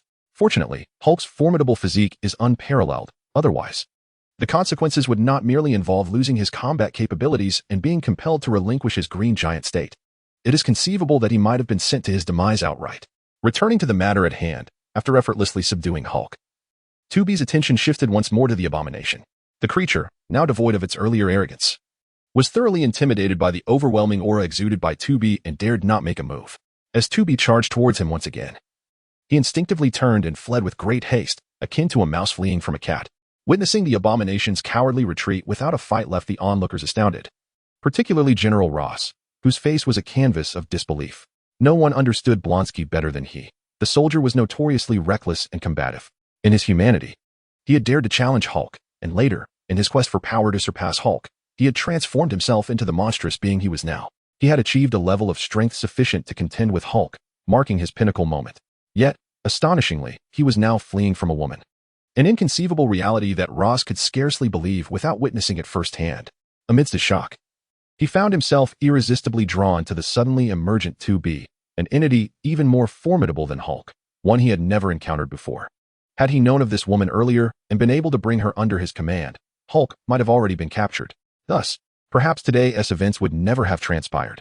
The thought of his daughter pierced his heart, igniting a torrent of resentment within him. He no longer wished to merely capture Hulk. He had resolved to kill him. He wanted Hulk dead. With this determination, he swiftly seized a gun from a fallen soldier and advanced toward Bruce Banner, who had reverted to his human form. However, before he could approach Bruce, Nick Fury struck him from behind, rendering him unconscious. Natasha, take Bruce back to the base immediately and ensure he is closely monitored. He is a highly dangerous individual. Coulson, escort General Ross back to his military headquarters. We must prevent him from acting recklessly. His temperament is too volatile. Now that Hulk has been captured, his mission is deemed a success. It's time for us to take over. Understood. Upon hearing Nick Fury's orders, Natasha and Coulson sprang into action. Meanwhile, Nick Fury communicated with Captain America and Tony Stark through his communicator. Tony, Steve, see if you can prevent that woman from acting. The yellow creature possesses combat capabilities rivaling Hulk's. If we can recruit her, it would be a formidable asset for the Avengers. What? You want me to stop that woman? Are you joking? My armor is hardly sufficient to withstand her onslaught. I need to wait for my upgraded armor to be ready. You should send Captain America. He can stall her indefinitely. Upon hearing the command to thwart 2B, Tony Stark immediately shook his head. The fear that had once been dominated by 2B surged back, leaving him with no desire to approach her. When he playfully referred to Steve as America's posterior, Steve shot him an irritable glance. It's a whole day's endeavor, not a mere day's jest. Your dark humor is truly off-putting, and I do not wish to hear it a third time. Otherwise, I shall dismantle your metal shell and revert you to an ordinary human, Steve retorted, showing no regard for courtesy. Despite their banner, both men instinctively turned their gaze towards 2B upon receiving Nick Fury's orders. Without delay, Captain America took action, swiftly picking up a manhole cover and hurling it towards 2B with ferocity. At that moment, 2B had just caught up with Abomination, piercing his legs with her blade, causing him to collapse helplessly to the ground. She was poised to deliver the final blow, but the manhole cover thrown by Captain America was hurtling towards her at great speed. Sensing the disturbance behind her, 2B turned and deftly sliced the incoming cover in two with a swift motion of her hand. Simultaneously, her brow furrowed slightly as her gaze shifted towards Captain America. Do you wish to perish as well? Chapter 73. This is my prey. Upon hearing 2B's words, Captain America felt a sudden jolt in his chest, followed by an awkward scratch of his head. If I were to say that I harbor no ill intentions and merely wish for you to cease, to refrain from taking lives, would you believe me? What do you think? 2B cast a cold glance at Captain America before raising her foot and kicking a half-formed manhole cover towards him. In an instant, the cover transformed into a blur, hurtling towards Captain America with an unstoppable force. The speed was so great that it tore through the air with a deafening crack. Faced with the menacing approach of the manhole cover, Captain America, without a second thought, raised his right hand, intending to catch it with an air of stoic composure. However, to his astonishment, the moment his palm made contact with the cover, an unimaginable force surged forth, propelling him backwards. Caught off guard, he was sent tumbling through the air, skidding for dozens of meters before crashing into a pile of rubble, finally coming to a halt. The fierce display he had hoped to project was replaced by an embarrassing predicament. The impact from the manhole cover not only sent him flying, but also left his right hand trembling uncontrollably. Fortunately, buried beneath the debris, no one witnessed his humiliation. Otherwise, he would have lost all semblance of dignity as a captain. Little did he know, 2B had not unleashed her full power with that kick. Had she truly exerted her utmost strength, the outcome would have been far more severe. He might have ended up bisected like Captain Carter from an alternate universe. Nevertheless, this was not the fate she desired to witness, for her superior had made it explicitly clear before her departure. Here, aside from those deemed abhorrent, others were not to be harmed for the time being, as their continued existence played a pivotal role in the future timeline, which was of great importance to her superior. Although she was unaware of the specifics of this so-called future timeline or the nature of its usefulness as described by Luo Lun, she was resolute in her commitment to obeying her creator's commands, no matter how unreasonable they may seem. Just after 2B sent Captain America flying, Tony Stark was piloting his Iron Man suit towards her. Observing this, 2B cast a fleeting glance in his direction and swiftly contacted the artificial intelligence, Alice, through her communicator. Alice, I have encountered that bothersome individual again. Please disable his Iron Man suit. Received. Initiating intrusion. As Alice commenced her cyber intrusion, Jarvis immediately detected the breach. Warning, warning. An unidentified program is infiltrating. Activating defense systems. Jarvis, is it that same individual again? Tony Stark's expression darkened upon hearing about the intrusion. Indeed. It is the same one that compromised our artificial intelligence last time. I shall not stumble in the same place twice. My defense system has been fortified to an impeccable level. I refuse to believe it can conjure anything unexpected. Is that so? Yet, here I am. Just as Tony Stark was still proclaiming his confidence, the voice of Alice echoed within his helmet. Jarvis, what is happening? Did the defense system fail? Mr. Stark. It functioned for a mere 5 seconds. Well, that is a slight improvement over last time. The defense program has been reinforced adequately, but we must strive for better. Let us aim for a 10-second threshold next time. Very well, Mr. Stark, I shall now take full control of the iron armor. In 3 seconds, I will shut down your power system, allowing you to plummet freely. Do you have anything to say? Alice's voice, tinged with mockery, continued to resonate within Tony Stark's helmet, leaving him feeling utterly defeated. Listening to Alice's voice, Tony Stark felt as though the sky were collapsing around him. Renowned for his technological prowess, he had never anticipated that the artificial intelligence he created would be breached repeatedly. The most alarming aspect was that the intruder had succeeded, previously. They had managed to shut down his AI, Jarvis, in an instant. In response, he had implemented a dual safeguard on his subsequent armor, even creating a manual reboot device. Yet now, instead of shutting down the system, the intruder was directly manipulating Jarvis, seizing control of the iron armor. This was utterly preposterous. Hey, Jarvis, what's going on? Counterattack. Quickly. Mr. Stark, I fear I am powerless. The intruder has deciphered your encryption algorithm entirely, and I am unable to retaliate. Warning, warning. Artificial intelligence Jarvis is entering sleep mode. The propulsion system is shutting down. How amusing. Hey, Alice, please, do not act this way. I harbor no ill intentions. I did not come here to fight. I was merely flying for leisure. If you are dissatisfied, I can return immediately. I shall turn around right now. Seeing himself outmatched by Alice, Tony quickly feigned submission, hoping to buy some time to devise a countermeasure. However, his ploy was swiftly discerned by Alice. Apologies. But the power system is already shut down. Farewell. Alice paid no heed to Tony Stark's display of weakness and promptly disabled the power system of the iron armor. In an instant, Tony plummeted from hundreds of meters above, crashing to the ground with a resounding thud, raising a cloud of dust. Lauren, you scoundrel. I shall not let this go. Lying on the ground, Tony Stark wore an expression of utter despair, subsequently unleashing a furious roar to express his profound dissatisfaction. Just then, Alice's voice echoed once more. How dare you disrespect my boss? You seek death. Prepare to activate the headless chicken mode. As Alice's words hung in the air, the thrusters of the iron armor roared to life once more, propelling Tony Stark like a headless fly, careening chaotically into nearby buildings. In a matter of moments, he was left dazed and disoriented, devoid of any temper. Meanwhile, the abomination, still clinging to the hope of a desperate counterattack, found himself thwarted. For 2B offered him no opportunity. With a swift and decisive stroke, she severed his head from his body. Thus, the abomination met his demise. The entire scene was witnessed by Gwen, who had been reflecting deeply since the harrowing incident with Ironmonger. Her past compassion had inadvertently led to Ironmonger's resurgence, resulting in Peter losing his right arm.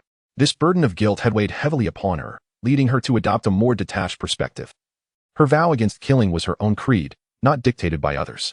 Therefore, she resolved to uphold it for herself, choosing not to interfere with 2B's actions. Noticing Gwen's lack of interference, 2B cast her a surprised glance and murmured, "Not bad. She is showing some growth." As she dispatched the abomination, Natasha and her team, who had intended to extract Bruce Banner, found themselves paralyzed with shock as they approached him, collapsing to the ground as if struck by lightning. This unexpected tableau startled Nick Fury, who observed from a distance, his expression instantly transforming into one of grave concern. In response, 2B scoffed, "The Hulk is the prey of my boss. It won't be so easy to snatch him from us." Chapter 74, The Perfect Hulk Serum has arrived. As the conversation unfolded, 2B approached Bruce Banner with an expression of calmness. Natasha and her companions had suddenly collapsed because they inhaled a trace of a potent neurotoxin. Although the toxin had been injected into Hulk's wound by 2B, the injury had yet to heal, allowing a portion of the toxin to evaporate into the air, which was subsequently inhaled by Natasha and her group. A mere microgram of this substance could induce paralysis in an adult, rendering Natasha and her companions utterly defenseless, a rather expected outcome. As for 2B, being a combat-type robot, she possessed no human nervous system. Thus the toxic gas had no effect on her whatsoever. With an expressionless demeanor, she sheathed her blade and approached Bruce Banner, seizing him with the intent to depart. At that moment, Nick Fury raised his voice. "Hey, silver-haired lady, he is already your defeated foe. Why take him away? Could you perhaps show some mercy and leave him to us? We have great use for him." "Oh, your great use entails employing him against my boss, does it?" 2B replied with a mocking tone. "You misunderstand. That is not my intention. I merely wish to harness his power to protect the peace of our world." Despite being seen through by 2B, Nick Fury maintained his composure, his expression revealing no sign of distress, an impressive display of psychological fortitude. Yet, no matter how calm he appeared, he could not evade 2B's discerning gaze. Naturally, 2B was not surprised. Her creator had informed her long ago that Nick Fury was a man of great ambition and lacking in discernment. Had it not been for his influence on the so-called timeline, her boss would have eliminated him long ago. However, while she chose not to end his life for the time being, she found it quite satisfying to teach him a lesson each time they met. "Black Egg, you overestimate yourself. The peace of the world is not your responsibility to safeguard. As for this hulking green figure, my boss has expressed little interest. However, he finds great amusement in watching you squirm while being unable to eliminate him. So if you truly wish to obtain this green behemoth, you must come to my boss with genuine sincerity." "Silver-haired lady, what do you mean by sincerity?" "As far as I know, Master Loren lacks neither wealth nor women. What could R.S.H.I.E.L.D. possibly possess that he desires?" Nick Fury inquired, a hint of anger creeping into his tone. The Hulk was a formidable entity that he had long coveted, hoping to leverage the creature's immense power against Loren. Thus, witnessing 2B's intention to take the Hulk away was utterly unacceptable to him. It is quite simple, for instance, 1 ton of vibranium, or perhaps something equally remarkable. Feel free to let your imagination run wild. Miss 2B spoke with an air of calmness, as if a ton of vibranium were nothing extraordinary in her presence. However, Nick Fury, upon hearing this, was struck as if by a thunderclap, leaving him momentarily dumbfounded. "What? A ton of vibranium? Goodness, why on earth aren't you robbing it?" Am I not in the process of doing just that?" 2B shrugged playfully, a smirk upon her face. "You lunatics, you are all a bunch of madmen. Dreaming of me procuring a ton of vibranium for you is utterly absurd." Nick Fury seethed with frustration, wishing he could storm into Morgan Manor and give Loren a proper thrashing. Yet before he could act on that impulse, 2B's expression shifted to one of icy severity. "You are becoming rather ungrateful. Therefore, let us commence," she stated coolly, raising her hand and flicking her fingers. Instantly, a button removed from Bruce's trousers shot forth like a bullet towards Nick Fury. The tremendous impact pierced through Nick Fury's shoulder, sending him crashing several meters away. In an instant, a muffled groan of agony escaped his lips, and with a tilt of his head, he succumbed to unconsciousness. Observing her adversaries, some dead, some wounded, some incapacitated, 2B could not help but wear a satisfied smile. Today had been exhilarating, a true indulgence. Indeed, it was a delightful day. As she contemplated this, her gaze shifted to Gwen nearby. She waved at her, a hint of admiration in her eyes. "You performed admirably today. You've shown great improvement. Upon our return, I shall commend you to the boss, striving to secure you a chance to enjoy a lollipop." With that, 2B leaped away, carrying the unconscious Bruce Banner, vanishing in an instant, leaving Gwen in a state of bewilderment. Does one need to plead for a lollipop? Is this woman's life truly so miserable? Lorraine is utterly inhumane, tormenting a young girl. Regarding the lollipop that 2B mentioned, Gwen was completely bewildered, entirely unaware of what 2B was insinuating. Initially harboring some animosity towards 2B, she now felt a twinge of sympathy for her. Little did she know, the lollipop 2B referred to was no ordinary treat. It was a delicious cream-filled confection. Had she grasped the deeper meaning behind it, one could only wonder what her thoughts would have been. Just as 2B flawlessly completed her mission, far away within Morgan Manor, Loren suddenly heard a system notification. Congratulations, host, for participating in the Hulk vs. Abomination event. Successfully defeating Abomination and capturing Hulk. Reward: perfect version of Hulk serum formula, 20 points. Host: Loren Morgan. Current world: Marvel Universe, Dimensional World, NieR, Automata, Technological Level, Universal Combat Robots, Anti-Gravity Drones, and more. It appears that the battle on the 2B front has concluded. The perfect version of the Hulk serum is indeed a remarkable reward. Upon hearing the system notification resonating in his mind, a look of pure ecstasy spread across Loren's face. His decision to send 2B to intervene in this matter stemmed from his suspicion that this incident might yield the Hulk serum as a reward. The potency of the Hulk serum far surpasses that of the Super Soldier serum. Otherwise, General Ross would not relentlessly pursue the Hulk despite already possessing the Super Soldier serum. What surprised him, however, was that the system granted him not merely the Hulk serum, but the perfect version of it. Drawing from his prior experience with the perfect Super Soldier serum, he was acutely aware that this perfect Hulk serum would undoubtedly be extraordinarily powerful. Chapter 75. The Birth of Nanorobots and A2 Sister. Upon this thought, he immediately immersed his consciousness into the system, scrutinizing the description of the perfected Hulk serum. The perfected Hulk serum is a super enhancement potion optimized from the original Hulk serum. Its stability and enhancement effects surpass those of the original, granting the injector 153 times the strength of the Hulk.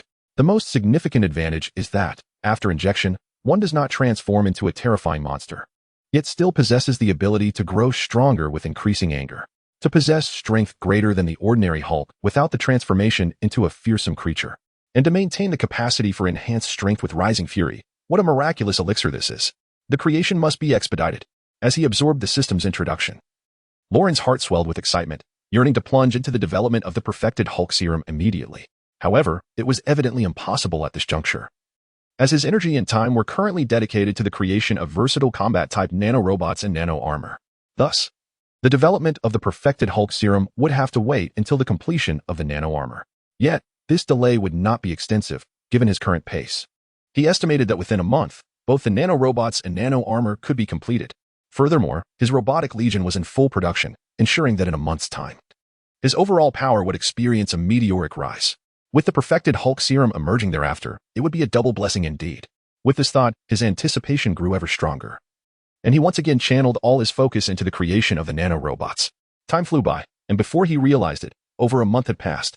Throughout this period, New York remained rather tumultuous, with numerous events unfolding. Each day, the headlines of the New York Times chronicled various crimes and peculiar incidents involving superhumans.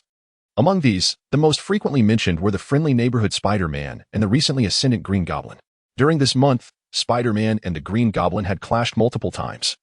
Yet each encounter concluded with the Green Goblin retreating unscathed. The Goblin's repeated malevolent actions had cost many innocent lives, and despite Spider-Man's efforts, he had been unable to bring him to justice. Consequently, public skepticism and derision regarding Spider-Man's abilities began to circulate, with the horn blowing daily being adept at stirring such controversies. During this time, their headlines featured various critiques and mockeries aimed at Spider-Man.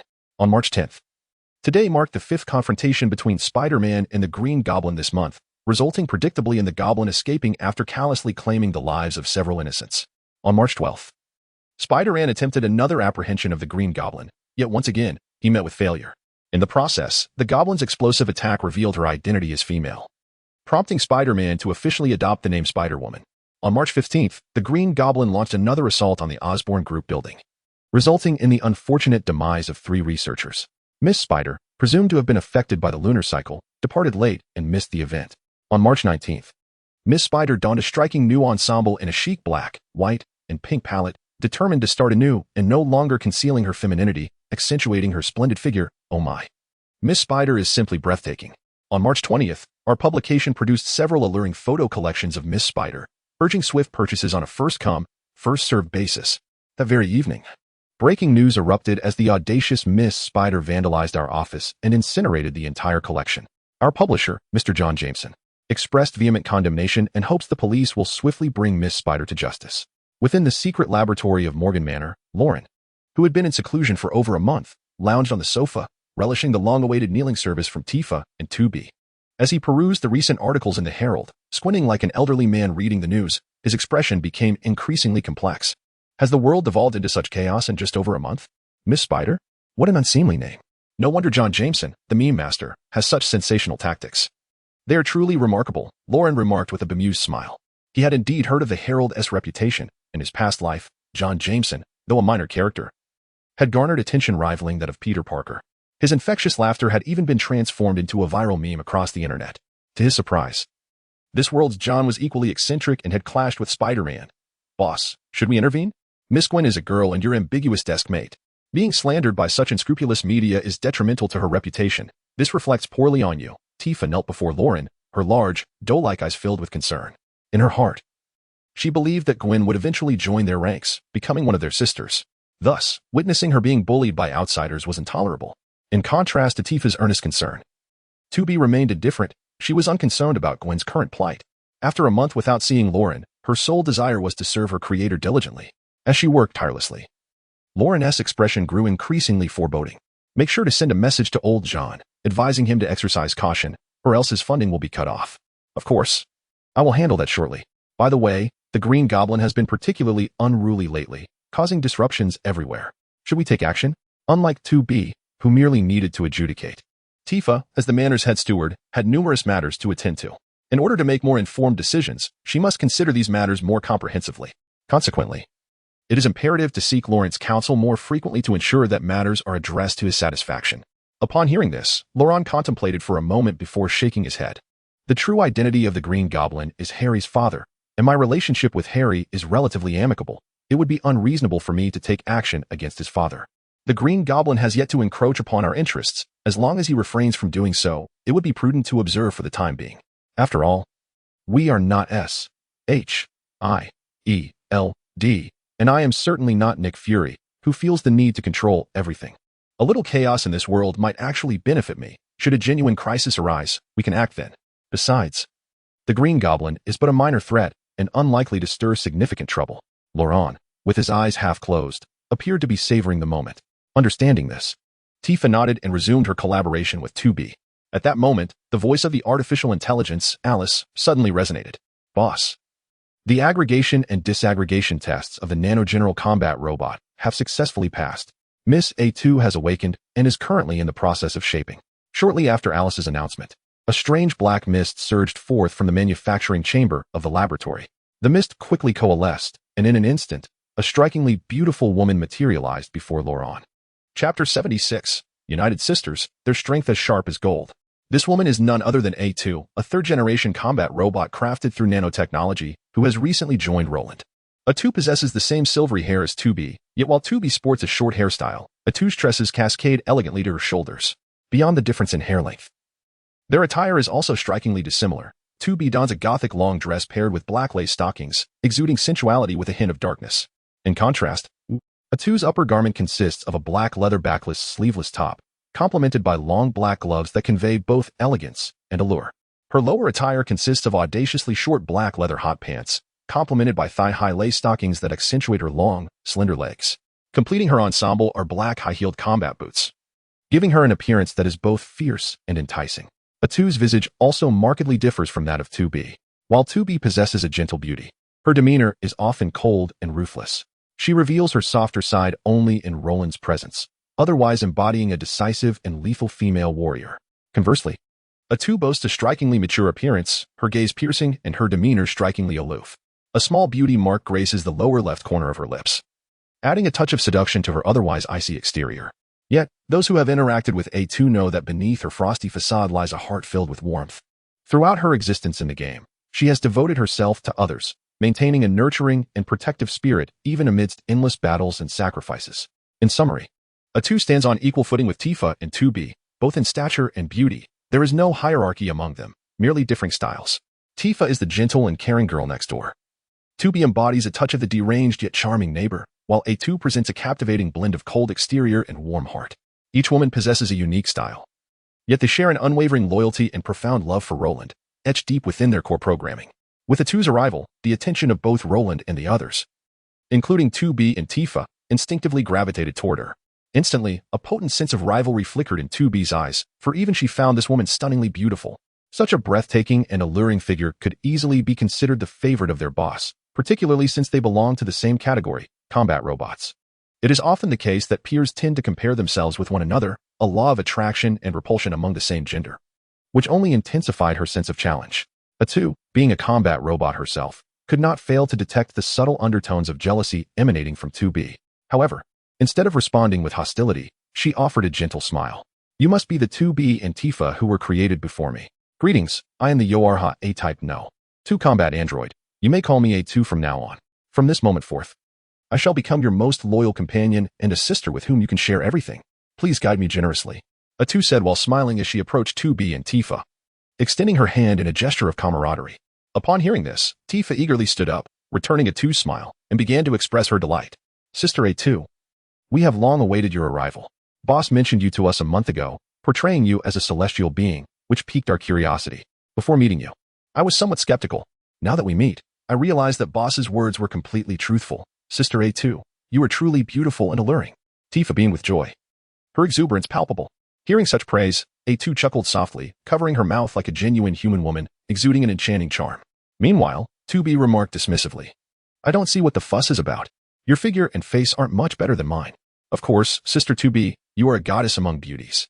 It is indeed a rare feat to find someone who can rival your magnificence, let alone surpass it. Tifa responded, instinctively striving to harmonize the interpersonal dynamics around her, as it was one of her responsibilities as a management-type robot.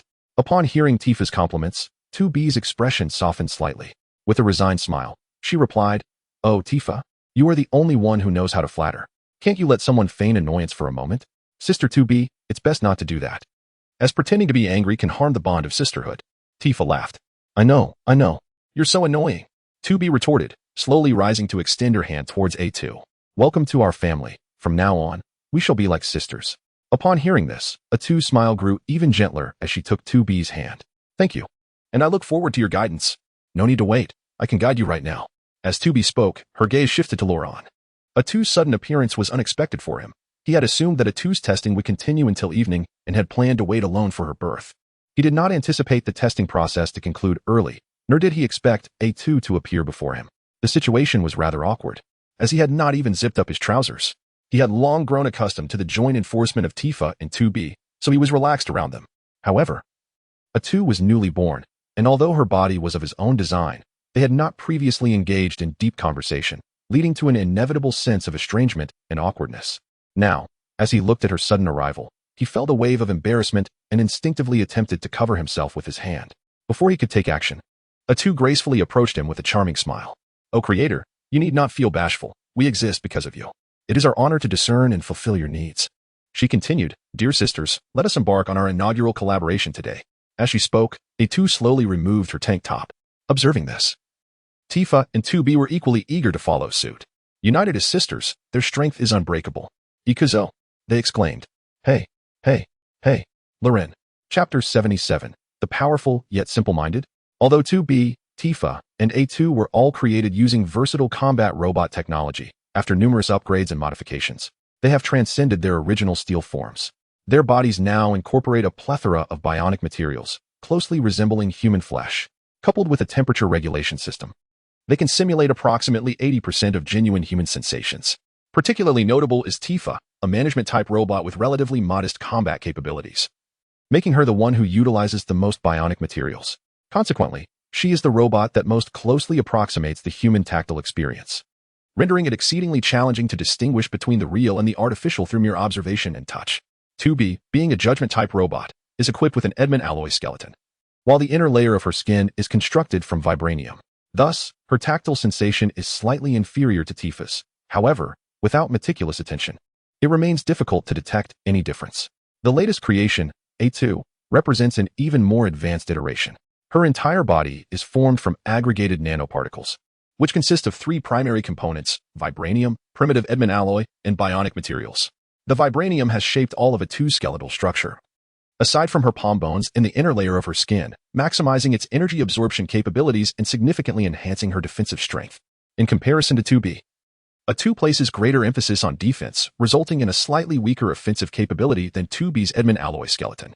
To bolster a 2's attacking power, Lauren reinforced other aspects of her design by crafting her palm bones and cold weapon, the Xiuquan Dao, from primitive Edmund alloy. This allows her to leverage the extraordinary hardness and sharpness of the alloy in combat. Furthermore, the remaining portions of a 2's body are entirely composed of nanoscale bionic materials. The application of nanotechnology extends beyond merely creating a human-like exterior. It enables the formation of vital organs, neural pathways, and blood vessels within her body. A 2 is even capable of simulating the hormone secretion of carbon-based life forms, thereby achieving sensations unique to humans, including the pleasure associated with intimate experiences. It can be asserted that A2 embodies a remarkable existence that straddles the divide between robot and human. The sophistication of this technology rivals the regenerative cradle technology developed by Dr. Helen Cho in the Marvel Cinematic Universe, possessing the potential to bestow life upon mechanical entities. Notably, the sensations A2 simulates can be controlled at her discretion, allowing her to activate or deactivate them at will. In recognition of this distinction, Lauren categorized A2 into 2 modes, combat mode and daily mode. When in his presence, she operates in daily mode, while a swift transition to combat mode occurs upon mission deployment. At this moment, A2 is naturally employing her daily mode. Several hours later, Lauren lay sprawled on his bed, questioning the very essence of existence. It seems that I have been somewhat overwhelmed by the versatile battle-type robot I crafted myself. It is a rather peculiar sensation, though the exact nature of its strangeness eludes me for the moment. However, one thing I am certain of is that I feel rather drained. After all, who wouldn't feel exhausted after resisting the relentless onslaught of 3 mechanized girlfriends? Boss, I have detected a slight lethargy in your energy levels. I shall promptly prepare a cup of goji berry tea for you. Tifa cheerfully fastened her bra while gracefully swaying her alluring figure toward the kitchen to brew tea for Loren. Before long, she returned with a cup filled a third of the way with goji berries. Boss, please rise and enjoy your tea. With genuine concern, Tifa sat beside Loren on the bed. Upon hearing her words, Loren was taken aback and quickly sat up. Hold on, why does that sound so familiar? Do you happen to have a distant relative with the surname Pan? A sister with the surname Pan? Boss, what are you rambling about? I only have my sisters 2B and A2. Tifa responded, puzzled. What is the matter, boss? Are you dissatisfied with the 3 of us and wish for another sister named Pan? At Lauren's comment, the 3 women exchanged bewildered glances. And 2B even began to remove the gothic dress she had just put on. Startled, Loren frantically waved his hands. 2B, stop. Keep your powers to yourself. I have more than enough. At this point, I don't desire another sister at all. Loren was not lying. He genuinely felt that way. The 3 before him had already overwhelmed him, and he could scarcely imagine the predicament he would find himself in should another be added. He might very well be worn down to nothing. That is more like it. 2B smiled gently, then shifted her gaze to A2. A2, I assume you have yet to undergo a combat capability test? Not yet. Why do you ask? A2 inquired, curiosity evident on her face. Perfect. We have a green-skinned behemoth imprisoned at our base. He would make an excellent training partner. While the boss was engrossed in crafting you, I often engage that green creature in battle to pass the time. Oh, really? If he is suitable for your practice, he must be quite formidable. Indeed. His physical strength surpasses mine, though his intellect leaves much to be desired, somewhat lacking, in fact. A physically strong, yet intellectually challenged opponent? You have piqued my curiosity. Lead me to him. Very well, let us go. As 2B and A2 conversed, they made their way toward the cell housing the green giant. Listening to their exchange, Loren couldn't help but feel a mix of amusement and exasperation. If Bruce Banner were to overhear their conversation, one could only wonder how he would feel. Here was a distinguished physicist, now reduced to being referred to as a simpleton in their discussions. It was rather disheartening. With thoughts of Bruce Banner in mind, Loren promptly rose and donned a fresh outfit. For over a month, he had been diligently crafting A2 in his own nano battle armor, thus never having the opportunity to visit Bruce. Now, it was time to pay him a visit, and he needed to extract a small vial of serum from him as a vital ingredient for creating the perfected Hulk serum. Of course, he could also choose to formulate it from scratch, but that would require considerable time, and he was impatient to become stronger.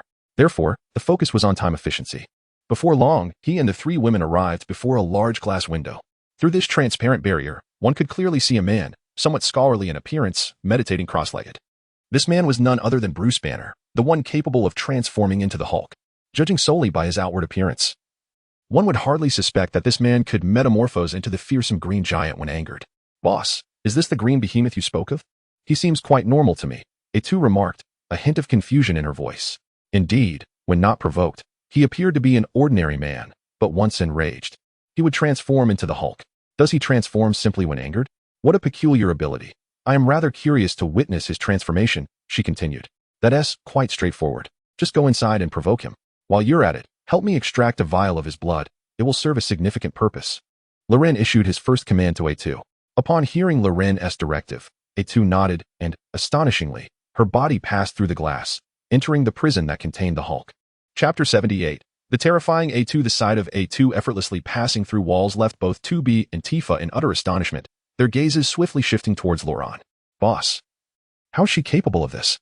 This is the remarkable power of nanotechnology. A2's physique is comprised of countless nanometric particles, each containing a CPU and a power core.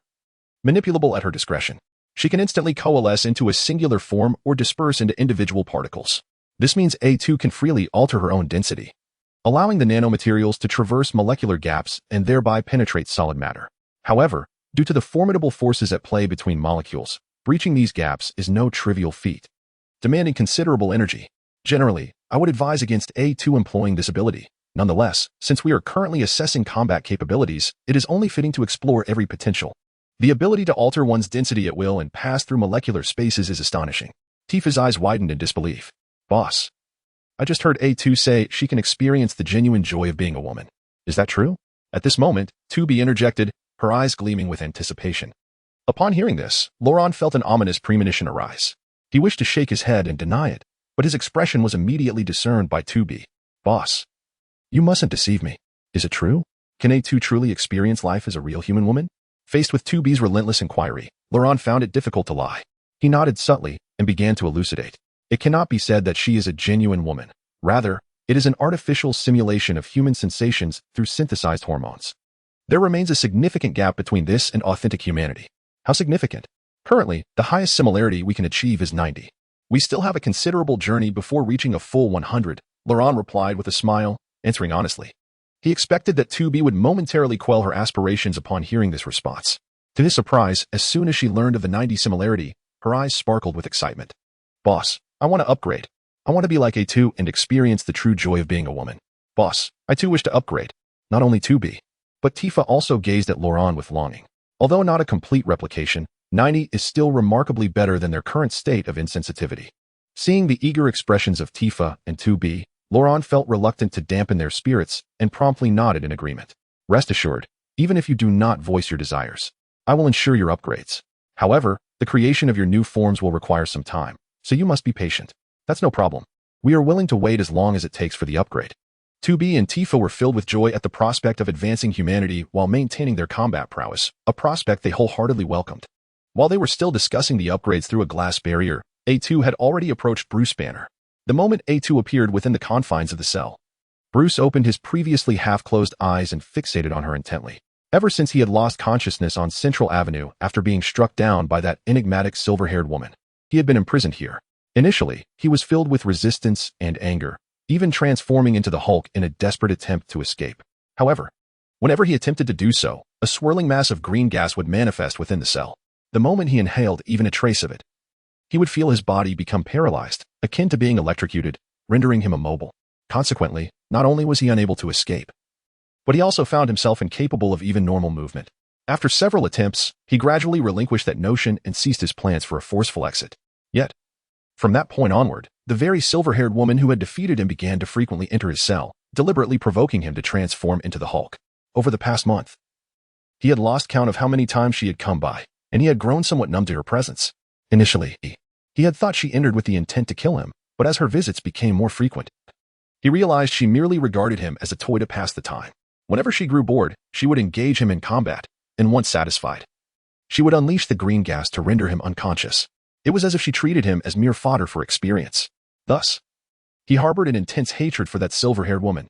At this moment, upon seeing someone enter, he instinctively assumed it was her again. However, upon closer inspection, he discovered that the figure before him was, in fact, another woman, which immediately cast a look of confusion across his face. So, you're the Hulk? I've heard you're formidable. Come, let us engage in battle. If you defeat me, you may leave this place, but should you lose, you must provide me with a vial of your blood, A2 stated coldly, her tone leaving no room for dispute. In response, Bruce furrowed his brows, casting an irritated glare at A2. Why should I trust you? All of you here are mad. I have no interest in playing your games. Bring your leader to me. I demand to see him. You shall not have the privilege of meeting my boss until you have bested me, A2 replied, raising her hand with a flourish. Instantly, an incredibly sleek black butterfly knife materialized, rapidly coalescing from nanite adamantium. Thanks to the prowess of nanotechnology, A2 could conjure any weapon. And the butterfly knife was merely one of many. However, since her boss had a fondness for traditional weaponry from the Dragon Kingdom, she had developed a liking for it as well. Realizing that further words would be futile with A2 brandishing her weapon, Bruce let out a fierce roar and, in an instant, his body began to swell at a visibly accelerated pace. In an instant, he transformed into a towering green giant, standing 3 meters tall. Upon witnessing Bruce's successful metamorphosis into the Hulk, A2's face displayed a hint of astonishment. Truly, he was a formidable presence. Worthy of being regarded as a sharpening stone by 2B, the aura of intimidation he exuded was indeed substantial. Ignoring A2's remarks, the Hulk lunged fiercely at her, resembling a mindless beast. However, A2 remained steadfast, rooted in place, unflinching in the face of his assault. Observing her stillness, a sinister grin crept across the Hulk's face, as he envisioned her being sent flying by his punch. Yet, to his astonishment, A2 suddenly seemed to vanish like an illusion. His fist struck her, only to pass through her form as if she were nothing but a mirage. Before he could comprehend the situation, A2 had maneuvered behind him. In an instant, her Suchun Dao flashed like lightning, creating a deep wound on his back that exposed bone, causing him to grimace in pain. Throughout this encounter, A2 did not glance back. With a graceful flick, she allowed the blood from her blade to drip into a glass vial she had prepared in advance. The entire process lasted no more than 5 seconds, completing the mission entrusted to her by Roland. Such swiftness left the 3 observers outside the cage in stunned silence. Remarkable. Meanwhile, as A2 and the Hulk continued their battle within the confines of the cage, a one-armed man was stealthily infiltrating a laboratory in Oscorp Tower, situated several dozen kilometers away from Morgan Manor. Chapter 79, The Lizard Monster has arrived. The cross-species gene fusion technology has now entered the human experimentation phase. If I can inject that vial containing lizard DNA, my arm may very well regrow. Yes, with that serum, I could reclaim my health. Gwen, Harry, and Roland would no longer cast sympathetic glances my way. I, Peter Parker, require no one's pity. In the dimly lit corridor, Peter Parker hastily approached the laboratory, muttering to himself with a sense of urgency. His expression was grotesque, akin to madness, rendering him a fearsome sight. At that moment, if his 3 friends were present, they might scarcely recognize him.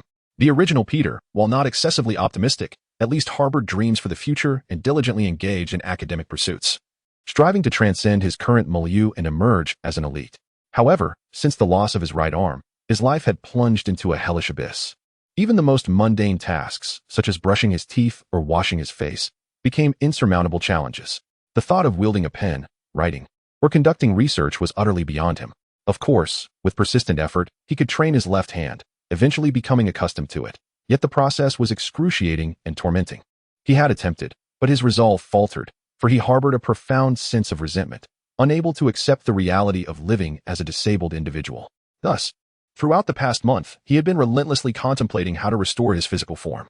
The only solution he could conceive was to inject the cross-species gene serum developed by his mentor, Dr. Kurt Connors. This serum, infused with lizard DNA, held a significant probability of granting the recipient the ability to regenerate limbs, akin to a lizard. Consequently, he could harness this power to regain his lost arm. As these thoughts coursed through his mind, his gaze intensified with fervor and anticipation. He envisioned his right arm regrowing, alongside the acquisition of superhuman abilities far beyond the ordinary. From that point onward, he would be inseparable from Gwen, the Spider-Girl, becoming her finest combat companion. Gwen is the Spider-Girl, and perhaps I could become the Lizard Man. Peter Parker whispered to himself, a rare smile gracing his features. It seemed his life was on the cusp of a transformative breakthrough. As he contemplated this, he arrived at the laboratory's entrance, prepared to use his access card to unlock the door. However, to his astonishment, the laboratory door, typically requiring both a card and a fingerprint, was ajar, revealing a narrow gap. Through this opening, he glimpsed a man in a white lab coat tinkering with something inside. The man was none other than Dr. Kurt Connors. He observed Dr. Connors with a fervent gaze, fixated on a vial of green serum in his hand. Peter recognized it immediately. It was the lizard serum they had been diligently developing during this period. Due to the immense difficulty involved in its development, they have thus far only produced a single vial of lizard serum. This is also the sole agent they intend to use for human experimentation. Observing the fervent expression of Dr. Kurt Connors, an unsettling premonition stirred within him. At that moment, to everyone's astonishment, Kurt Connors injected the lizard serum into his severed arm. In an instant, his amputated limb began to regenerate, resembling the tail of a lizard. Beholding his newly formed arm, Connors was overwhelmed with exhilaration, unable to contain his joyous laughter. I did it. I succeeded. Ha! In stark contrast to Connors' elation, Peter Parker found himself engulfed in despair. No. Witnessing the only vial of lizard serum being seized by Dr. Connors, Peter, in a frenzy, burst through the door. Peter, what? What are you doing here? Connors exclaimed, his expression turning frantic as he instinctively concealed his newly grown arm behind him. The syringe containing the lizard serum clattered to the floor, shattering into a myriad of glass shards.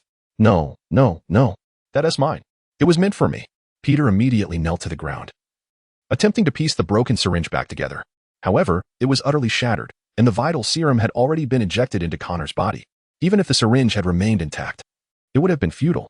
Realizing Peter's desperation for the serum, Connors began to understand Peter's intentions. A sense of shared suffering enveloped him, evoking sympathy for his ambitious young assistant. Peter, I am all too familiar with the anguish of physical inadequacy. The inconveniences of life are one thing, but enduring the peculiar gazes and pity of others, even facing insults as a worthless being, is a torment that few can comprehend better than I. Yet, you are fortunate. The lizard serum has already been validated through my human trials. It is viable. It is a success. Therefore, with sufficient funding, I can develop more lizard serum. Soon, you will not only regain your arm, but also become wealthy. Our brighter days are on the horizon. As Connors helped Peter to his feet, his excitement was palpable as he reassured him. Upon hearing Connors' words, Peter regained his composure, a spark of hope reigniting in his eyes. Dr. Connors, is what you say true? Can you really produce more lizard serum? Will I truly be able to regrow my arm like you? Peter gazed at Connors with eager anticipation, for all his hopes rested upon him. Of course. Just look at my hand. What has happened to my hand? Connors presented his newly grown arm before Peter, initially hoping to inspire him and instill a sense of hope. However, to his utter astonishment, the arm underwent a sudden transformation, morphing into a claw covered in vibrant green scales.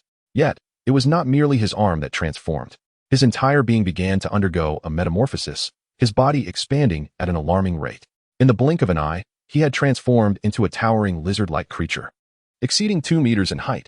What the hell? This is absurd. Peter. Chapter 80. Unidentified Flying Object? As Peter Parker gazed at Dr. Kurt Connors, who had unexpectedly transformed into a reptilian beast, he found himself paralyzed with fear, collapsing to the ground. Peter, save me. Please, save me. The horrific transformation was far from Connor's intention, as he looked upon his monstrous visage in terror, desperately seeking Peter's assistance. However, Peter, overwhelmed with fright, instinctively crawled backward, too afraid to allow Connors any closer. At that moment, a patrolling security guard abruptly swung open the laboratory door. Who's in there? Upon catching sight of Kurt Connors, he let out a horrified scream. A monster. Without a second thought, he stumbled backward in panic, triggering the building's alarm as he fled. Infuriated by this interruption, Connors leapt forward, covering several meters in an instant, positioning himself directly in front of the guard. Without hesitation, his sharp lizard claws instinctively slashed at the guard's neck, tragically resulting in his death. Witnessing this act, Connors shot a complex glance at Peter before wordlessly dashing out of the laboratory, vanishing in the blink of an eye. Faced with the lifeless body of the guard and the escape of Connors, Peter quickly recognized the gravity of the situation. Realizing that lingering here would implicate him in the murder, he hurriedly fled the laboratory without a moment's pause. Within Morgan Manor, the battle between A2 and Hulk raged on. A swift strike had easily inflicted a wound on Hulk's back, yet it failed to deter him. Instead, it fueled his rage. Hulk, smash. With a swift turn, Hulk charged at A2 once more, his wound visibly healing at an alarming rate. While this regenerative ability paled in comparison to Wolverine's, it was nonetheless formidable. Rather than retreating in fear, A2 found herself increasingly intrigued. Such immense strength and terrifying self-healing capabilities. No wonder the boss holds you in such high regard. But I am no weakling either. As Hulk's fierce punch hurtled toward her, A2 chose not to rely on her phasing ability this time. Instead, she clenched her fist and met his blow head-on. In an instant, their fists collided like 2 meteors crashing together, creating a spectacle that was nothing short of cataclysmic. However, to everyone's astonishment, the impact did not unleash a destructive shockwave. A2 absorbed Hulk's colossal force as if she were a human sponge, rendering his might ineffective, like a stone cast into the sea, disappearing without a trace. This scene left not only Hulk, who was grappling with confusion, but also the observing 2B and Tifa, utterly bewildered. Boss, how is it that A2 appears to exert so little effort yet can effortlessly withstand Hulk's powerful blows? The two women gazed at Lorin with expressions of utter bewilderment, their eyes filled with confusion.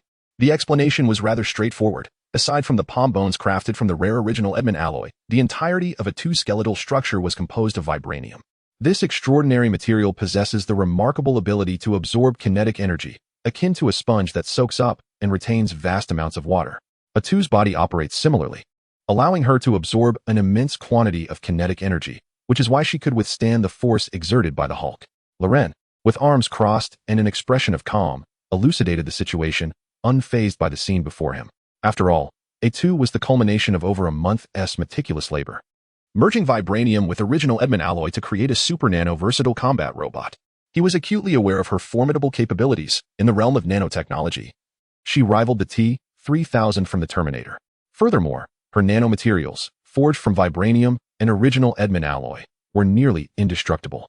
At least, no one on Earth at present could replicate such a feat initially. He had intended to adopt the skeletal framework of 2B, utilizing original Edmund alloy for the skeleton and vibranium for the skin. This approach would have harnessed the destructive power of original Edmund alloy, significantly enhancing A2's offensive capabilities.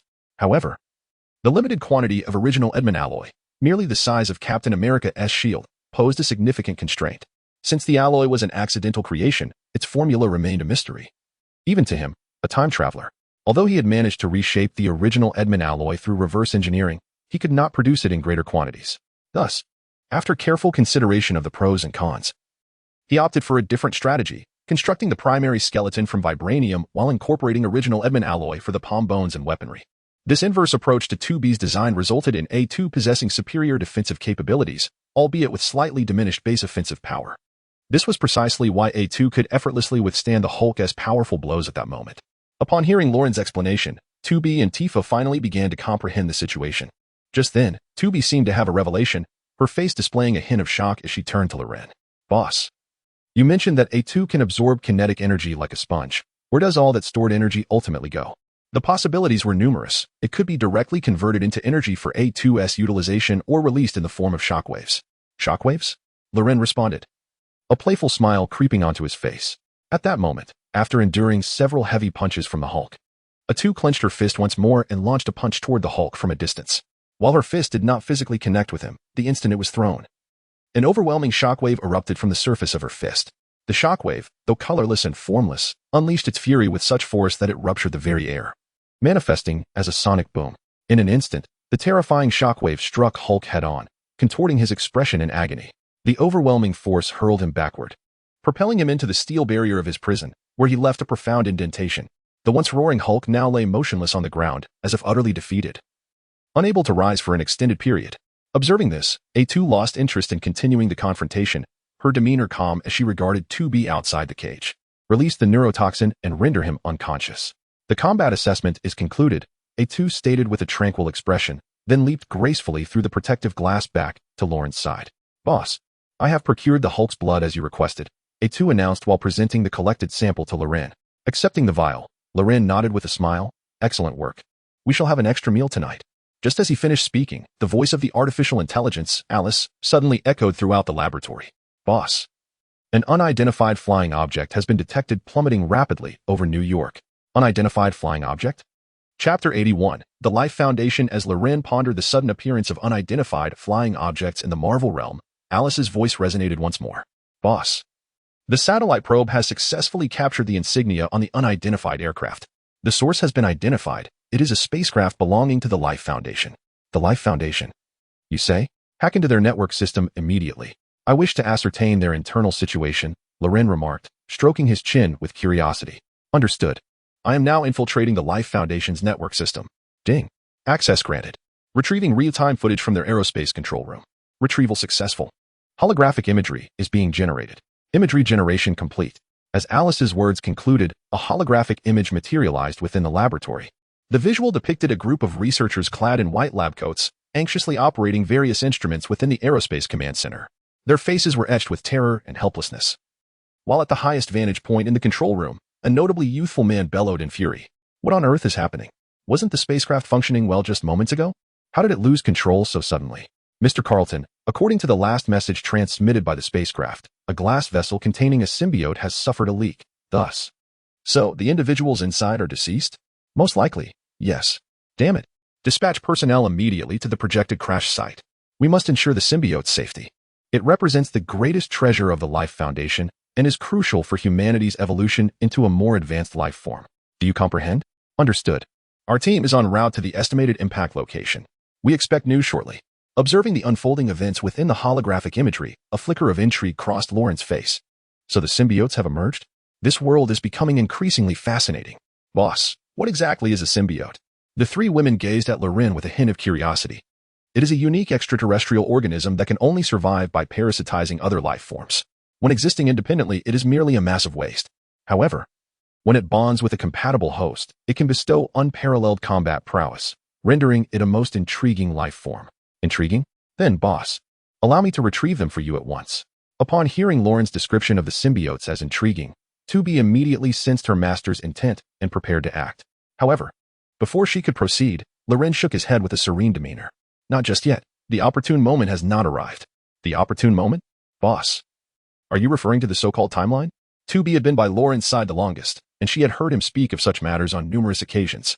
For him, it appeared that the trajectory of the timeline held greater significance than anything else.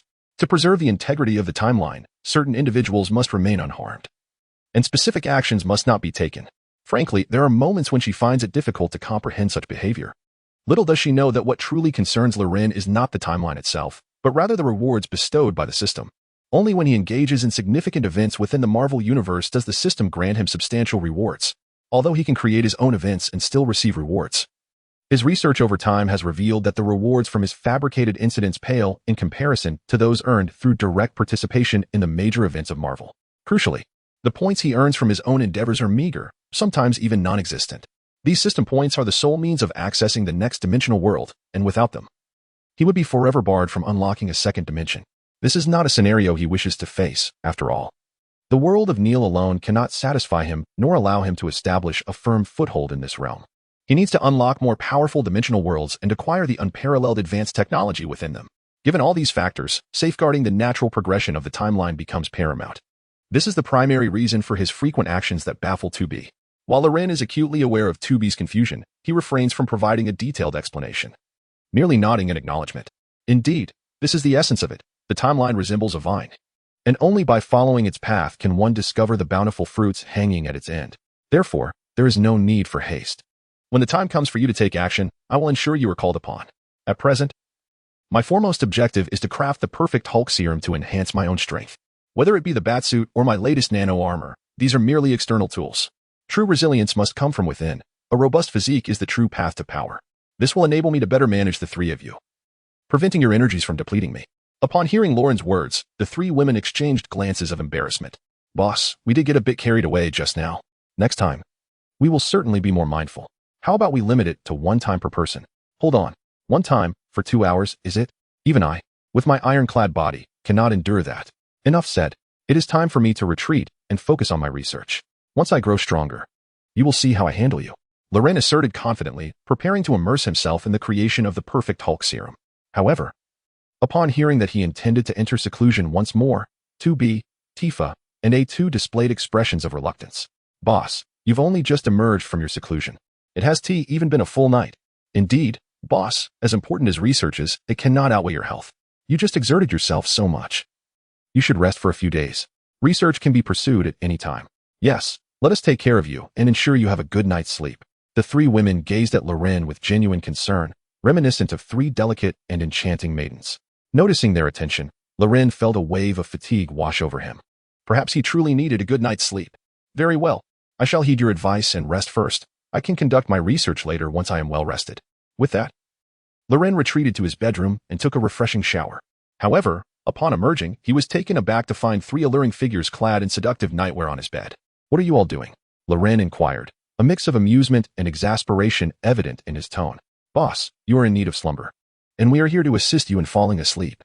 Allow us to lull you into a peaceful rest, one of them chimed, transforming into a swirl of dark mist that enveloped Lauren and gently guided him onto the bed.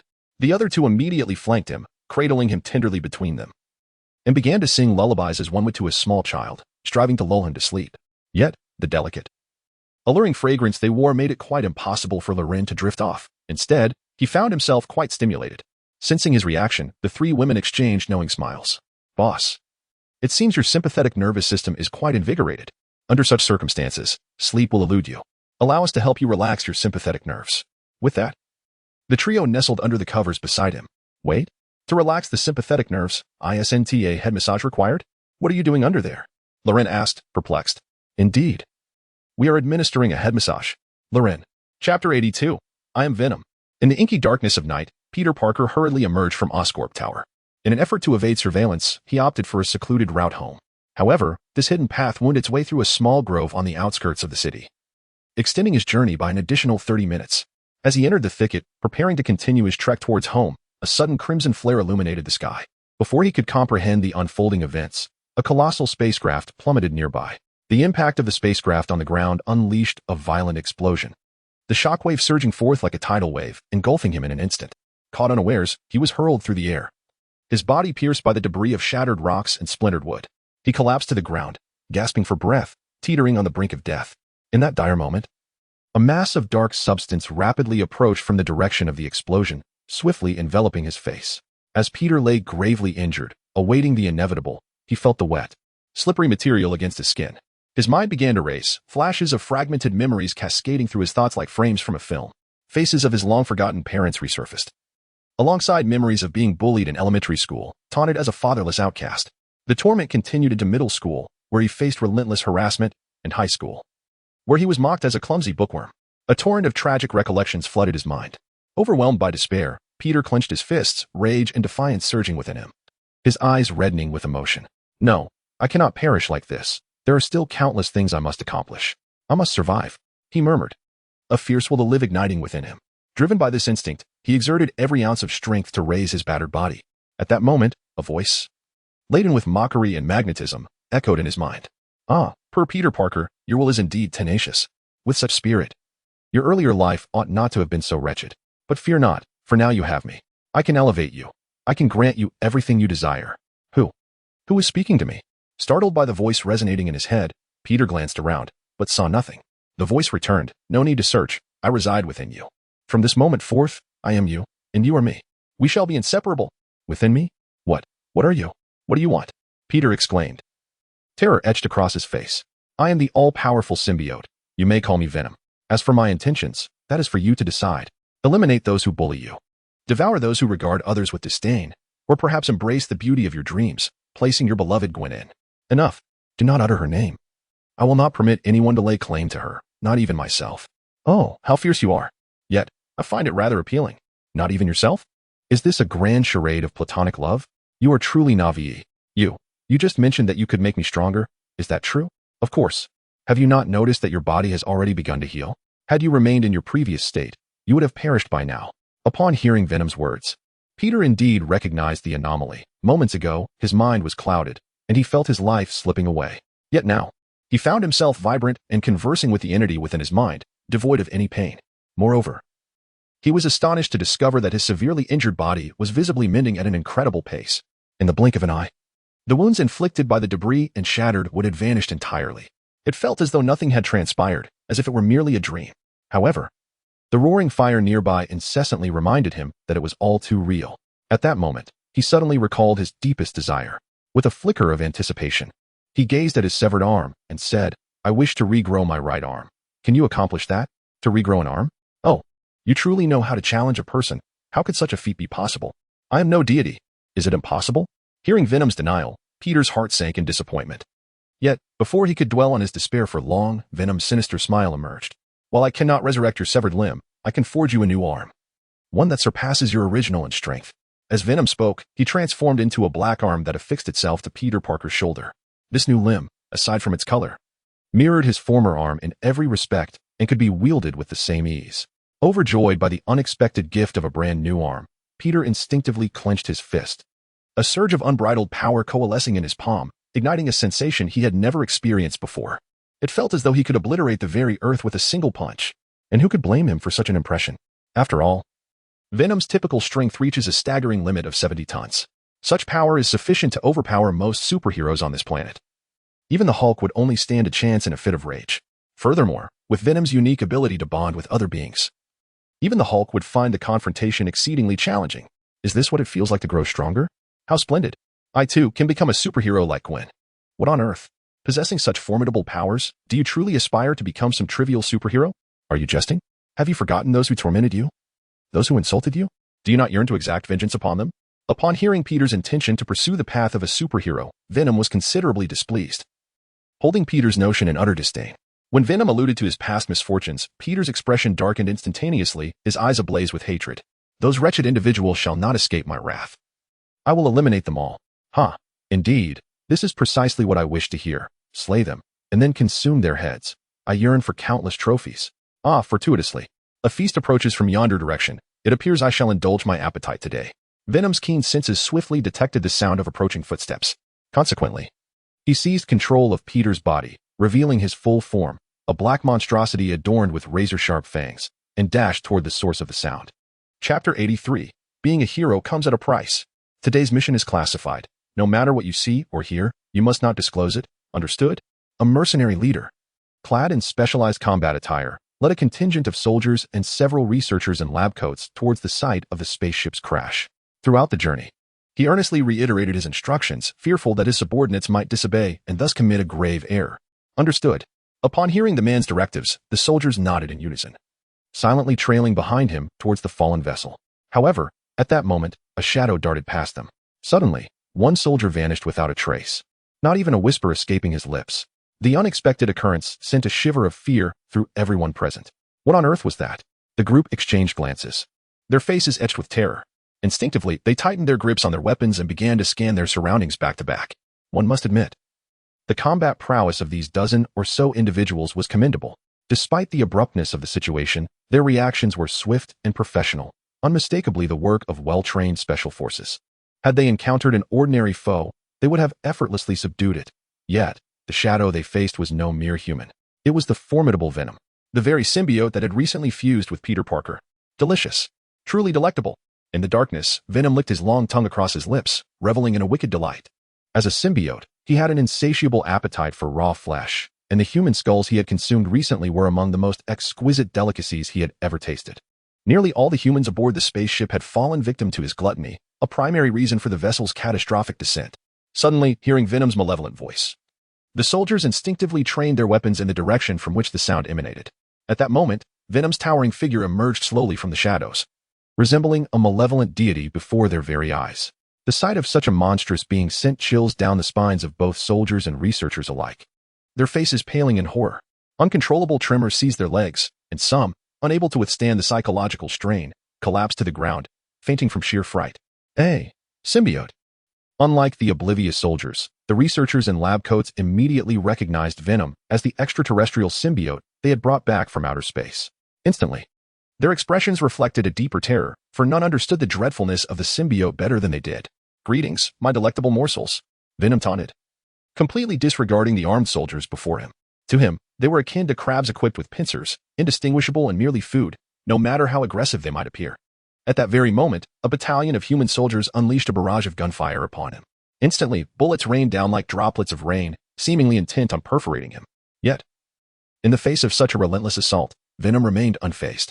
He raised his hand and effortlessly grasped the incoming bullets, crushing them into small, disc-like fragments with sheer force. The bullets that struck him were expelled from his fluid-like form, inflicting not the slightest harm. The scene was utterly astonishing and bizarre, leaving the soldiers in a state of shock, their eyes filled with despair. They had never witnessed such a horrifying spectacle. It was simply beyond comprehension. In that moment, Venom lunged forward, swiftly arriving before one of the soldiers. With a sudden snap of his maw, he devoured the soldier's head. This gruesome display struck terror into the hearts of all present, compelling them to flee in panic. Sensing their fear, Venom reveled in his triumph, darting through the thicket, claiming life after life. Within mere moments, half of the soldiers had fallen victim to his insatiable hunger, a testament to his terrifying methods. However, amidst his glee, a researcher unexpectedly hurled a device resembling a speaker. A piercing noise erupted from the contraption, causing Venom's body to convulse violently as if boiling water. Simultaneously, another soldier brandished a flamethrower, unleashing a torrent of crimson flames in his direction. Under this dual assault of sound and fire, Venom let out a fearful screech and retreated rapidly, disappearing in the blink of an eye. In the depths of the forest, a shadow darted like lightning towards Peter Parker's abode. Damn it, why did you devour them without my consent? This method is far too bloody. It's not what I desired. You're going to draw the attention of those superheroes, especially Gwen. I have no wish to become her adversary. Peter Parker felt a surge of frustration. He had not anticipated that Venom would resort to such a gruesome act so swiftly. It was horrifying, entirely contrary to his expectations. What do you mean? Am I to blame? You were the one who insisted on eliminating those who bullied you, since you were intent on their demise. What harm is there in me consuming their heads? It's quite efficient, really. Venom retorted with a sardonic tone, brimming with mockery. You know I was referring to those who tormented me, but I didn't recognize that particular group. If I hadn't devoured them, they would have turned on you, and could have even killed you. I was saving you. With a stubborn insistence, Peter lamented, had you not ventured forth. They would have remained oblivious to our presence. Your actions were deliberately predatory. He continued. I shall not tolerate your indiscriminate consumption of others' minds without my consent in the future. Do you understand?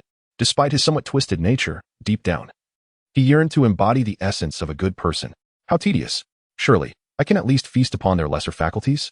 He quipped. Lesser faculties. How grotesque. You wretched fiend. No part of them is permissible for consumption unless in exceptional circumstances. Simply vanquishing our foes is sufficient. Damn it, you fool. Do you genuinely aspire to be a superhero? Let me inform you. Heroism demands a price, so do not weep when the time comes. As Peter and Venom hastily departed the thicket, their conversation flowed freely. Despite Venom having claimed several lives, Peter had never experienced such joy as he did in that moment.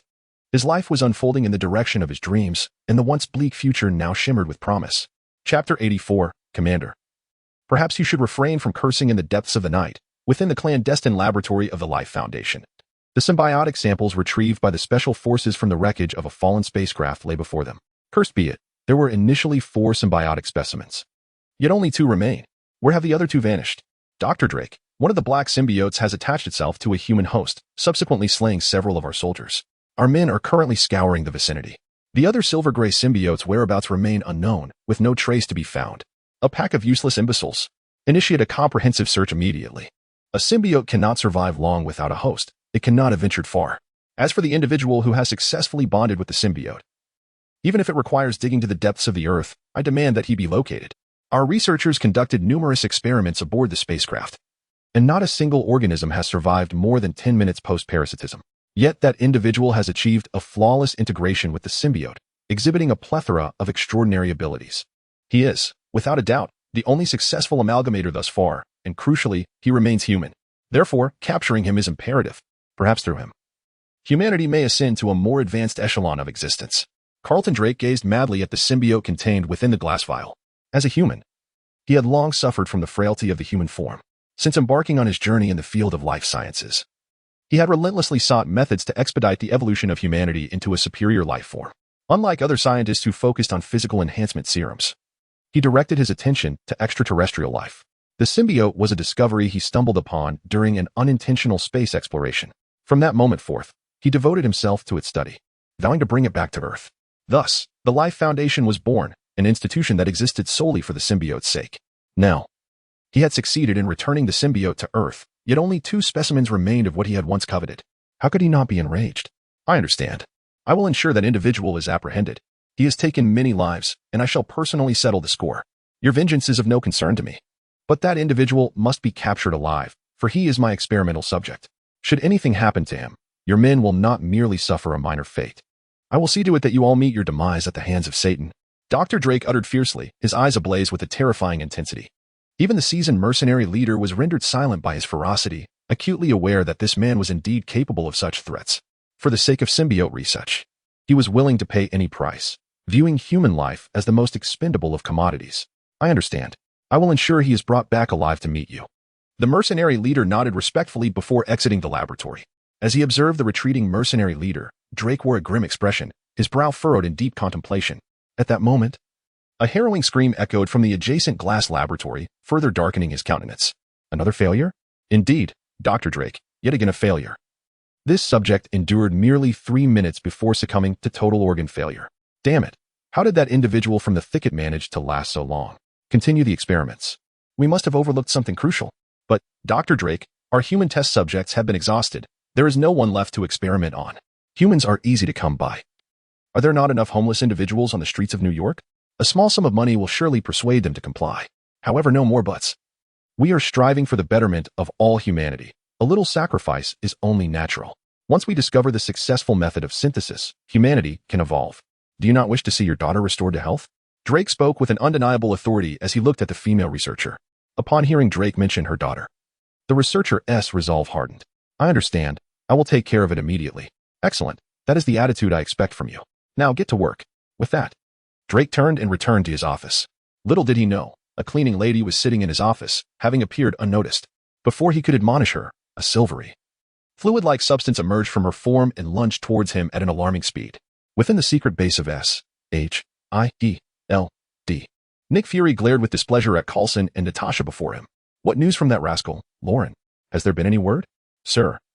The housekeeper named Tifa mentioned a few days ago that their boss is still sequestered in the laboratory and will not be emerging anytime soon. However, she did state that redeeming Hulk is not out of the question, provided we can produce a satisfactory amount of vibranium. Damn it, we at S.H.I.E.L.D. have long since depleted our vibranium reserves. We currently possess not a single gram. Meanwhile, Wakanda tightly controls the vibranium mines and has ceased external sales for years. Where am I to procure such an abundance of vibranium? Moreover, given that young man's status and wealth, does he not have the means to acquire vibranium from Wakanda himself? Why does he insist on directing these absurd demands at us? Is he out of his mind? Fury's frustration boiled over as he privately berated Lauren once more. Sir, I conveyed this to them as well, but they remain adamant they will only accept vibranium, disregarding anything else. They further stated that anyone can redeem Hulk, provided they can present an adequate vibranium reserve. Anyone can redeem him? My goodness. Do they believe we are still living in the year prior to 1862? Are they treating Hulk as if he were a mere slave? Wait, this fellow is once again repulsing me, for heaven's sake. Upon hearing this, Nick Fury's anger intensified. A dreadful memory, deeply imprinted in his genes, seemed to awaken, conjuring visions of a cotton field before his eyes. This damn scoundrel, employing such despicable tactics to disgust others, I must. Nick Fury intended to declare his intent to eliminate Loren, yet before he could utter the words, an alarm resounded through the secret base. Warning! Warning! The network system has been breached, and the system is collapsing.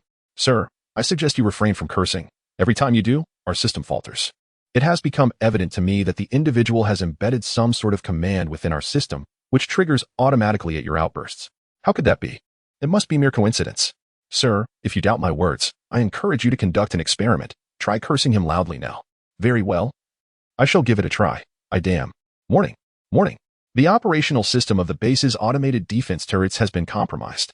The turrets are now aimed at the internal helipad, with fire control radar locking onto the 3 Apache-armed helicopters stationed there. Nick Fury. Oh, what the hell? Natasha.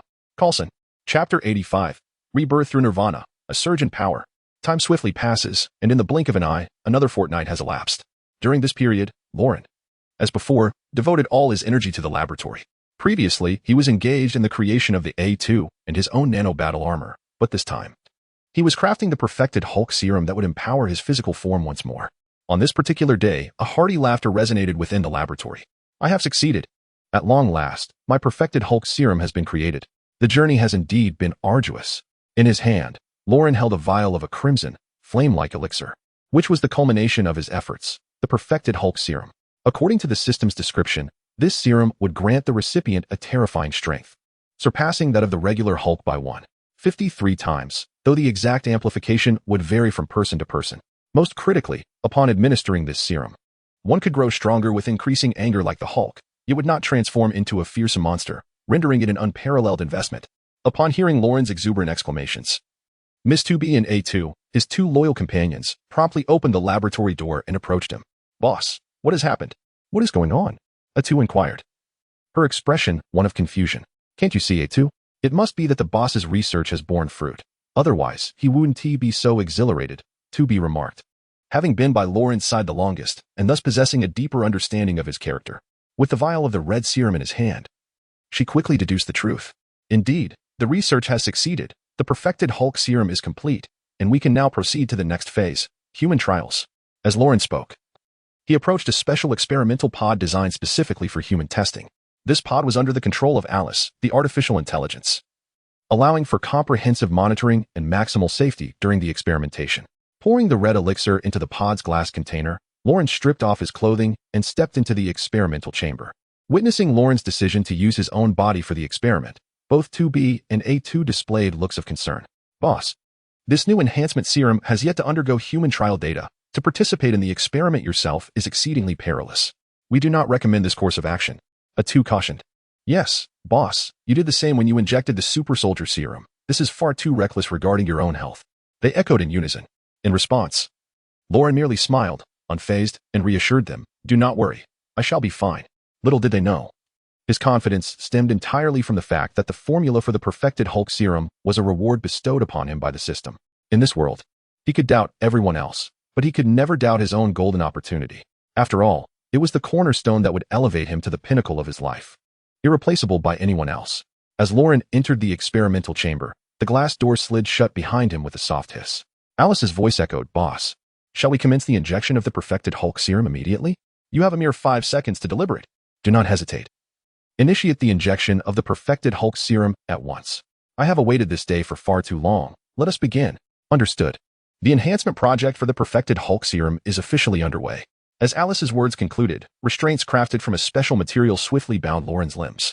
This precaution was taken due to the unpredictable nature of the enhancement process. Thus, securing the subject was deemed the safest course of action, ensuring the protection of both the experimenter and bystanders. Once Lauren was restrained, a syringe unexpectedly plunged into his spine.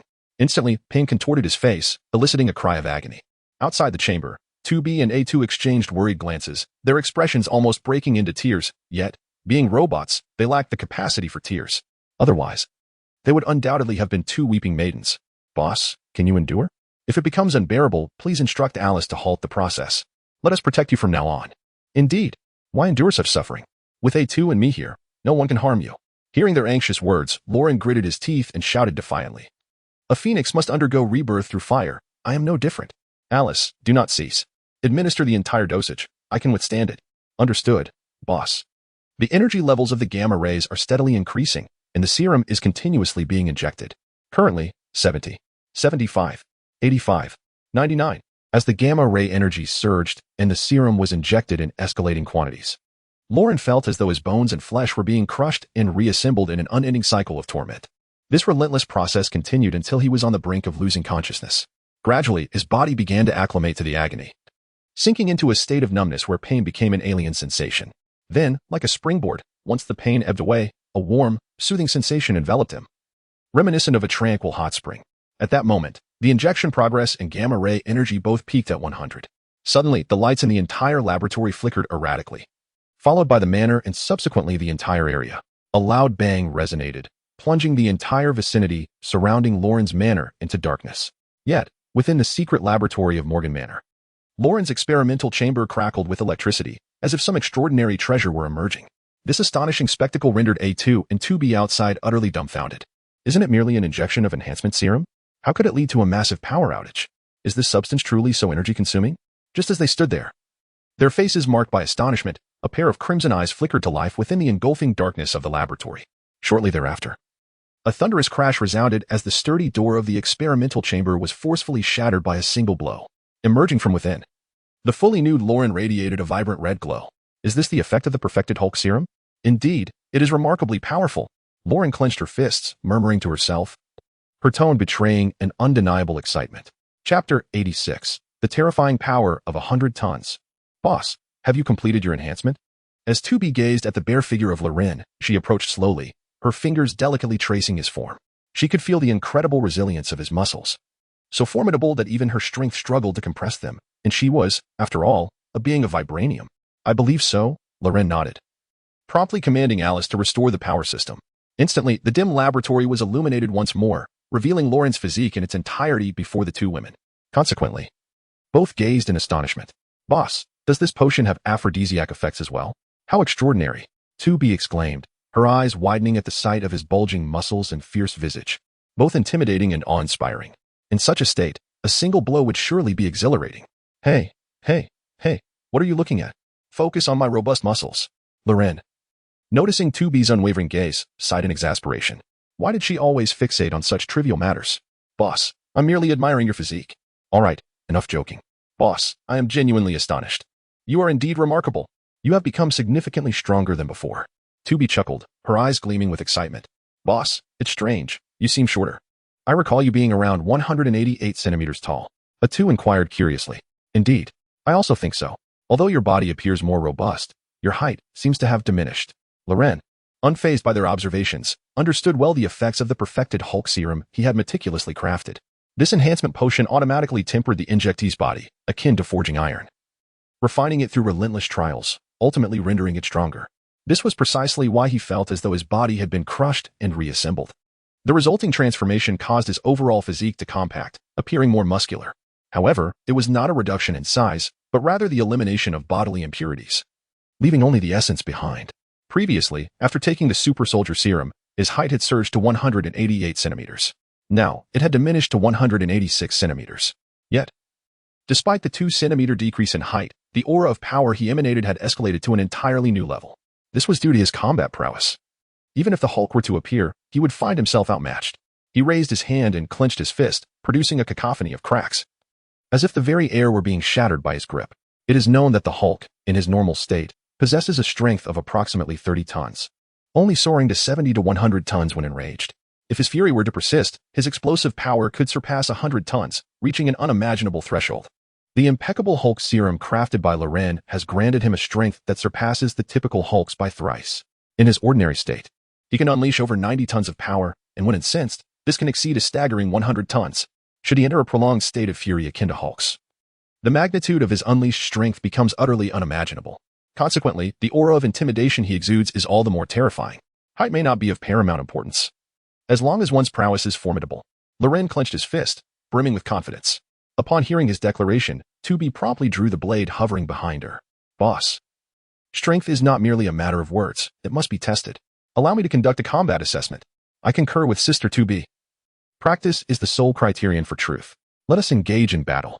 At that moment, Sister A2 waved her hand, and the primal adamantium blade materialized, its edge glinting ominously, evoking a shiver down one's spine. Loren, are you certain you wish to fight me? Absolutely. I shall not hold back. With that, Loren vanished in the blink of an eye, reappearing before 2B in an instant. What incredible speed! The swiftness of Loren startled 2B, prompting her to retreat hastily. Yet, it was too late. He had already launched his next strike. Black Tiger Heart Extraction. Boss, you. 2 hours later, the combat assessment concluded, with Loren emerging victorious. With such prowess, not only 2B and A2 but even if Tifa were to join, he would remain unfazed, capable of subduing them effortlessly. In the laboratory, after triumphing over the two women, Loren approached a glass counter, showcasing a set of pure black battle attire. This ensemble bore no resemblance to the bat armor he had crafted earlier, which exuded a mechanical essence and an air of strength. Instead, the attire before him appeared akin to an ordinary garment made of fabric. Aside from the differing material, the design diverged entirely from the previous bat armor, lacking any bat insignia. This was not bat armor, it was a nanosuit, meticulously fashioned by Loren from condensed nanovibranium. This nanosuit could morph into any desired form, once donned. It could transform into a suit with but a thought, or shift into battle armor when combat ensued. This adaptability was far swifter and more convenient than the transformation styles of the Saint Seiya armors. Crucially, its defensive capabilities and combat potential were on par with the earlier batsuits. However, given his current prowess, the question of donning the battle suit is of little significance. It merely serves to facilitate his ability to soar through the skies. Come, let me adorn myself. Gazing at the nanosuit encased in the glass cabinet, Loren opened the compartment and extended a finger to touch the suit. Instantly, the attire transformed into a cascade of black, flowing sands, swiftly enveloping his form and morphing into a perfectly tailored black ensemble. From the outside, there was not a hint of peculiarity. Such a wondrous spectacle had become routine for 2B and A2, eliciting no sense of astonishment. In fact, 2B remarked with a hint of playful sarcasm, "Boss, soon you won't even need to remove your clothes. You can simply make your trousers vanish." Loren, in response to 2B's jest, rolled his eyes in exasperation, and at that moment, Tifa unexpectedly pushed the door open. "Boss, General Ross, who has been relentlessly pursuing Hulk, has arrived. And he has brought a considerable amount of vibranium." Chapter 87. The windfall of 200 kilograms of vibranium. General Ross has come to seek me out with a trove of vibranium? Roland was utterly bewildered. This was entirely beyond his expectations. However, upon further reflection, everything began to make sense, for over the years, General Ross had been relentlessly pursuing the Hulk. If one were to identify the individual most obsessed with the Hulk in this world, it would undoubtedly be General Ross. Furthermore, after the tragic incident where the Hulk inadvertently caused the death of his daughter, Betty, it was only natural that Ross would harbor the strongest desire to eliminate the Hulk. As a high-ranking military official, it would not be challenging for him to ascertain the location where the Hulk was being held. Moreover, As the current head of the Morgan family, Roland's elevated status was far beyond the reach of any military officer. Thus, the most effective means for Ross to obtain the Hulk would be to comply with his demands and respectfully bring vibranium to him. Yet, he found himself curious about the substantial quantity of vibranium that Ross possessed and its origins. To his knowledge, all the vibranium that SHIELD could extract had already been depleted, leaving Roland to wonder where Ross had acquired such a vast amount. At that moment, Tifa seemed to perceive his confusion and promptly elucidated. Boss, General Ross has brought with him 440 pounds of vibranium, which he secretly accumulated during World War II. He is now wanted by the military and is no longer a general, but rather the military's most wanted fugitive. They have declared their intention to bring him before a military tribunal. What? 440 pounds of vibranium? That amounts to 200 kilograms, worth $2 billion. Roland exclaimed, impressed. Well, General Ross certainly lives up to his reputation. I admire his audacity. Should we incapacitate him and take him into custody? Why incapacitate him? He is a distinguished guest. Let us receive him properly. Come, let us meet him, Roland replied, secretly rejoicing at the prospect of acquiring such a significant quantity of vibranium. With this abundance, he could not only create nano-vibranium bodies for Tifa and 2B, but also manufacture additional combat robots. Tifa would oversee household management, 2B would handle adjudication, and A2 would be responsible for cleanup and support. It was time to commence the development of a dedicated robotic team for reconnaissance and medical repair. Moments later, he arrived at the reception hall, seated regally upon the sofa at the front. At that juncture, General Ross, accompanied by several faceless robots, entered the hall. From the moment he stepped into the Morgan estate, Ross was astounded by the surreal atmosphere, for he had not encountered a single normal person since his arrival. The masked maidens who welcomed him appeared to have flown in from the estate's villas, greeting him in silence. They effortlessly lifted the 200 kilograms of vibranium he had brought, as though it were merely a sack of groceries. It was astonishing to him. As a soldier, he could barely manage such a weight with both hands. Yet a maid from the estate carried it with one hand. Who could remain unperturbed in such a situation?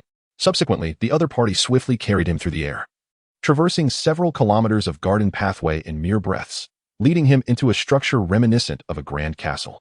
Upon entering this fortress, he was met with an even more astounding sight.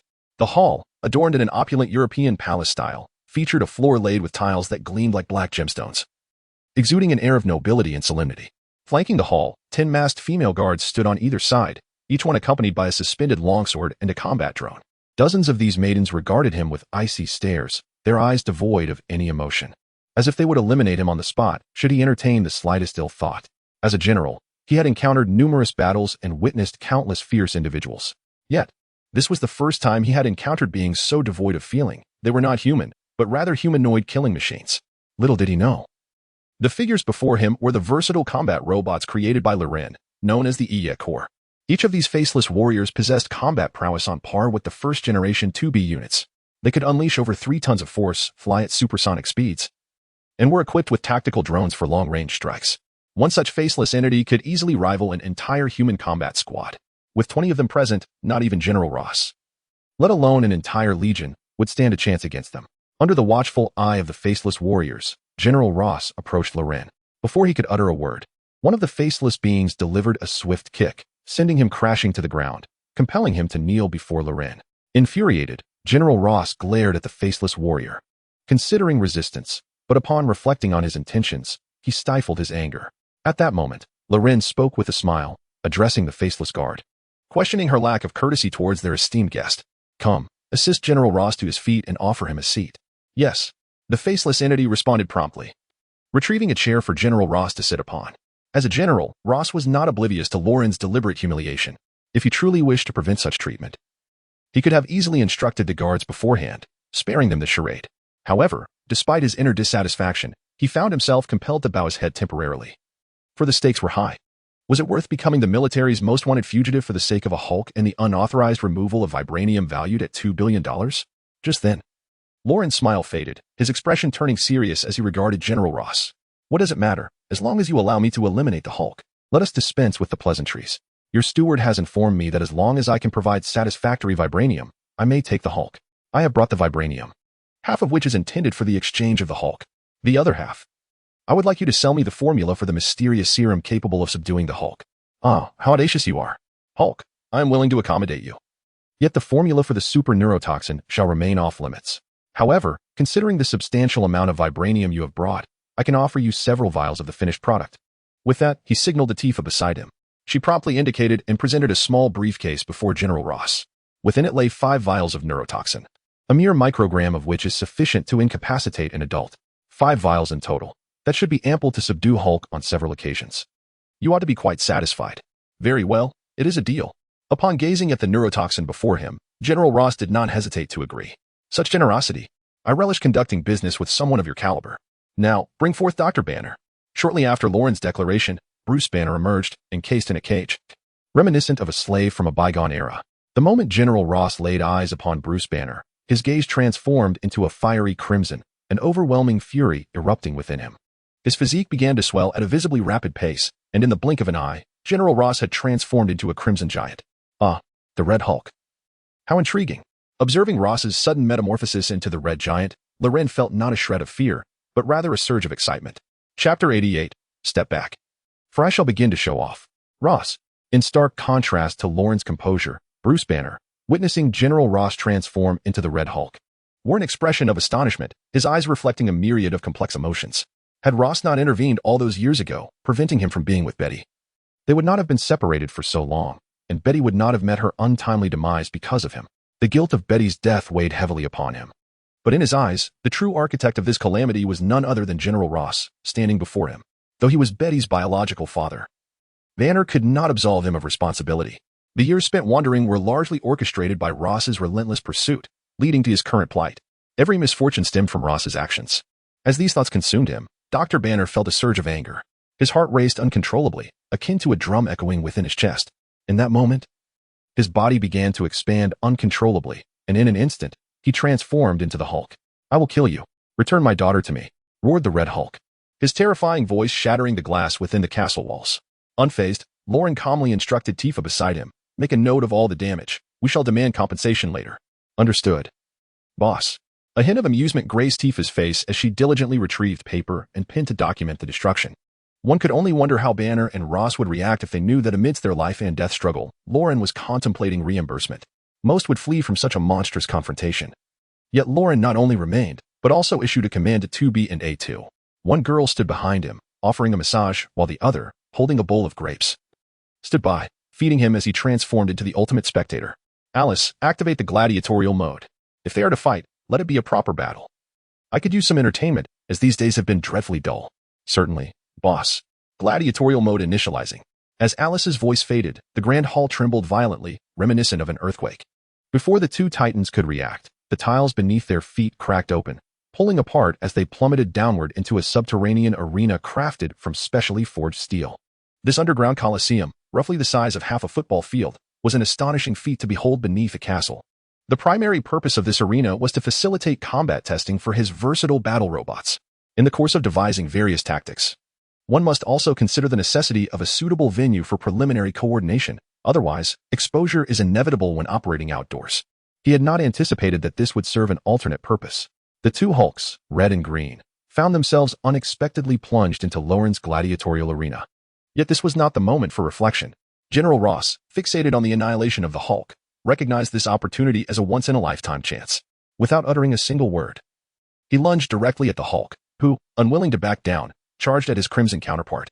Instantly, the two titans engaged in a fierce brawl within the expansive arena. Akin to primitive savages from a bygone era, roaring and striking with brutal ferocity. When fists proved insufficient to vanquish their opponent, they resorted to biting, creating a scene that was both bloody and frenzied, delivering a profound visual impact. Observing this chaotic spectacle, Loren remained composed, his inner turmoil seemingly non-existent. As he watched the titanic clash, he simultaneously connected with the artificial intelligence, Alice. Alice, have you uncovered any information on Mr. Blue, whom you were tasked to investigate? Boss. I have yet to ascertain his whereabouts. Since his departure from the university, he has vanished, as if into thin air. His intellect has been augmented to an astonishing level by the Hulk's serum, and it is likely he has detected that someone is tracking him. Consequently, he may have abandoned all forms of electronic communication, which is why you cannot locate him. However, fret not. In this world, there are no secrets that remain hidden. Please examine General Ross's movements over the past month. His transformation into the Red Hulk was not without reason. I suspect he has had clandestine meetings with Mr. Blue. The peculiar circumstances surrounding his metamorphosis are likely orchestrated by Mr. Blue himself. He is a remarkable talent, yet simultaneously a formidable threat. If I can recruit him, it would be advantageous. If not, he must be eliminated swiftly to prevent future complications. Lauren spoke with a grave tone, his eyes glinting with lethal intent. As a traveler from another realm, he was acutely aware of who Dr. Blue was, one of the supervillains in the Marvel Universe, known as Samuel Stearns. The influence of the Hulk serum had exponentially enhanced his intellect, increasing it 1,000-fold within the Marvel multiverse. Yet, this world remained shrouded in mystery for him. His lack of clarity regarding this individual only intensified his desire to uncover the truth. In stark contrast to the Hulk's boundless strength and fury, Dr. Stearns possessed an insatiable thirst for knowledge and a calm demeanor, embodying the archetype of an intellectual villain. Therefore, if he could be brought under Lauren's influence, it would greatly benefit the expansion of his technological prowess. Of course, should he refuse to submit, death would be the only fate awaiting him. Understood. I'm currently investigating General Ross's movements over the past month and initiating a comprehensive data analysis to identify suspicious contacts. Analysis in progress. Ding. Suspicious individual detected. Retrieving visual data. 15 days prior, General Ross convened with a mysterious figure in a CAF on Central Avenue, the individual cloaked in a hood that obscured their visage. However, through meticulous frame-by-frame analysis of their gestures, it became evident that this person bore a striking 99 resemblance to Dr. Stern. It is highly probable that he is the one. Apart from myself, he is the only other individual privy to the formula for the Hulk serum. Continue the pursuit and inform me of any developments. Understood. Just as Lauren was still investigating the whereabouts of Dr. Stern, a piercing scream of anguish echoed from within the arena. There, General Ross, who had been vociferously proclaiming his intent to eliminate Dr. Banner, now lay beneath the Hulk's foot, reduced to a mere ragdoll. The super neurotoxin he sold to General Ross had never even been given the chance to be utilized. Instead, he was utterly crushed by the Hulk's might. What surprised Lauren, however, was that the Hulk did not deliver a fatal blow to the defeated General Ross, but rather shifted his gaze toward him. In an instant, their eyes locked, and he could distinctly perceive the overwhelming fury emanating from the Hulk's gaze. At that moment, the Hulk suddenly lunged directly at him, delivering a powerful punch against the bulletproof glass. The sheer force created a vast spiderweb of cracks upon the glass. Observing this, 2B and A2 promptly drew their weapons, preparing to confront the Hulk. Yet, at that moment, Lauren slowly rose to his feet and gently pressed down on the weapons in the women's hands, uttering calmly, "Step back. I am about to make an impression." Chapter 89. The Crimson Beast overpowers Hulk, awarded flight armor technology. With that, Lauren raised a finger and pressed firmly against the already spiderweb-cracked bulletproof glass. Instantly, the immense penetrating force effortlessly pierced a small hole through the bulletproof glass. The appearance of this minuscule breach caused the grand sheet of glass to shatter in an instant. With a thunderous crash, it exploded into a myriad of fragments. Hulk seemed taken aback by Lauren's boldness in shattering the barrier before him, displaying a moment of astonishment. However, his limited intellect did not deter him. Upon witnessing the destruction of the glass, he became even more reckless and launched a ferocious punch toward Lauren. Yet, Lauren remained unperturbed, his demeanor calm as if Hulk were insignificant. He raised his hand and effortlessly caught Hulk's mighty fist, much to Hulk's disbelief. With a swift motion, he spun around and hurled Hulk downwards into the arena below. The impact resonated with a deafening noise as a considerable crater formed in the ground of the arena, leaving Hulk bewildered and momentarily stunned within it. It was astonishing that such a formidable entity could be sent flying with a mere encounter. Not only was Hulk in disbelief, but the three women spectating also displayed expressions of shock. It was worth noting that Hulk had previously battled the Red Giant, with his anger levels peaking at that moment. At this juncture, Hulk's punch could unleash a force exceeding 70 tons, potentially reaching as high as 100 tons. Otherwise, he would not have been able to shatter such thick bulletproof glass with a single blow. Yet, despite these circumstances, Hulk was still sent flying by Lauren's singular action. What level of strength did Lauren possess? The three women found it hard to fathom. No wonder when Lauren confronted them earlier, they felt as though their bodies could crumble under his might. They had initially believed Lauren had exerted sufficient force, yet now it appeared their boss had shown restraint. Otherwise, if he had unleashed his full power, even their bodies, not entirely forged from vibranium and containing numerous biomimetic components, would likely not withstand such relentless bombardment. This was truly terrifying. Could this really be the extent of human strength? As universal combat-type robots, they felt inadequate in comparison. No wonder their boss had been so obsessed with the perfected Hulk serum. The results were enviable even to them. After effortlessly tossing Hulk aside, Lauren's nano-armor activated its anti-gravity mode. Suddenly, he seemed weightless, floating gracefully into the air, slowly drifting before Hulk. "Your strength is still insufficient. Continue to incite my fury." Swiftly. With those words, Lauren raised his foot and aimed a kick at Hulk, who immediately raised his hand to block. However, even in a state of normalcy, Lauren's strength reached an astonishing 100 tons, making it exceedingly difficult for Hulk to withstand the force. He was sent flying, his body crashing against the formidable steel barrier, leaving an indelible impression of his form. Yet, Hulk possessed the remarkable ability to grow stronger with increasing rage, as long as he was not incapacitated in an instant. Such assaults would only serve to amplify his fury, empowering him further in battle. Hulk. The green giant swiftly regained his footing, letting out a fierce roar before launching a heavy punch at Lauren. Although Hulk wielded immense power, his attacks were straightforward and lacked finesse, relying solely on brute strength. This combat style posed no significant issue unless faced with an opponent of equal strength who possessed a modicum of skill.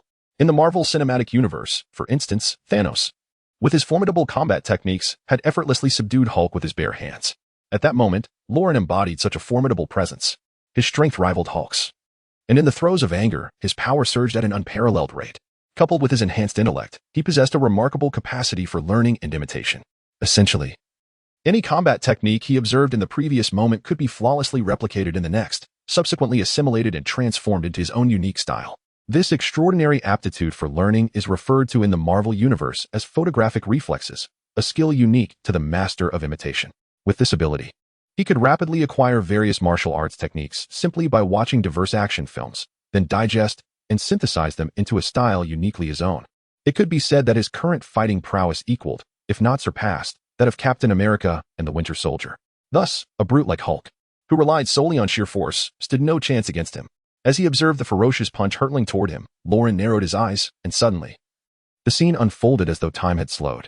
In his perception, Hulk's movements appeared at least twice as sluggish. With a mere subtle step, he effortlessly evaded the attack. When Hulk's punch missed, he hesitated momentarily before unleashing several more strikes. Yet, each was deftly sidestepped by Lauren, who perceived Hulk's actions as painfully slow, akin to a snail. To onlookers, however, Hulk's punches seemed as swift as the wind. Yet, even with such speed, he still failed to connect with Lauren. This spectacle left the three women in the stands utterly entranced. They had anticipated the extraordinary effects of the perfected Hulk serum, yet they had not envisioned such overwhelming prowess. The boss is so fast. If he were to unleash that speed upon me, I doubt I could endure even 5 minutes before being sent skyward. One mused, nodding thoughtfully. I can last for 6 minutes, A2 remarked, glancing at A2 with a defiant expression. Well, I can manage 6.5 minutes. I can endure for 7 minutes. I can hold out for 8 minutes. Stop, stop, stop.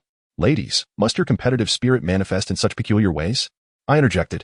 Regardless of your squabbling, you cannot surpass me. I can endure for 10 minutes. Ah, Tifa, you intend to dominate us, do you? A2 exclaimed. Let us join forces and seize her, NieR. All right. In the arena, after deftly evading Hulk's powerful punches, Lauren seized an opportunity and delivered a powerful hook to Hulk's jaw. The sheer force propelled Hulk into the air, and before he could descend, Lauren launched his next offensive. With a mighty leap, he appeared before Hulk, his hand morphing into a claw that seized Hulk's head. Enough. It's time for you to rest, Lauren declared as he grasped Hulk's head and forcefully slammed it down towards the ground. His nanotech armor provided an accelerated dive, rendering him a mere blur to onlookers. A thunderous crash echoed as the ground shattered, dust billowing forth, revealing a deep pit several meters in diameter. Within it lay Hulk, motionless, his form visibly shrinking until he reverted to Banner. Lauren had astonishingly used brute force to revert Hulk to his human state, a feat that seemed almost unbelievable. Above him, Lauren rose calmly, a faint crimson aura swirling around his body, appearing quite otherworldly. This was the singular side effect of the perfected Hulk serum. As he harnessed this power, his body temperature escalated, growing hotter with his fury, culminating in a red aura reminiscent of the 8 gates of Kai. As Lauren incapacitated Hulk, the long-awaited notification from the system resonated in his mind once more. Congratulations, host, for participating in the battle between Hulk and Red Hulk. Reward, NieR's flight armor technology. System points. 5. Chapter 90. Hurry up and get to work. The flight armor is a remarkable technological marvel from the world of NieR, Automata, manifesting in 2 primary forms, flight mode and combat mode. The flight mode resembles a highly futuristic combat aircraft, effortlessly transcending the constraints of gravity with its anti-gravity apparatus, achieving astonishing hypersonic speeds. It possesses the capability to venture into outer space for missions, far surpassing the abilities of conventional spacecraft, truly a manifestation of cutting-edge technology. When transformed into combat mode, it resembles a colossal mech akin to a Gundam, boasting formidable close-quarters combat prowess and heavy firepower. Such advanced technology has yet to emerge even on our current Earth, as Tony Stark has yet to create the Hulkbuster armor. Lauren is undoubtedly ahead of Tony Stark. One can only imagine the feelings Stark might harbor upon witnessing it, perhaps a sense of perpetually living in another's shadow. After reflecting on his gains with satisfaction, Laurent nodded and conveyed his orders to Tifa, who stood not far away. Dispose of them both. They hold no value to me any longer. Understood. Tifa nodded in response to Laurent's command, signaling for the faceless ones to drag them away. Meanwhile, outside Morgan Manor, Nick Fury, Natasha, and Coulson anxiously awaited. Upon learning that General Ross had transferred over 70 years' worth of vibranium stockpiled by the military to Laurent, Fury felt as though the sky was collapsing around him. He never anticipated that the military had secretly amassed such a vast quantity of vibranium, and as the director of SHIELD, he was utterly oblivious.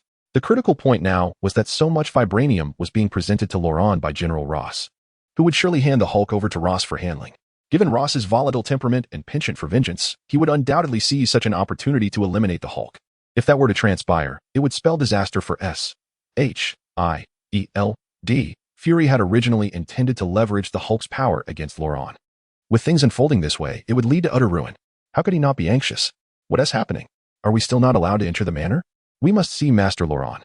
Nick Fury inquired anxiously at the entrance of the manor, glancing at the emotionless, faceless guard stationed at the door.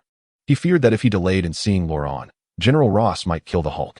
In response, the faceless one, clad in a black mask, spoke coldly.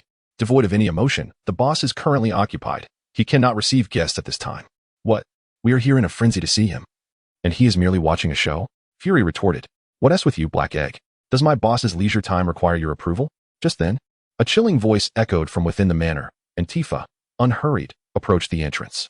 Behind her, two faceless beings were dragging the unconscious forms of Bruce Banner and General Ross, one on each side. Upon seeing Miss Tifa, Nick Fury immediately displayed a look of trepidation. Miss Tifa, that was not my intention. I was merely curious about what delightful spectacle Master Loren was observing. What spectacle is it for you to inquire? Considering your apparent awareness today, I shall refrain from reprimanding you. These two fellows are now your responsibility to handle, Tifa replied. As the two faceless beings unceremoniously tossed Bruce Banner and General Ross out of the estate. Seeing Loren take the initiative to eject Bruce Banner filled Nick Fury with elation. Such formidable power was what he had long desired. However, alongside his joy, a profound confusion took root within him. Why had Loren suddenly chosen to hand over the Hulk to him? From what Nick knew of Loren, he was a staunch racist. He would never act so benevolently towards someone like him. When anomalies arise, there is usually a hidden agenda. Something felt amiss. With this thought, he gazed at Tifa. Miss Tifa, may I inquire why your boss has suddenly decided to entrust the Hulk to SHIELD? Is there some special reason behind this? Black Egg, you truly are insatiable. You begged for this, and now that it's given, you question it? I see you are asking for a lesson, Tifa responded, suddenly brandishing a whip from behind her. In an instant, she struck Nick Fury, who was caught completely off guard. Oh, damn.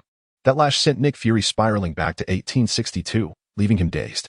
Still daring to curse? Get to work. Go work. Understanding the sudden assault from Tifa, Nick Fury's expression turned as dark as a storm cloud. Meanwhile, Coulson and Natasha, standing to the side, were rendered speechless, unsure of how to react. However, both dared not utter a word, merely shielding their eyes with their hands and turning their faces away, avoiding any eye contact with Fury. Though seething with rage, Nick Fury dared not retaliate. Gritting his teeth, he prepared to lead Bruce Banner away. At that moment, General Ross, who lay nearby, slowly opened his eyes, clearly having regained consciousness. Yet before he could utter a word, Nick Fury delivered a heavy kick to his head, rendering him unconscious once more. Coulson, Natasha, damn it, this is all you're doing. You think you can wake up? Dream on. Miss Tifa, I am not well acquainted with this individual. Nor do I desire him. Please dispose of him at your discretion. With that, Nick Fury disregarded the expressions of those around him and dragged Bruce Banner away. It was evident to all that Nick Fury was venting his frustration on Ross, yet no one dared to speak up. Before he could depart, Tifa spoke softly. Black Egg, who permitted you to leave so casually?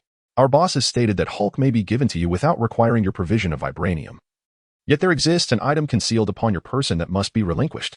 Item? What item? I do not comprehend your words.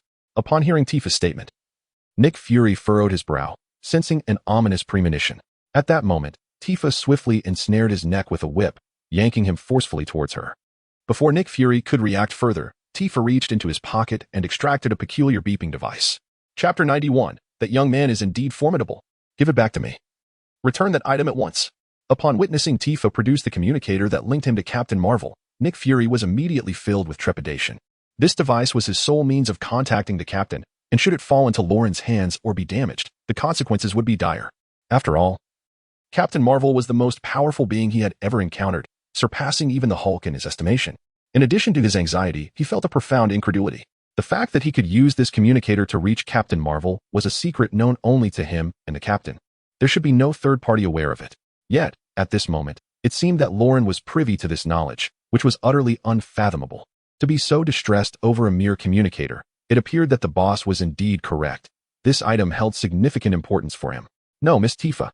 My distress stems from the fact that this device is a relic left to me by my deceased father. A relic from your father? You must be jesting. Where would a slave acquire a communicator? If he were to leave you something, it would more likely be cotton. Miss Tifa. Such racist humor is far from amusing, Nick Fury retorted. That cannot be blamed on me, as you initiated the jest, she replied. In the future, refrain from using such sympathy-seeking excuses to deceive, for they do not suit you. Moreover, you have miscalculated. My boss is fully aware of the purpose of this device. Or else he would not have permitted me to take it. As Tifa spoke, she flicked her wrist and sent Nick Fury flying, swiftly pocketing the communicator. My boss has stated that one cannot have both fish and bear's paw, since you desire the Hulk's formidable strength. This device shall be kept in his custody for the time being. When you are willing to offer something of greater value, such as the Tesseract, my boss will assuredly return this device to you. With that, Tifa disregarded Nick Fury's reaction and leaped away, transforming into a streak of light that vanished in an instant. Staring at the space where Tifa had just been, Nick Fury slumped to the ground in despair, as if his very soul had been stripped away.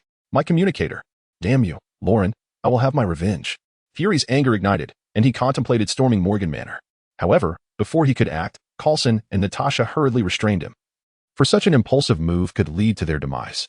Others might hesitate, but Lauren would not. This 18-year-old man was the most notorious villain they had ever encountered, and they were powerless against him. One could only imagine the frustration. Sir, please, do not act rashly. It is merely a communicator. Indeed, sir, it is not worth it. Truly, it is not. I will buy a new one tomorrow. Unaware of the truth, Natasha and Coulson were earnestly comforting Nick Fury as they held on to him, hoping he would refrain from making foolish decisions. Nick Fury, for heaven's sake, do you even know whom this pager can contact? Upon hearing Coulson's intention to procure a new one for him, Nick Fury was both infuriated and amused. Who? Your late father? What? Is it truly that remarkable? Can this pager communicate across realms? Fury exclaimed, damn it, you two. I suddenly feel inclined to disband S.H.I.E.L.D. Coulson and Natasha exchanged puzzled glances. Never mind, you wouldn't understand even if I explained. Let's return to the base. I'm exhausted. Nick Fury seemed to have lost all his strength, unwilling to utter another word.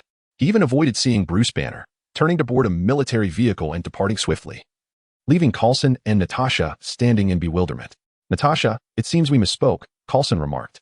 To be precise, you misspoke. Why would you even mention his father? He himself claimed that the pager was a relic left by his father. I merely spoke without thinking. Who knew it would provoke such anger? Perhaps he is merely sentimental and longs for his father. After all, a child without a father is like a rootless weed. By the way, is your father still alive? Natasha gazed intently at Coulson, curiosity etched on her face. He passed away 2 years ago, Coulson sighed, a trace of melancholy in his voice. Did he leave you any heirlooms? Indeed. An old house, 2 Labrador retrievers, and several million in inheritance. Yes, that is the norm. Which respectable family would leave a pager as a legacy? So you imply that the director is lying? Certainly. While that scoundrel, Loren, may not be a good person, he is not easily deceived. Moreover, we must concede that his foresight surpasses ours. That lad is exceptionally strong and formidable. Natasha observed the expansive Morgan estate, her words laden with significance. In response, Coulson narrowed his eyes, a bemused smile playing on his lips as he looked at Natasha. Natasha, this is the first time I've witnessed you commend your adversary. Your mindset is becoming perilous. Being drawn to the charisma of an enemy is hardly a favorable trait. After saying this, he did not wait for Natasha to respond, dragging Bruce and General Ross into the vehicle before departing as well. Only Natasha remained, standing quietly at the entrance of the Morgan estate, her mind recalling the vivid scene she had inadvertently witnessed of Loren and Viper in the VIP room. With a complex expression, she murmured, I merely spoke the truth. That lad is indeed formidable. As she uttered these words, a tingling sensation coursed through her body, causing her legs to instinctively squeeze together. Inside the estate, Loren toyed with the pager that Tifa had retrieved for him, a broad smile adorning his face. That black rascal must be in quite a frenzy, I suppose? Upon witnessing my audacious theft of his beeper, he was utterly incensed, nearly attempting to storm our estate. Yet he was thwarted by his 2 subordinates. That old fool merely puts on a fade. He lacks the courage to truly invade. If he were to dare such an act, The consequences would be beyond his capacity to endure. Boss, it is merely a trivial beeper. Why is it so imperative for you to seize it? 2B inquired with curiosity. Because this device is Nick Fury's sole means of contacting Captain Marvel. Who is Captain Marvel? Why do you regard her with such trepidation? She is a formidable woman, capable of absorbing and manipulating various forms of energy, possessing unparalleled superhuman strength. She can even fly at superluminal speeds, rendering her far more powerful than the Hulk. However, she typically traverses the cosmos, maintaining what is deemed as cosmic peace. Superluminal flight. Is that truly feasible? The three women present were struck with astonishment upon hearing of Captain Marvel's ability to fly faster than light. Legends abound, but whether they hold truth, I cannot ascertain. However, this woman indeed poses a significant threat to my current state. Thus, until I have fully matured, I wish to delay the emergence of those who could jeopardize me. Naturally, there are forces beyond my control, but I must exercise caution regarding those whom I can potentially deter from arriving prematurely. Boss, if what you say holds true, then our strength is woefully inadequate. We must become stronger. Upon learning of Captain Marvel's formidable capabilities, A2, 2B, and Tifa's expressions turned grave. Their very purpose for existence is to safeguard Lauren's safety. Failure to do so would render their existence meaningless. Indeed, you must grow stronger, but that requires time. Additionally, I must acquire more advanced technological marvels, Loren murmured. A vision of a golden-haired woman from the Dragon Ball universe, Android 18, flitting through his mind. If he could obtain the technology of the androids from that realm, all concerns would dissipate. Chapter 92. 2 Spider-Man. Fear not, for I now possess the beeper of Captain Marvel. When she arrives on Earth is entirely at my discretion. Should I choose not to contact her, even Nick Fury's urgency would be of no avail. Your sole obligation is to diligently fulfill the tasks I assign. And in due course, I shall devise a means for you to grow ever stronger. With unwavering confidence. Lauren had seized Nick Fury's beeper not merely to thwart the premature arrival of Captain Marvel, but to position himself advantageously for future events involving her. For in doing so, he might gain access to the extraordinary technology of the Lightspeed engine. It is well known that Carol Danvers attained her status as Captain Marvel through a cataclysmic explosion of the Lightspeed engine, which bestowed upon her an immense influx of energy, endowing her with formidable superpowers. Although the process was fraught with unpredictability, Lauren's intellect might discern a pattern within the chaos. Should he succeed in constructing a Lightspeed engine, he could leverage it in conjunction with various perfected super serum formulas to potentially develop a unique and unparalleled enhancement potion. In such a scenario, even the arrival of Captain Marvel would pose no threat. Boss, we shall strive to accomplish the tasks you have entrusted to us. We will not let you down. The three women responded earnestly, their expressions brimming with loyalty.